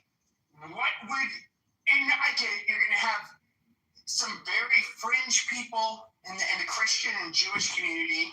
They're always going to exist. That will say, oh yeah, that was good. But 99% of them are going to say wow, that is so fucking barbaric and horrible. President Trump. I do not condone that. That was evil.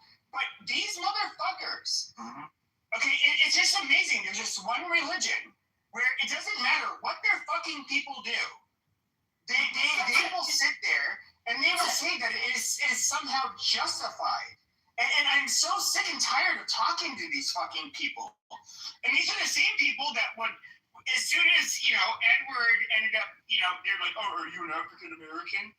And Snow or Sword identified themselves. They're calling them a bead. They're calling them all kinds of fucking names in Arabic. Answer my question, Mr. Question.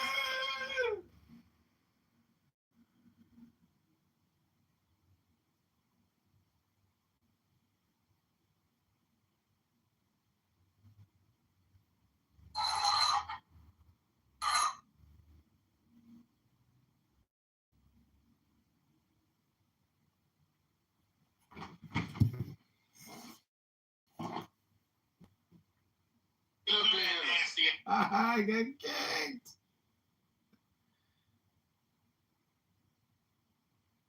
She gave birth and then she went to Tuesday after she gave birth. Oh yeah. And I can't remember what the guy's name was. Thank you for coming on stage. Universe Earth. Hello, I'm Universe Earth. I have come to explain what is the G0D. She's just Republican.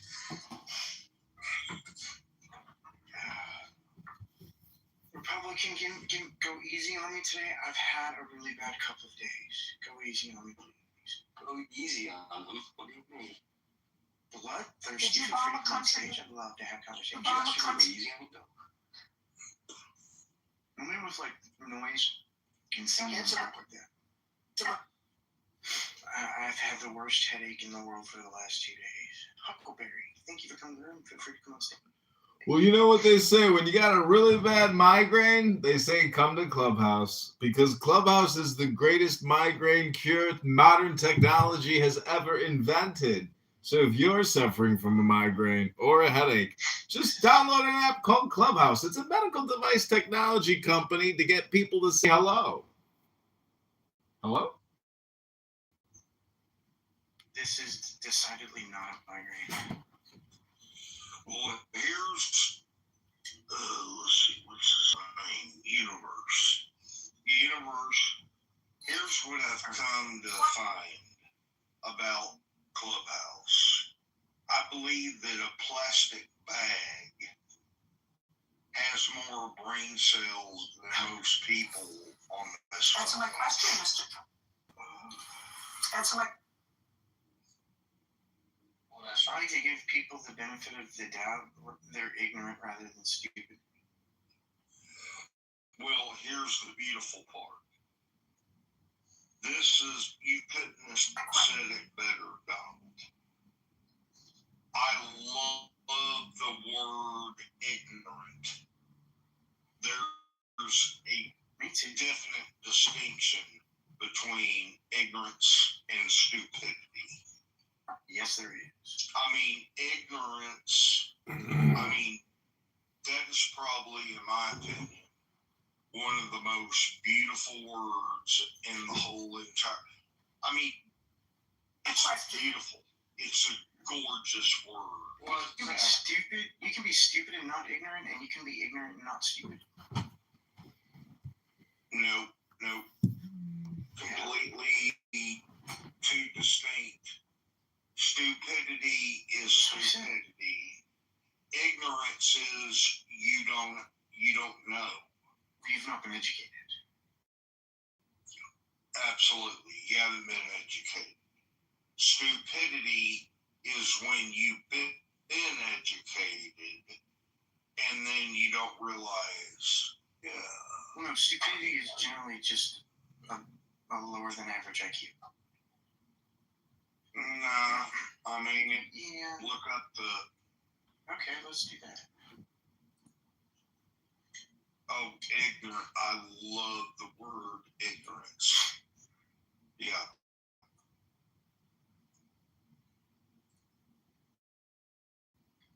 Let's see here. Having or showing a great lack of intelligence or common sense. So I'm right.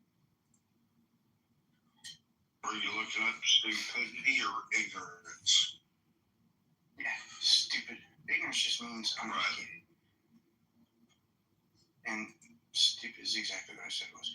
Papa, welcome to the room. Feel free to come on stage. I'd love to have a conversation. Oh, bye-bye. I want to talk about God. Alright. Let's talk about God. Not the Bible.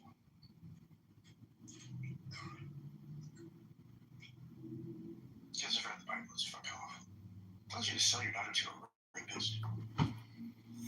Well, I'm not sure where. Do you know what the Kabbalah is, Donald? Donald, do you know what the? It says if your daughter's raped, you should sell your daughter to her rapist. It also says you should burn your daughter for Do you know what the Kabbalah is, Donald? Yes, I do. I have my copy of it right here. I'm touching it. What is the Kabbalah? It's like Jewish Gnostic texts. What is the Ein Sof Hour, the limitless light? Oh gosh, it's been so long since I read it. I don't remember. What are the 10 Sephirot that contain the Ein Sof, and what is the Keter? Is everything contained in the Keter? I told you, I don't remember the details of it. I don't think you know anything about the Kabbalah. 15 years since I read it. Who, me? I don't think you know anything about it. No, not you. How do you know yourself, but Donald? Oh, well, anyways, Donald, basically, it's mysticism from Middle Ages, but it seems to be pervasive, and it does seem to create an analogy for God or for the personal self. So it is essentially a meditation, but it's also like a decision-making tree, and it also resembles medieval conquest, or when it's Gnosticism, but it's a system. So it is one way to help Well, it doesn't have to just be Jewish because there's Christian Kabbalists. I would even say there are Islamic Kabbalists. That's different. That's in the Nag Hammadi. The Christian Gnostics is in the Nag Hammadi. I've got that too. I'm holding my copy of that too. Well, what's in your right hand? My right hand is the Kabbalah. Well, what's in your left hand? The Nag Hammadi. And what happens when you put your hands together? Hello?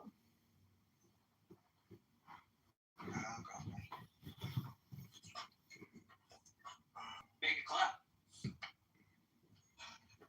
Oh no.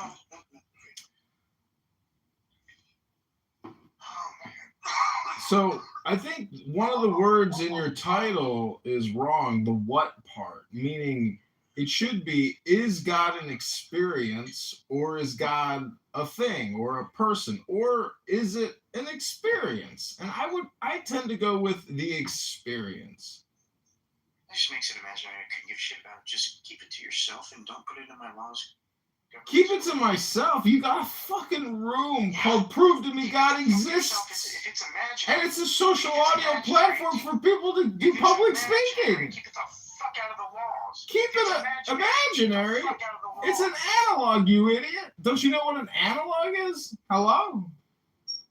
Yeah, I know that they're imaginary. It's taking something that is an analog or an analogy. Okay, you said analog. This analog. You're just saying that's like an avatar. Yeah, it's called an analogy or an analog or a paraphrase. Hello? No, an analog and analogy. If you say so, Dr. Donald. Analogy, I understand what it means, but analogies are fucking imaginary too.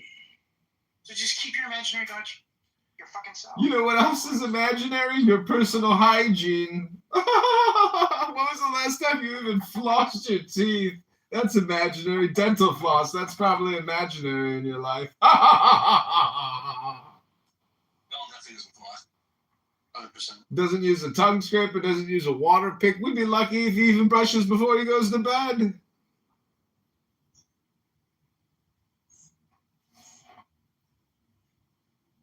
I suppose baby wipes must be imaginary too. After you take a big shit, you got shit all over your hand. You got shit stains on your underpants. Baby wipes and toilet paper are merely imaginary functions of the mind for one who only needs to keep sanitary hypothetically.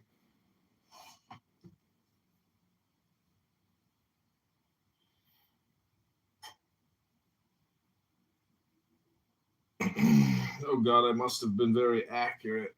Silence always creates... accuracy always seems to create silence.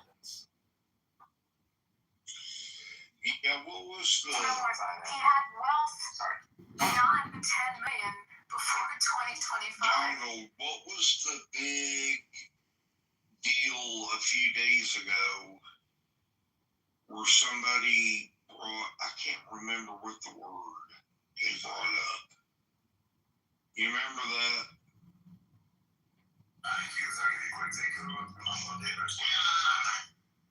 Last time we I got God with me.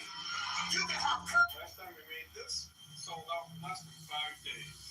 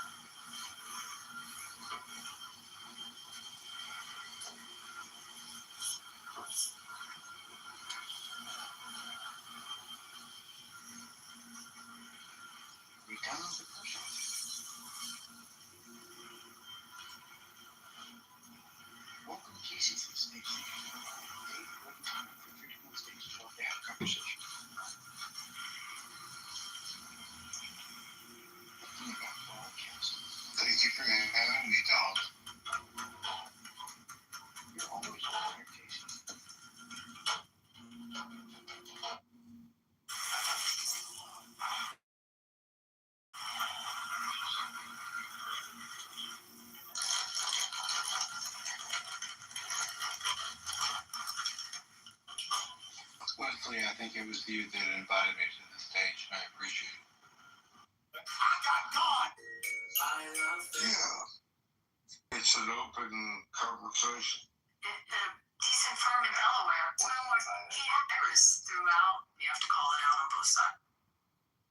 And I don't mind the personal attacks. I understand that whenever your core beliefs are threatened, that you lash out with insults. Wait, who are you talking to? That was for Universe Earth. Well, I would just say that that's actually projection. You just projected your inner beliefs onto me.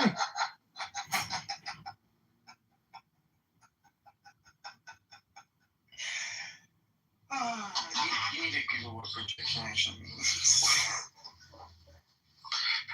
How about, you know what? I'm new to this chat, and I don't have any skin in the game. How about you let me talk to Universe? Universe, what's up, Universe? Well, I'm sitting here updating some things on cell phones. I could LARP as the universe if you want, or do you want to talk to the personal me living in the universe? I wanna. Well, obviously you're a part of this text this chat room. Like, you made yourself a part of this chat room. So like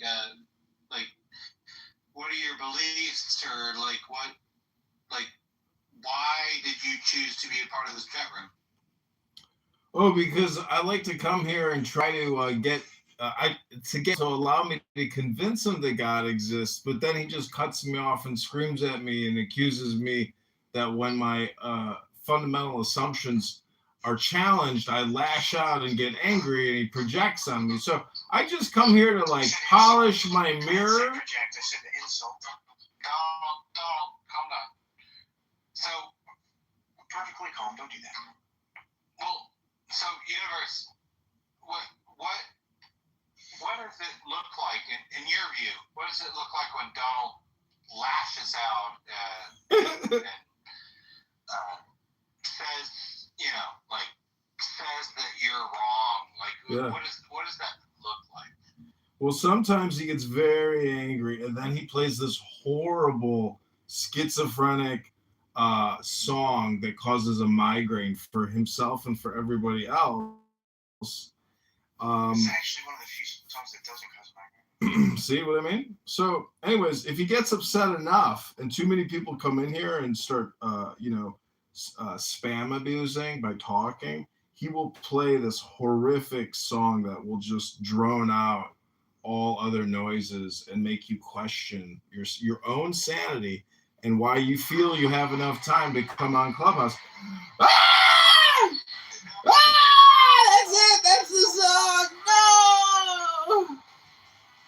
No! I just had an aneurysm. Donald, Ah! Donald, could you stop? Ah! All right.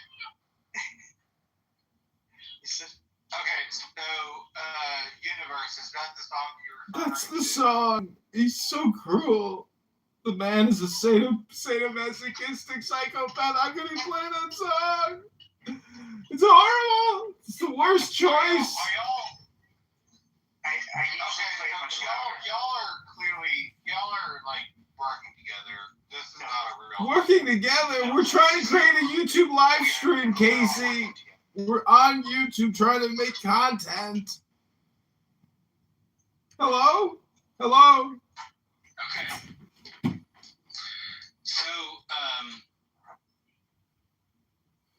So was that the song?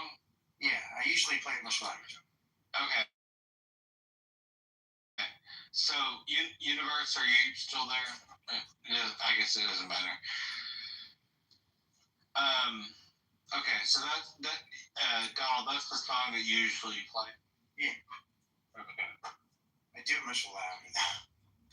Mostly just to get people to shut up. Well, I mean, I think that's if you're trying to control the room, I think You do need something to just shut people up. I agree. Yeah, but I taught Donald how to say hello. Hello. Oh, beautiful.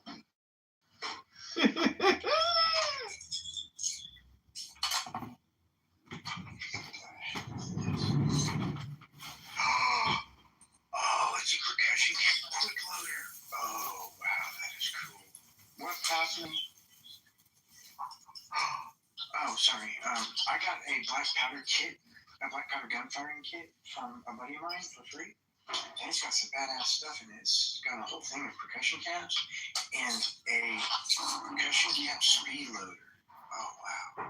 That's cool. Okay. And it's all in like a handmade leather bag that is like a more over your strap it on. It's got the powder horn in it, a bunch of patches, percussion caps, nibs for the percussion caps, bunch of lead balls, a little pouch to hold all the lead balls in. Ooh. Every time you gasp like that, you sound like a little boy on Christmas Eve. Hey, this is cool. I have one of those. I do not have one of these and I have no idea what the fuck this is. Whoa, oh. I know what that is. That's cool.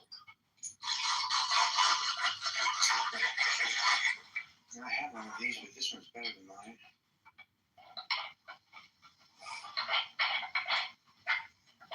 Are you done talking to Universe? Monica, Casey, can you tell Donald to pull me up? Yeah, I can invite you. I thought I did. Yeah, that's when I invited you up already, Monica, but I can do it again. I have no power here. Yeah. I have no power here. Here, how about I give you mods and you invite her up? Just don't in my room randomly.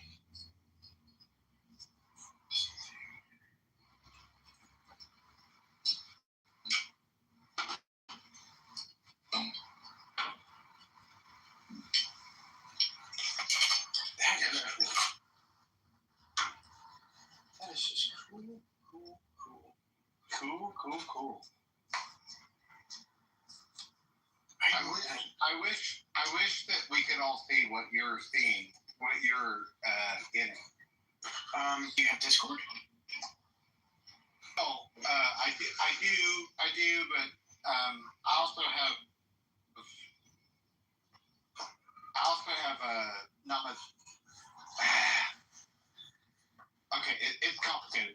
I do have Discord, but I don't have much power in my phone, and right now I don't have a great way to charge my phone. Alright. I was just gonna say I have a Discord. You can come there and I can show you what Discord, because the powder horn is even full. It's like almost completely full. That's just cool.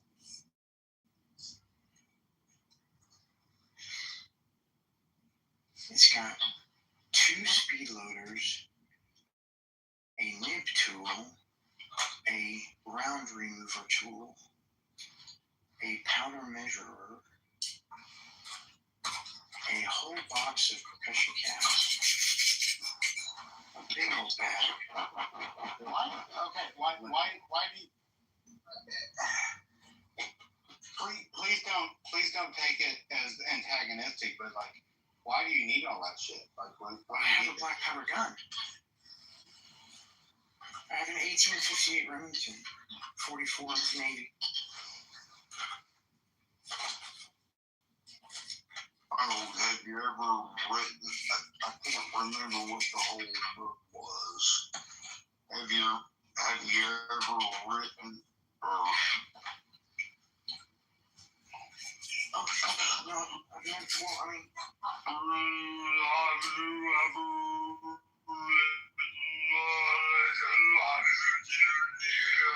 no.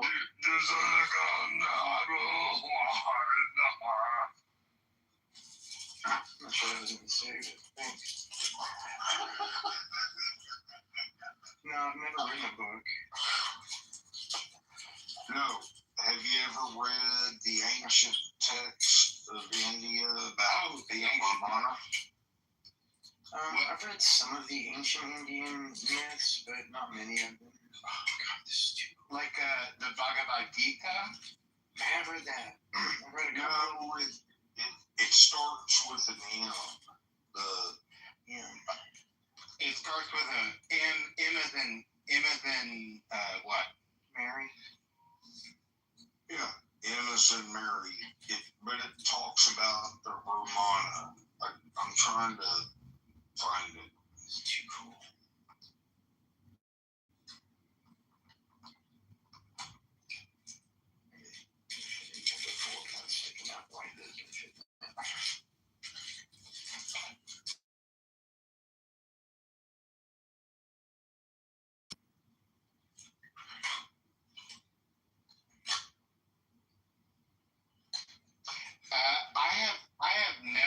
I have no idea. I'm actually like a little. I'm no expert at all in Hindu scripture, but I don't know of any great Hindu scripture that starts with the word with the letter N.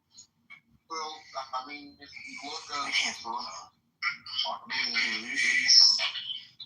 Are you talking about the evolution or something like that? Yeah, we'll just look up Vermana. Vermana? It'd be a V, not an M, but sure. Well, yeah, Vermana is where it is.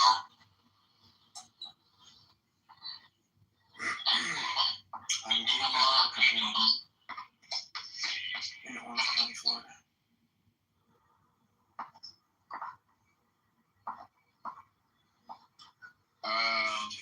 Are we thinking of like what?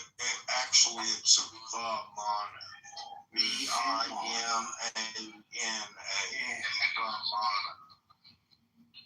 Advanced and often divine flying chariots. Yeah, I've heard of this, and I've seen all of the accounts too. There's nothing there. It's on purpose. Daniel, welcome. Feel free to come on stage.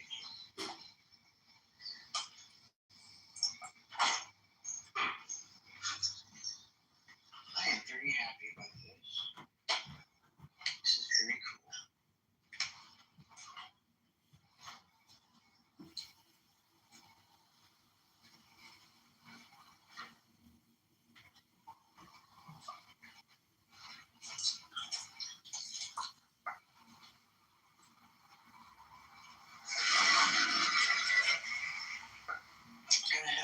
What's happening? What's happening?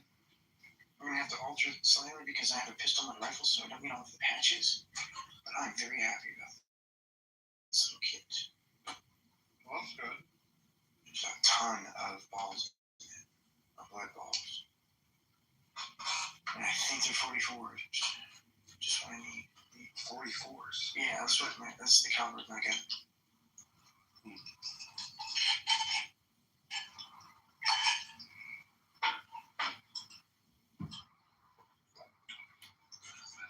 Dean, thank you for coming on stage. I don't know if I will keep you. Oh, no, I'll get it there. Oh, I'll put it there. Rico will come back. Feel free to come on stage.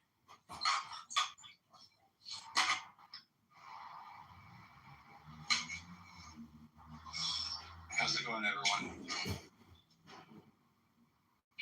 Daniel, Regal. Welcome, Rico. Thank you for coming on stage. I got a shooting bag.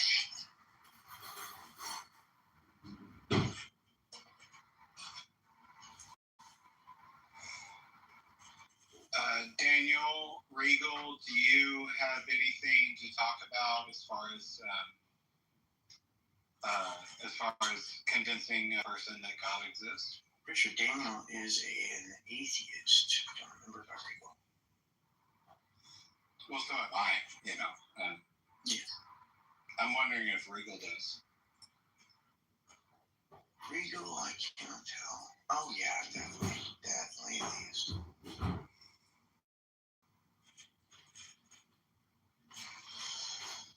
Regal, did you have anything you want to talk about? Regal, are you there? Oh well. Oh hey. Oh, didn't hear you. I kind of know. I saw you unmute, but I didn't hear anything you said if you spoke. Baby, put me up here. Regal, we see you unmuting yourself, but it looks like when you unmute yourself, it looks like we cannot hear anything that you're trying to say. Just to let you know. Sometimes you have to leave and then come back. I'll fix it. That's disgusting. Regal? Can you try again?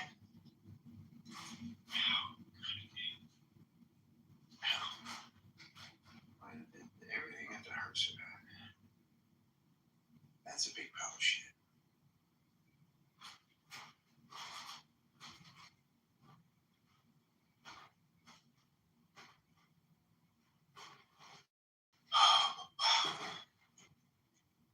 Uncle Touch, feel free to come on stage. That's probably an unfortunate name in this time in history.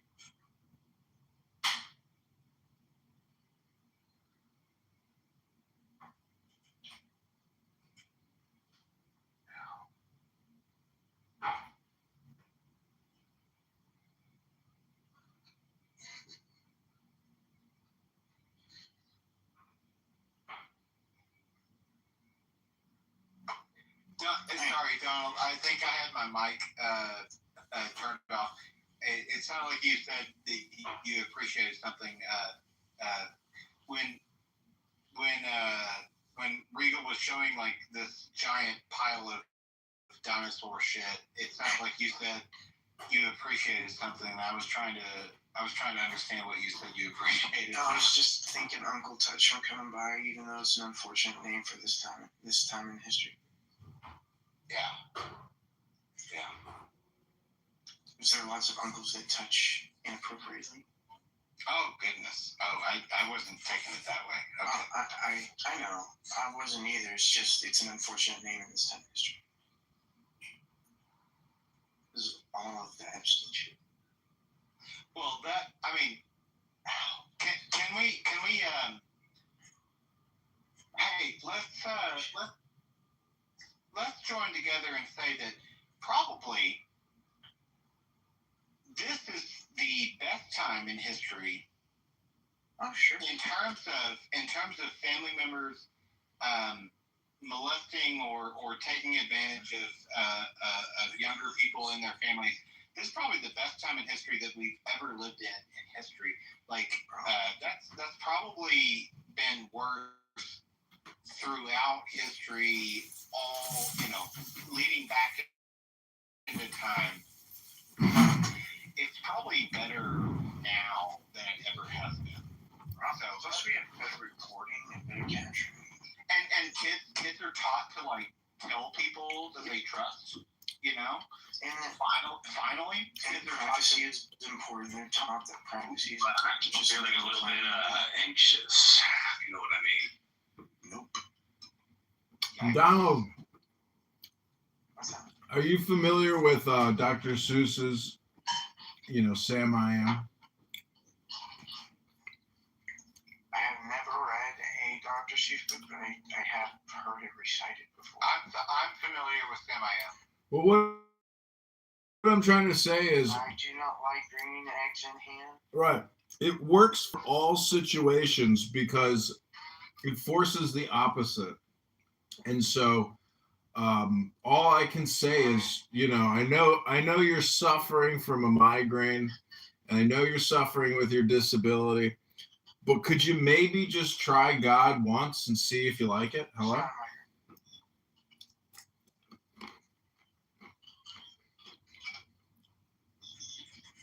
I did. I tried for 20 years. Hey, Universe. Why don't you tell me, like, what is this? What is this? What is God, Universe? Well, let me just tell you, when I wake up in the morning and I make myself an espresso coffee and I smoke a little weed and I read a good book, to me that's as close as I can get to the G-O-D. How about this? 5 years ago, I think I would agree with that. And if that's as close as you get to the God, I think I would agree with that. And I don't think I would have any problem with that. Also, 5 years ago, I was able to make my own espressos. Now, I have to drink instant coffee because my body is broken. So now I can't even make myself. Are you serious right now? Are you serious? So are you actually, are you a theist? Oh my God, bro. Are you, come on. Yeah, he is. Am I audible right now? He is. He's deep. Why can't you make your own espresso? Oh, because my body is broken. So it takes so much effort. It wears me. Don't you have someone taking care of you? My wife has the same thing as I do. What is the problem? What's the problem? They both suffer. Down syndrome, hypermobility, and she has other stuff. They're both dwarfs. They suffer from dwarfism. Oh, shut up. Bro, do you feel better now that you have gotten this SSI? What's that? Are you getting SSI now? I'm getting disability. Very good. Oh my God, bro.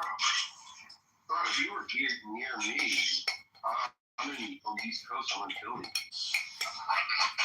I'm making espresso right now, man. I love espresso. I'm a super. Be careful. I have 2 espresso machines. Never get an espresso with Daniel. He'll take his left hand and stick his finger up your butt, and on his right hand he'll put an auto insurance contract in front of you and he'll force you to sign it. Come on, man. I'm gonna go smoke a cigarette. What the hell? Bro, I don't do that. Builders.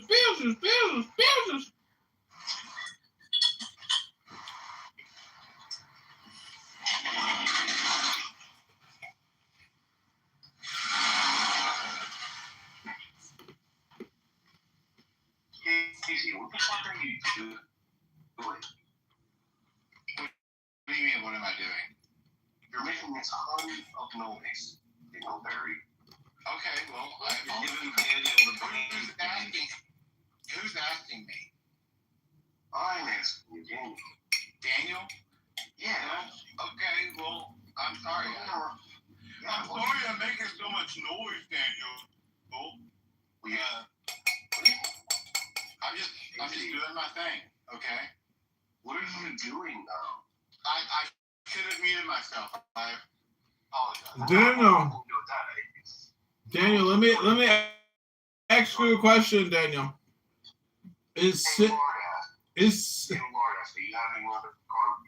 No, but I just had some incredible ice cream. Lardass would like to ask you a question. Is cinnamon a pepper or is cinnamon a sugar? Is cinnamon a pepper or is cinnamon a what? Spice? Yeah. Yeah, it's bark. It's bark. It's just ground up bark, but the thing is, there's sugar in it. How else can you get cinnamon to taste like? It's so sweet sometimes. It's amazing. I love cinnamon. There's not a scientific definition.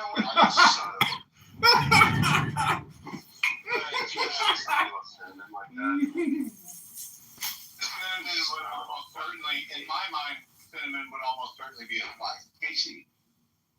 Cinnamon is bark. It's a spice. It's from a tree.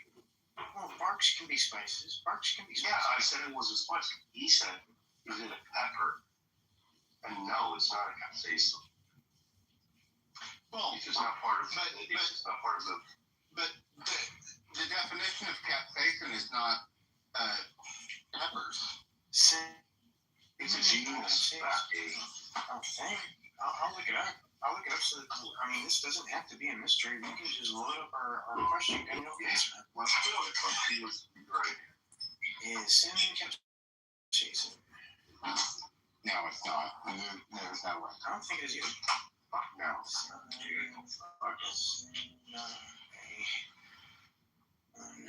No, there's no caps.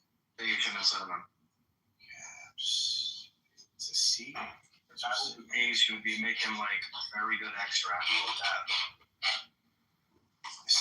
Is cinnamon capsaicin? No, natural cinnamon does not contain capsaicin. Damn. Yeah, well, and think about mint, right? Mint has to be kind of similar to Honey Badger, feel free to come on stage. Thank you for coming to the both of you. mint has to be similar to Mint capsaicin. See, I have a question for you. I know this right up your alley. Are you able to field the question or not? Casey? Who? I'm sorry, me? Yeah, I have a question. If I could. You have a question for me? Well, yeah. Okay, sure. Go ahead. All right. You know, I'll let it up. All right. Do you think that mint is not ultra-thin condoms help you to feel your lover's rectum? Does it help you to? Does it increase sensitivity on your penis when you're having sex with your lover? Oh, 1 second. Anybody who has a mod, invite Maka. His asshole. And his asshole. I've never used a condom. I'm confused why you're asking me this. Because I want to know what your response. You want to know you want to know about my experience with sensitivity with men specifically? Is that what you're asking? Not necessarily. Yeah. Well, then why did you use women have assholes too now? Women have assholes too. Do you know that women have assholes too? Yeah, but the pronouns that were used were specifically male pronouns. Are you sure? I don't remember that. I'm pretty sure. Casey, I'm asking you, Casey. Daniel, I'm gonna make you a moderator. Can you invite Monica out, please? Of course. Thank you. Monica, how are you? Well, all right. What do you want to know? Tell me what. Monica, how are you? I think he wants to know if you use condoms for anal. No, I'm saying that. Do you think that condoms are good? Sorry, I haven't done it. Can we have the real question posed? Monica, where are you from? No, I put her back at the audience. She's not. She just wants to call me baby. Pose the question for crying out loud. I want to ask you a question. It's just going to leave you. Since you that's fine. I'd really rather not talk about it. I know. It's like, Monica, no, you're not coming out. I don't want to listen to Monica say baby. Okay. Filipino hookers. So you don't care about the question, whatever it was. I mean, that's I have never experienced a Filipino hooker. Wait, what? I said, this guy says, so you don't like, or you do like Filipino hookers, and I said, I've never experienced one. Well, I've never experienced it. I have also never experienced a Filipino hooker. I thought that someone was trying to ask me a question. Are they not around anymore? Filipino hooker. Quite as. Are we talking like a lady or a lady? Lady bull. Why are we on that? Probably doesn't. If you're that kind of person, probably doesn't matter. Probably could be one or the other. I don't see anything wrong with that. It's not my thing. It's not my thing. I mean, I've seen. Hey, dude, go for it, man. I've seen trans porn, but it's not something that I'd like to try. It seems to me that if you're willing to, seems to me that if you're willing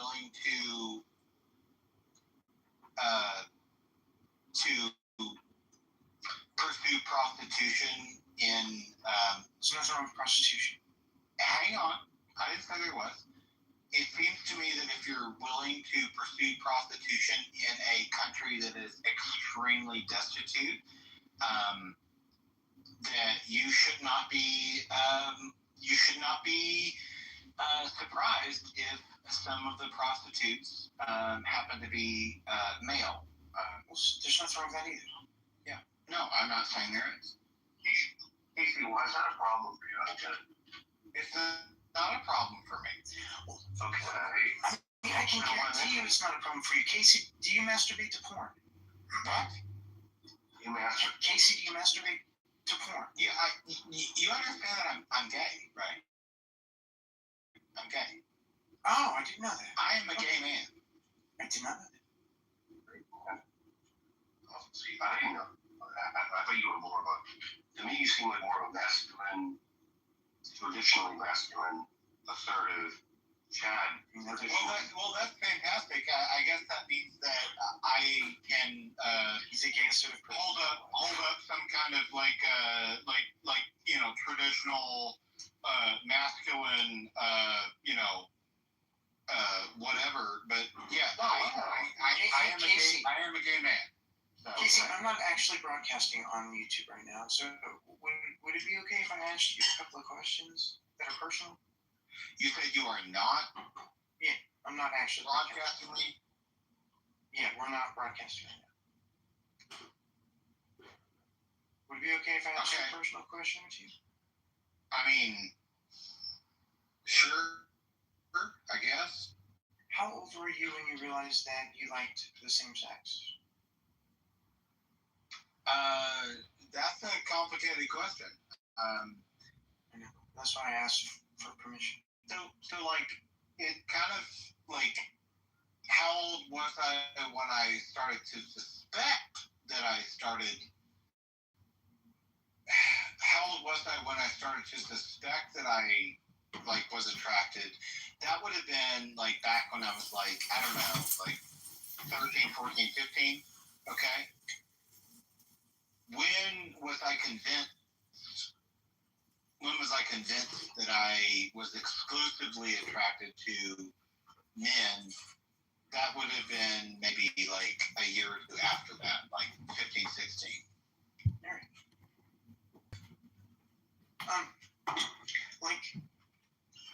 I like vaginas, and there are certain vaginas that I like and certain vaginas that I don't like. Are there certain penises that you like more than other penises? Absolutely. Okay, cool. I was just curious about that. Thank you. Yeah, there are many penises that are absolutely disgusting. But not all of them. No, not all of them. No. See, I'm kind of the other way around. There are many beautiful vaginas, but there are a few that are just not pretty. Well, yeah, okay. Well, I guess penises are almost like kind of like flowers. You know, there are flowers that you can look at a flower and you be like, I really don't like that flower. And you can look at flowers and be like, oh yeah, that's a beautiful flower. Whereas I don't know how you compare that to a vagina, but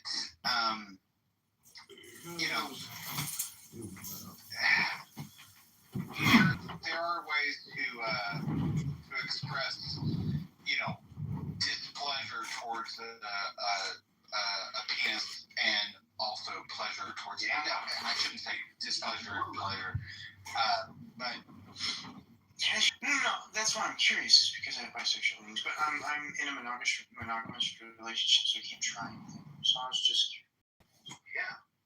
This has been such a fascinating conversation because I think we're getting closer to the crux of the matter, which is philosophy and poetry. Books. For God exists in a book, but not in your gay conversation. Hello? Casey, for those of us that have never had a prostitute orgasm, could you describe to us what we're missing?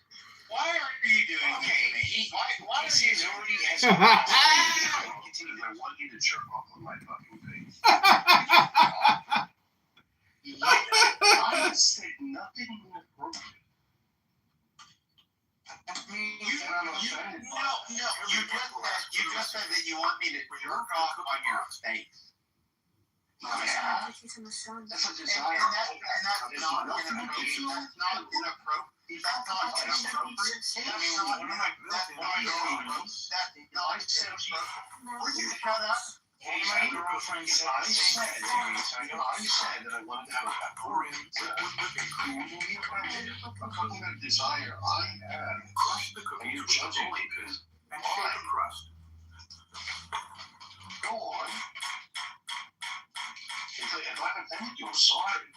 Please use a mixer. I had one of my girlfriends say the same thing. Would you shut up because I don't believe you for one second? Could we go back to a conversation that is about Pour egg yolks and philosophy? sugar into the sauce.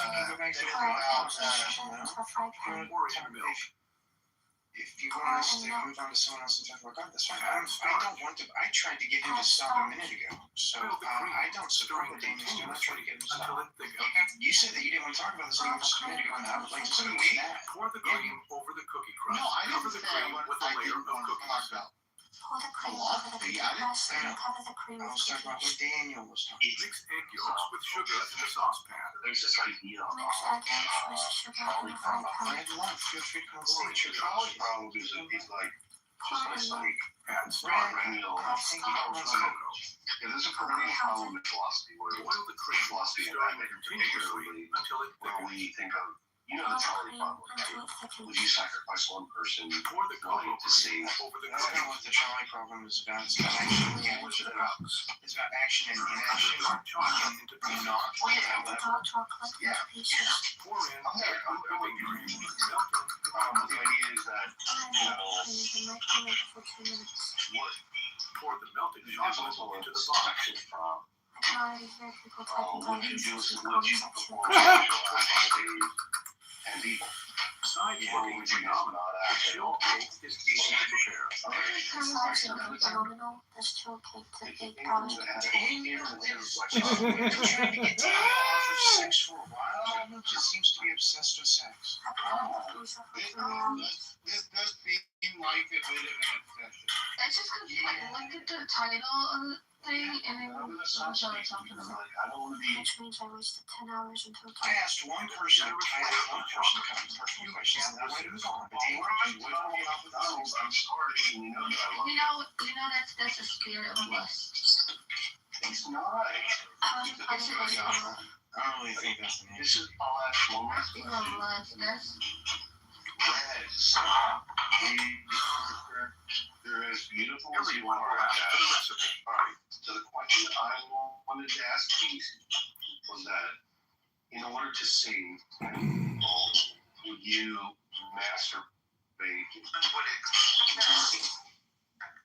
Okay.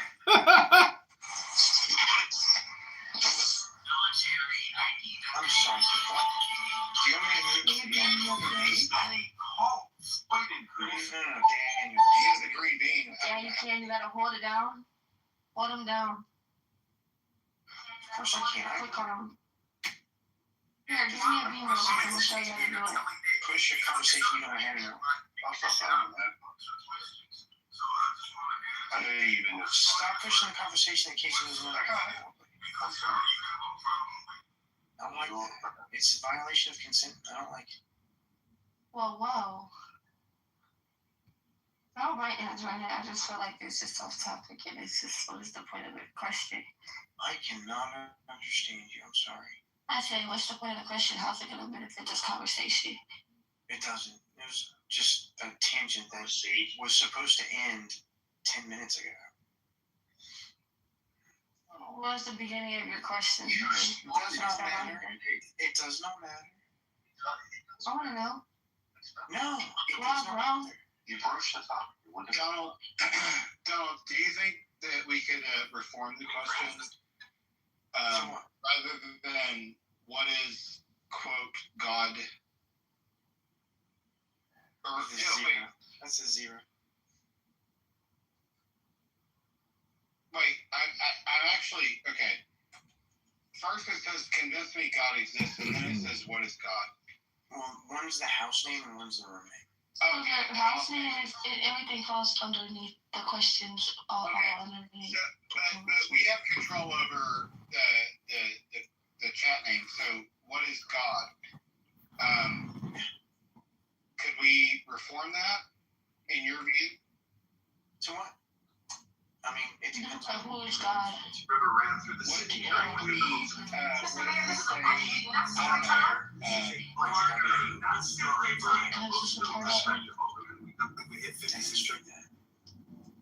What do you mean, demonstrate how it's a person? Show to exist how is a big fat you problem. I mean, we don't. Let me finish real quick. Before you help me out. So my thing is, right? Everybody, we was all kids, y'all.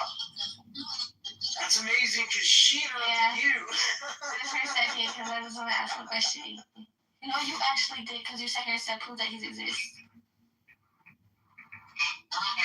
No, you interrupted Casey, and then I just responded to your interruption. But it's okay. It's okay with Casey. I got short-term memory. I got ADHD, so mine's like it's okay.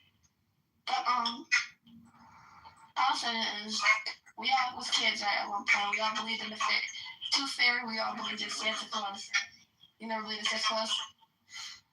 I never believed in Santa Claus either. I recognize my parents' handwriting on that Christmas tag.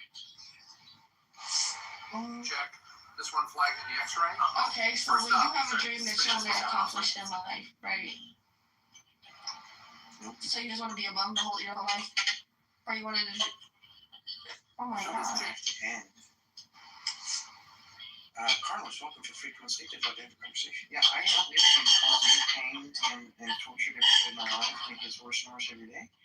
I'm like, for that to end. I'm sorry to hear that, Donald. Thanks, Casey. Have you ever seen Office Space? Wait, Donald, before you think your life ends, do you think you'll have that bisexual experience that you're curious about? It's very much up to my wife. I have seen Office Space. Why do you ask? So, do you know how he's... Wait, it's up to your wife whether or not you have an orgasm with a man's dick in your mouth? Yeah, because we're married. The way that I forget that actor's name, but he was also in Judge. He was also in Band of Brothers, but yes, he was. He said, do you ever get that feeling that every day is the worst day of your life? Or no, what he said was he said that every day is worse than the day before, so every day that you see me, it's on the worst day that I've ever had in my entire life. Right. I have that with pain.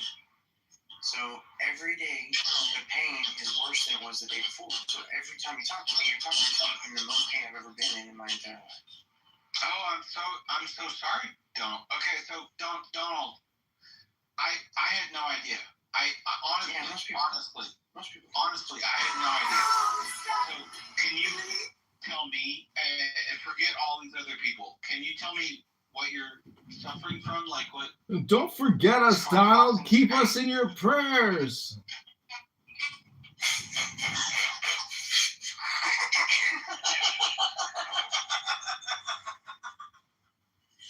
Okay, thank you for that. I need to laugh. So it's called Ehlers-Danlos syndrome, hypermobility. I also have fibromyalgia. I just realized a couple of months ago, and I'm about to talk to my doctor, that I might have a Chiari malformation. Hopefully I can get that ruled out or diagnosed soon. Well, Donald, I had no idea, and I am so sorry. And it's just the body. You only get one meat suit, so this is just the body I got. Donald, do you know how long the average human lives on total seconds? 2.5 billion seconds. Will you shut up, universe, for a second? Everyone only has 2.5 billion seconds. We're all born billionaires. We're all born billionaires. The question is, how are you going to spend your time? You've only got 2.5 billion seconds to spend. How are you going to spend it? Hello?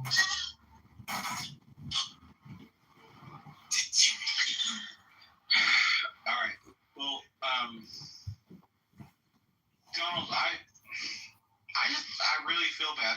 You know, It's okay, man. I appreciate it. I'm sorry. I'm going to Switzerland as soon as I can. Well, that's great. Switzerland is a place where you can end your life. Oh, you're going there for like Euthanasia. Oh my God. Oh God. I have to wait though because I'm so sorry. Oh well, thanks. Oh. Donald, do you think you and your wife are going to euthanize yourselves together in Switzerland?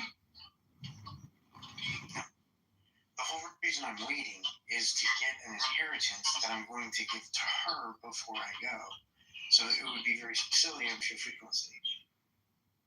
Oh, do you ever talk about how you get back your wife? Because it's always been a curiosity.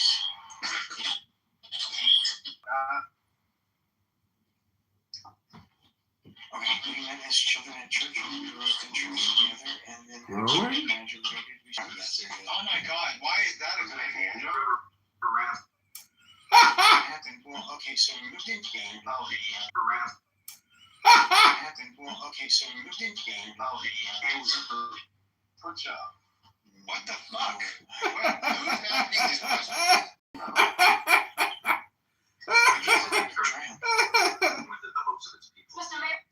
Okay, so dry humping is whenever you have your clothes on, but you're up against each other until you come. That was my first orgasm. Valentine's Day. It was on Valentine's Day. The first time, like. My God. Yeah, we went camping at the lake, and we were in a tent. Did you try like her thigh or her butt? What was it? And I have feelings about when I have feelings about the time she raped me, so there's that. Your mother? Your mother raped you? Yeah. Oh, God. I was about 3, probably before that too, but I don't remember. You were 3? What did she do? No. You can't say that kind of stuff on YouTube Live. That's illegal. I feel like this is not appropriate for. Could we not discuss? Like, this is not the appropriate place to talk about. Oh, okay, so. You make long-term memories. It's hard. Well, I mean, it's Daniel. Your life has been like that genetic already. And then you also have these simple. Hello? This room has ended. Who moved the room? Don Cheadle. You look like a crackhead Don Cheadle. You're so ugly, bro. Like when I take a good shit, you know, you turn around and you look at the turds. You turn around and look.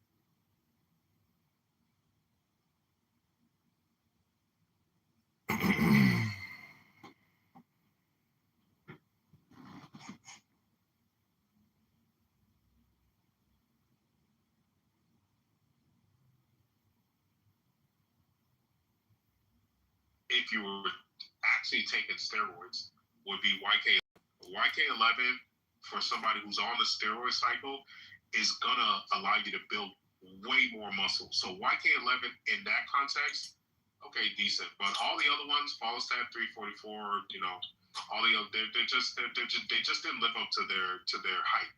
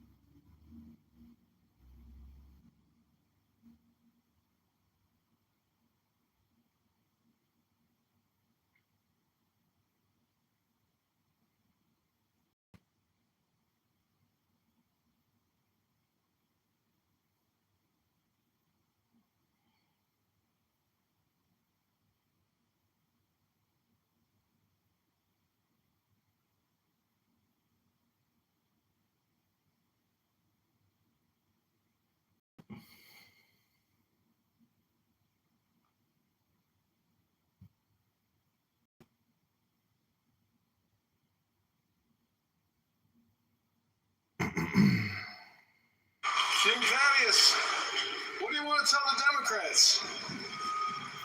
I'm going to help you, King Thaddeus. I'm running for office for you. I'm going to get you a single room occupancy. All right, God bless. Hey, miss. Do you want some food? Yeah, oh my gosh, yeah. Yeah, how many? For him? Yeah. Here you go. So my question, Mr. Trump, did you join the Mile High Club with a gray and a mantis the other day? Hit yourself first. Hey, miss. So my question, Mr. Trump, did you... Why does everyone judge me? I joined the Mile High Club for America and they still come after me. Mr. Trump, pull yourself together. Ah! Oh, that's not good. Somebody answer my question. I've never actually seen... Answer my question, Mr. Trump. That's it. She's a mantid.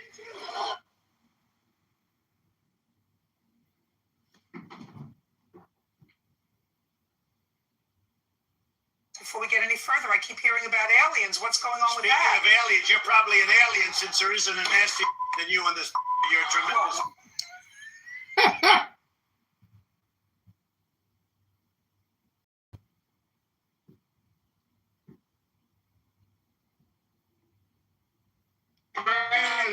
You.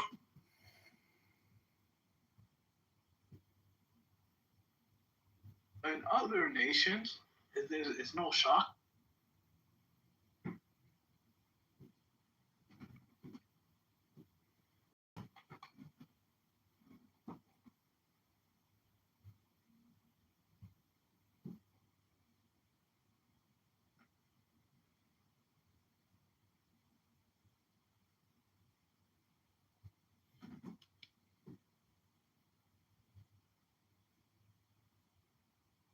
They said it's in the books on the top shelf, hidden in the codes of the star belt. I chased every trip, every shortcut, still felt like I was stuck in the mud. And then my granddad laughed, said, boy, lean in. You keep asking what, but not who you've been. Secret wisdom of success ain't a mansion, ain't a check. Showing up when you feel small, making promises, then giving all, standing steady in the mess. That's the secret wisdom of success.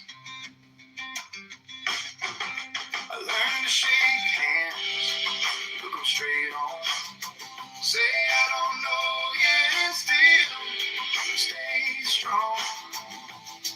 Turn a late night long to a listen kid. Count my blessings more than the money I get. 'Cause every heavy door needs 1,000 knocks. Every overnight took a lifetime's cost. Secret wisdom of success is the word that no one checks. Saying sorry when you're wrong. Calling home before you scroll along. It's loving harder when there's less. That's the secret wisdom of success. It's the early rise, the tired eye. Helping friends before you rise. Keeping faith when plans fall through. Not quitting on the truth in you. Secret wisdom of success. More than trophies, more than flex. It's quiet courage in your chest. Doing daily what you do the best. Your heart's the one you impress. That's the secret wisdom of success.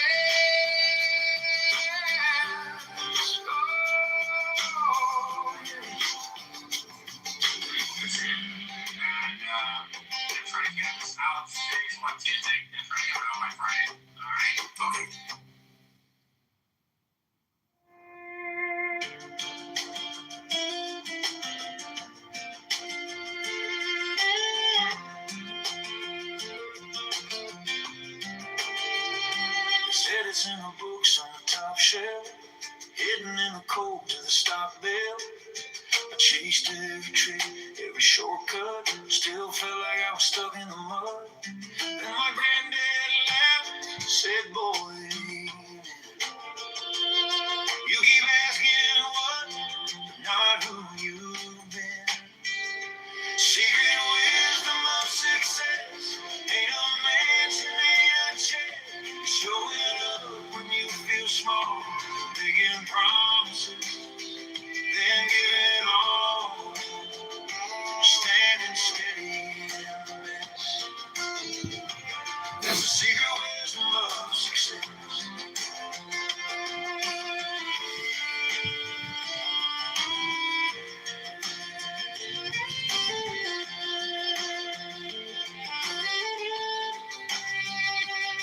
I learned to shake hands, look them straight on, say I don't know yet, but still stay strong. Turn a late night loss to a lesson kept. Count my blessings more than the money I get. 'Cause every heavy door needs 1,000 knocks. And every overnight took a lifetime's call. Secret wisdom of success is the work that no one checks. It's saying sorry when you're wrong, calling home before you stroll along. It's loving harder when there's less. That's the secret wisdom of success. It's the early rise, the tired eyes, helping friends before you rise. Keeping faith when plans fall through, not quitting on the truth in you. Secret wisdom of success, more than trophies, more than flex. It's quiet courage in your chest, doing daily what you do the best. When your heart's the one you impress, that's the secret wisdom of success.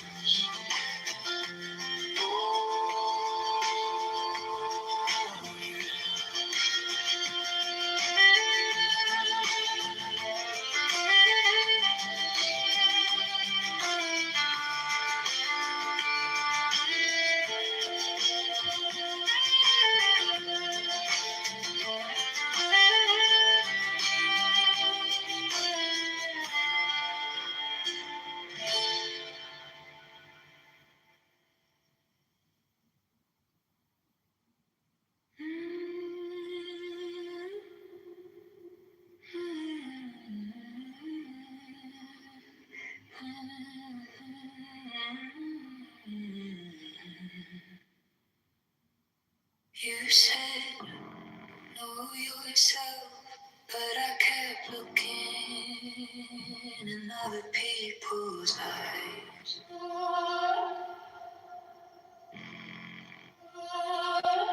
Chasing the halos,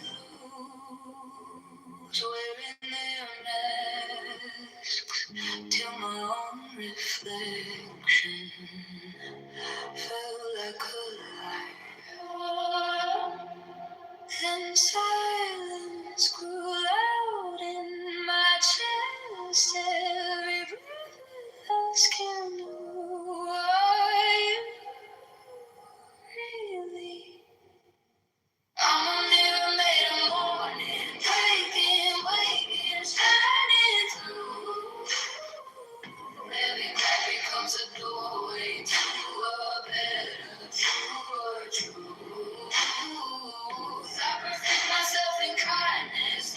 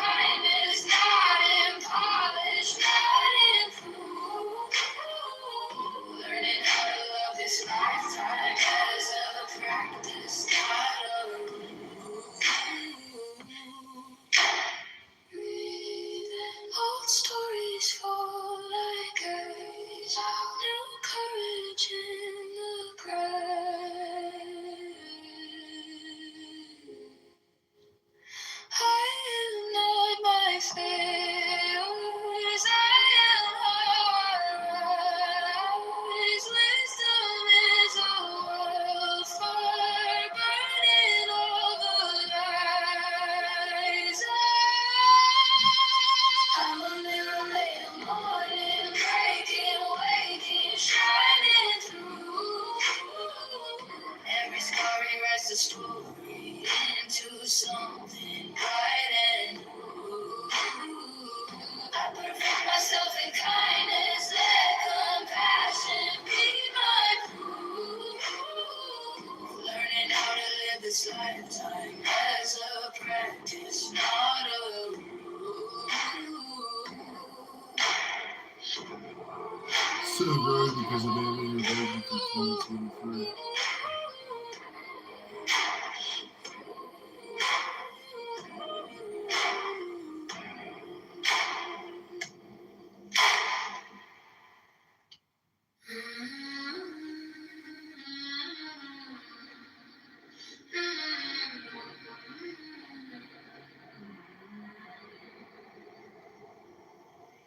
You said, know yourself, but I kept looking in other people's eyes, chasing the halos, wearing their masks till my own reflection felt like a lie.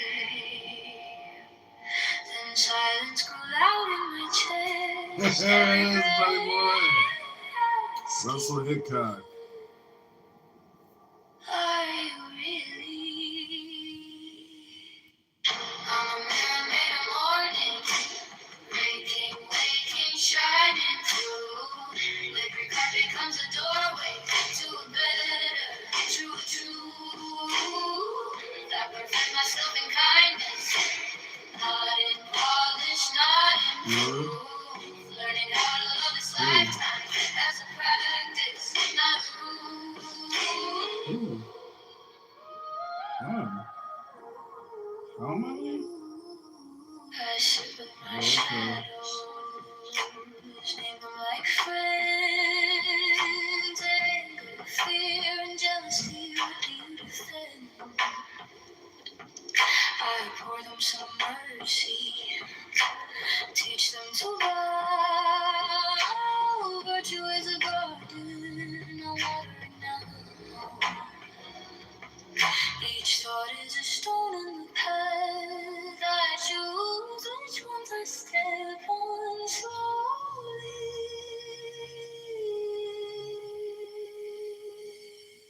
I'm a mirror made of morning, breaking, waking, shining through.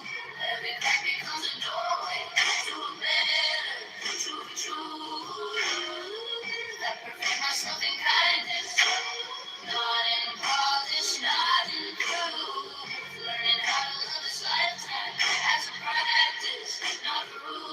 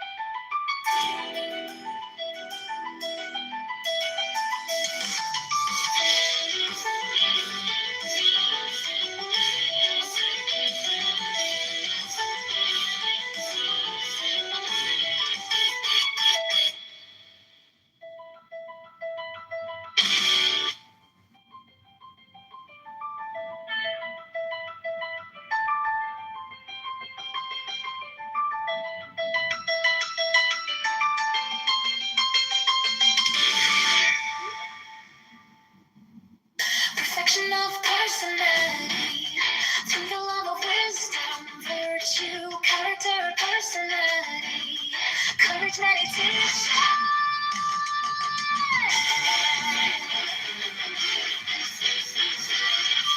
Cause you're perfect.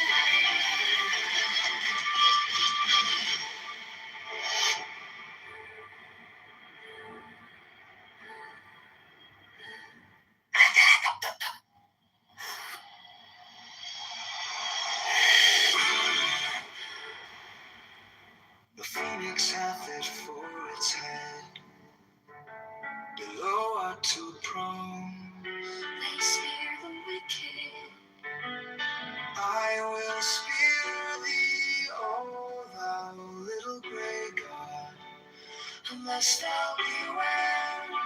From the grey to the gold, from the gold to that which is beyond the gold of Ophir. My God, but I love thee. Why hast thou whispered so ambiguously? Wast thou afraid? Oh, goat-hoofed one. O horned one, O pillar of lightning. From the lightning fall pearls, from the pearls black specks on nothing. I based all on one on all afloat in the ether. Oh my God, oh thou great hooded son of glory, cut off these eyelids, nature shall die out, she hideth me, closing mine eyelids with fear, she hideth me from my destruction. Oh thou open eye, oh ever weeping one. Not Isis, my mother, nor Osiris, myself. But the incestuous Horus given over to Typhon, so may I be. Their And thought thought is evil. Fall not into death, oh my soul. Think that death is the bed into which you are falling. Oh, how I Oh my God. especially is there a vehement parallel light from infinity, vilely diffracted in the haze of this mind.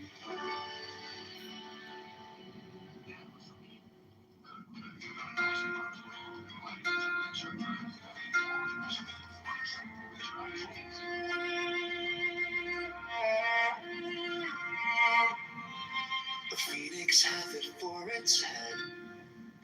Below are two prongs. They spear the wicked.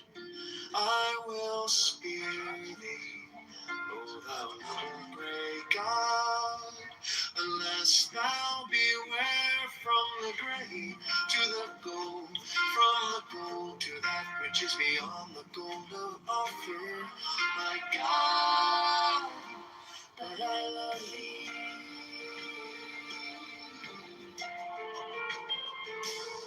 Why hast thou whispered so ambiguously? Wast thou afraid, O goat-hoofed one, O horned one, O pillar of lightning? From the lightning fall pearls, from the pearls black specks of nothing. I based all on one, But not I float in the ether. My God, my God.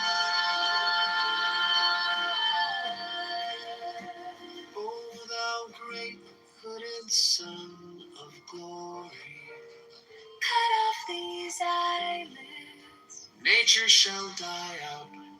She hideth me, closing mine eyelids with fear. She hideth me from my destruction. O thou open eye, O ever weeping one. Not Isis, my mother, no Osiris, myself. But the incestuous Horus given over to Typhon. So may I be. Their thought And thought is evil.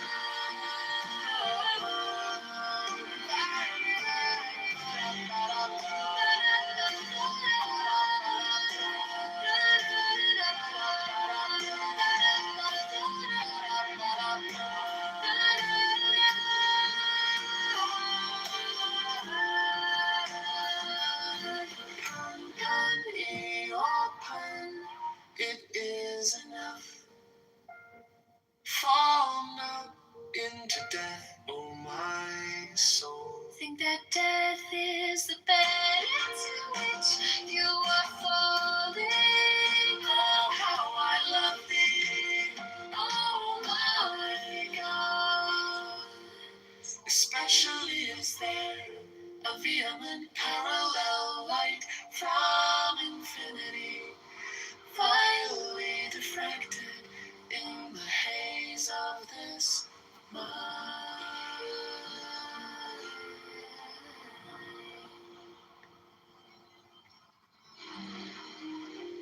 With the spell of blood quench thy blood thirst, oh my God. Thou art a little white rabbit in the burning night. I am greater.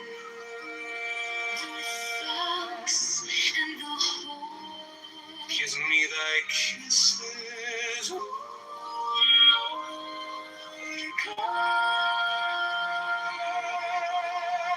The lightning came and licked up the little flag of sheep. there is a tongue in the flame. I see the trident walking over the sea.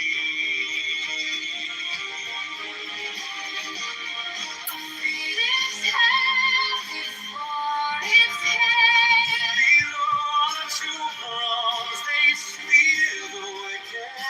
I will spear thee. Oh, thou little gray God. Unless thou beware. From the grave to the Which is beyond the cold of the sea. Magi, that I love thee. why hast thou whispered so ambiguously? Waste no afraid of those fools the word.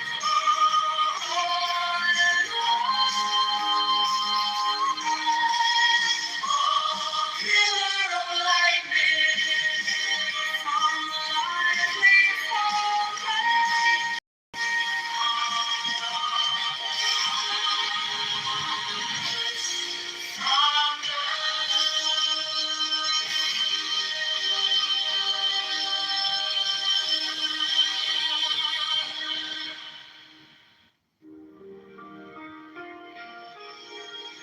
Let the spout of blood quench thy blood thirst, oh my God.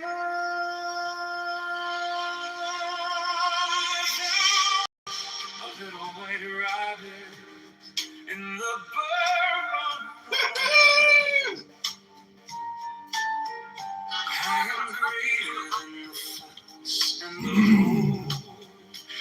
Give me thy kisses, oh Lord God.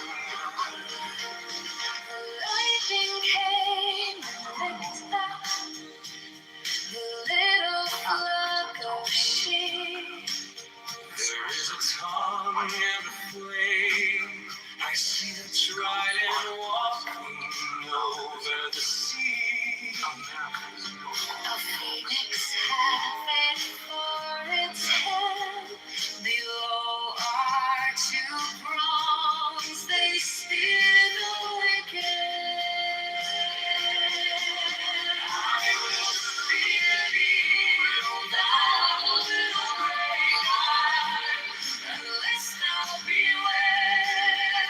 From the grave to the cold. From the goal to that which is beyond the goal.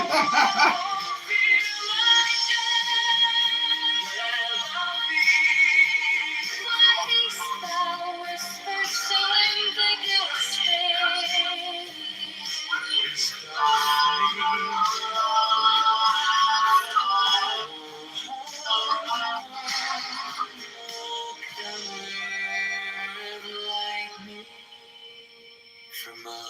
meaningful curve from the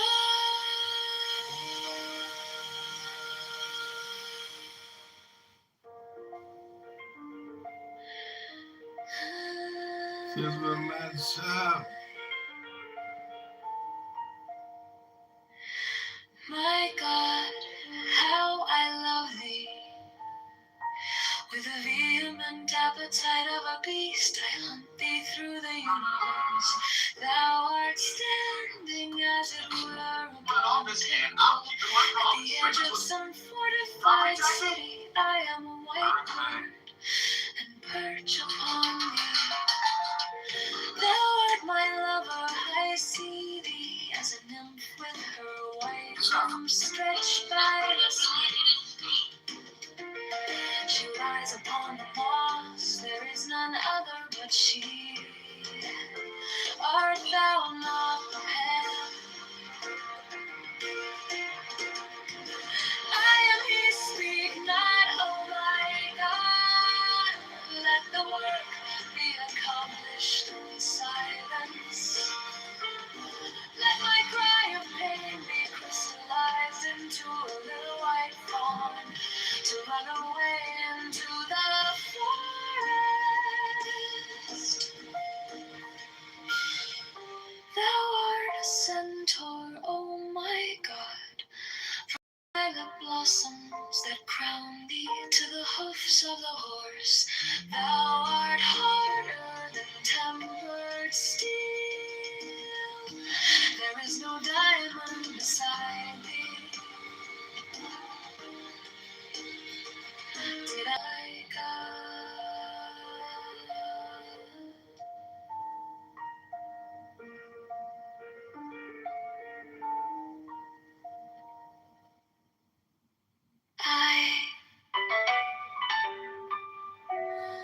my God, how I love thee.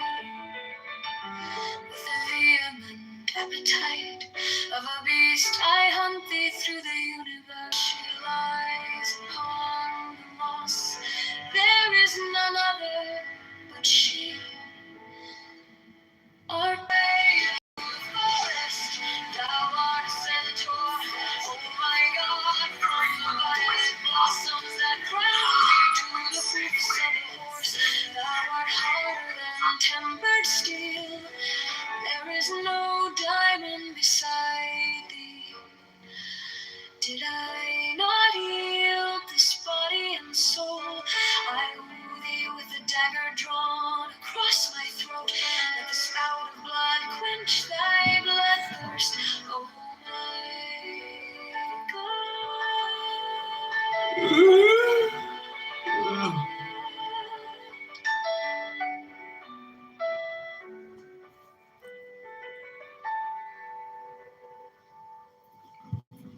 Into my loneliness comes the sound of a flute in dim groves that haunt the uttermost hills.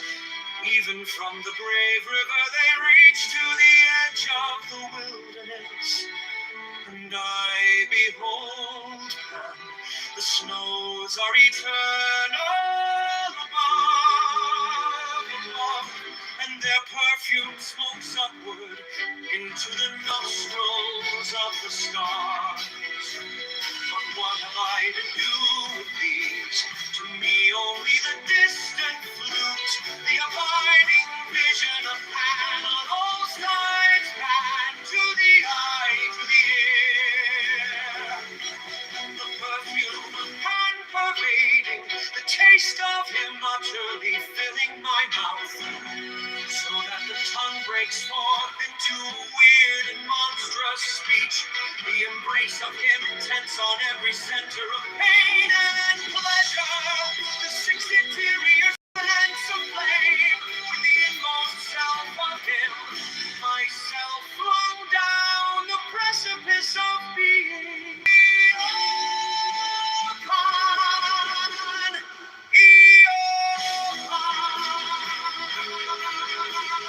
And I behold Pan.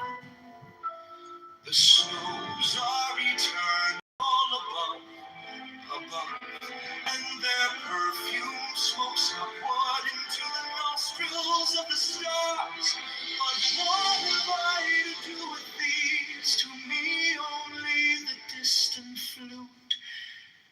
abiding vision of Pan.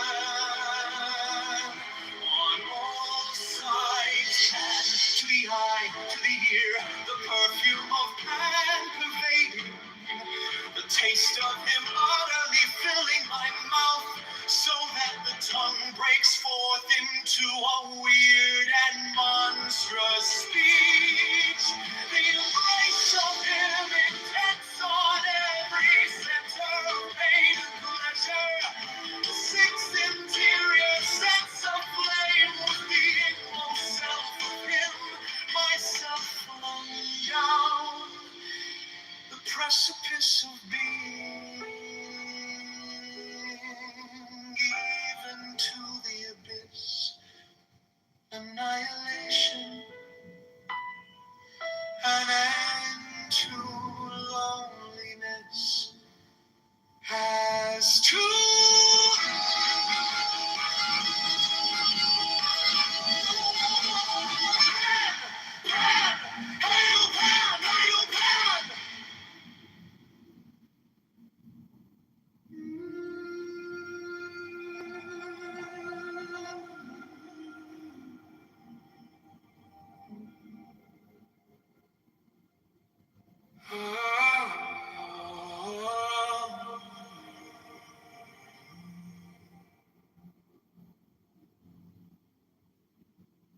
Find your seat,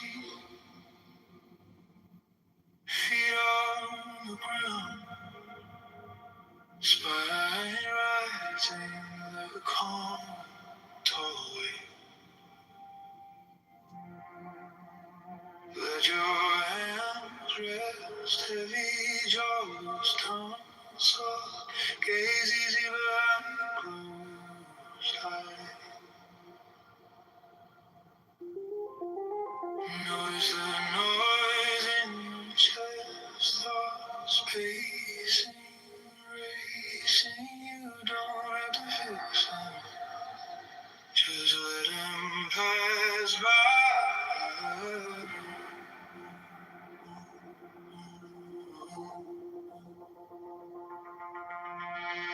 Breathing through the nose, slow, like you're sipping time. Hold that beat for feel the ribs draw out. Breathe out through the mouth, long like a quiet tide. Empty, empty, empty till the bottom feels kind. You are the storm and the stillness inside. Ride the breath.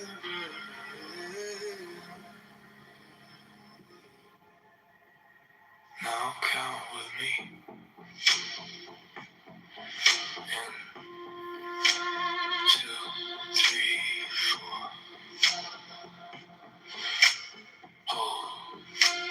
2, 3, 4. Out. 2, 3, 4, 5, 6. Let it go. Shoulders mounting downward. Heart of the turn in your chest. Right. Steady, simple. Guiding you back to center. Breathing through the nose, slow like you're sipping time. Hold that beat, feel the rhythm draw. While you breathe out through the mouth, long like a quiet tide. Empty, empty, empty till the bottom feels kind.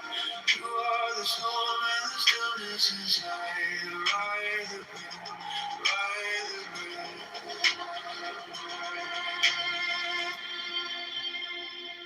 If it comes all about to it, friend, name it softly and breathe again. And fill the fire out, pour the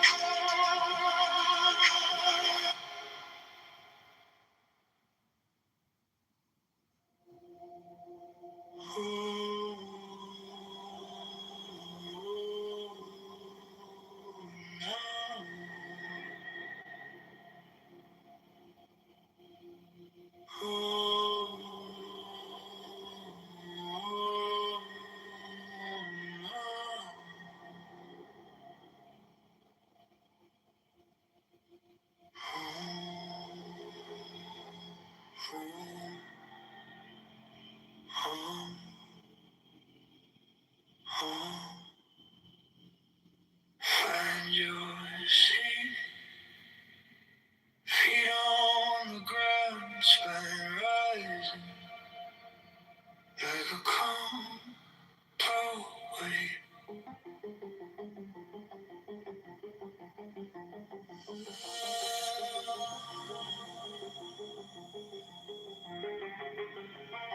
Let your hands rest heavy, jaw loose, tongue soft, gaze easy behind closed eyes. Notice the noise in your chest, thoughts pacing, racing. You don't have to fix them, just let them pass by. Breathe in through the nose, slow like you're slipping time. Hold that beat for 4. Feel the ribs draw wide. Breathe out through the mouth, long like a quiet tide. Empty, empty, empty, till the bottom feels kind. You are the storm of the stillness inside. Ride the breath, ride the breath. Now count with me. 2, 3, 4, 2, 3, 4, out. 2, 3, 4, 5, 6. Let go, shoulders melting downward, heart a lantern in your chest. Bright, steady, simple, guiding you back to center. Breathe in through the nose, slow like you're sipping time. Hold that beat for 4. Feel the ribs draw wide. Breathe out through the mouth, long like a quiet tide. Empty, empty, till the bottom feels kind. You are the storm and the stillness inside. Ride the breath, ride the breath.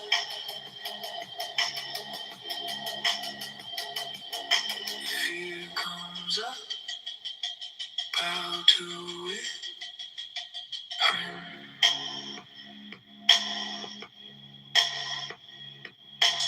Name it softly and breathe again.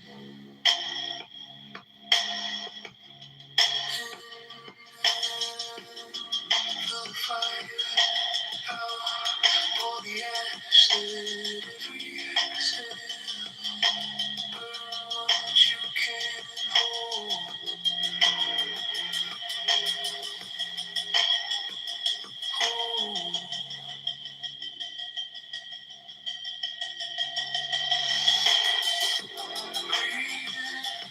Through the nose, slow like you're sipping time. Hold that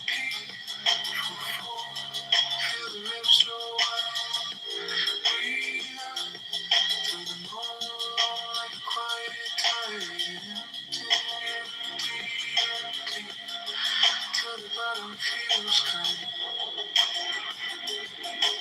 You are the storm and the stillness inside. God is the breath.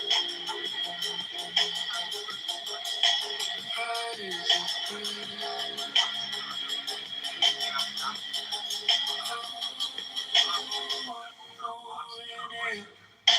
Gentle deep on a long exhale. Feel the ground keep you when you are ready. Open your eyes. Know this calm is yours on demand.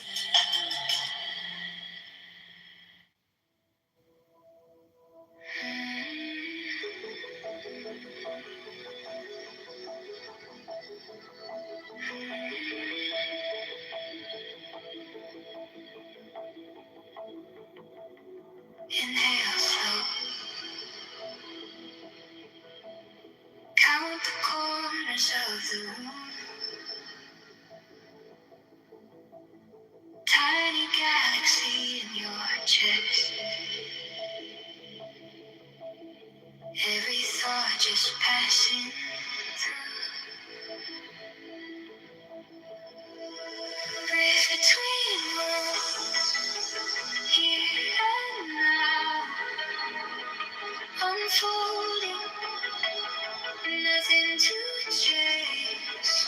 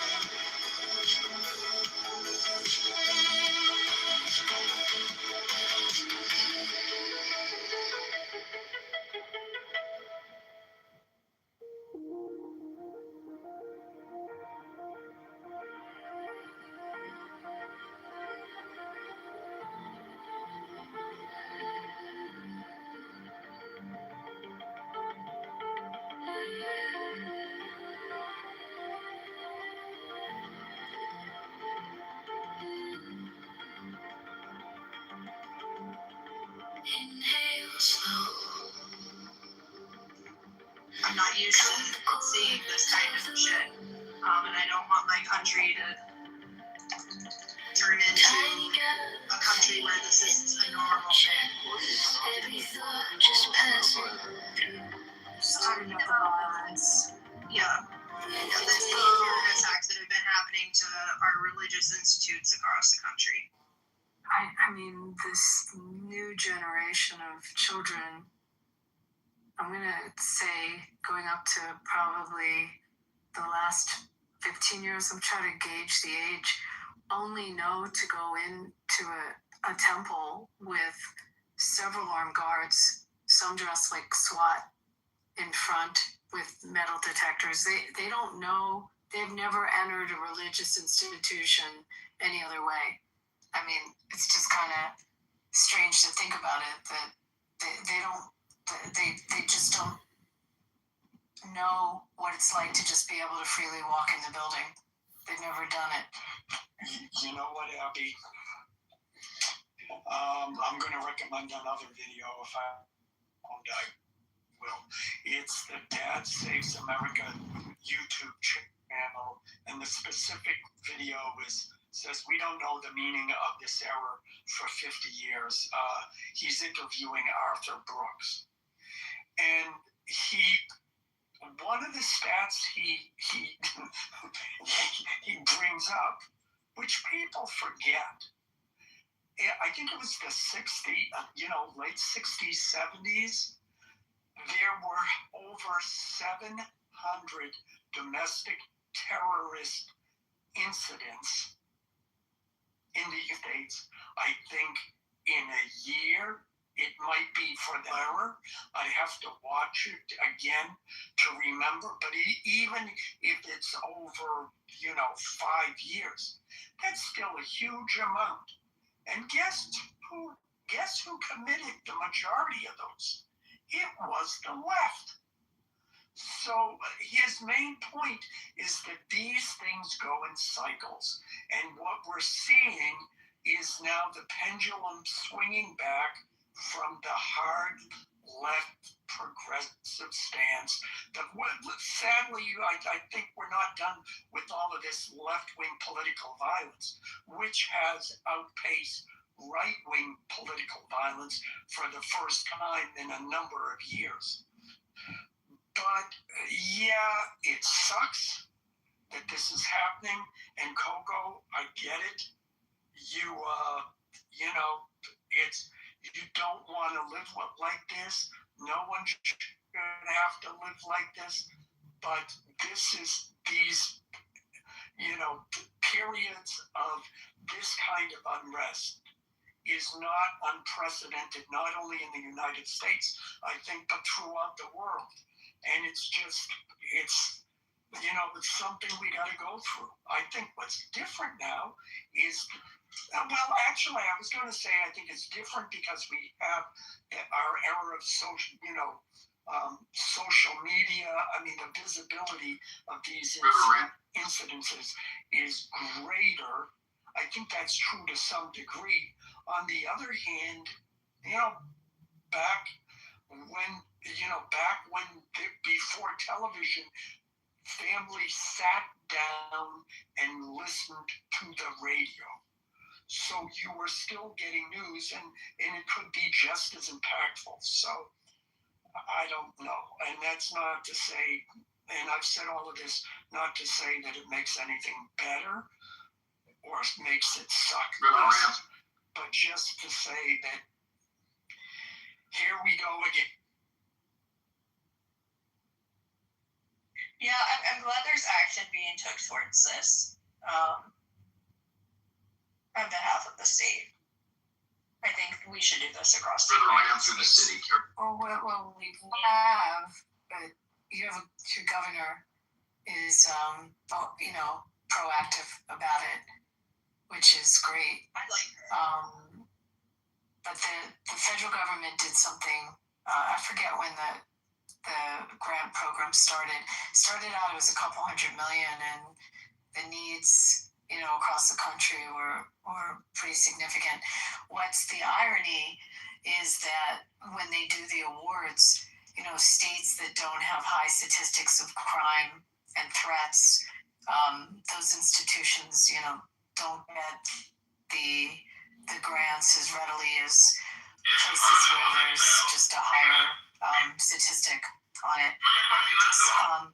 And it's a bit political. The different members and the senators jockey for position for their states. But I gotta believe where you are, there's not a problem. Like I would think that they'd probably get a pretty big allocation there. Yeah, I think so too. Between Detroit and Flint and Grand Rapids, there's like a spike in crime. So hopefully it'll just be across all these regions. People are acting like psychos, and it's not just Americans either. I will say I've noticed, at least in the past couple weeks, there's some people that I'm kind of confused that our system has let slip through the cracks. As far as they're not originally from here, right? And the guy who just shot up the university, I think it was in Pennsylvania. Virginia. High school students Virginia. Yeah. So he actually became a citizen in 2016. I was looking into this, and he also committed another terror attack previously, like a year after he became a citizen. They let him out, I believe it was 2021, and now here he is again, committing another fucking terror attack. Why? I'm not sure what's going on there, but if we have a crackdown on immigration, I think these are when President Trump is saying, we want to get the worst of the worst out, well, that looks like the worst of the worst to me. So the question is, what did he get charged with? Did he get charged with domestic terrorism, or did he get charged with something like assault? Pretty sure after this one, it's probably domestic terrorism because it was on a university. Let me check back into it. What his original? Is he alive? Did they? I think. I'm not reach him out. I'm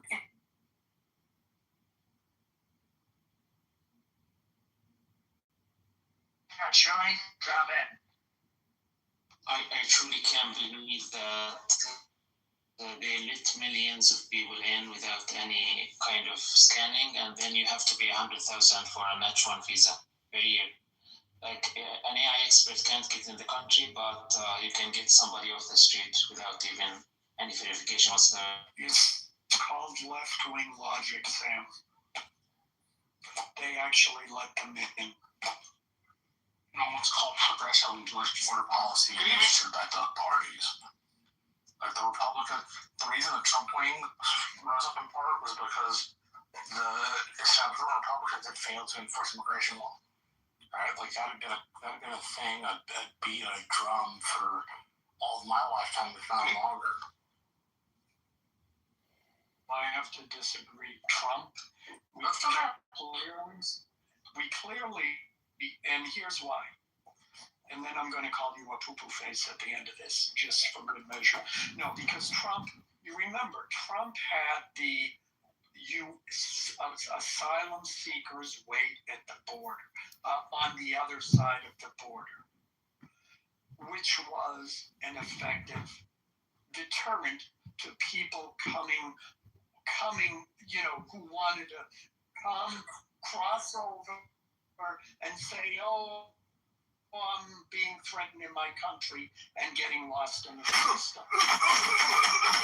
Correct. Day one, Joe Biden rescinds it, and everyone got the message.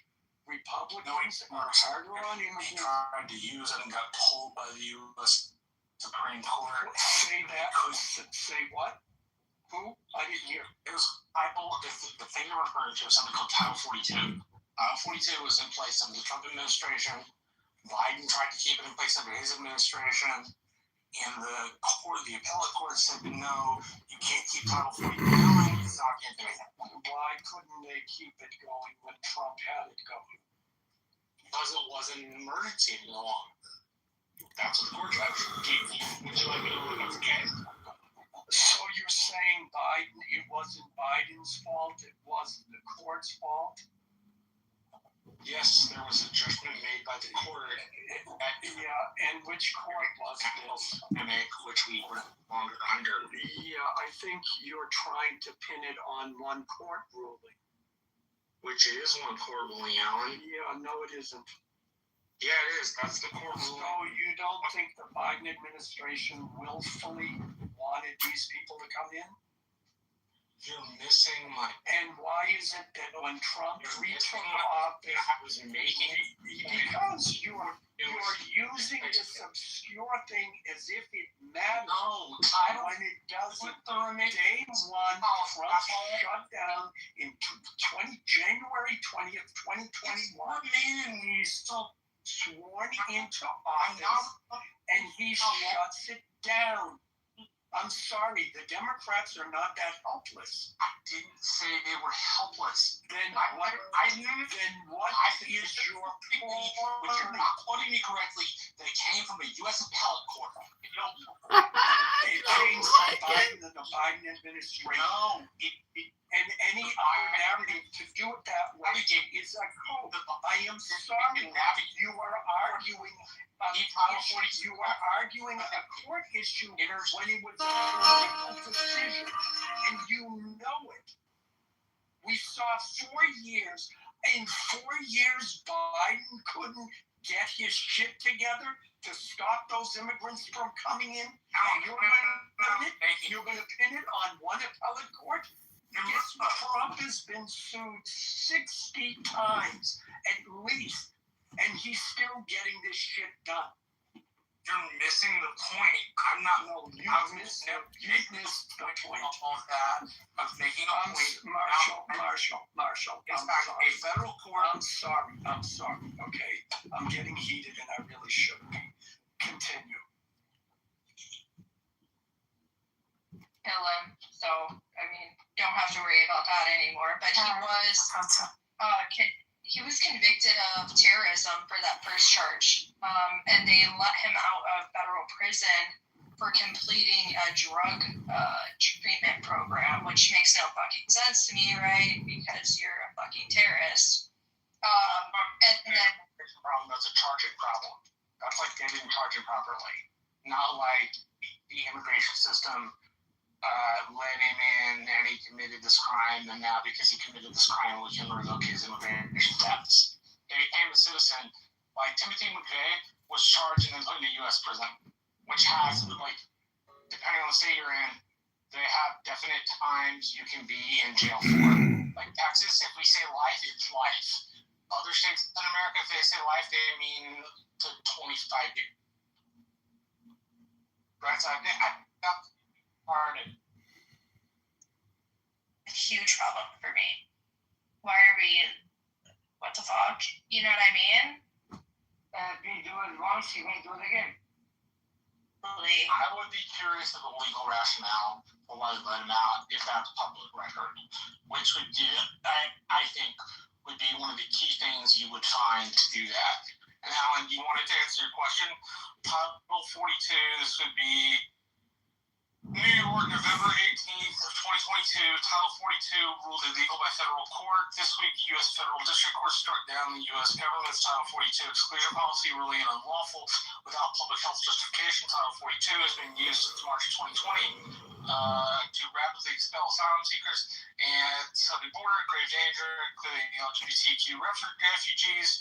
This is called immigration equality, so we're not taking their editorializing to be important. What we're taking including the LGBTQ refugees. Which is the ability to do that, which means the Biden administration maintained it for at least 2 years.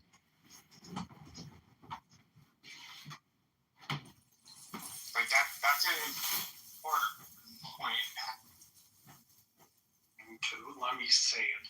I looked it up. Yes, President Biden immediately acted to suspend the Trump-era Remain in Mexico policy officially known as the Migrant Protection Protocols upon taking office in January 2021. His administration formally halted new enrollments immediately and began phasing out the program, though the policy was legally challenged, briefly reinstated by courts, and formally terminated later. On January 2021, DHS suspended new enrollments in the program. Biden began allowing those with active cases to enter the U.S. during the wind down. Legal challenges. Termination faced lawsuits for the temporary. The termination faced lawsuits by the I'm guessing by conservatives, but I don't know, who wanted it to remain in place, and then the Supreme Court eventually allowed it to be ended in June of 22. So basically, my guess is the Supreme Court said this is part of the executive branch. Biden gets to do that, just as they ruled that Trump also gets to set the policy too. The point is that what you're saying is correct, Marshall, but it was separate from what I'm saying, the point I'm making, that Trump, as the executive, said this is the policy, remain in Mexico. Biden says, nope, you can come here and seek asylum here. And the main point is that sends a very different message to people around the world, which is under Trump, it's stay away, we're going to make it hard. And under Biden, it's come on down, we're going to make it easier for you to come in. And I think that's an important distinction. I would agree, but I would also say this is like per use for our conversations. We both been meeting with You think? How can you say that? Well, I know, which is why, when I started talking, I did not want to do that. So I'm sorry about that. Tony. Liberals more than the conservatives. So Joe, I don't think he's in this room now. So here's I'm reading this. This is from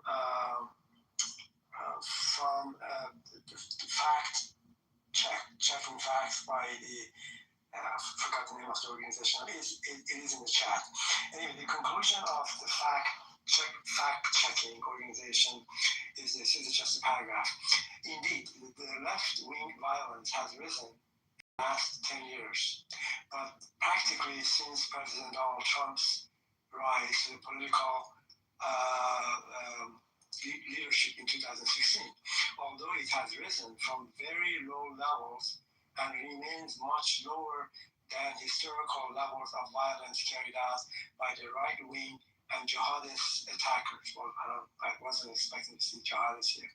The report stated that more contentious politics in the United States and expansion of the Make America Great Again movement appears to have re-energized violent left-wing extremists.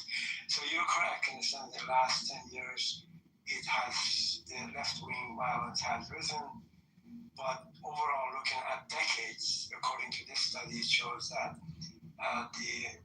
predominantly the majority of violence by the right-wing violence. So anyway, it's in the chat. I'll just put it again. I'll find it and put it in again. It's from a very credible source. So I just wanted to kind of fact-check myself on this, because you made a categorical statement here, Alan, which it seems to me may not be entirely correct.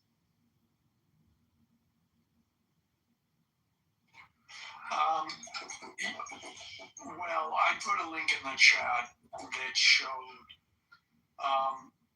that I was referencing. And I would also argue that, first of all,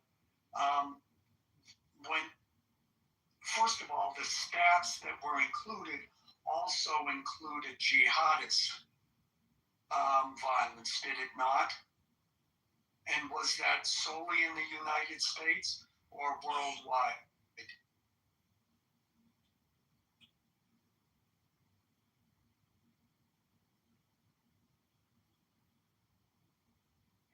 Yeah, because first of all, I would think that might skew the numbers higher, which is a nice, subtle little dig, like, all right-wingers are just like jihadists, so we're going to group them together.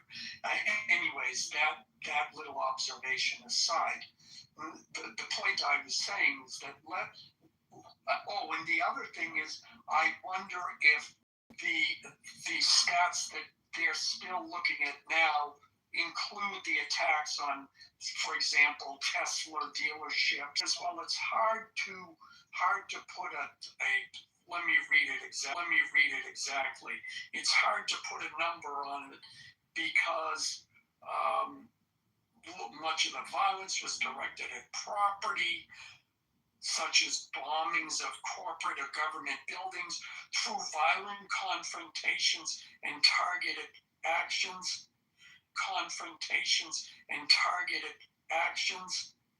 1960s marked the emergence of extremist, anti-imperialist, socialist, and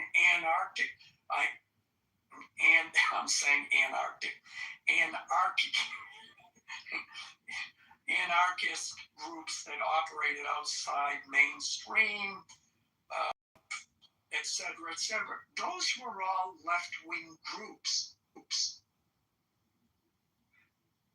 And I know this because that's what they were known for. So, yeah, it's a past. I know what you're saying, Ali, but it's a past that the left divorces itself from. Because, at a certain point in the last 20 years, they've decided that they're the party of morality and benevolence. And so they don't talk about, any of that. But, Alan, I just read the statistic you put here in the chat.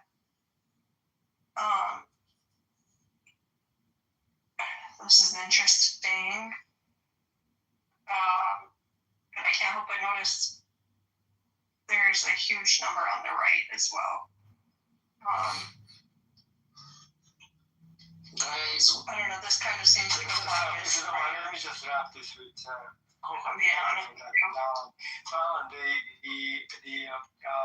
the source is called the fact-check.org, and what the title here is what we know about political violence in America. So specifically about in the US, the factcheck.org, and they look at all kinds of different fact-checking stuff. This one on the political violence in the US, and basically one of the conclusions was the one that I read to you, and which is in comparison over decades, the violence by the right wing is much, much higher than the left wing. With the exception of the last 10 years, the right wing, the left wing actually, violence has gone up. But again, when you compare the totality of the thing, the violence by right wing is by far exceeds the left wing. Anyway, yeah, I mean, did I claim that it was less? No. What I'm saying is that there is a change. And if you that is correct. But also, I think go ahead. No. Well, that's the thing. I don't think I ever said that it has. When you say left wing, right wing, it's not the same. Like the left wing 20 years ago was very different than what it is now. For example, Bill Maher was a major leftist in 2010, but right now the left is calling him right wing for some reason. So, because at that stage you need something else. Yeah, maybe, but the thing is, at any given moment, for example, if I would ask you, right wing, holds, and what are the value system that, let's say, left wing or liberal. We can, probably enumerate what these core value systems are in all fields: economic, taxation, immigration, abortion, gender issues, sex issues. There are, some of these values actually they remain astonishingly consistent over the decades. But I do get your point. Things change according to the current events, and Belmont particularly comes across, I don't want to say right wing, but certainly it is not portraying or projecting the image that his political image appears to be different. Yeah. There's three aspects to respond to. One, the study in regards to political violence is debunked. I guarantee that the people who cite that study have not actually looked at the individual examples that they point to, because they claim to have looked at, like over 4 figures. But if you actually look piece by piece, they consider stickers on a phone pole, according to the right, as violence. They consider graffiti on the right violence, flags violence. Ironically, if you actually go case by case, they have to broaden the definition so wide to even make it within the same realm of quantity. They have to go to inanimate objects, they have to go to symbolism to just even compare to actual acts where people are getting beat up or killed or huge sums of financial loss. That's number one. Number two, used a very interesting word, value system. Interestingly enough, I would say that that's actually a right-wing framing of politics, because those that tend to be more liberal or secular, they don't look at politics in terms of values. They look at them as just views or policies.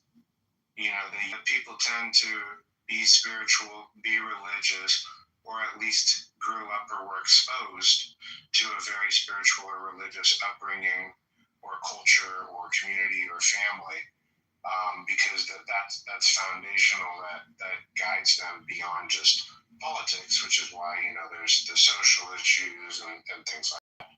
But in regards to just principles, parties themselves are just vehicles.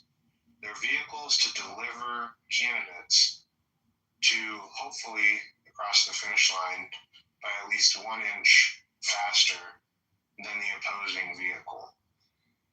And in modern politics, attention spans are much shorter, and so platforms have become a lot more simplified, even though the people who most pay attention to politics tend to be more intellectual, which is why there's such a bubble and such a disconnect, and why people are always so shocked by election results, because they don't actually get outside of their echo chamber and talk to normal people who have no clue what we're even referring to. Here's the thing. The modern Republican Party is very, very big tent right now, and we're figuring that out. There are some very steep divisions in regards to foreign policy. However, while that's being sorted out, it's almost unanimously on code in regards to immigration. It's almost unanimously on code in terms of less regulation and less taxation. Basically, government not being as seen and felt in your everyday life. And it seems to be universally on code in terms of just general safety, general law and order, general being protective, being stable, policies towards police, border, etc. And I think that I don't think you could find a Republican that would disagree in those topics. There's a little bit of a dying breed in regards to the lesser spending. I think it used to be that you could say that pretty much all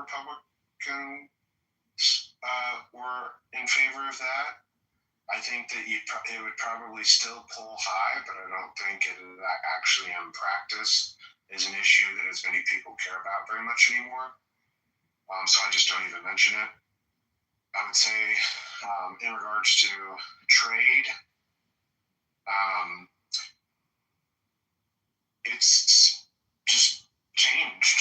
It's just fundamentally changed, and I don't see that going back. Stephen, let me just go back to the first point you made on the violence. Yeah. Because I think it's really important. I mean, to distinguish and define what's violence. Correct. Because you just have these studies and you have to break it down. And I mean, I just know we keep statistics, and my community's been under siege, and it's just skyrocketed from the left. Yeah, it's actual violence. Oh, it's threat. I can tell you what our threat to life incidents were last year. What we about an 80% indictment.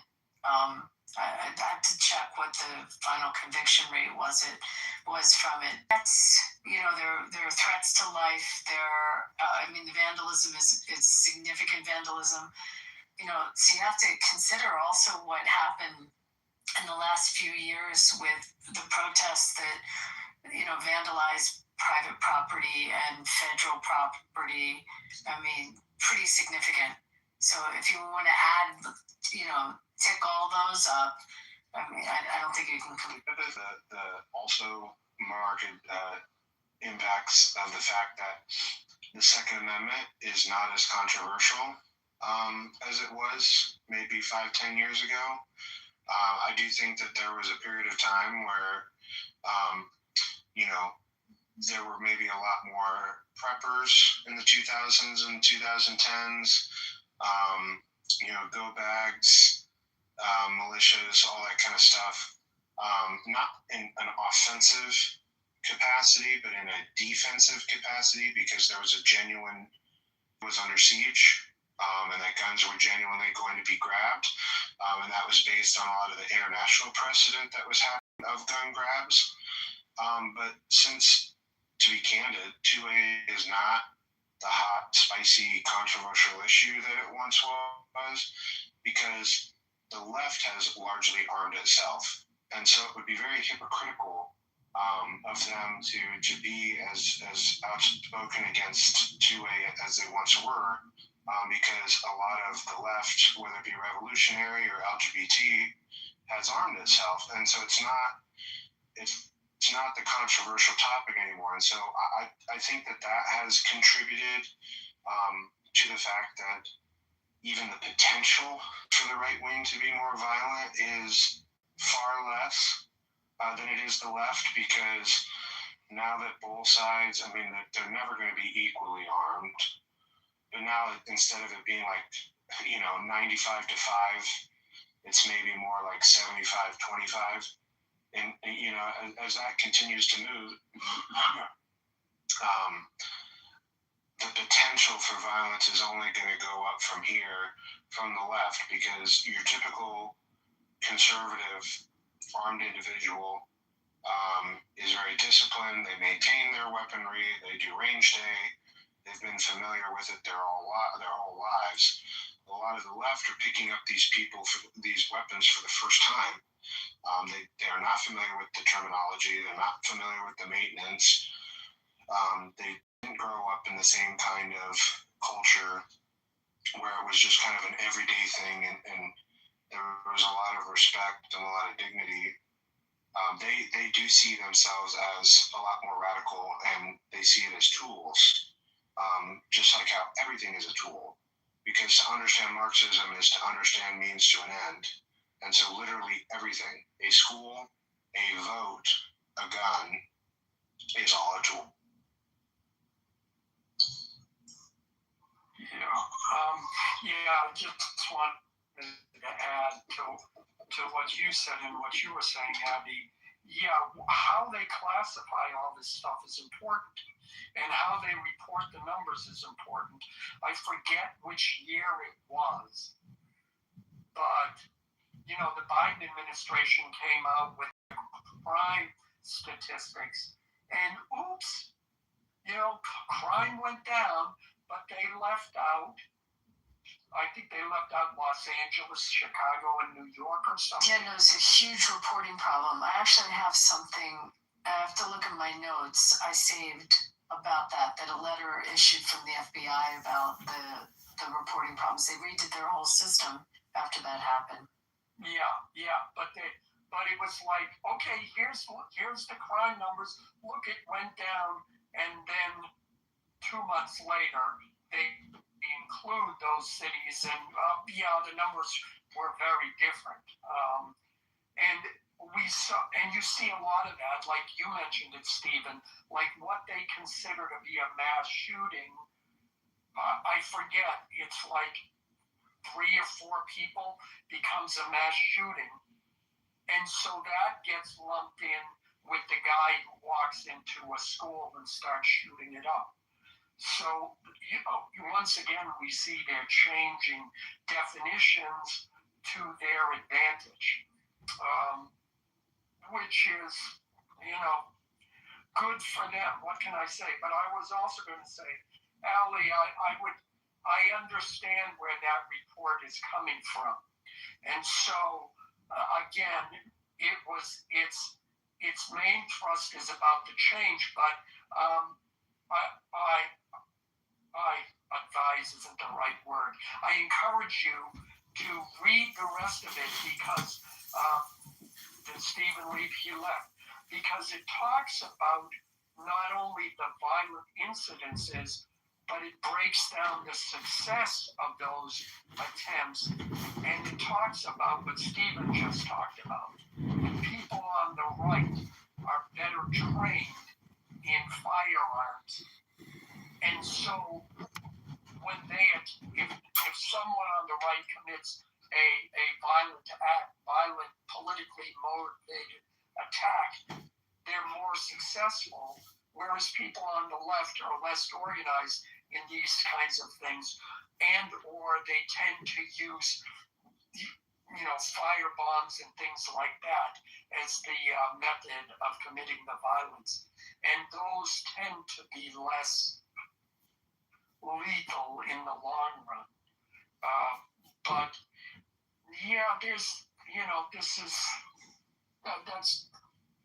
the statistics are kind of skewed at this point with the way they reported it. But the way you say they, I get this intuition of conspiracy involved. No. Well, that's right. No, it's the FBI. It really, I mean, you're talking about the article or the crime statistics? I'm talking about the facts.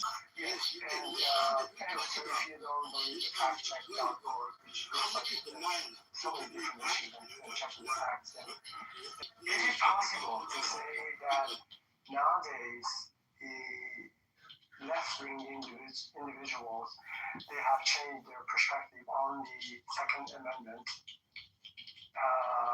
and they are having more guns, buying guns, and because of that, just because they've been with the guns, not for too long, then they are less competent and less responsible and less trained in handling guns. I really fail to see the analogy here. It could be a perfect example that somebody in some of the states, their entire family is Democrats, but they are in the army.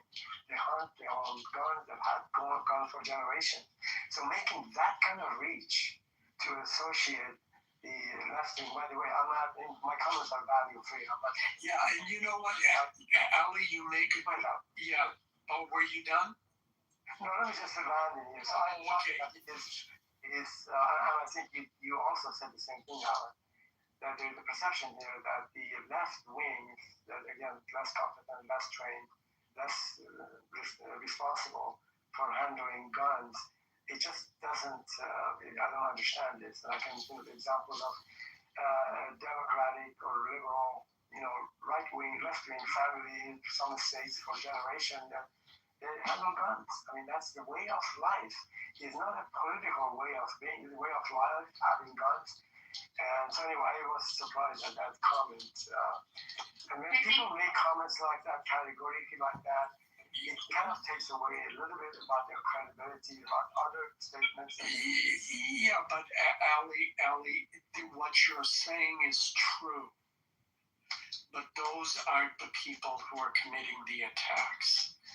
Generally, and if you read in that again, if you read in that report, there's one incident that they point out in particular that it was someone on the left. They had a gun. They had never trained with it. They went to it was a mayoral candidate or something, shot at this guy at point blank range, emptied his magazine, and he missed, except for one bullet that grazed the guy's sweater at point blank range. So I'm not in that. What you're saying Did is he hit other people in but those crossfire? are say that again? Was other people hit in crossfire? I don't think so. I don't know. It didn't mention it. But I don't disagree with what you're saying, but I think what you're talking about is that yes, there are people on the left who have guns, and it is part of the culture of where they live, absolutely. But I think those aren't the people who are being moved to this kind of violence. That maybe they're on the left, but they're not progressive, or we might categorize them as being what's the term they used 30 years ago. So, but yeah, the article touches, everything you're talking about, it brings up, and it says, well, 20 out of these 31 incidences involved attempted fire bombings, and, in this, it really breaks it down.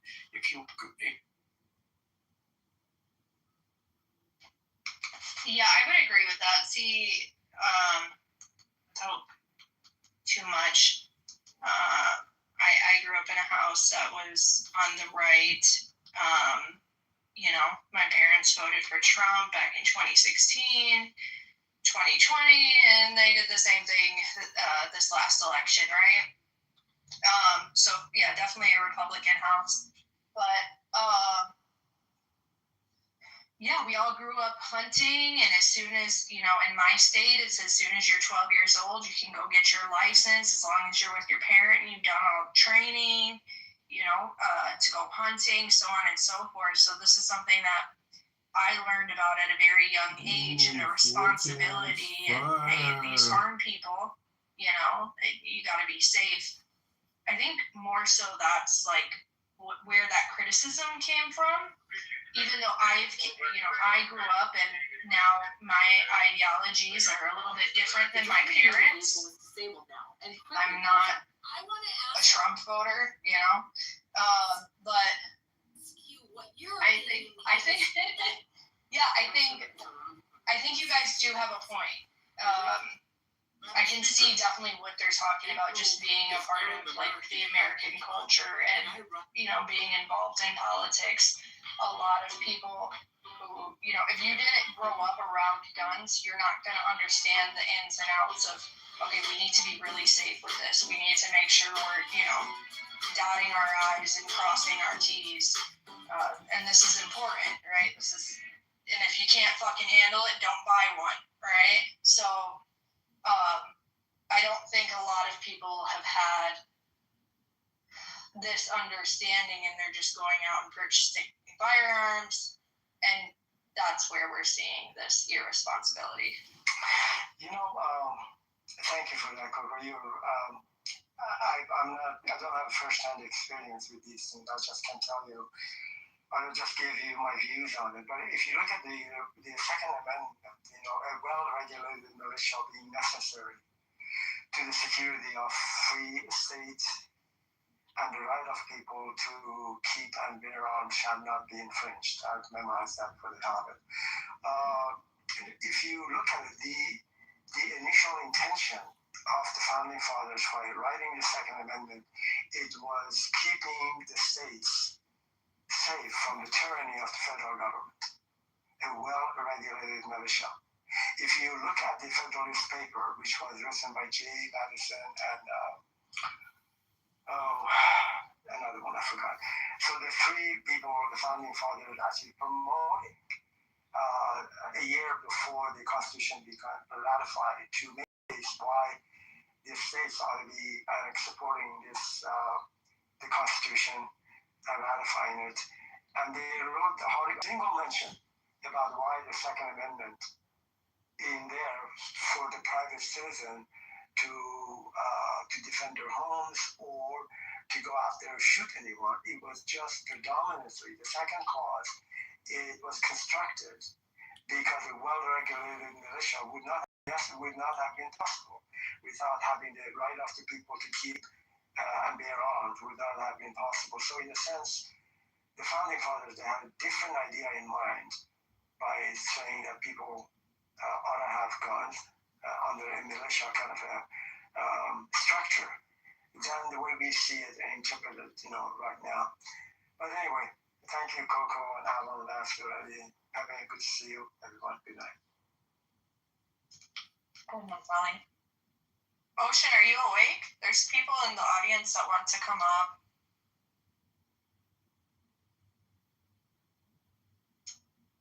Well,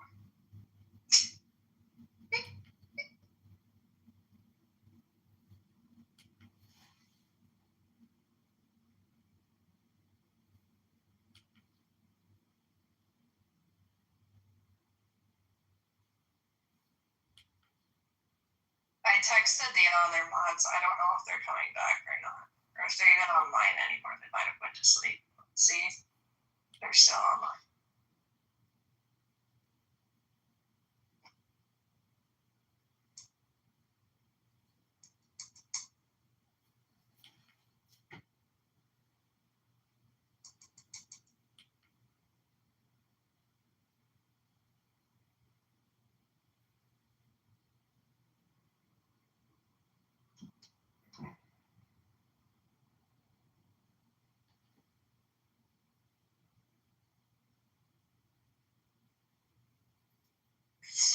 What? Can't even fucking find their name on here.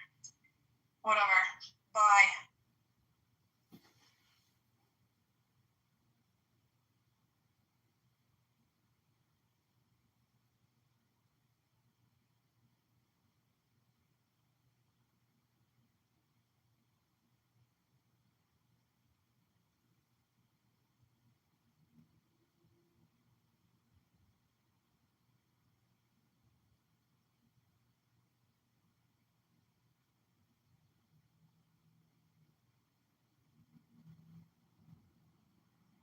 This spring, a litter of African painted dog pups making their debut. 10 puppies, 5 males, 5 females, already showing off their unique markings. Energetic.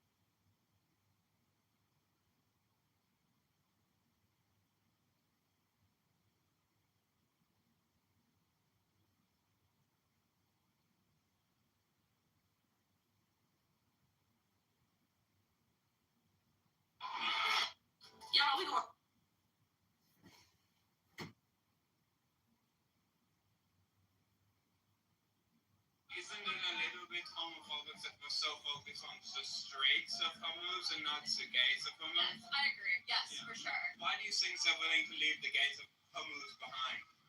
I think it's just historically, like, you know, gays have always been very discriminated against, which is wrong, and so many.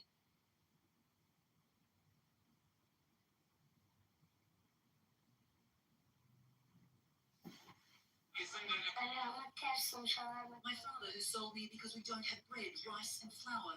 He has sold me to an old man.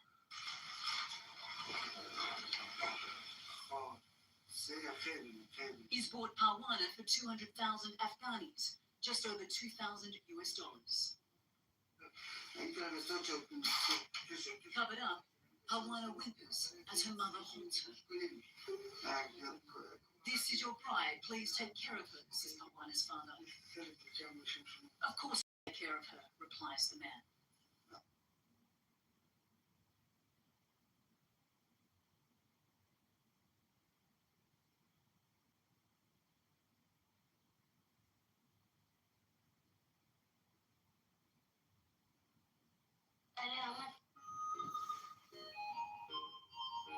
I have much more than 12, 13 billion, you know, and I said, okay, fine. I said, okay, fine. Now I believe I have money.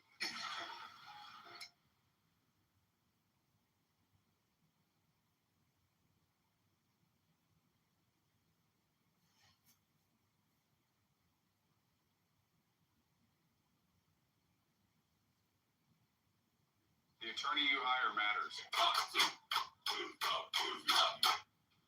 Good night.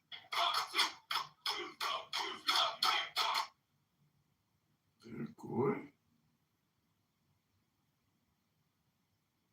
100,000 streams.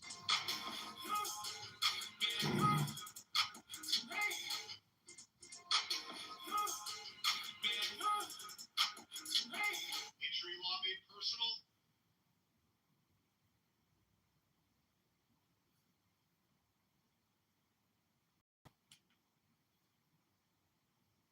Are you looking for... I didn't want to sell X at that time. Twitter said at 54. I believe the price could be higher. So we called Musk. I called Musk and I had a call with him. I was in the desert. I remember that very well. So I called Mr. Musk. I told him, Mr. Musk,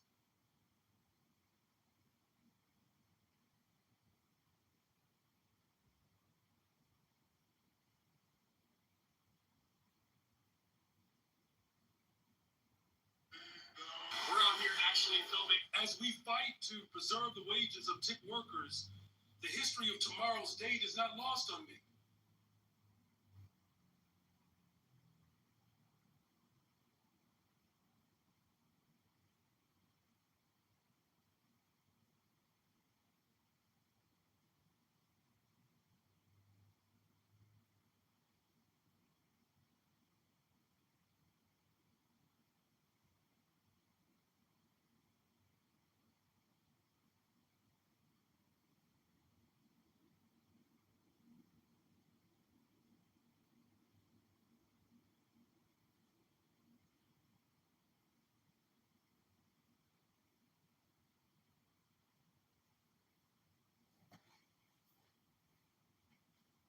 As we fight.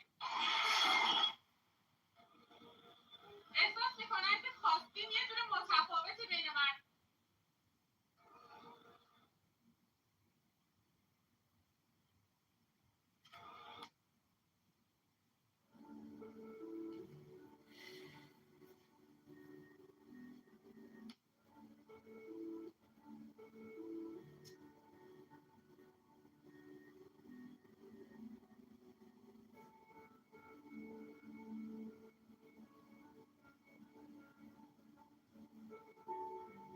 It is a no-go on a Michael Jordan museum in Highland Park.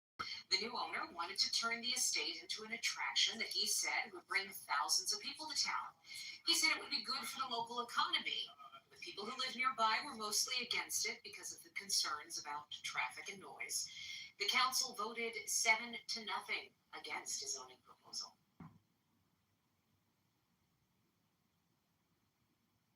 Your attorney is not the only person working on your case. I'm Alana Malman, and I'm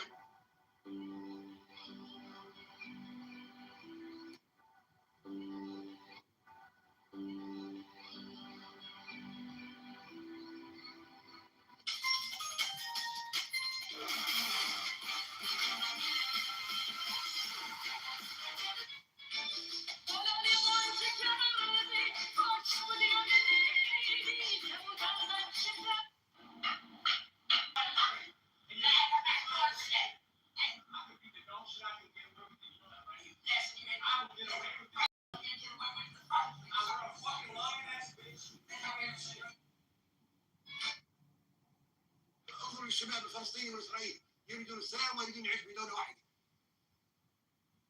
ننتهي من هذا الصداع اللي يخرب ويسمم العالم كله ما يسمى به. وهذا الكتاب الابيض، هذا الكتاب الابيض فيه حل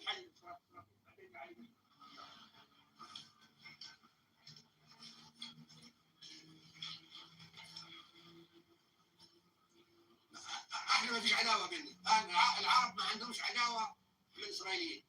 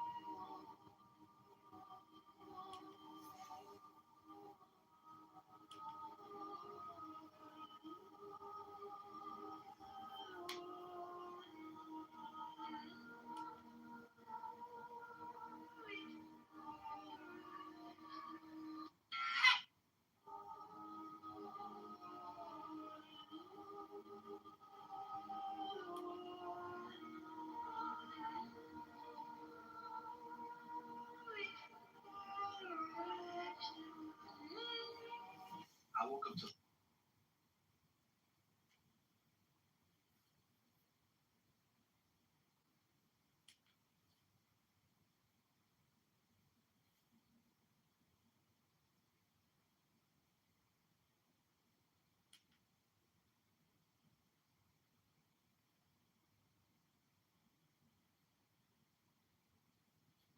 the guy in the beard is my dad who's no longer alive. If that is your dad? He's talking.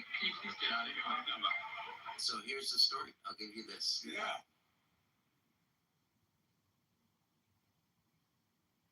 So,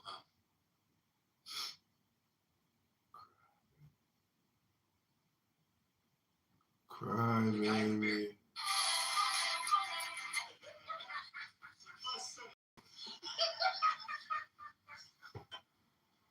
هذا قلت لي شو قصته؟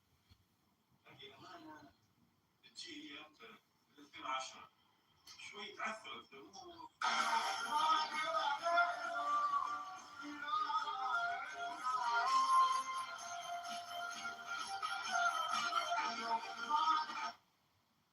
What do you do? What's your job? I'm a fixed income salesman. What do you feel about Jamaica? It's good. There's a lot of opportunity there. What do you think of the power in society? I think the working class does. A lot that they can do. أكيد ما لم تتعرض سوريا إلى استهدافات مباشرة من أي جهة فهي ستبقى خارج هذا الصراع. يكفي سوريا 14 سنة من الحرب دفعنا خلالها فاتورة كبيرة جدا. فنحن You met Mr. Wells before? Mr. Wells, you make Whitby look skimpy. Well, you see, I'm fat and you're ugly, but I can diet.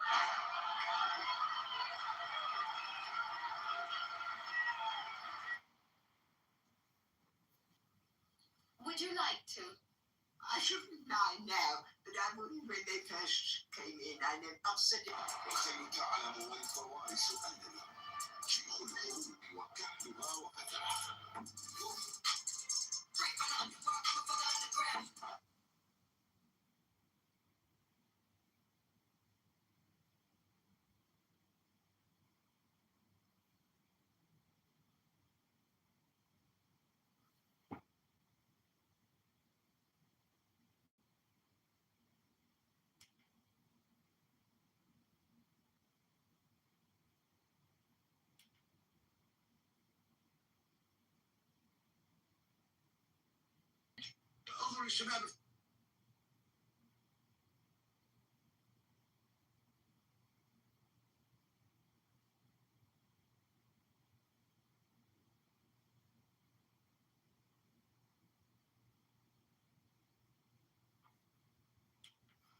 Hello. Hello? Hello. Hello?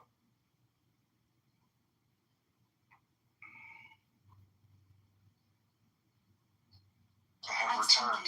Yes. I'm ready to be your long-term distance, low commitment, casual girlfriend, if you'll still have me.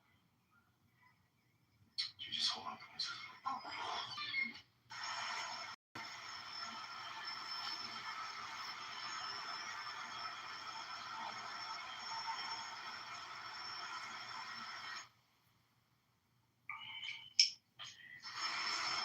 Ooh.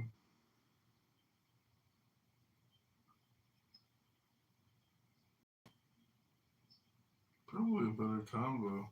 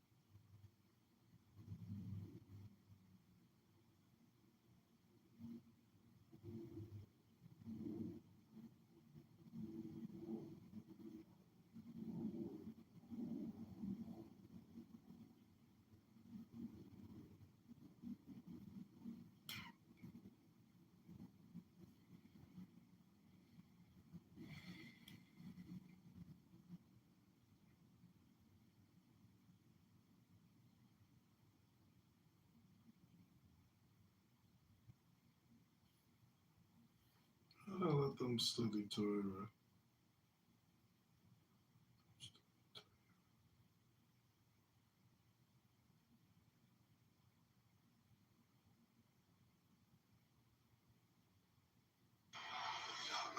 ICE is checking people in, doing their work. I don't know what the fuck people are talking about, how they're just standing around. They're actually ringing people up and everything. You never, ever raid the mayor until Memorial. The University of Pennsylvania has to turn over a list of... I started working with wildfire almost 6 months ago, and now I've got people.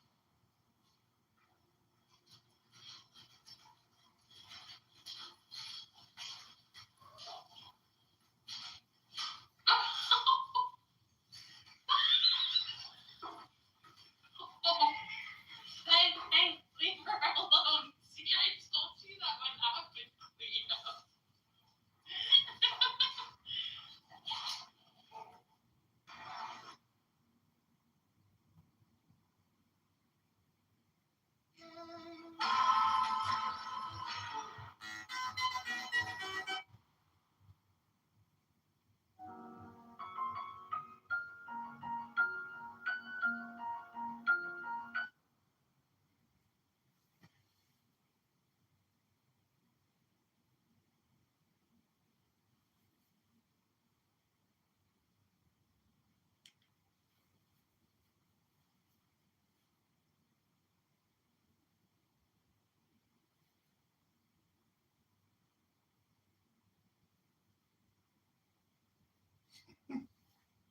A woman. Sharia, a woman. What is a woman, anyways? That don't do nothing. That only run they not weak. That don't do nothing. That don't.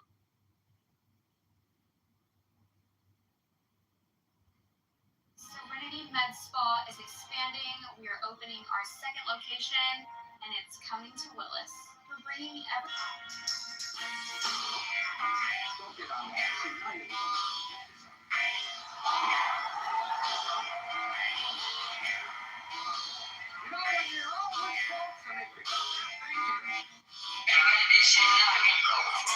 You just really Kramer knows JT is a clown.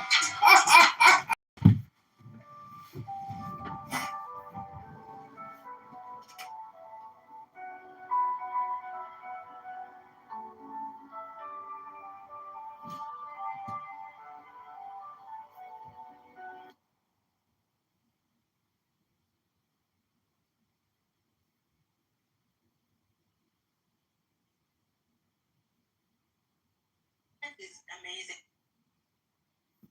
Honestly, there's no. I feel like it was a neutral plane. Like, at odds. I don't need to hate aggressive Camille because that's not who she is as a whole.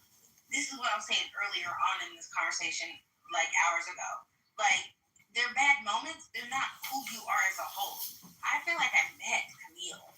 However, in that energy of disrespecting her, I can foresee or just understand, have a discernment because I've been on this app, and two, I'm real. Like, everybody has a trigger.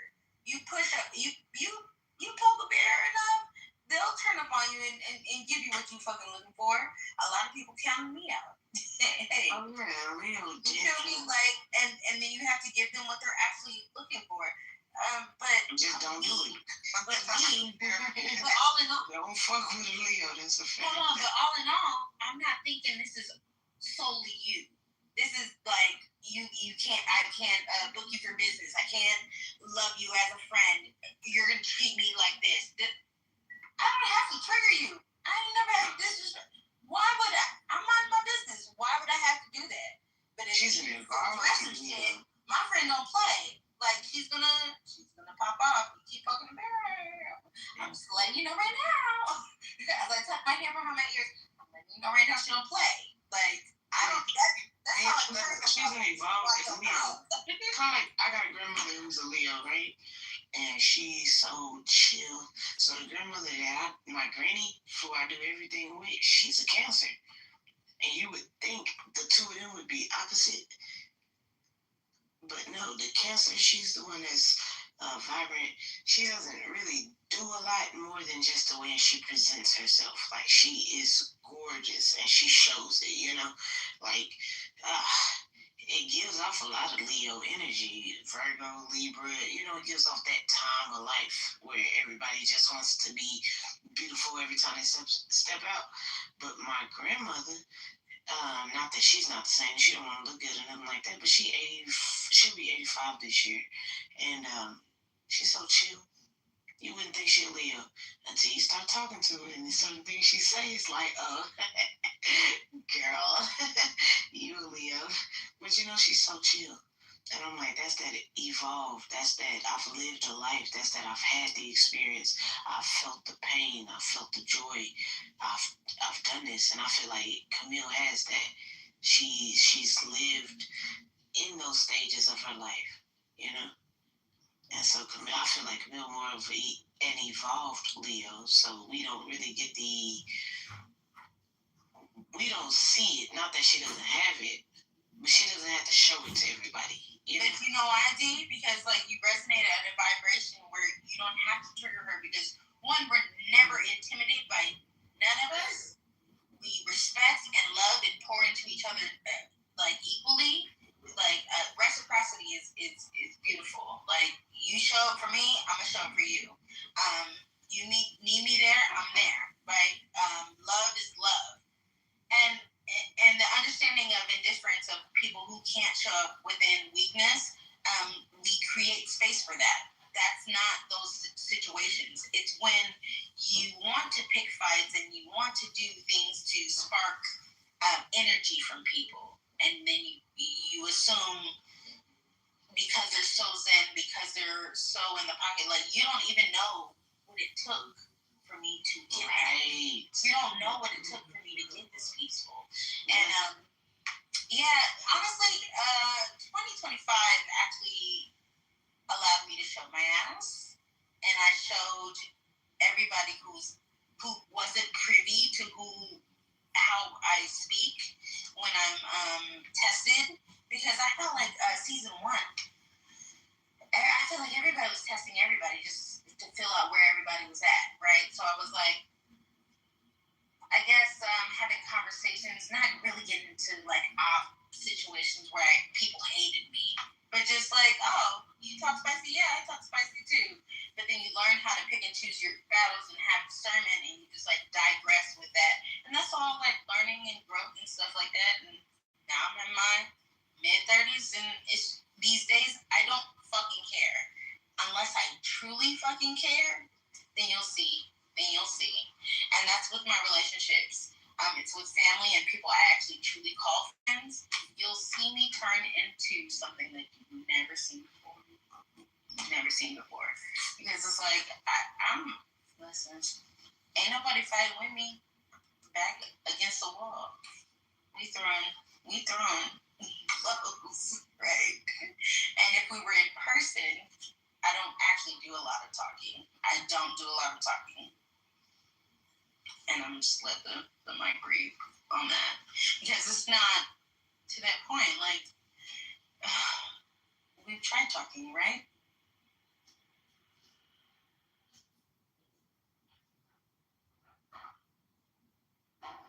Well, what I appreciate about Leo's women, at least, a lot of times they have like high self-esteem, or at least, they portray that. So it's like they're a little less likely to be like envious and competitive, because I feel like deep down they just feel like they the shit anyway. So there's, not that kind of like catty jealousy that I tend to experience with some other type of women. Yes, I'm gonna tell you this about me. I am not jealous or whatever. I kite people or whatever too. I feel like people do be in competition. But yeah, I try and uplift people when, 1000%. Literally, my business is about that. And so is yours. It's like I have so much energy and glow and peace within myself. I would love to share it with you. Please be patient and just like breathe within yourself so you can receive what I can express to you, right? Have you ever met somebody who can't resonate with that and is kind of upset with your peace and your all the time? Yes. Yeah. They're like in contempt of it. Like anything. Yeah. It just seems that very like anything that you say, they're like in contempt of. Like it's like no. Or like your peace angers them. And then it's just if they try to rattle you and can't, oh my gosh. They're fuming at that point. Your love, your abundance, your opportunities, your excitement about the way that you speak about your life. And say, for instance, shit is chaotic in your life, right? But the way that you view your life, because I'm a person that only speaks about gratitude. When I'm coming off I'm only sometimes I'll talk about like dark things, but I always have like a positive side to balance it out. This is how I'm regulating this circumstance right now. Even that kind of angers people, and it's just like, fuck, I'm trying too. I don't need you to be aggressive with me. I'm literally fighting for my life, and you're just like upset. And sometimes you value and care for the people who possibly see you as not necessarily a threat, because everybody has their own battle, but like in their head, intimidating. Yeah, and I'm like, I'm not doing this to trigger you. I'm doing this to reassure my next step, my next goal, or my self-love. This love that you may be intimidated by it on the outside is not to trigger you. It's literally to convince myself, like, yeah, you can still do that next thing. Because what's on the opposite side of fear? a lot of people are trying to leap over those bounds, you know? And it's a daily task. It's not like one goal, and once you do it, it's done. No, you may fail. So what you're going to do now, you're going to try again. Every day, every day, every day. Like self-talk about who you are as a person, how you value yourself, and not caring how other people view you. Because even if you do feel good and you're like in that mode of today is a good day, and they're not having a good day, I'm not going to be affected by that. Hopefully it influences them. You know, like that's truly my goal. Yeah, I just wanted to say something. I really relate to a lot of what you guys were saying. I remember this job that I had where I was just happy to be there. I was excited. I was younger. And I think just my positive demeanor really got on people's nerves. And they just were, really miserable. And if you weren't miserable as well, it was a problem. So having to, I still come across those types of people. And I just try to distance myself. Like, no one has perfect lives. I accept the downs and the ups. But I think people expect you to always, be pessimistic. And yeah, as a woman of color, Black woman who has grown up in the burbs, so I sound like a white girl, having to constantly also defend myself to my own people gets really exhausting at times. So I definitely get where you guys are coming from. Some people are just not happy with themselves, and instead of uplifting, they gotta take a dig to feel better. Agreed. Yeah, and that's just the saddest. That's just so low to me. Yeah. Jesus. It really is. Especially because you may have so many things going on in your life. I don't think about trying to shit on anybody. I'm just trying to do my thing. I'm just trying to follow my alignment and do what I am destined to do. It literally is just me and me. Even family.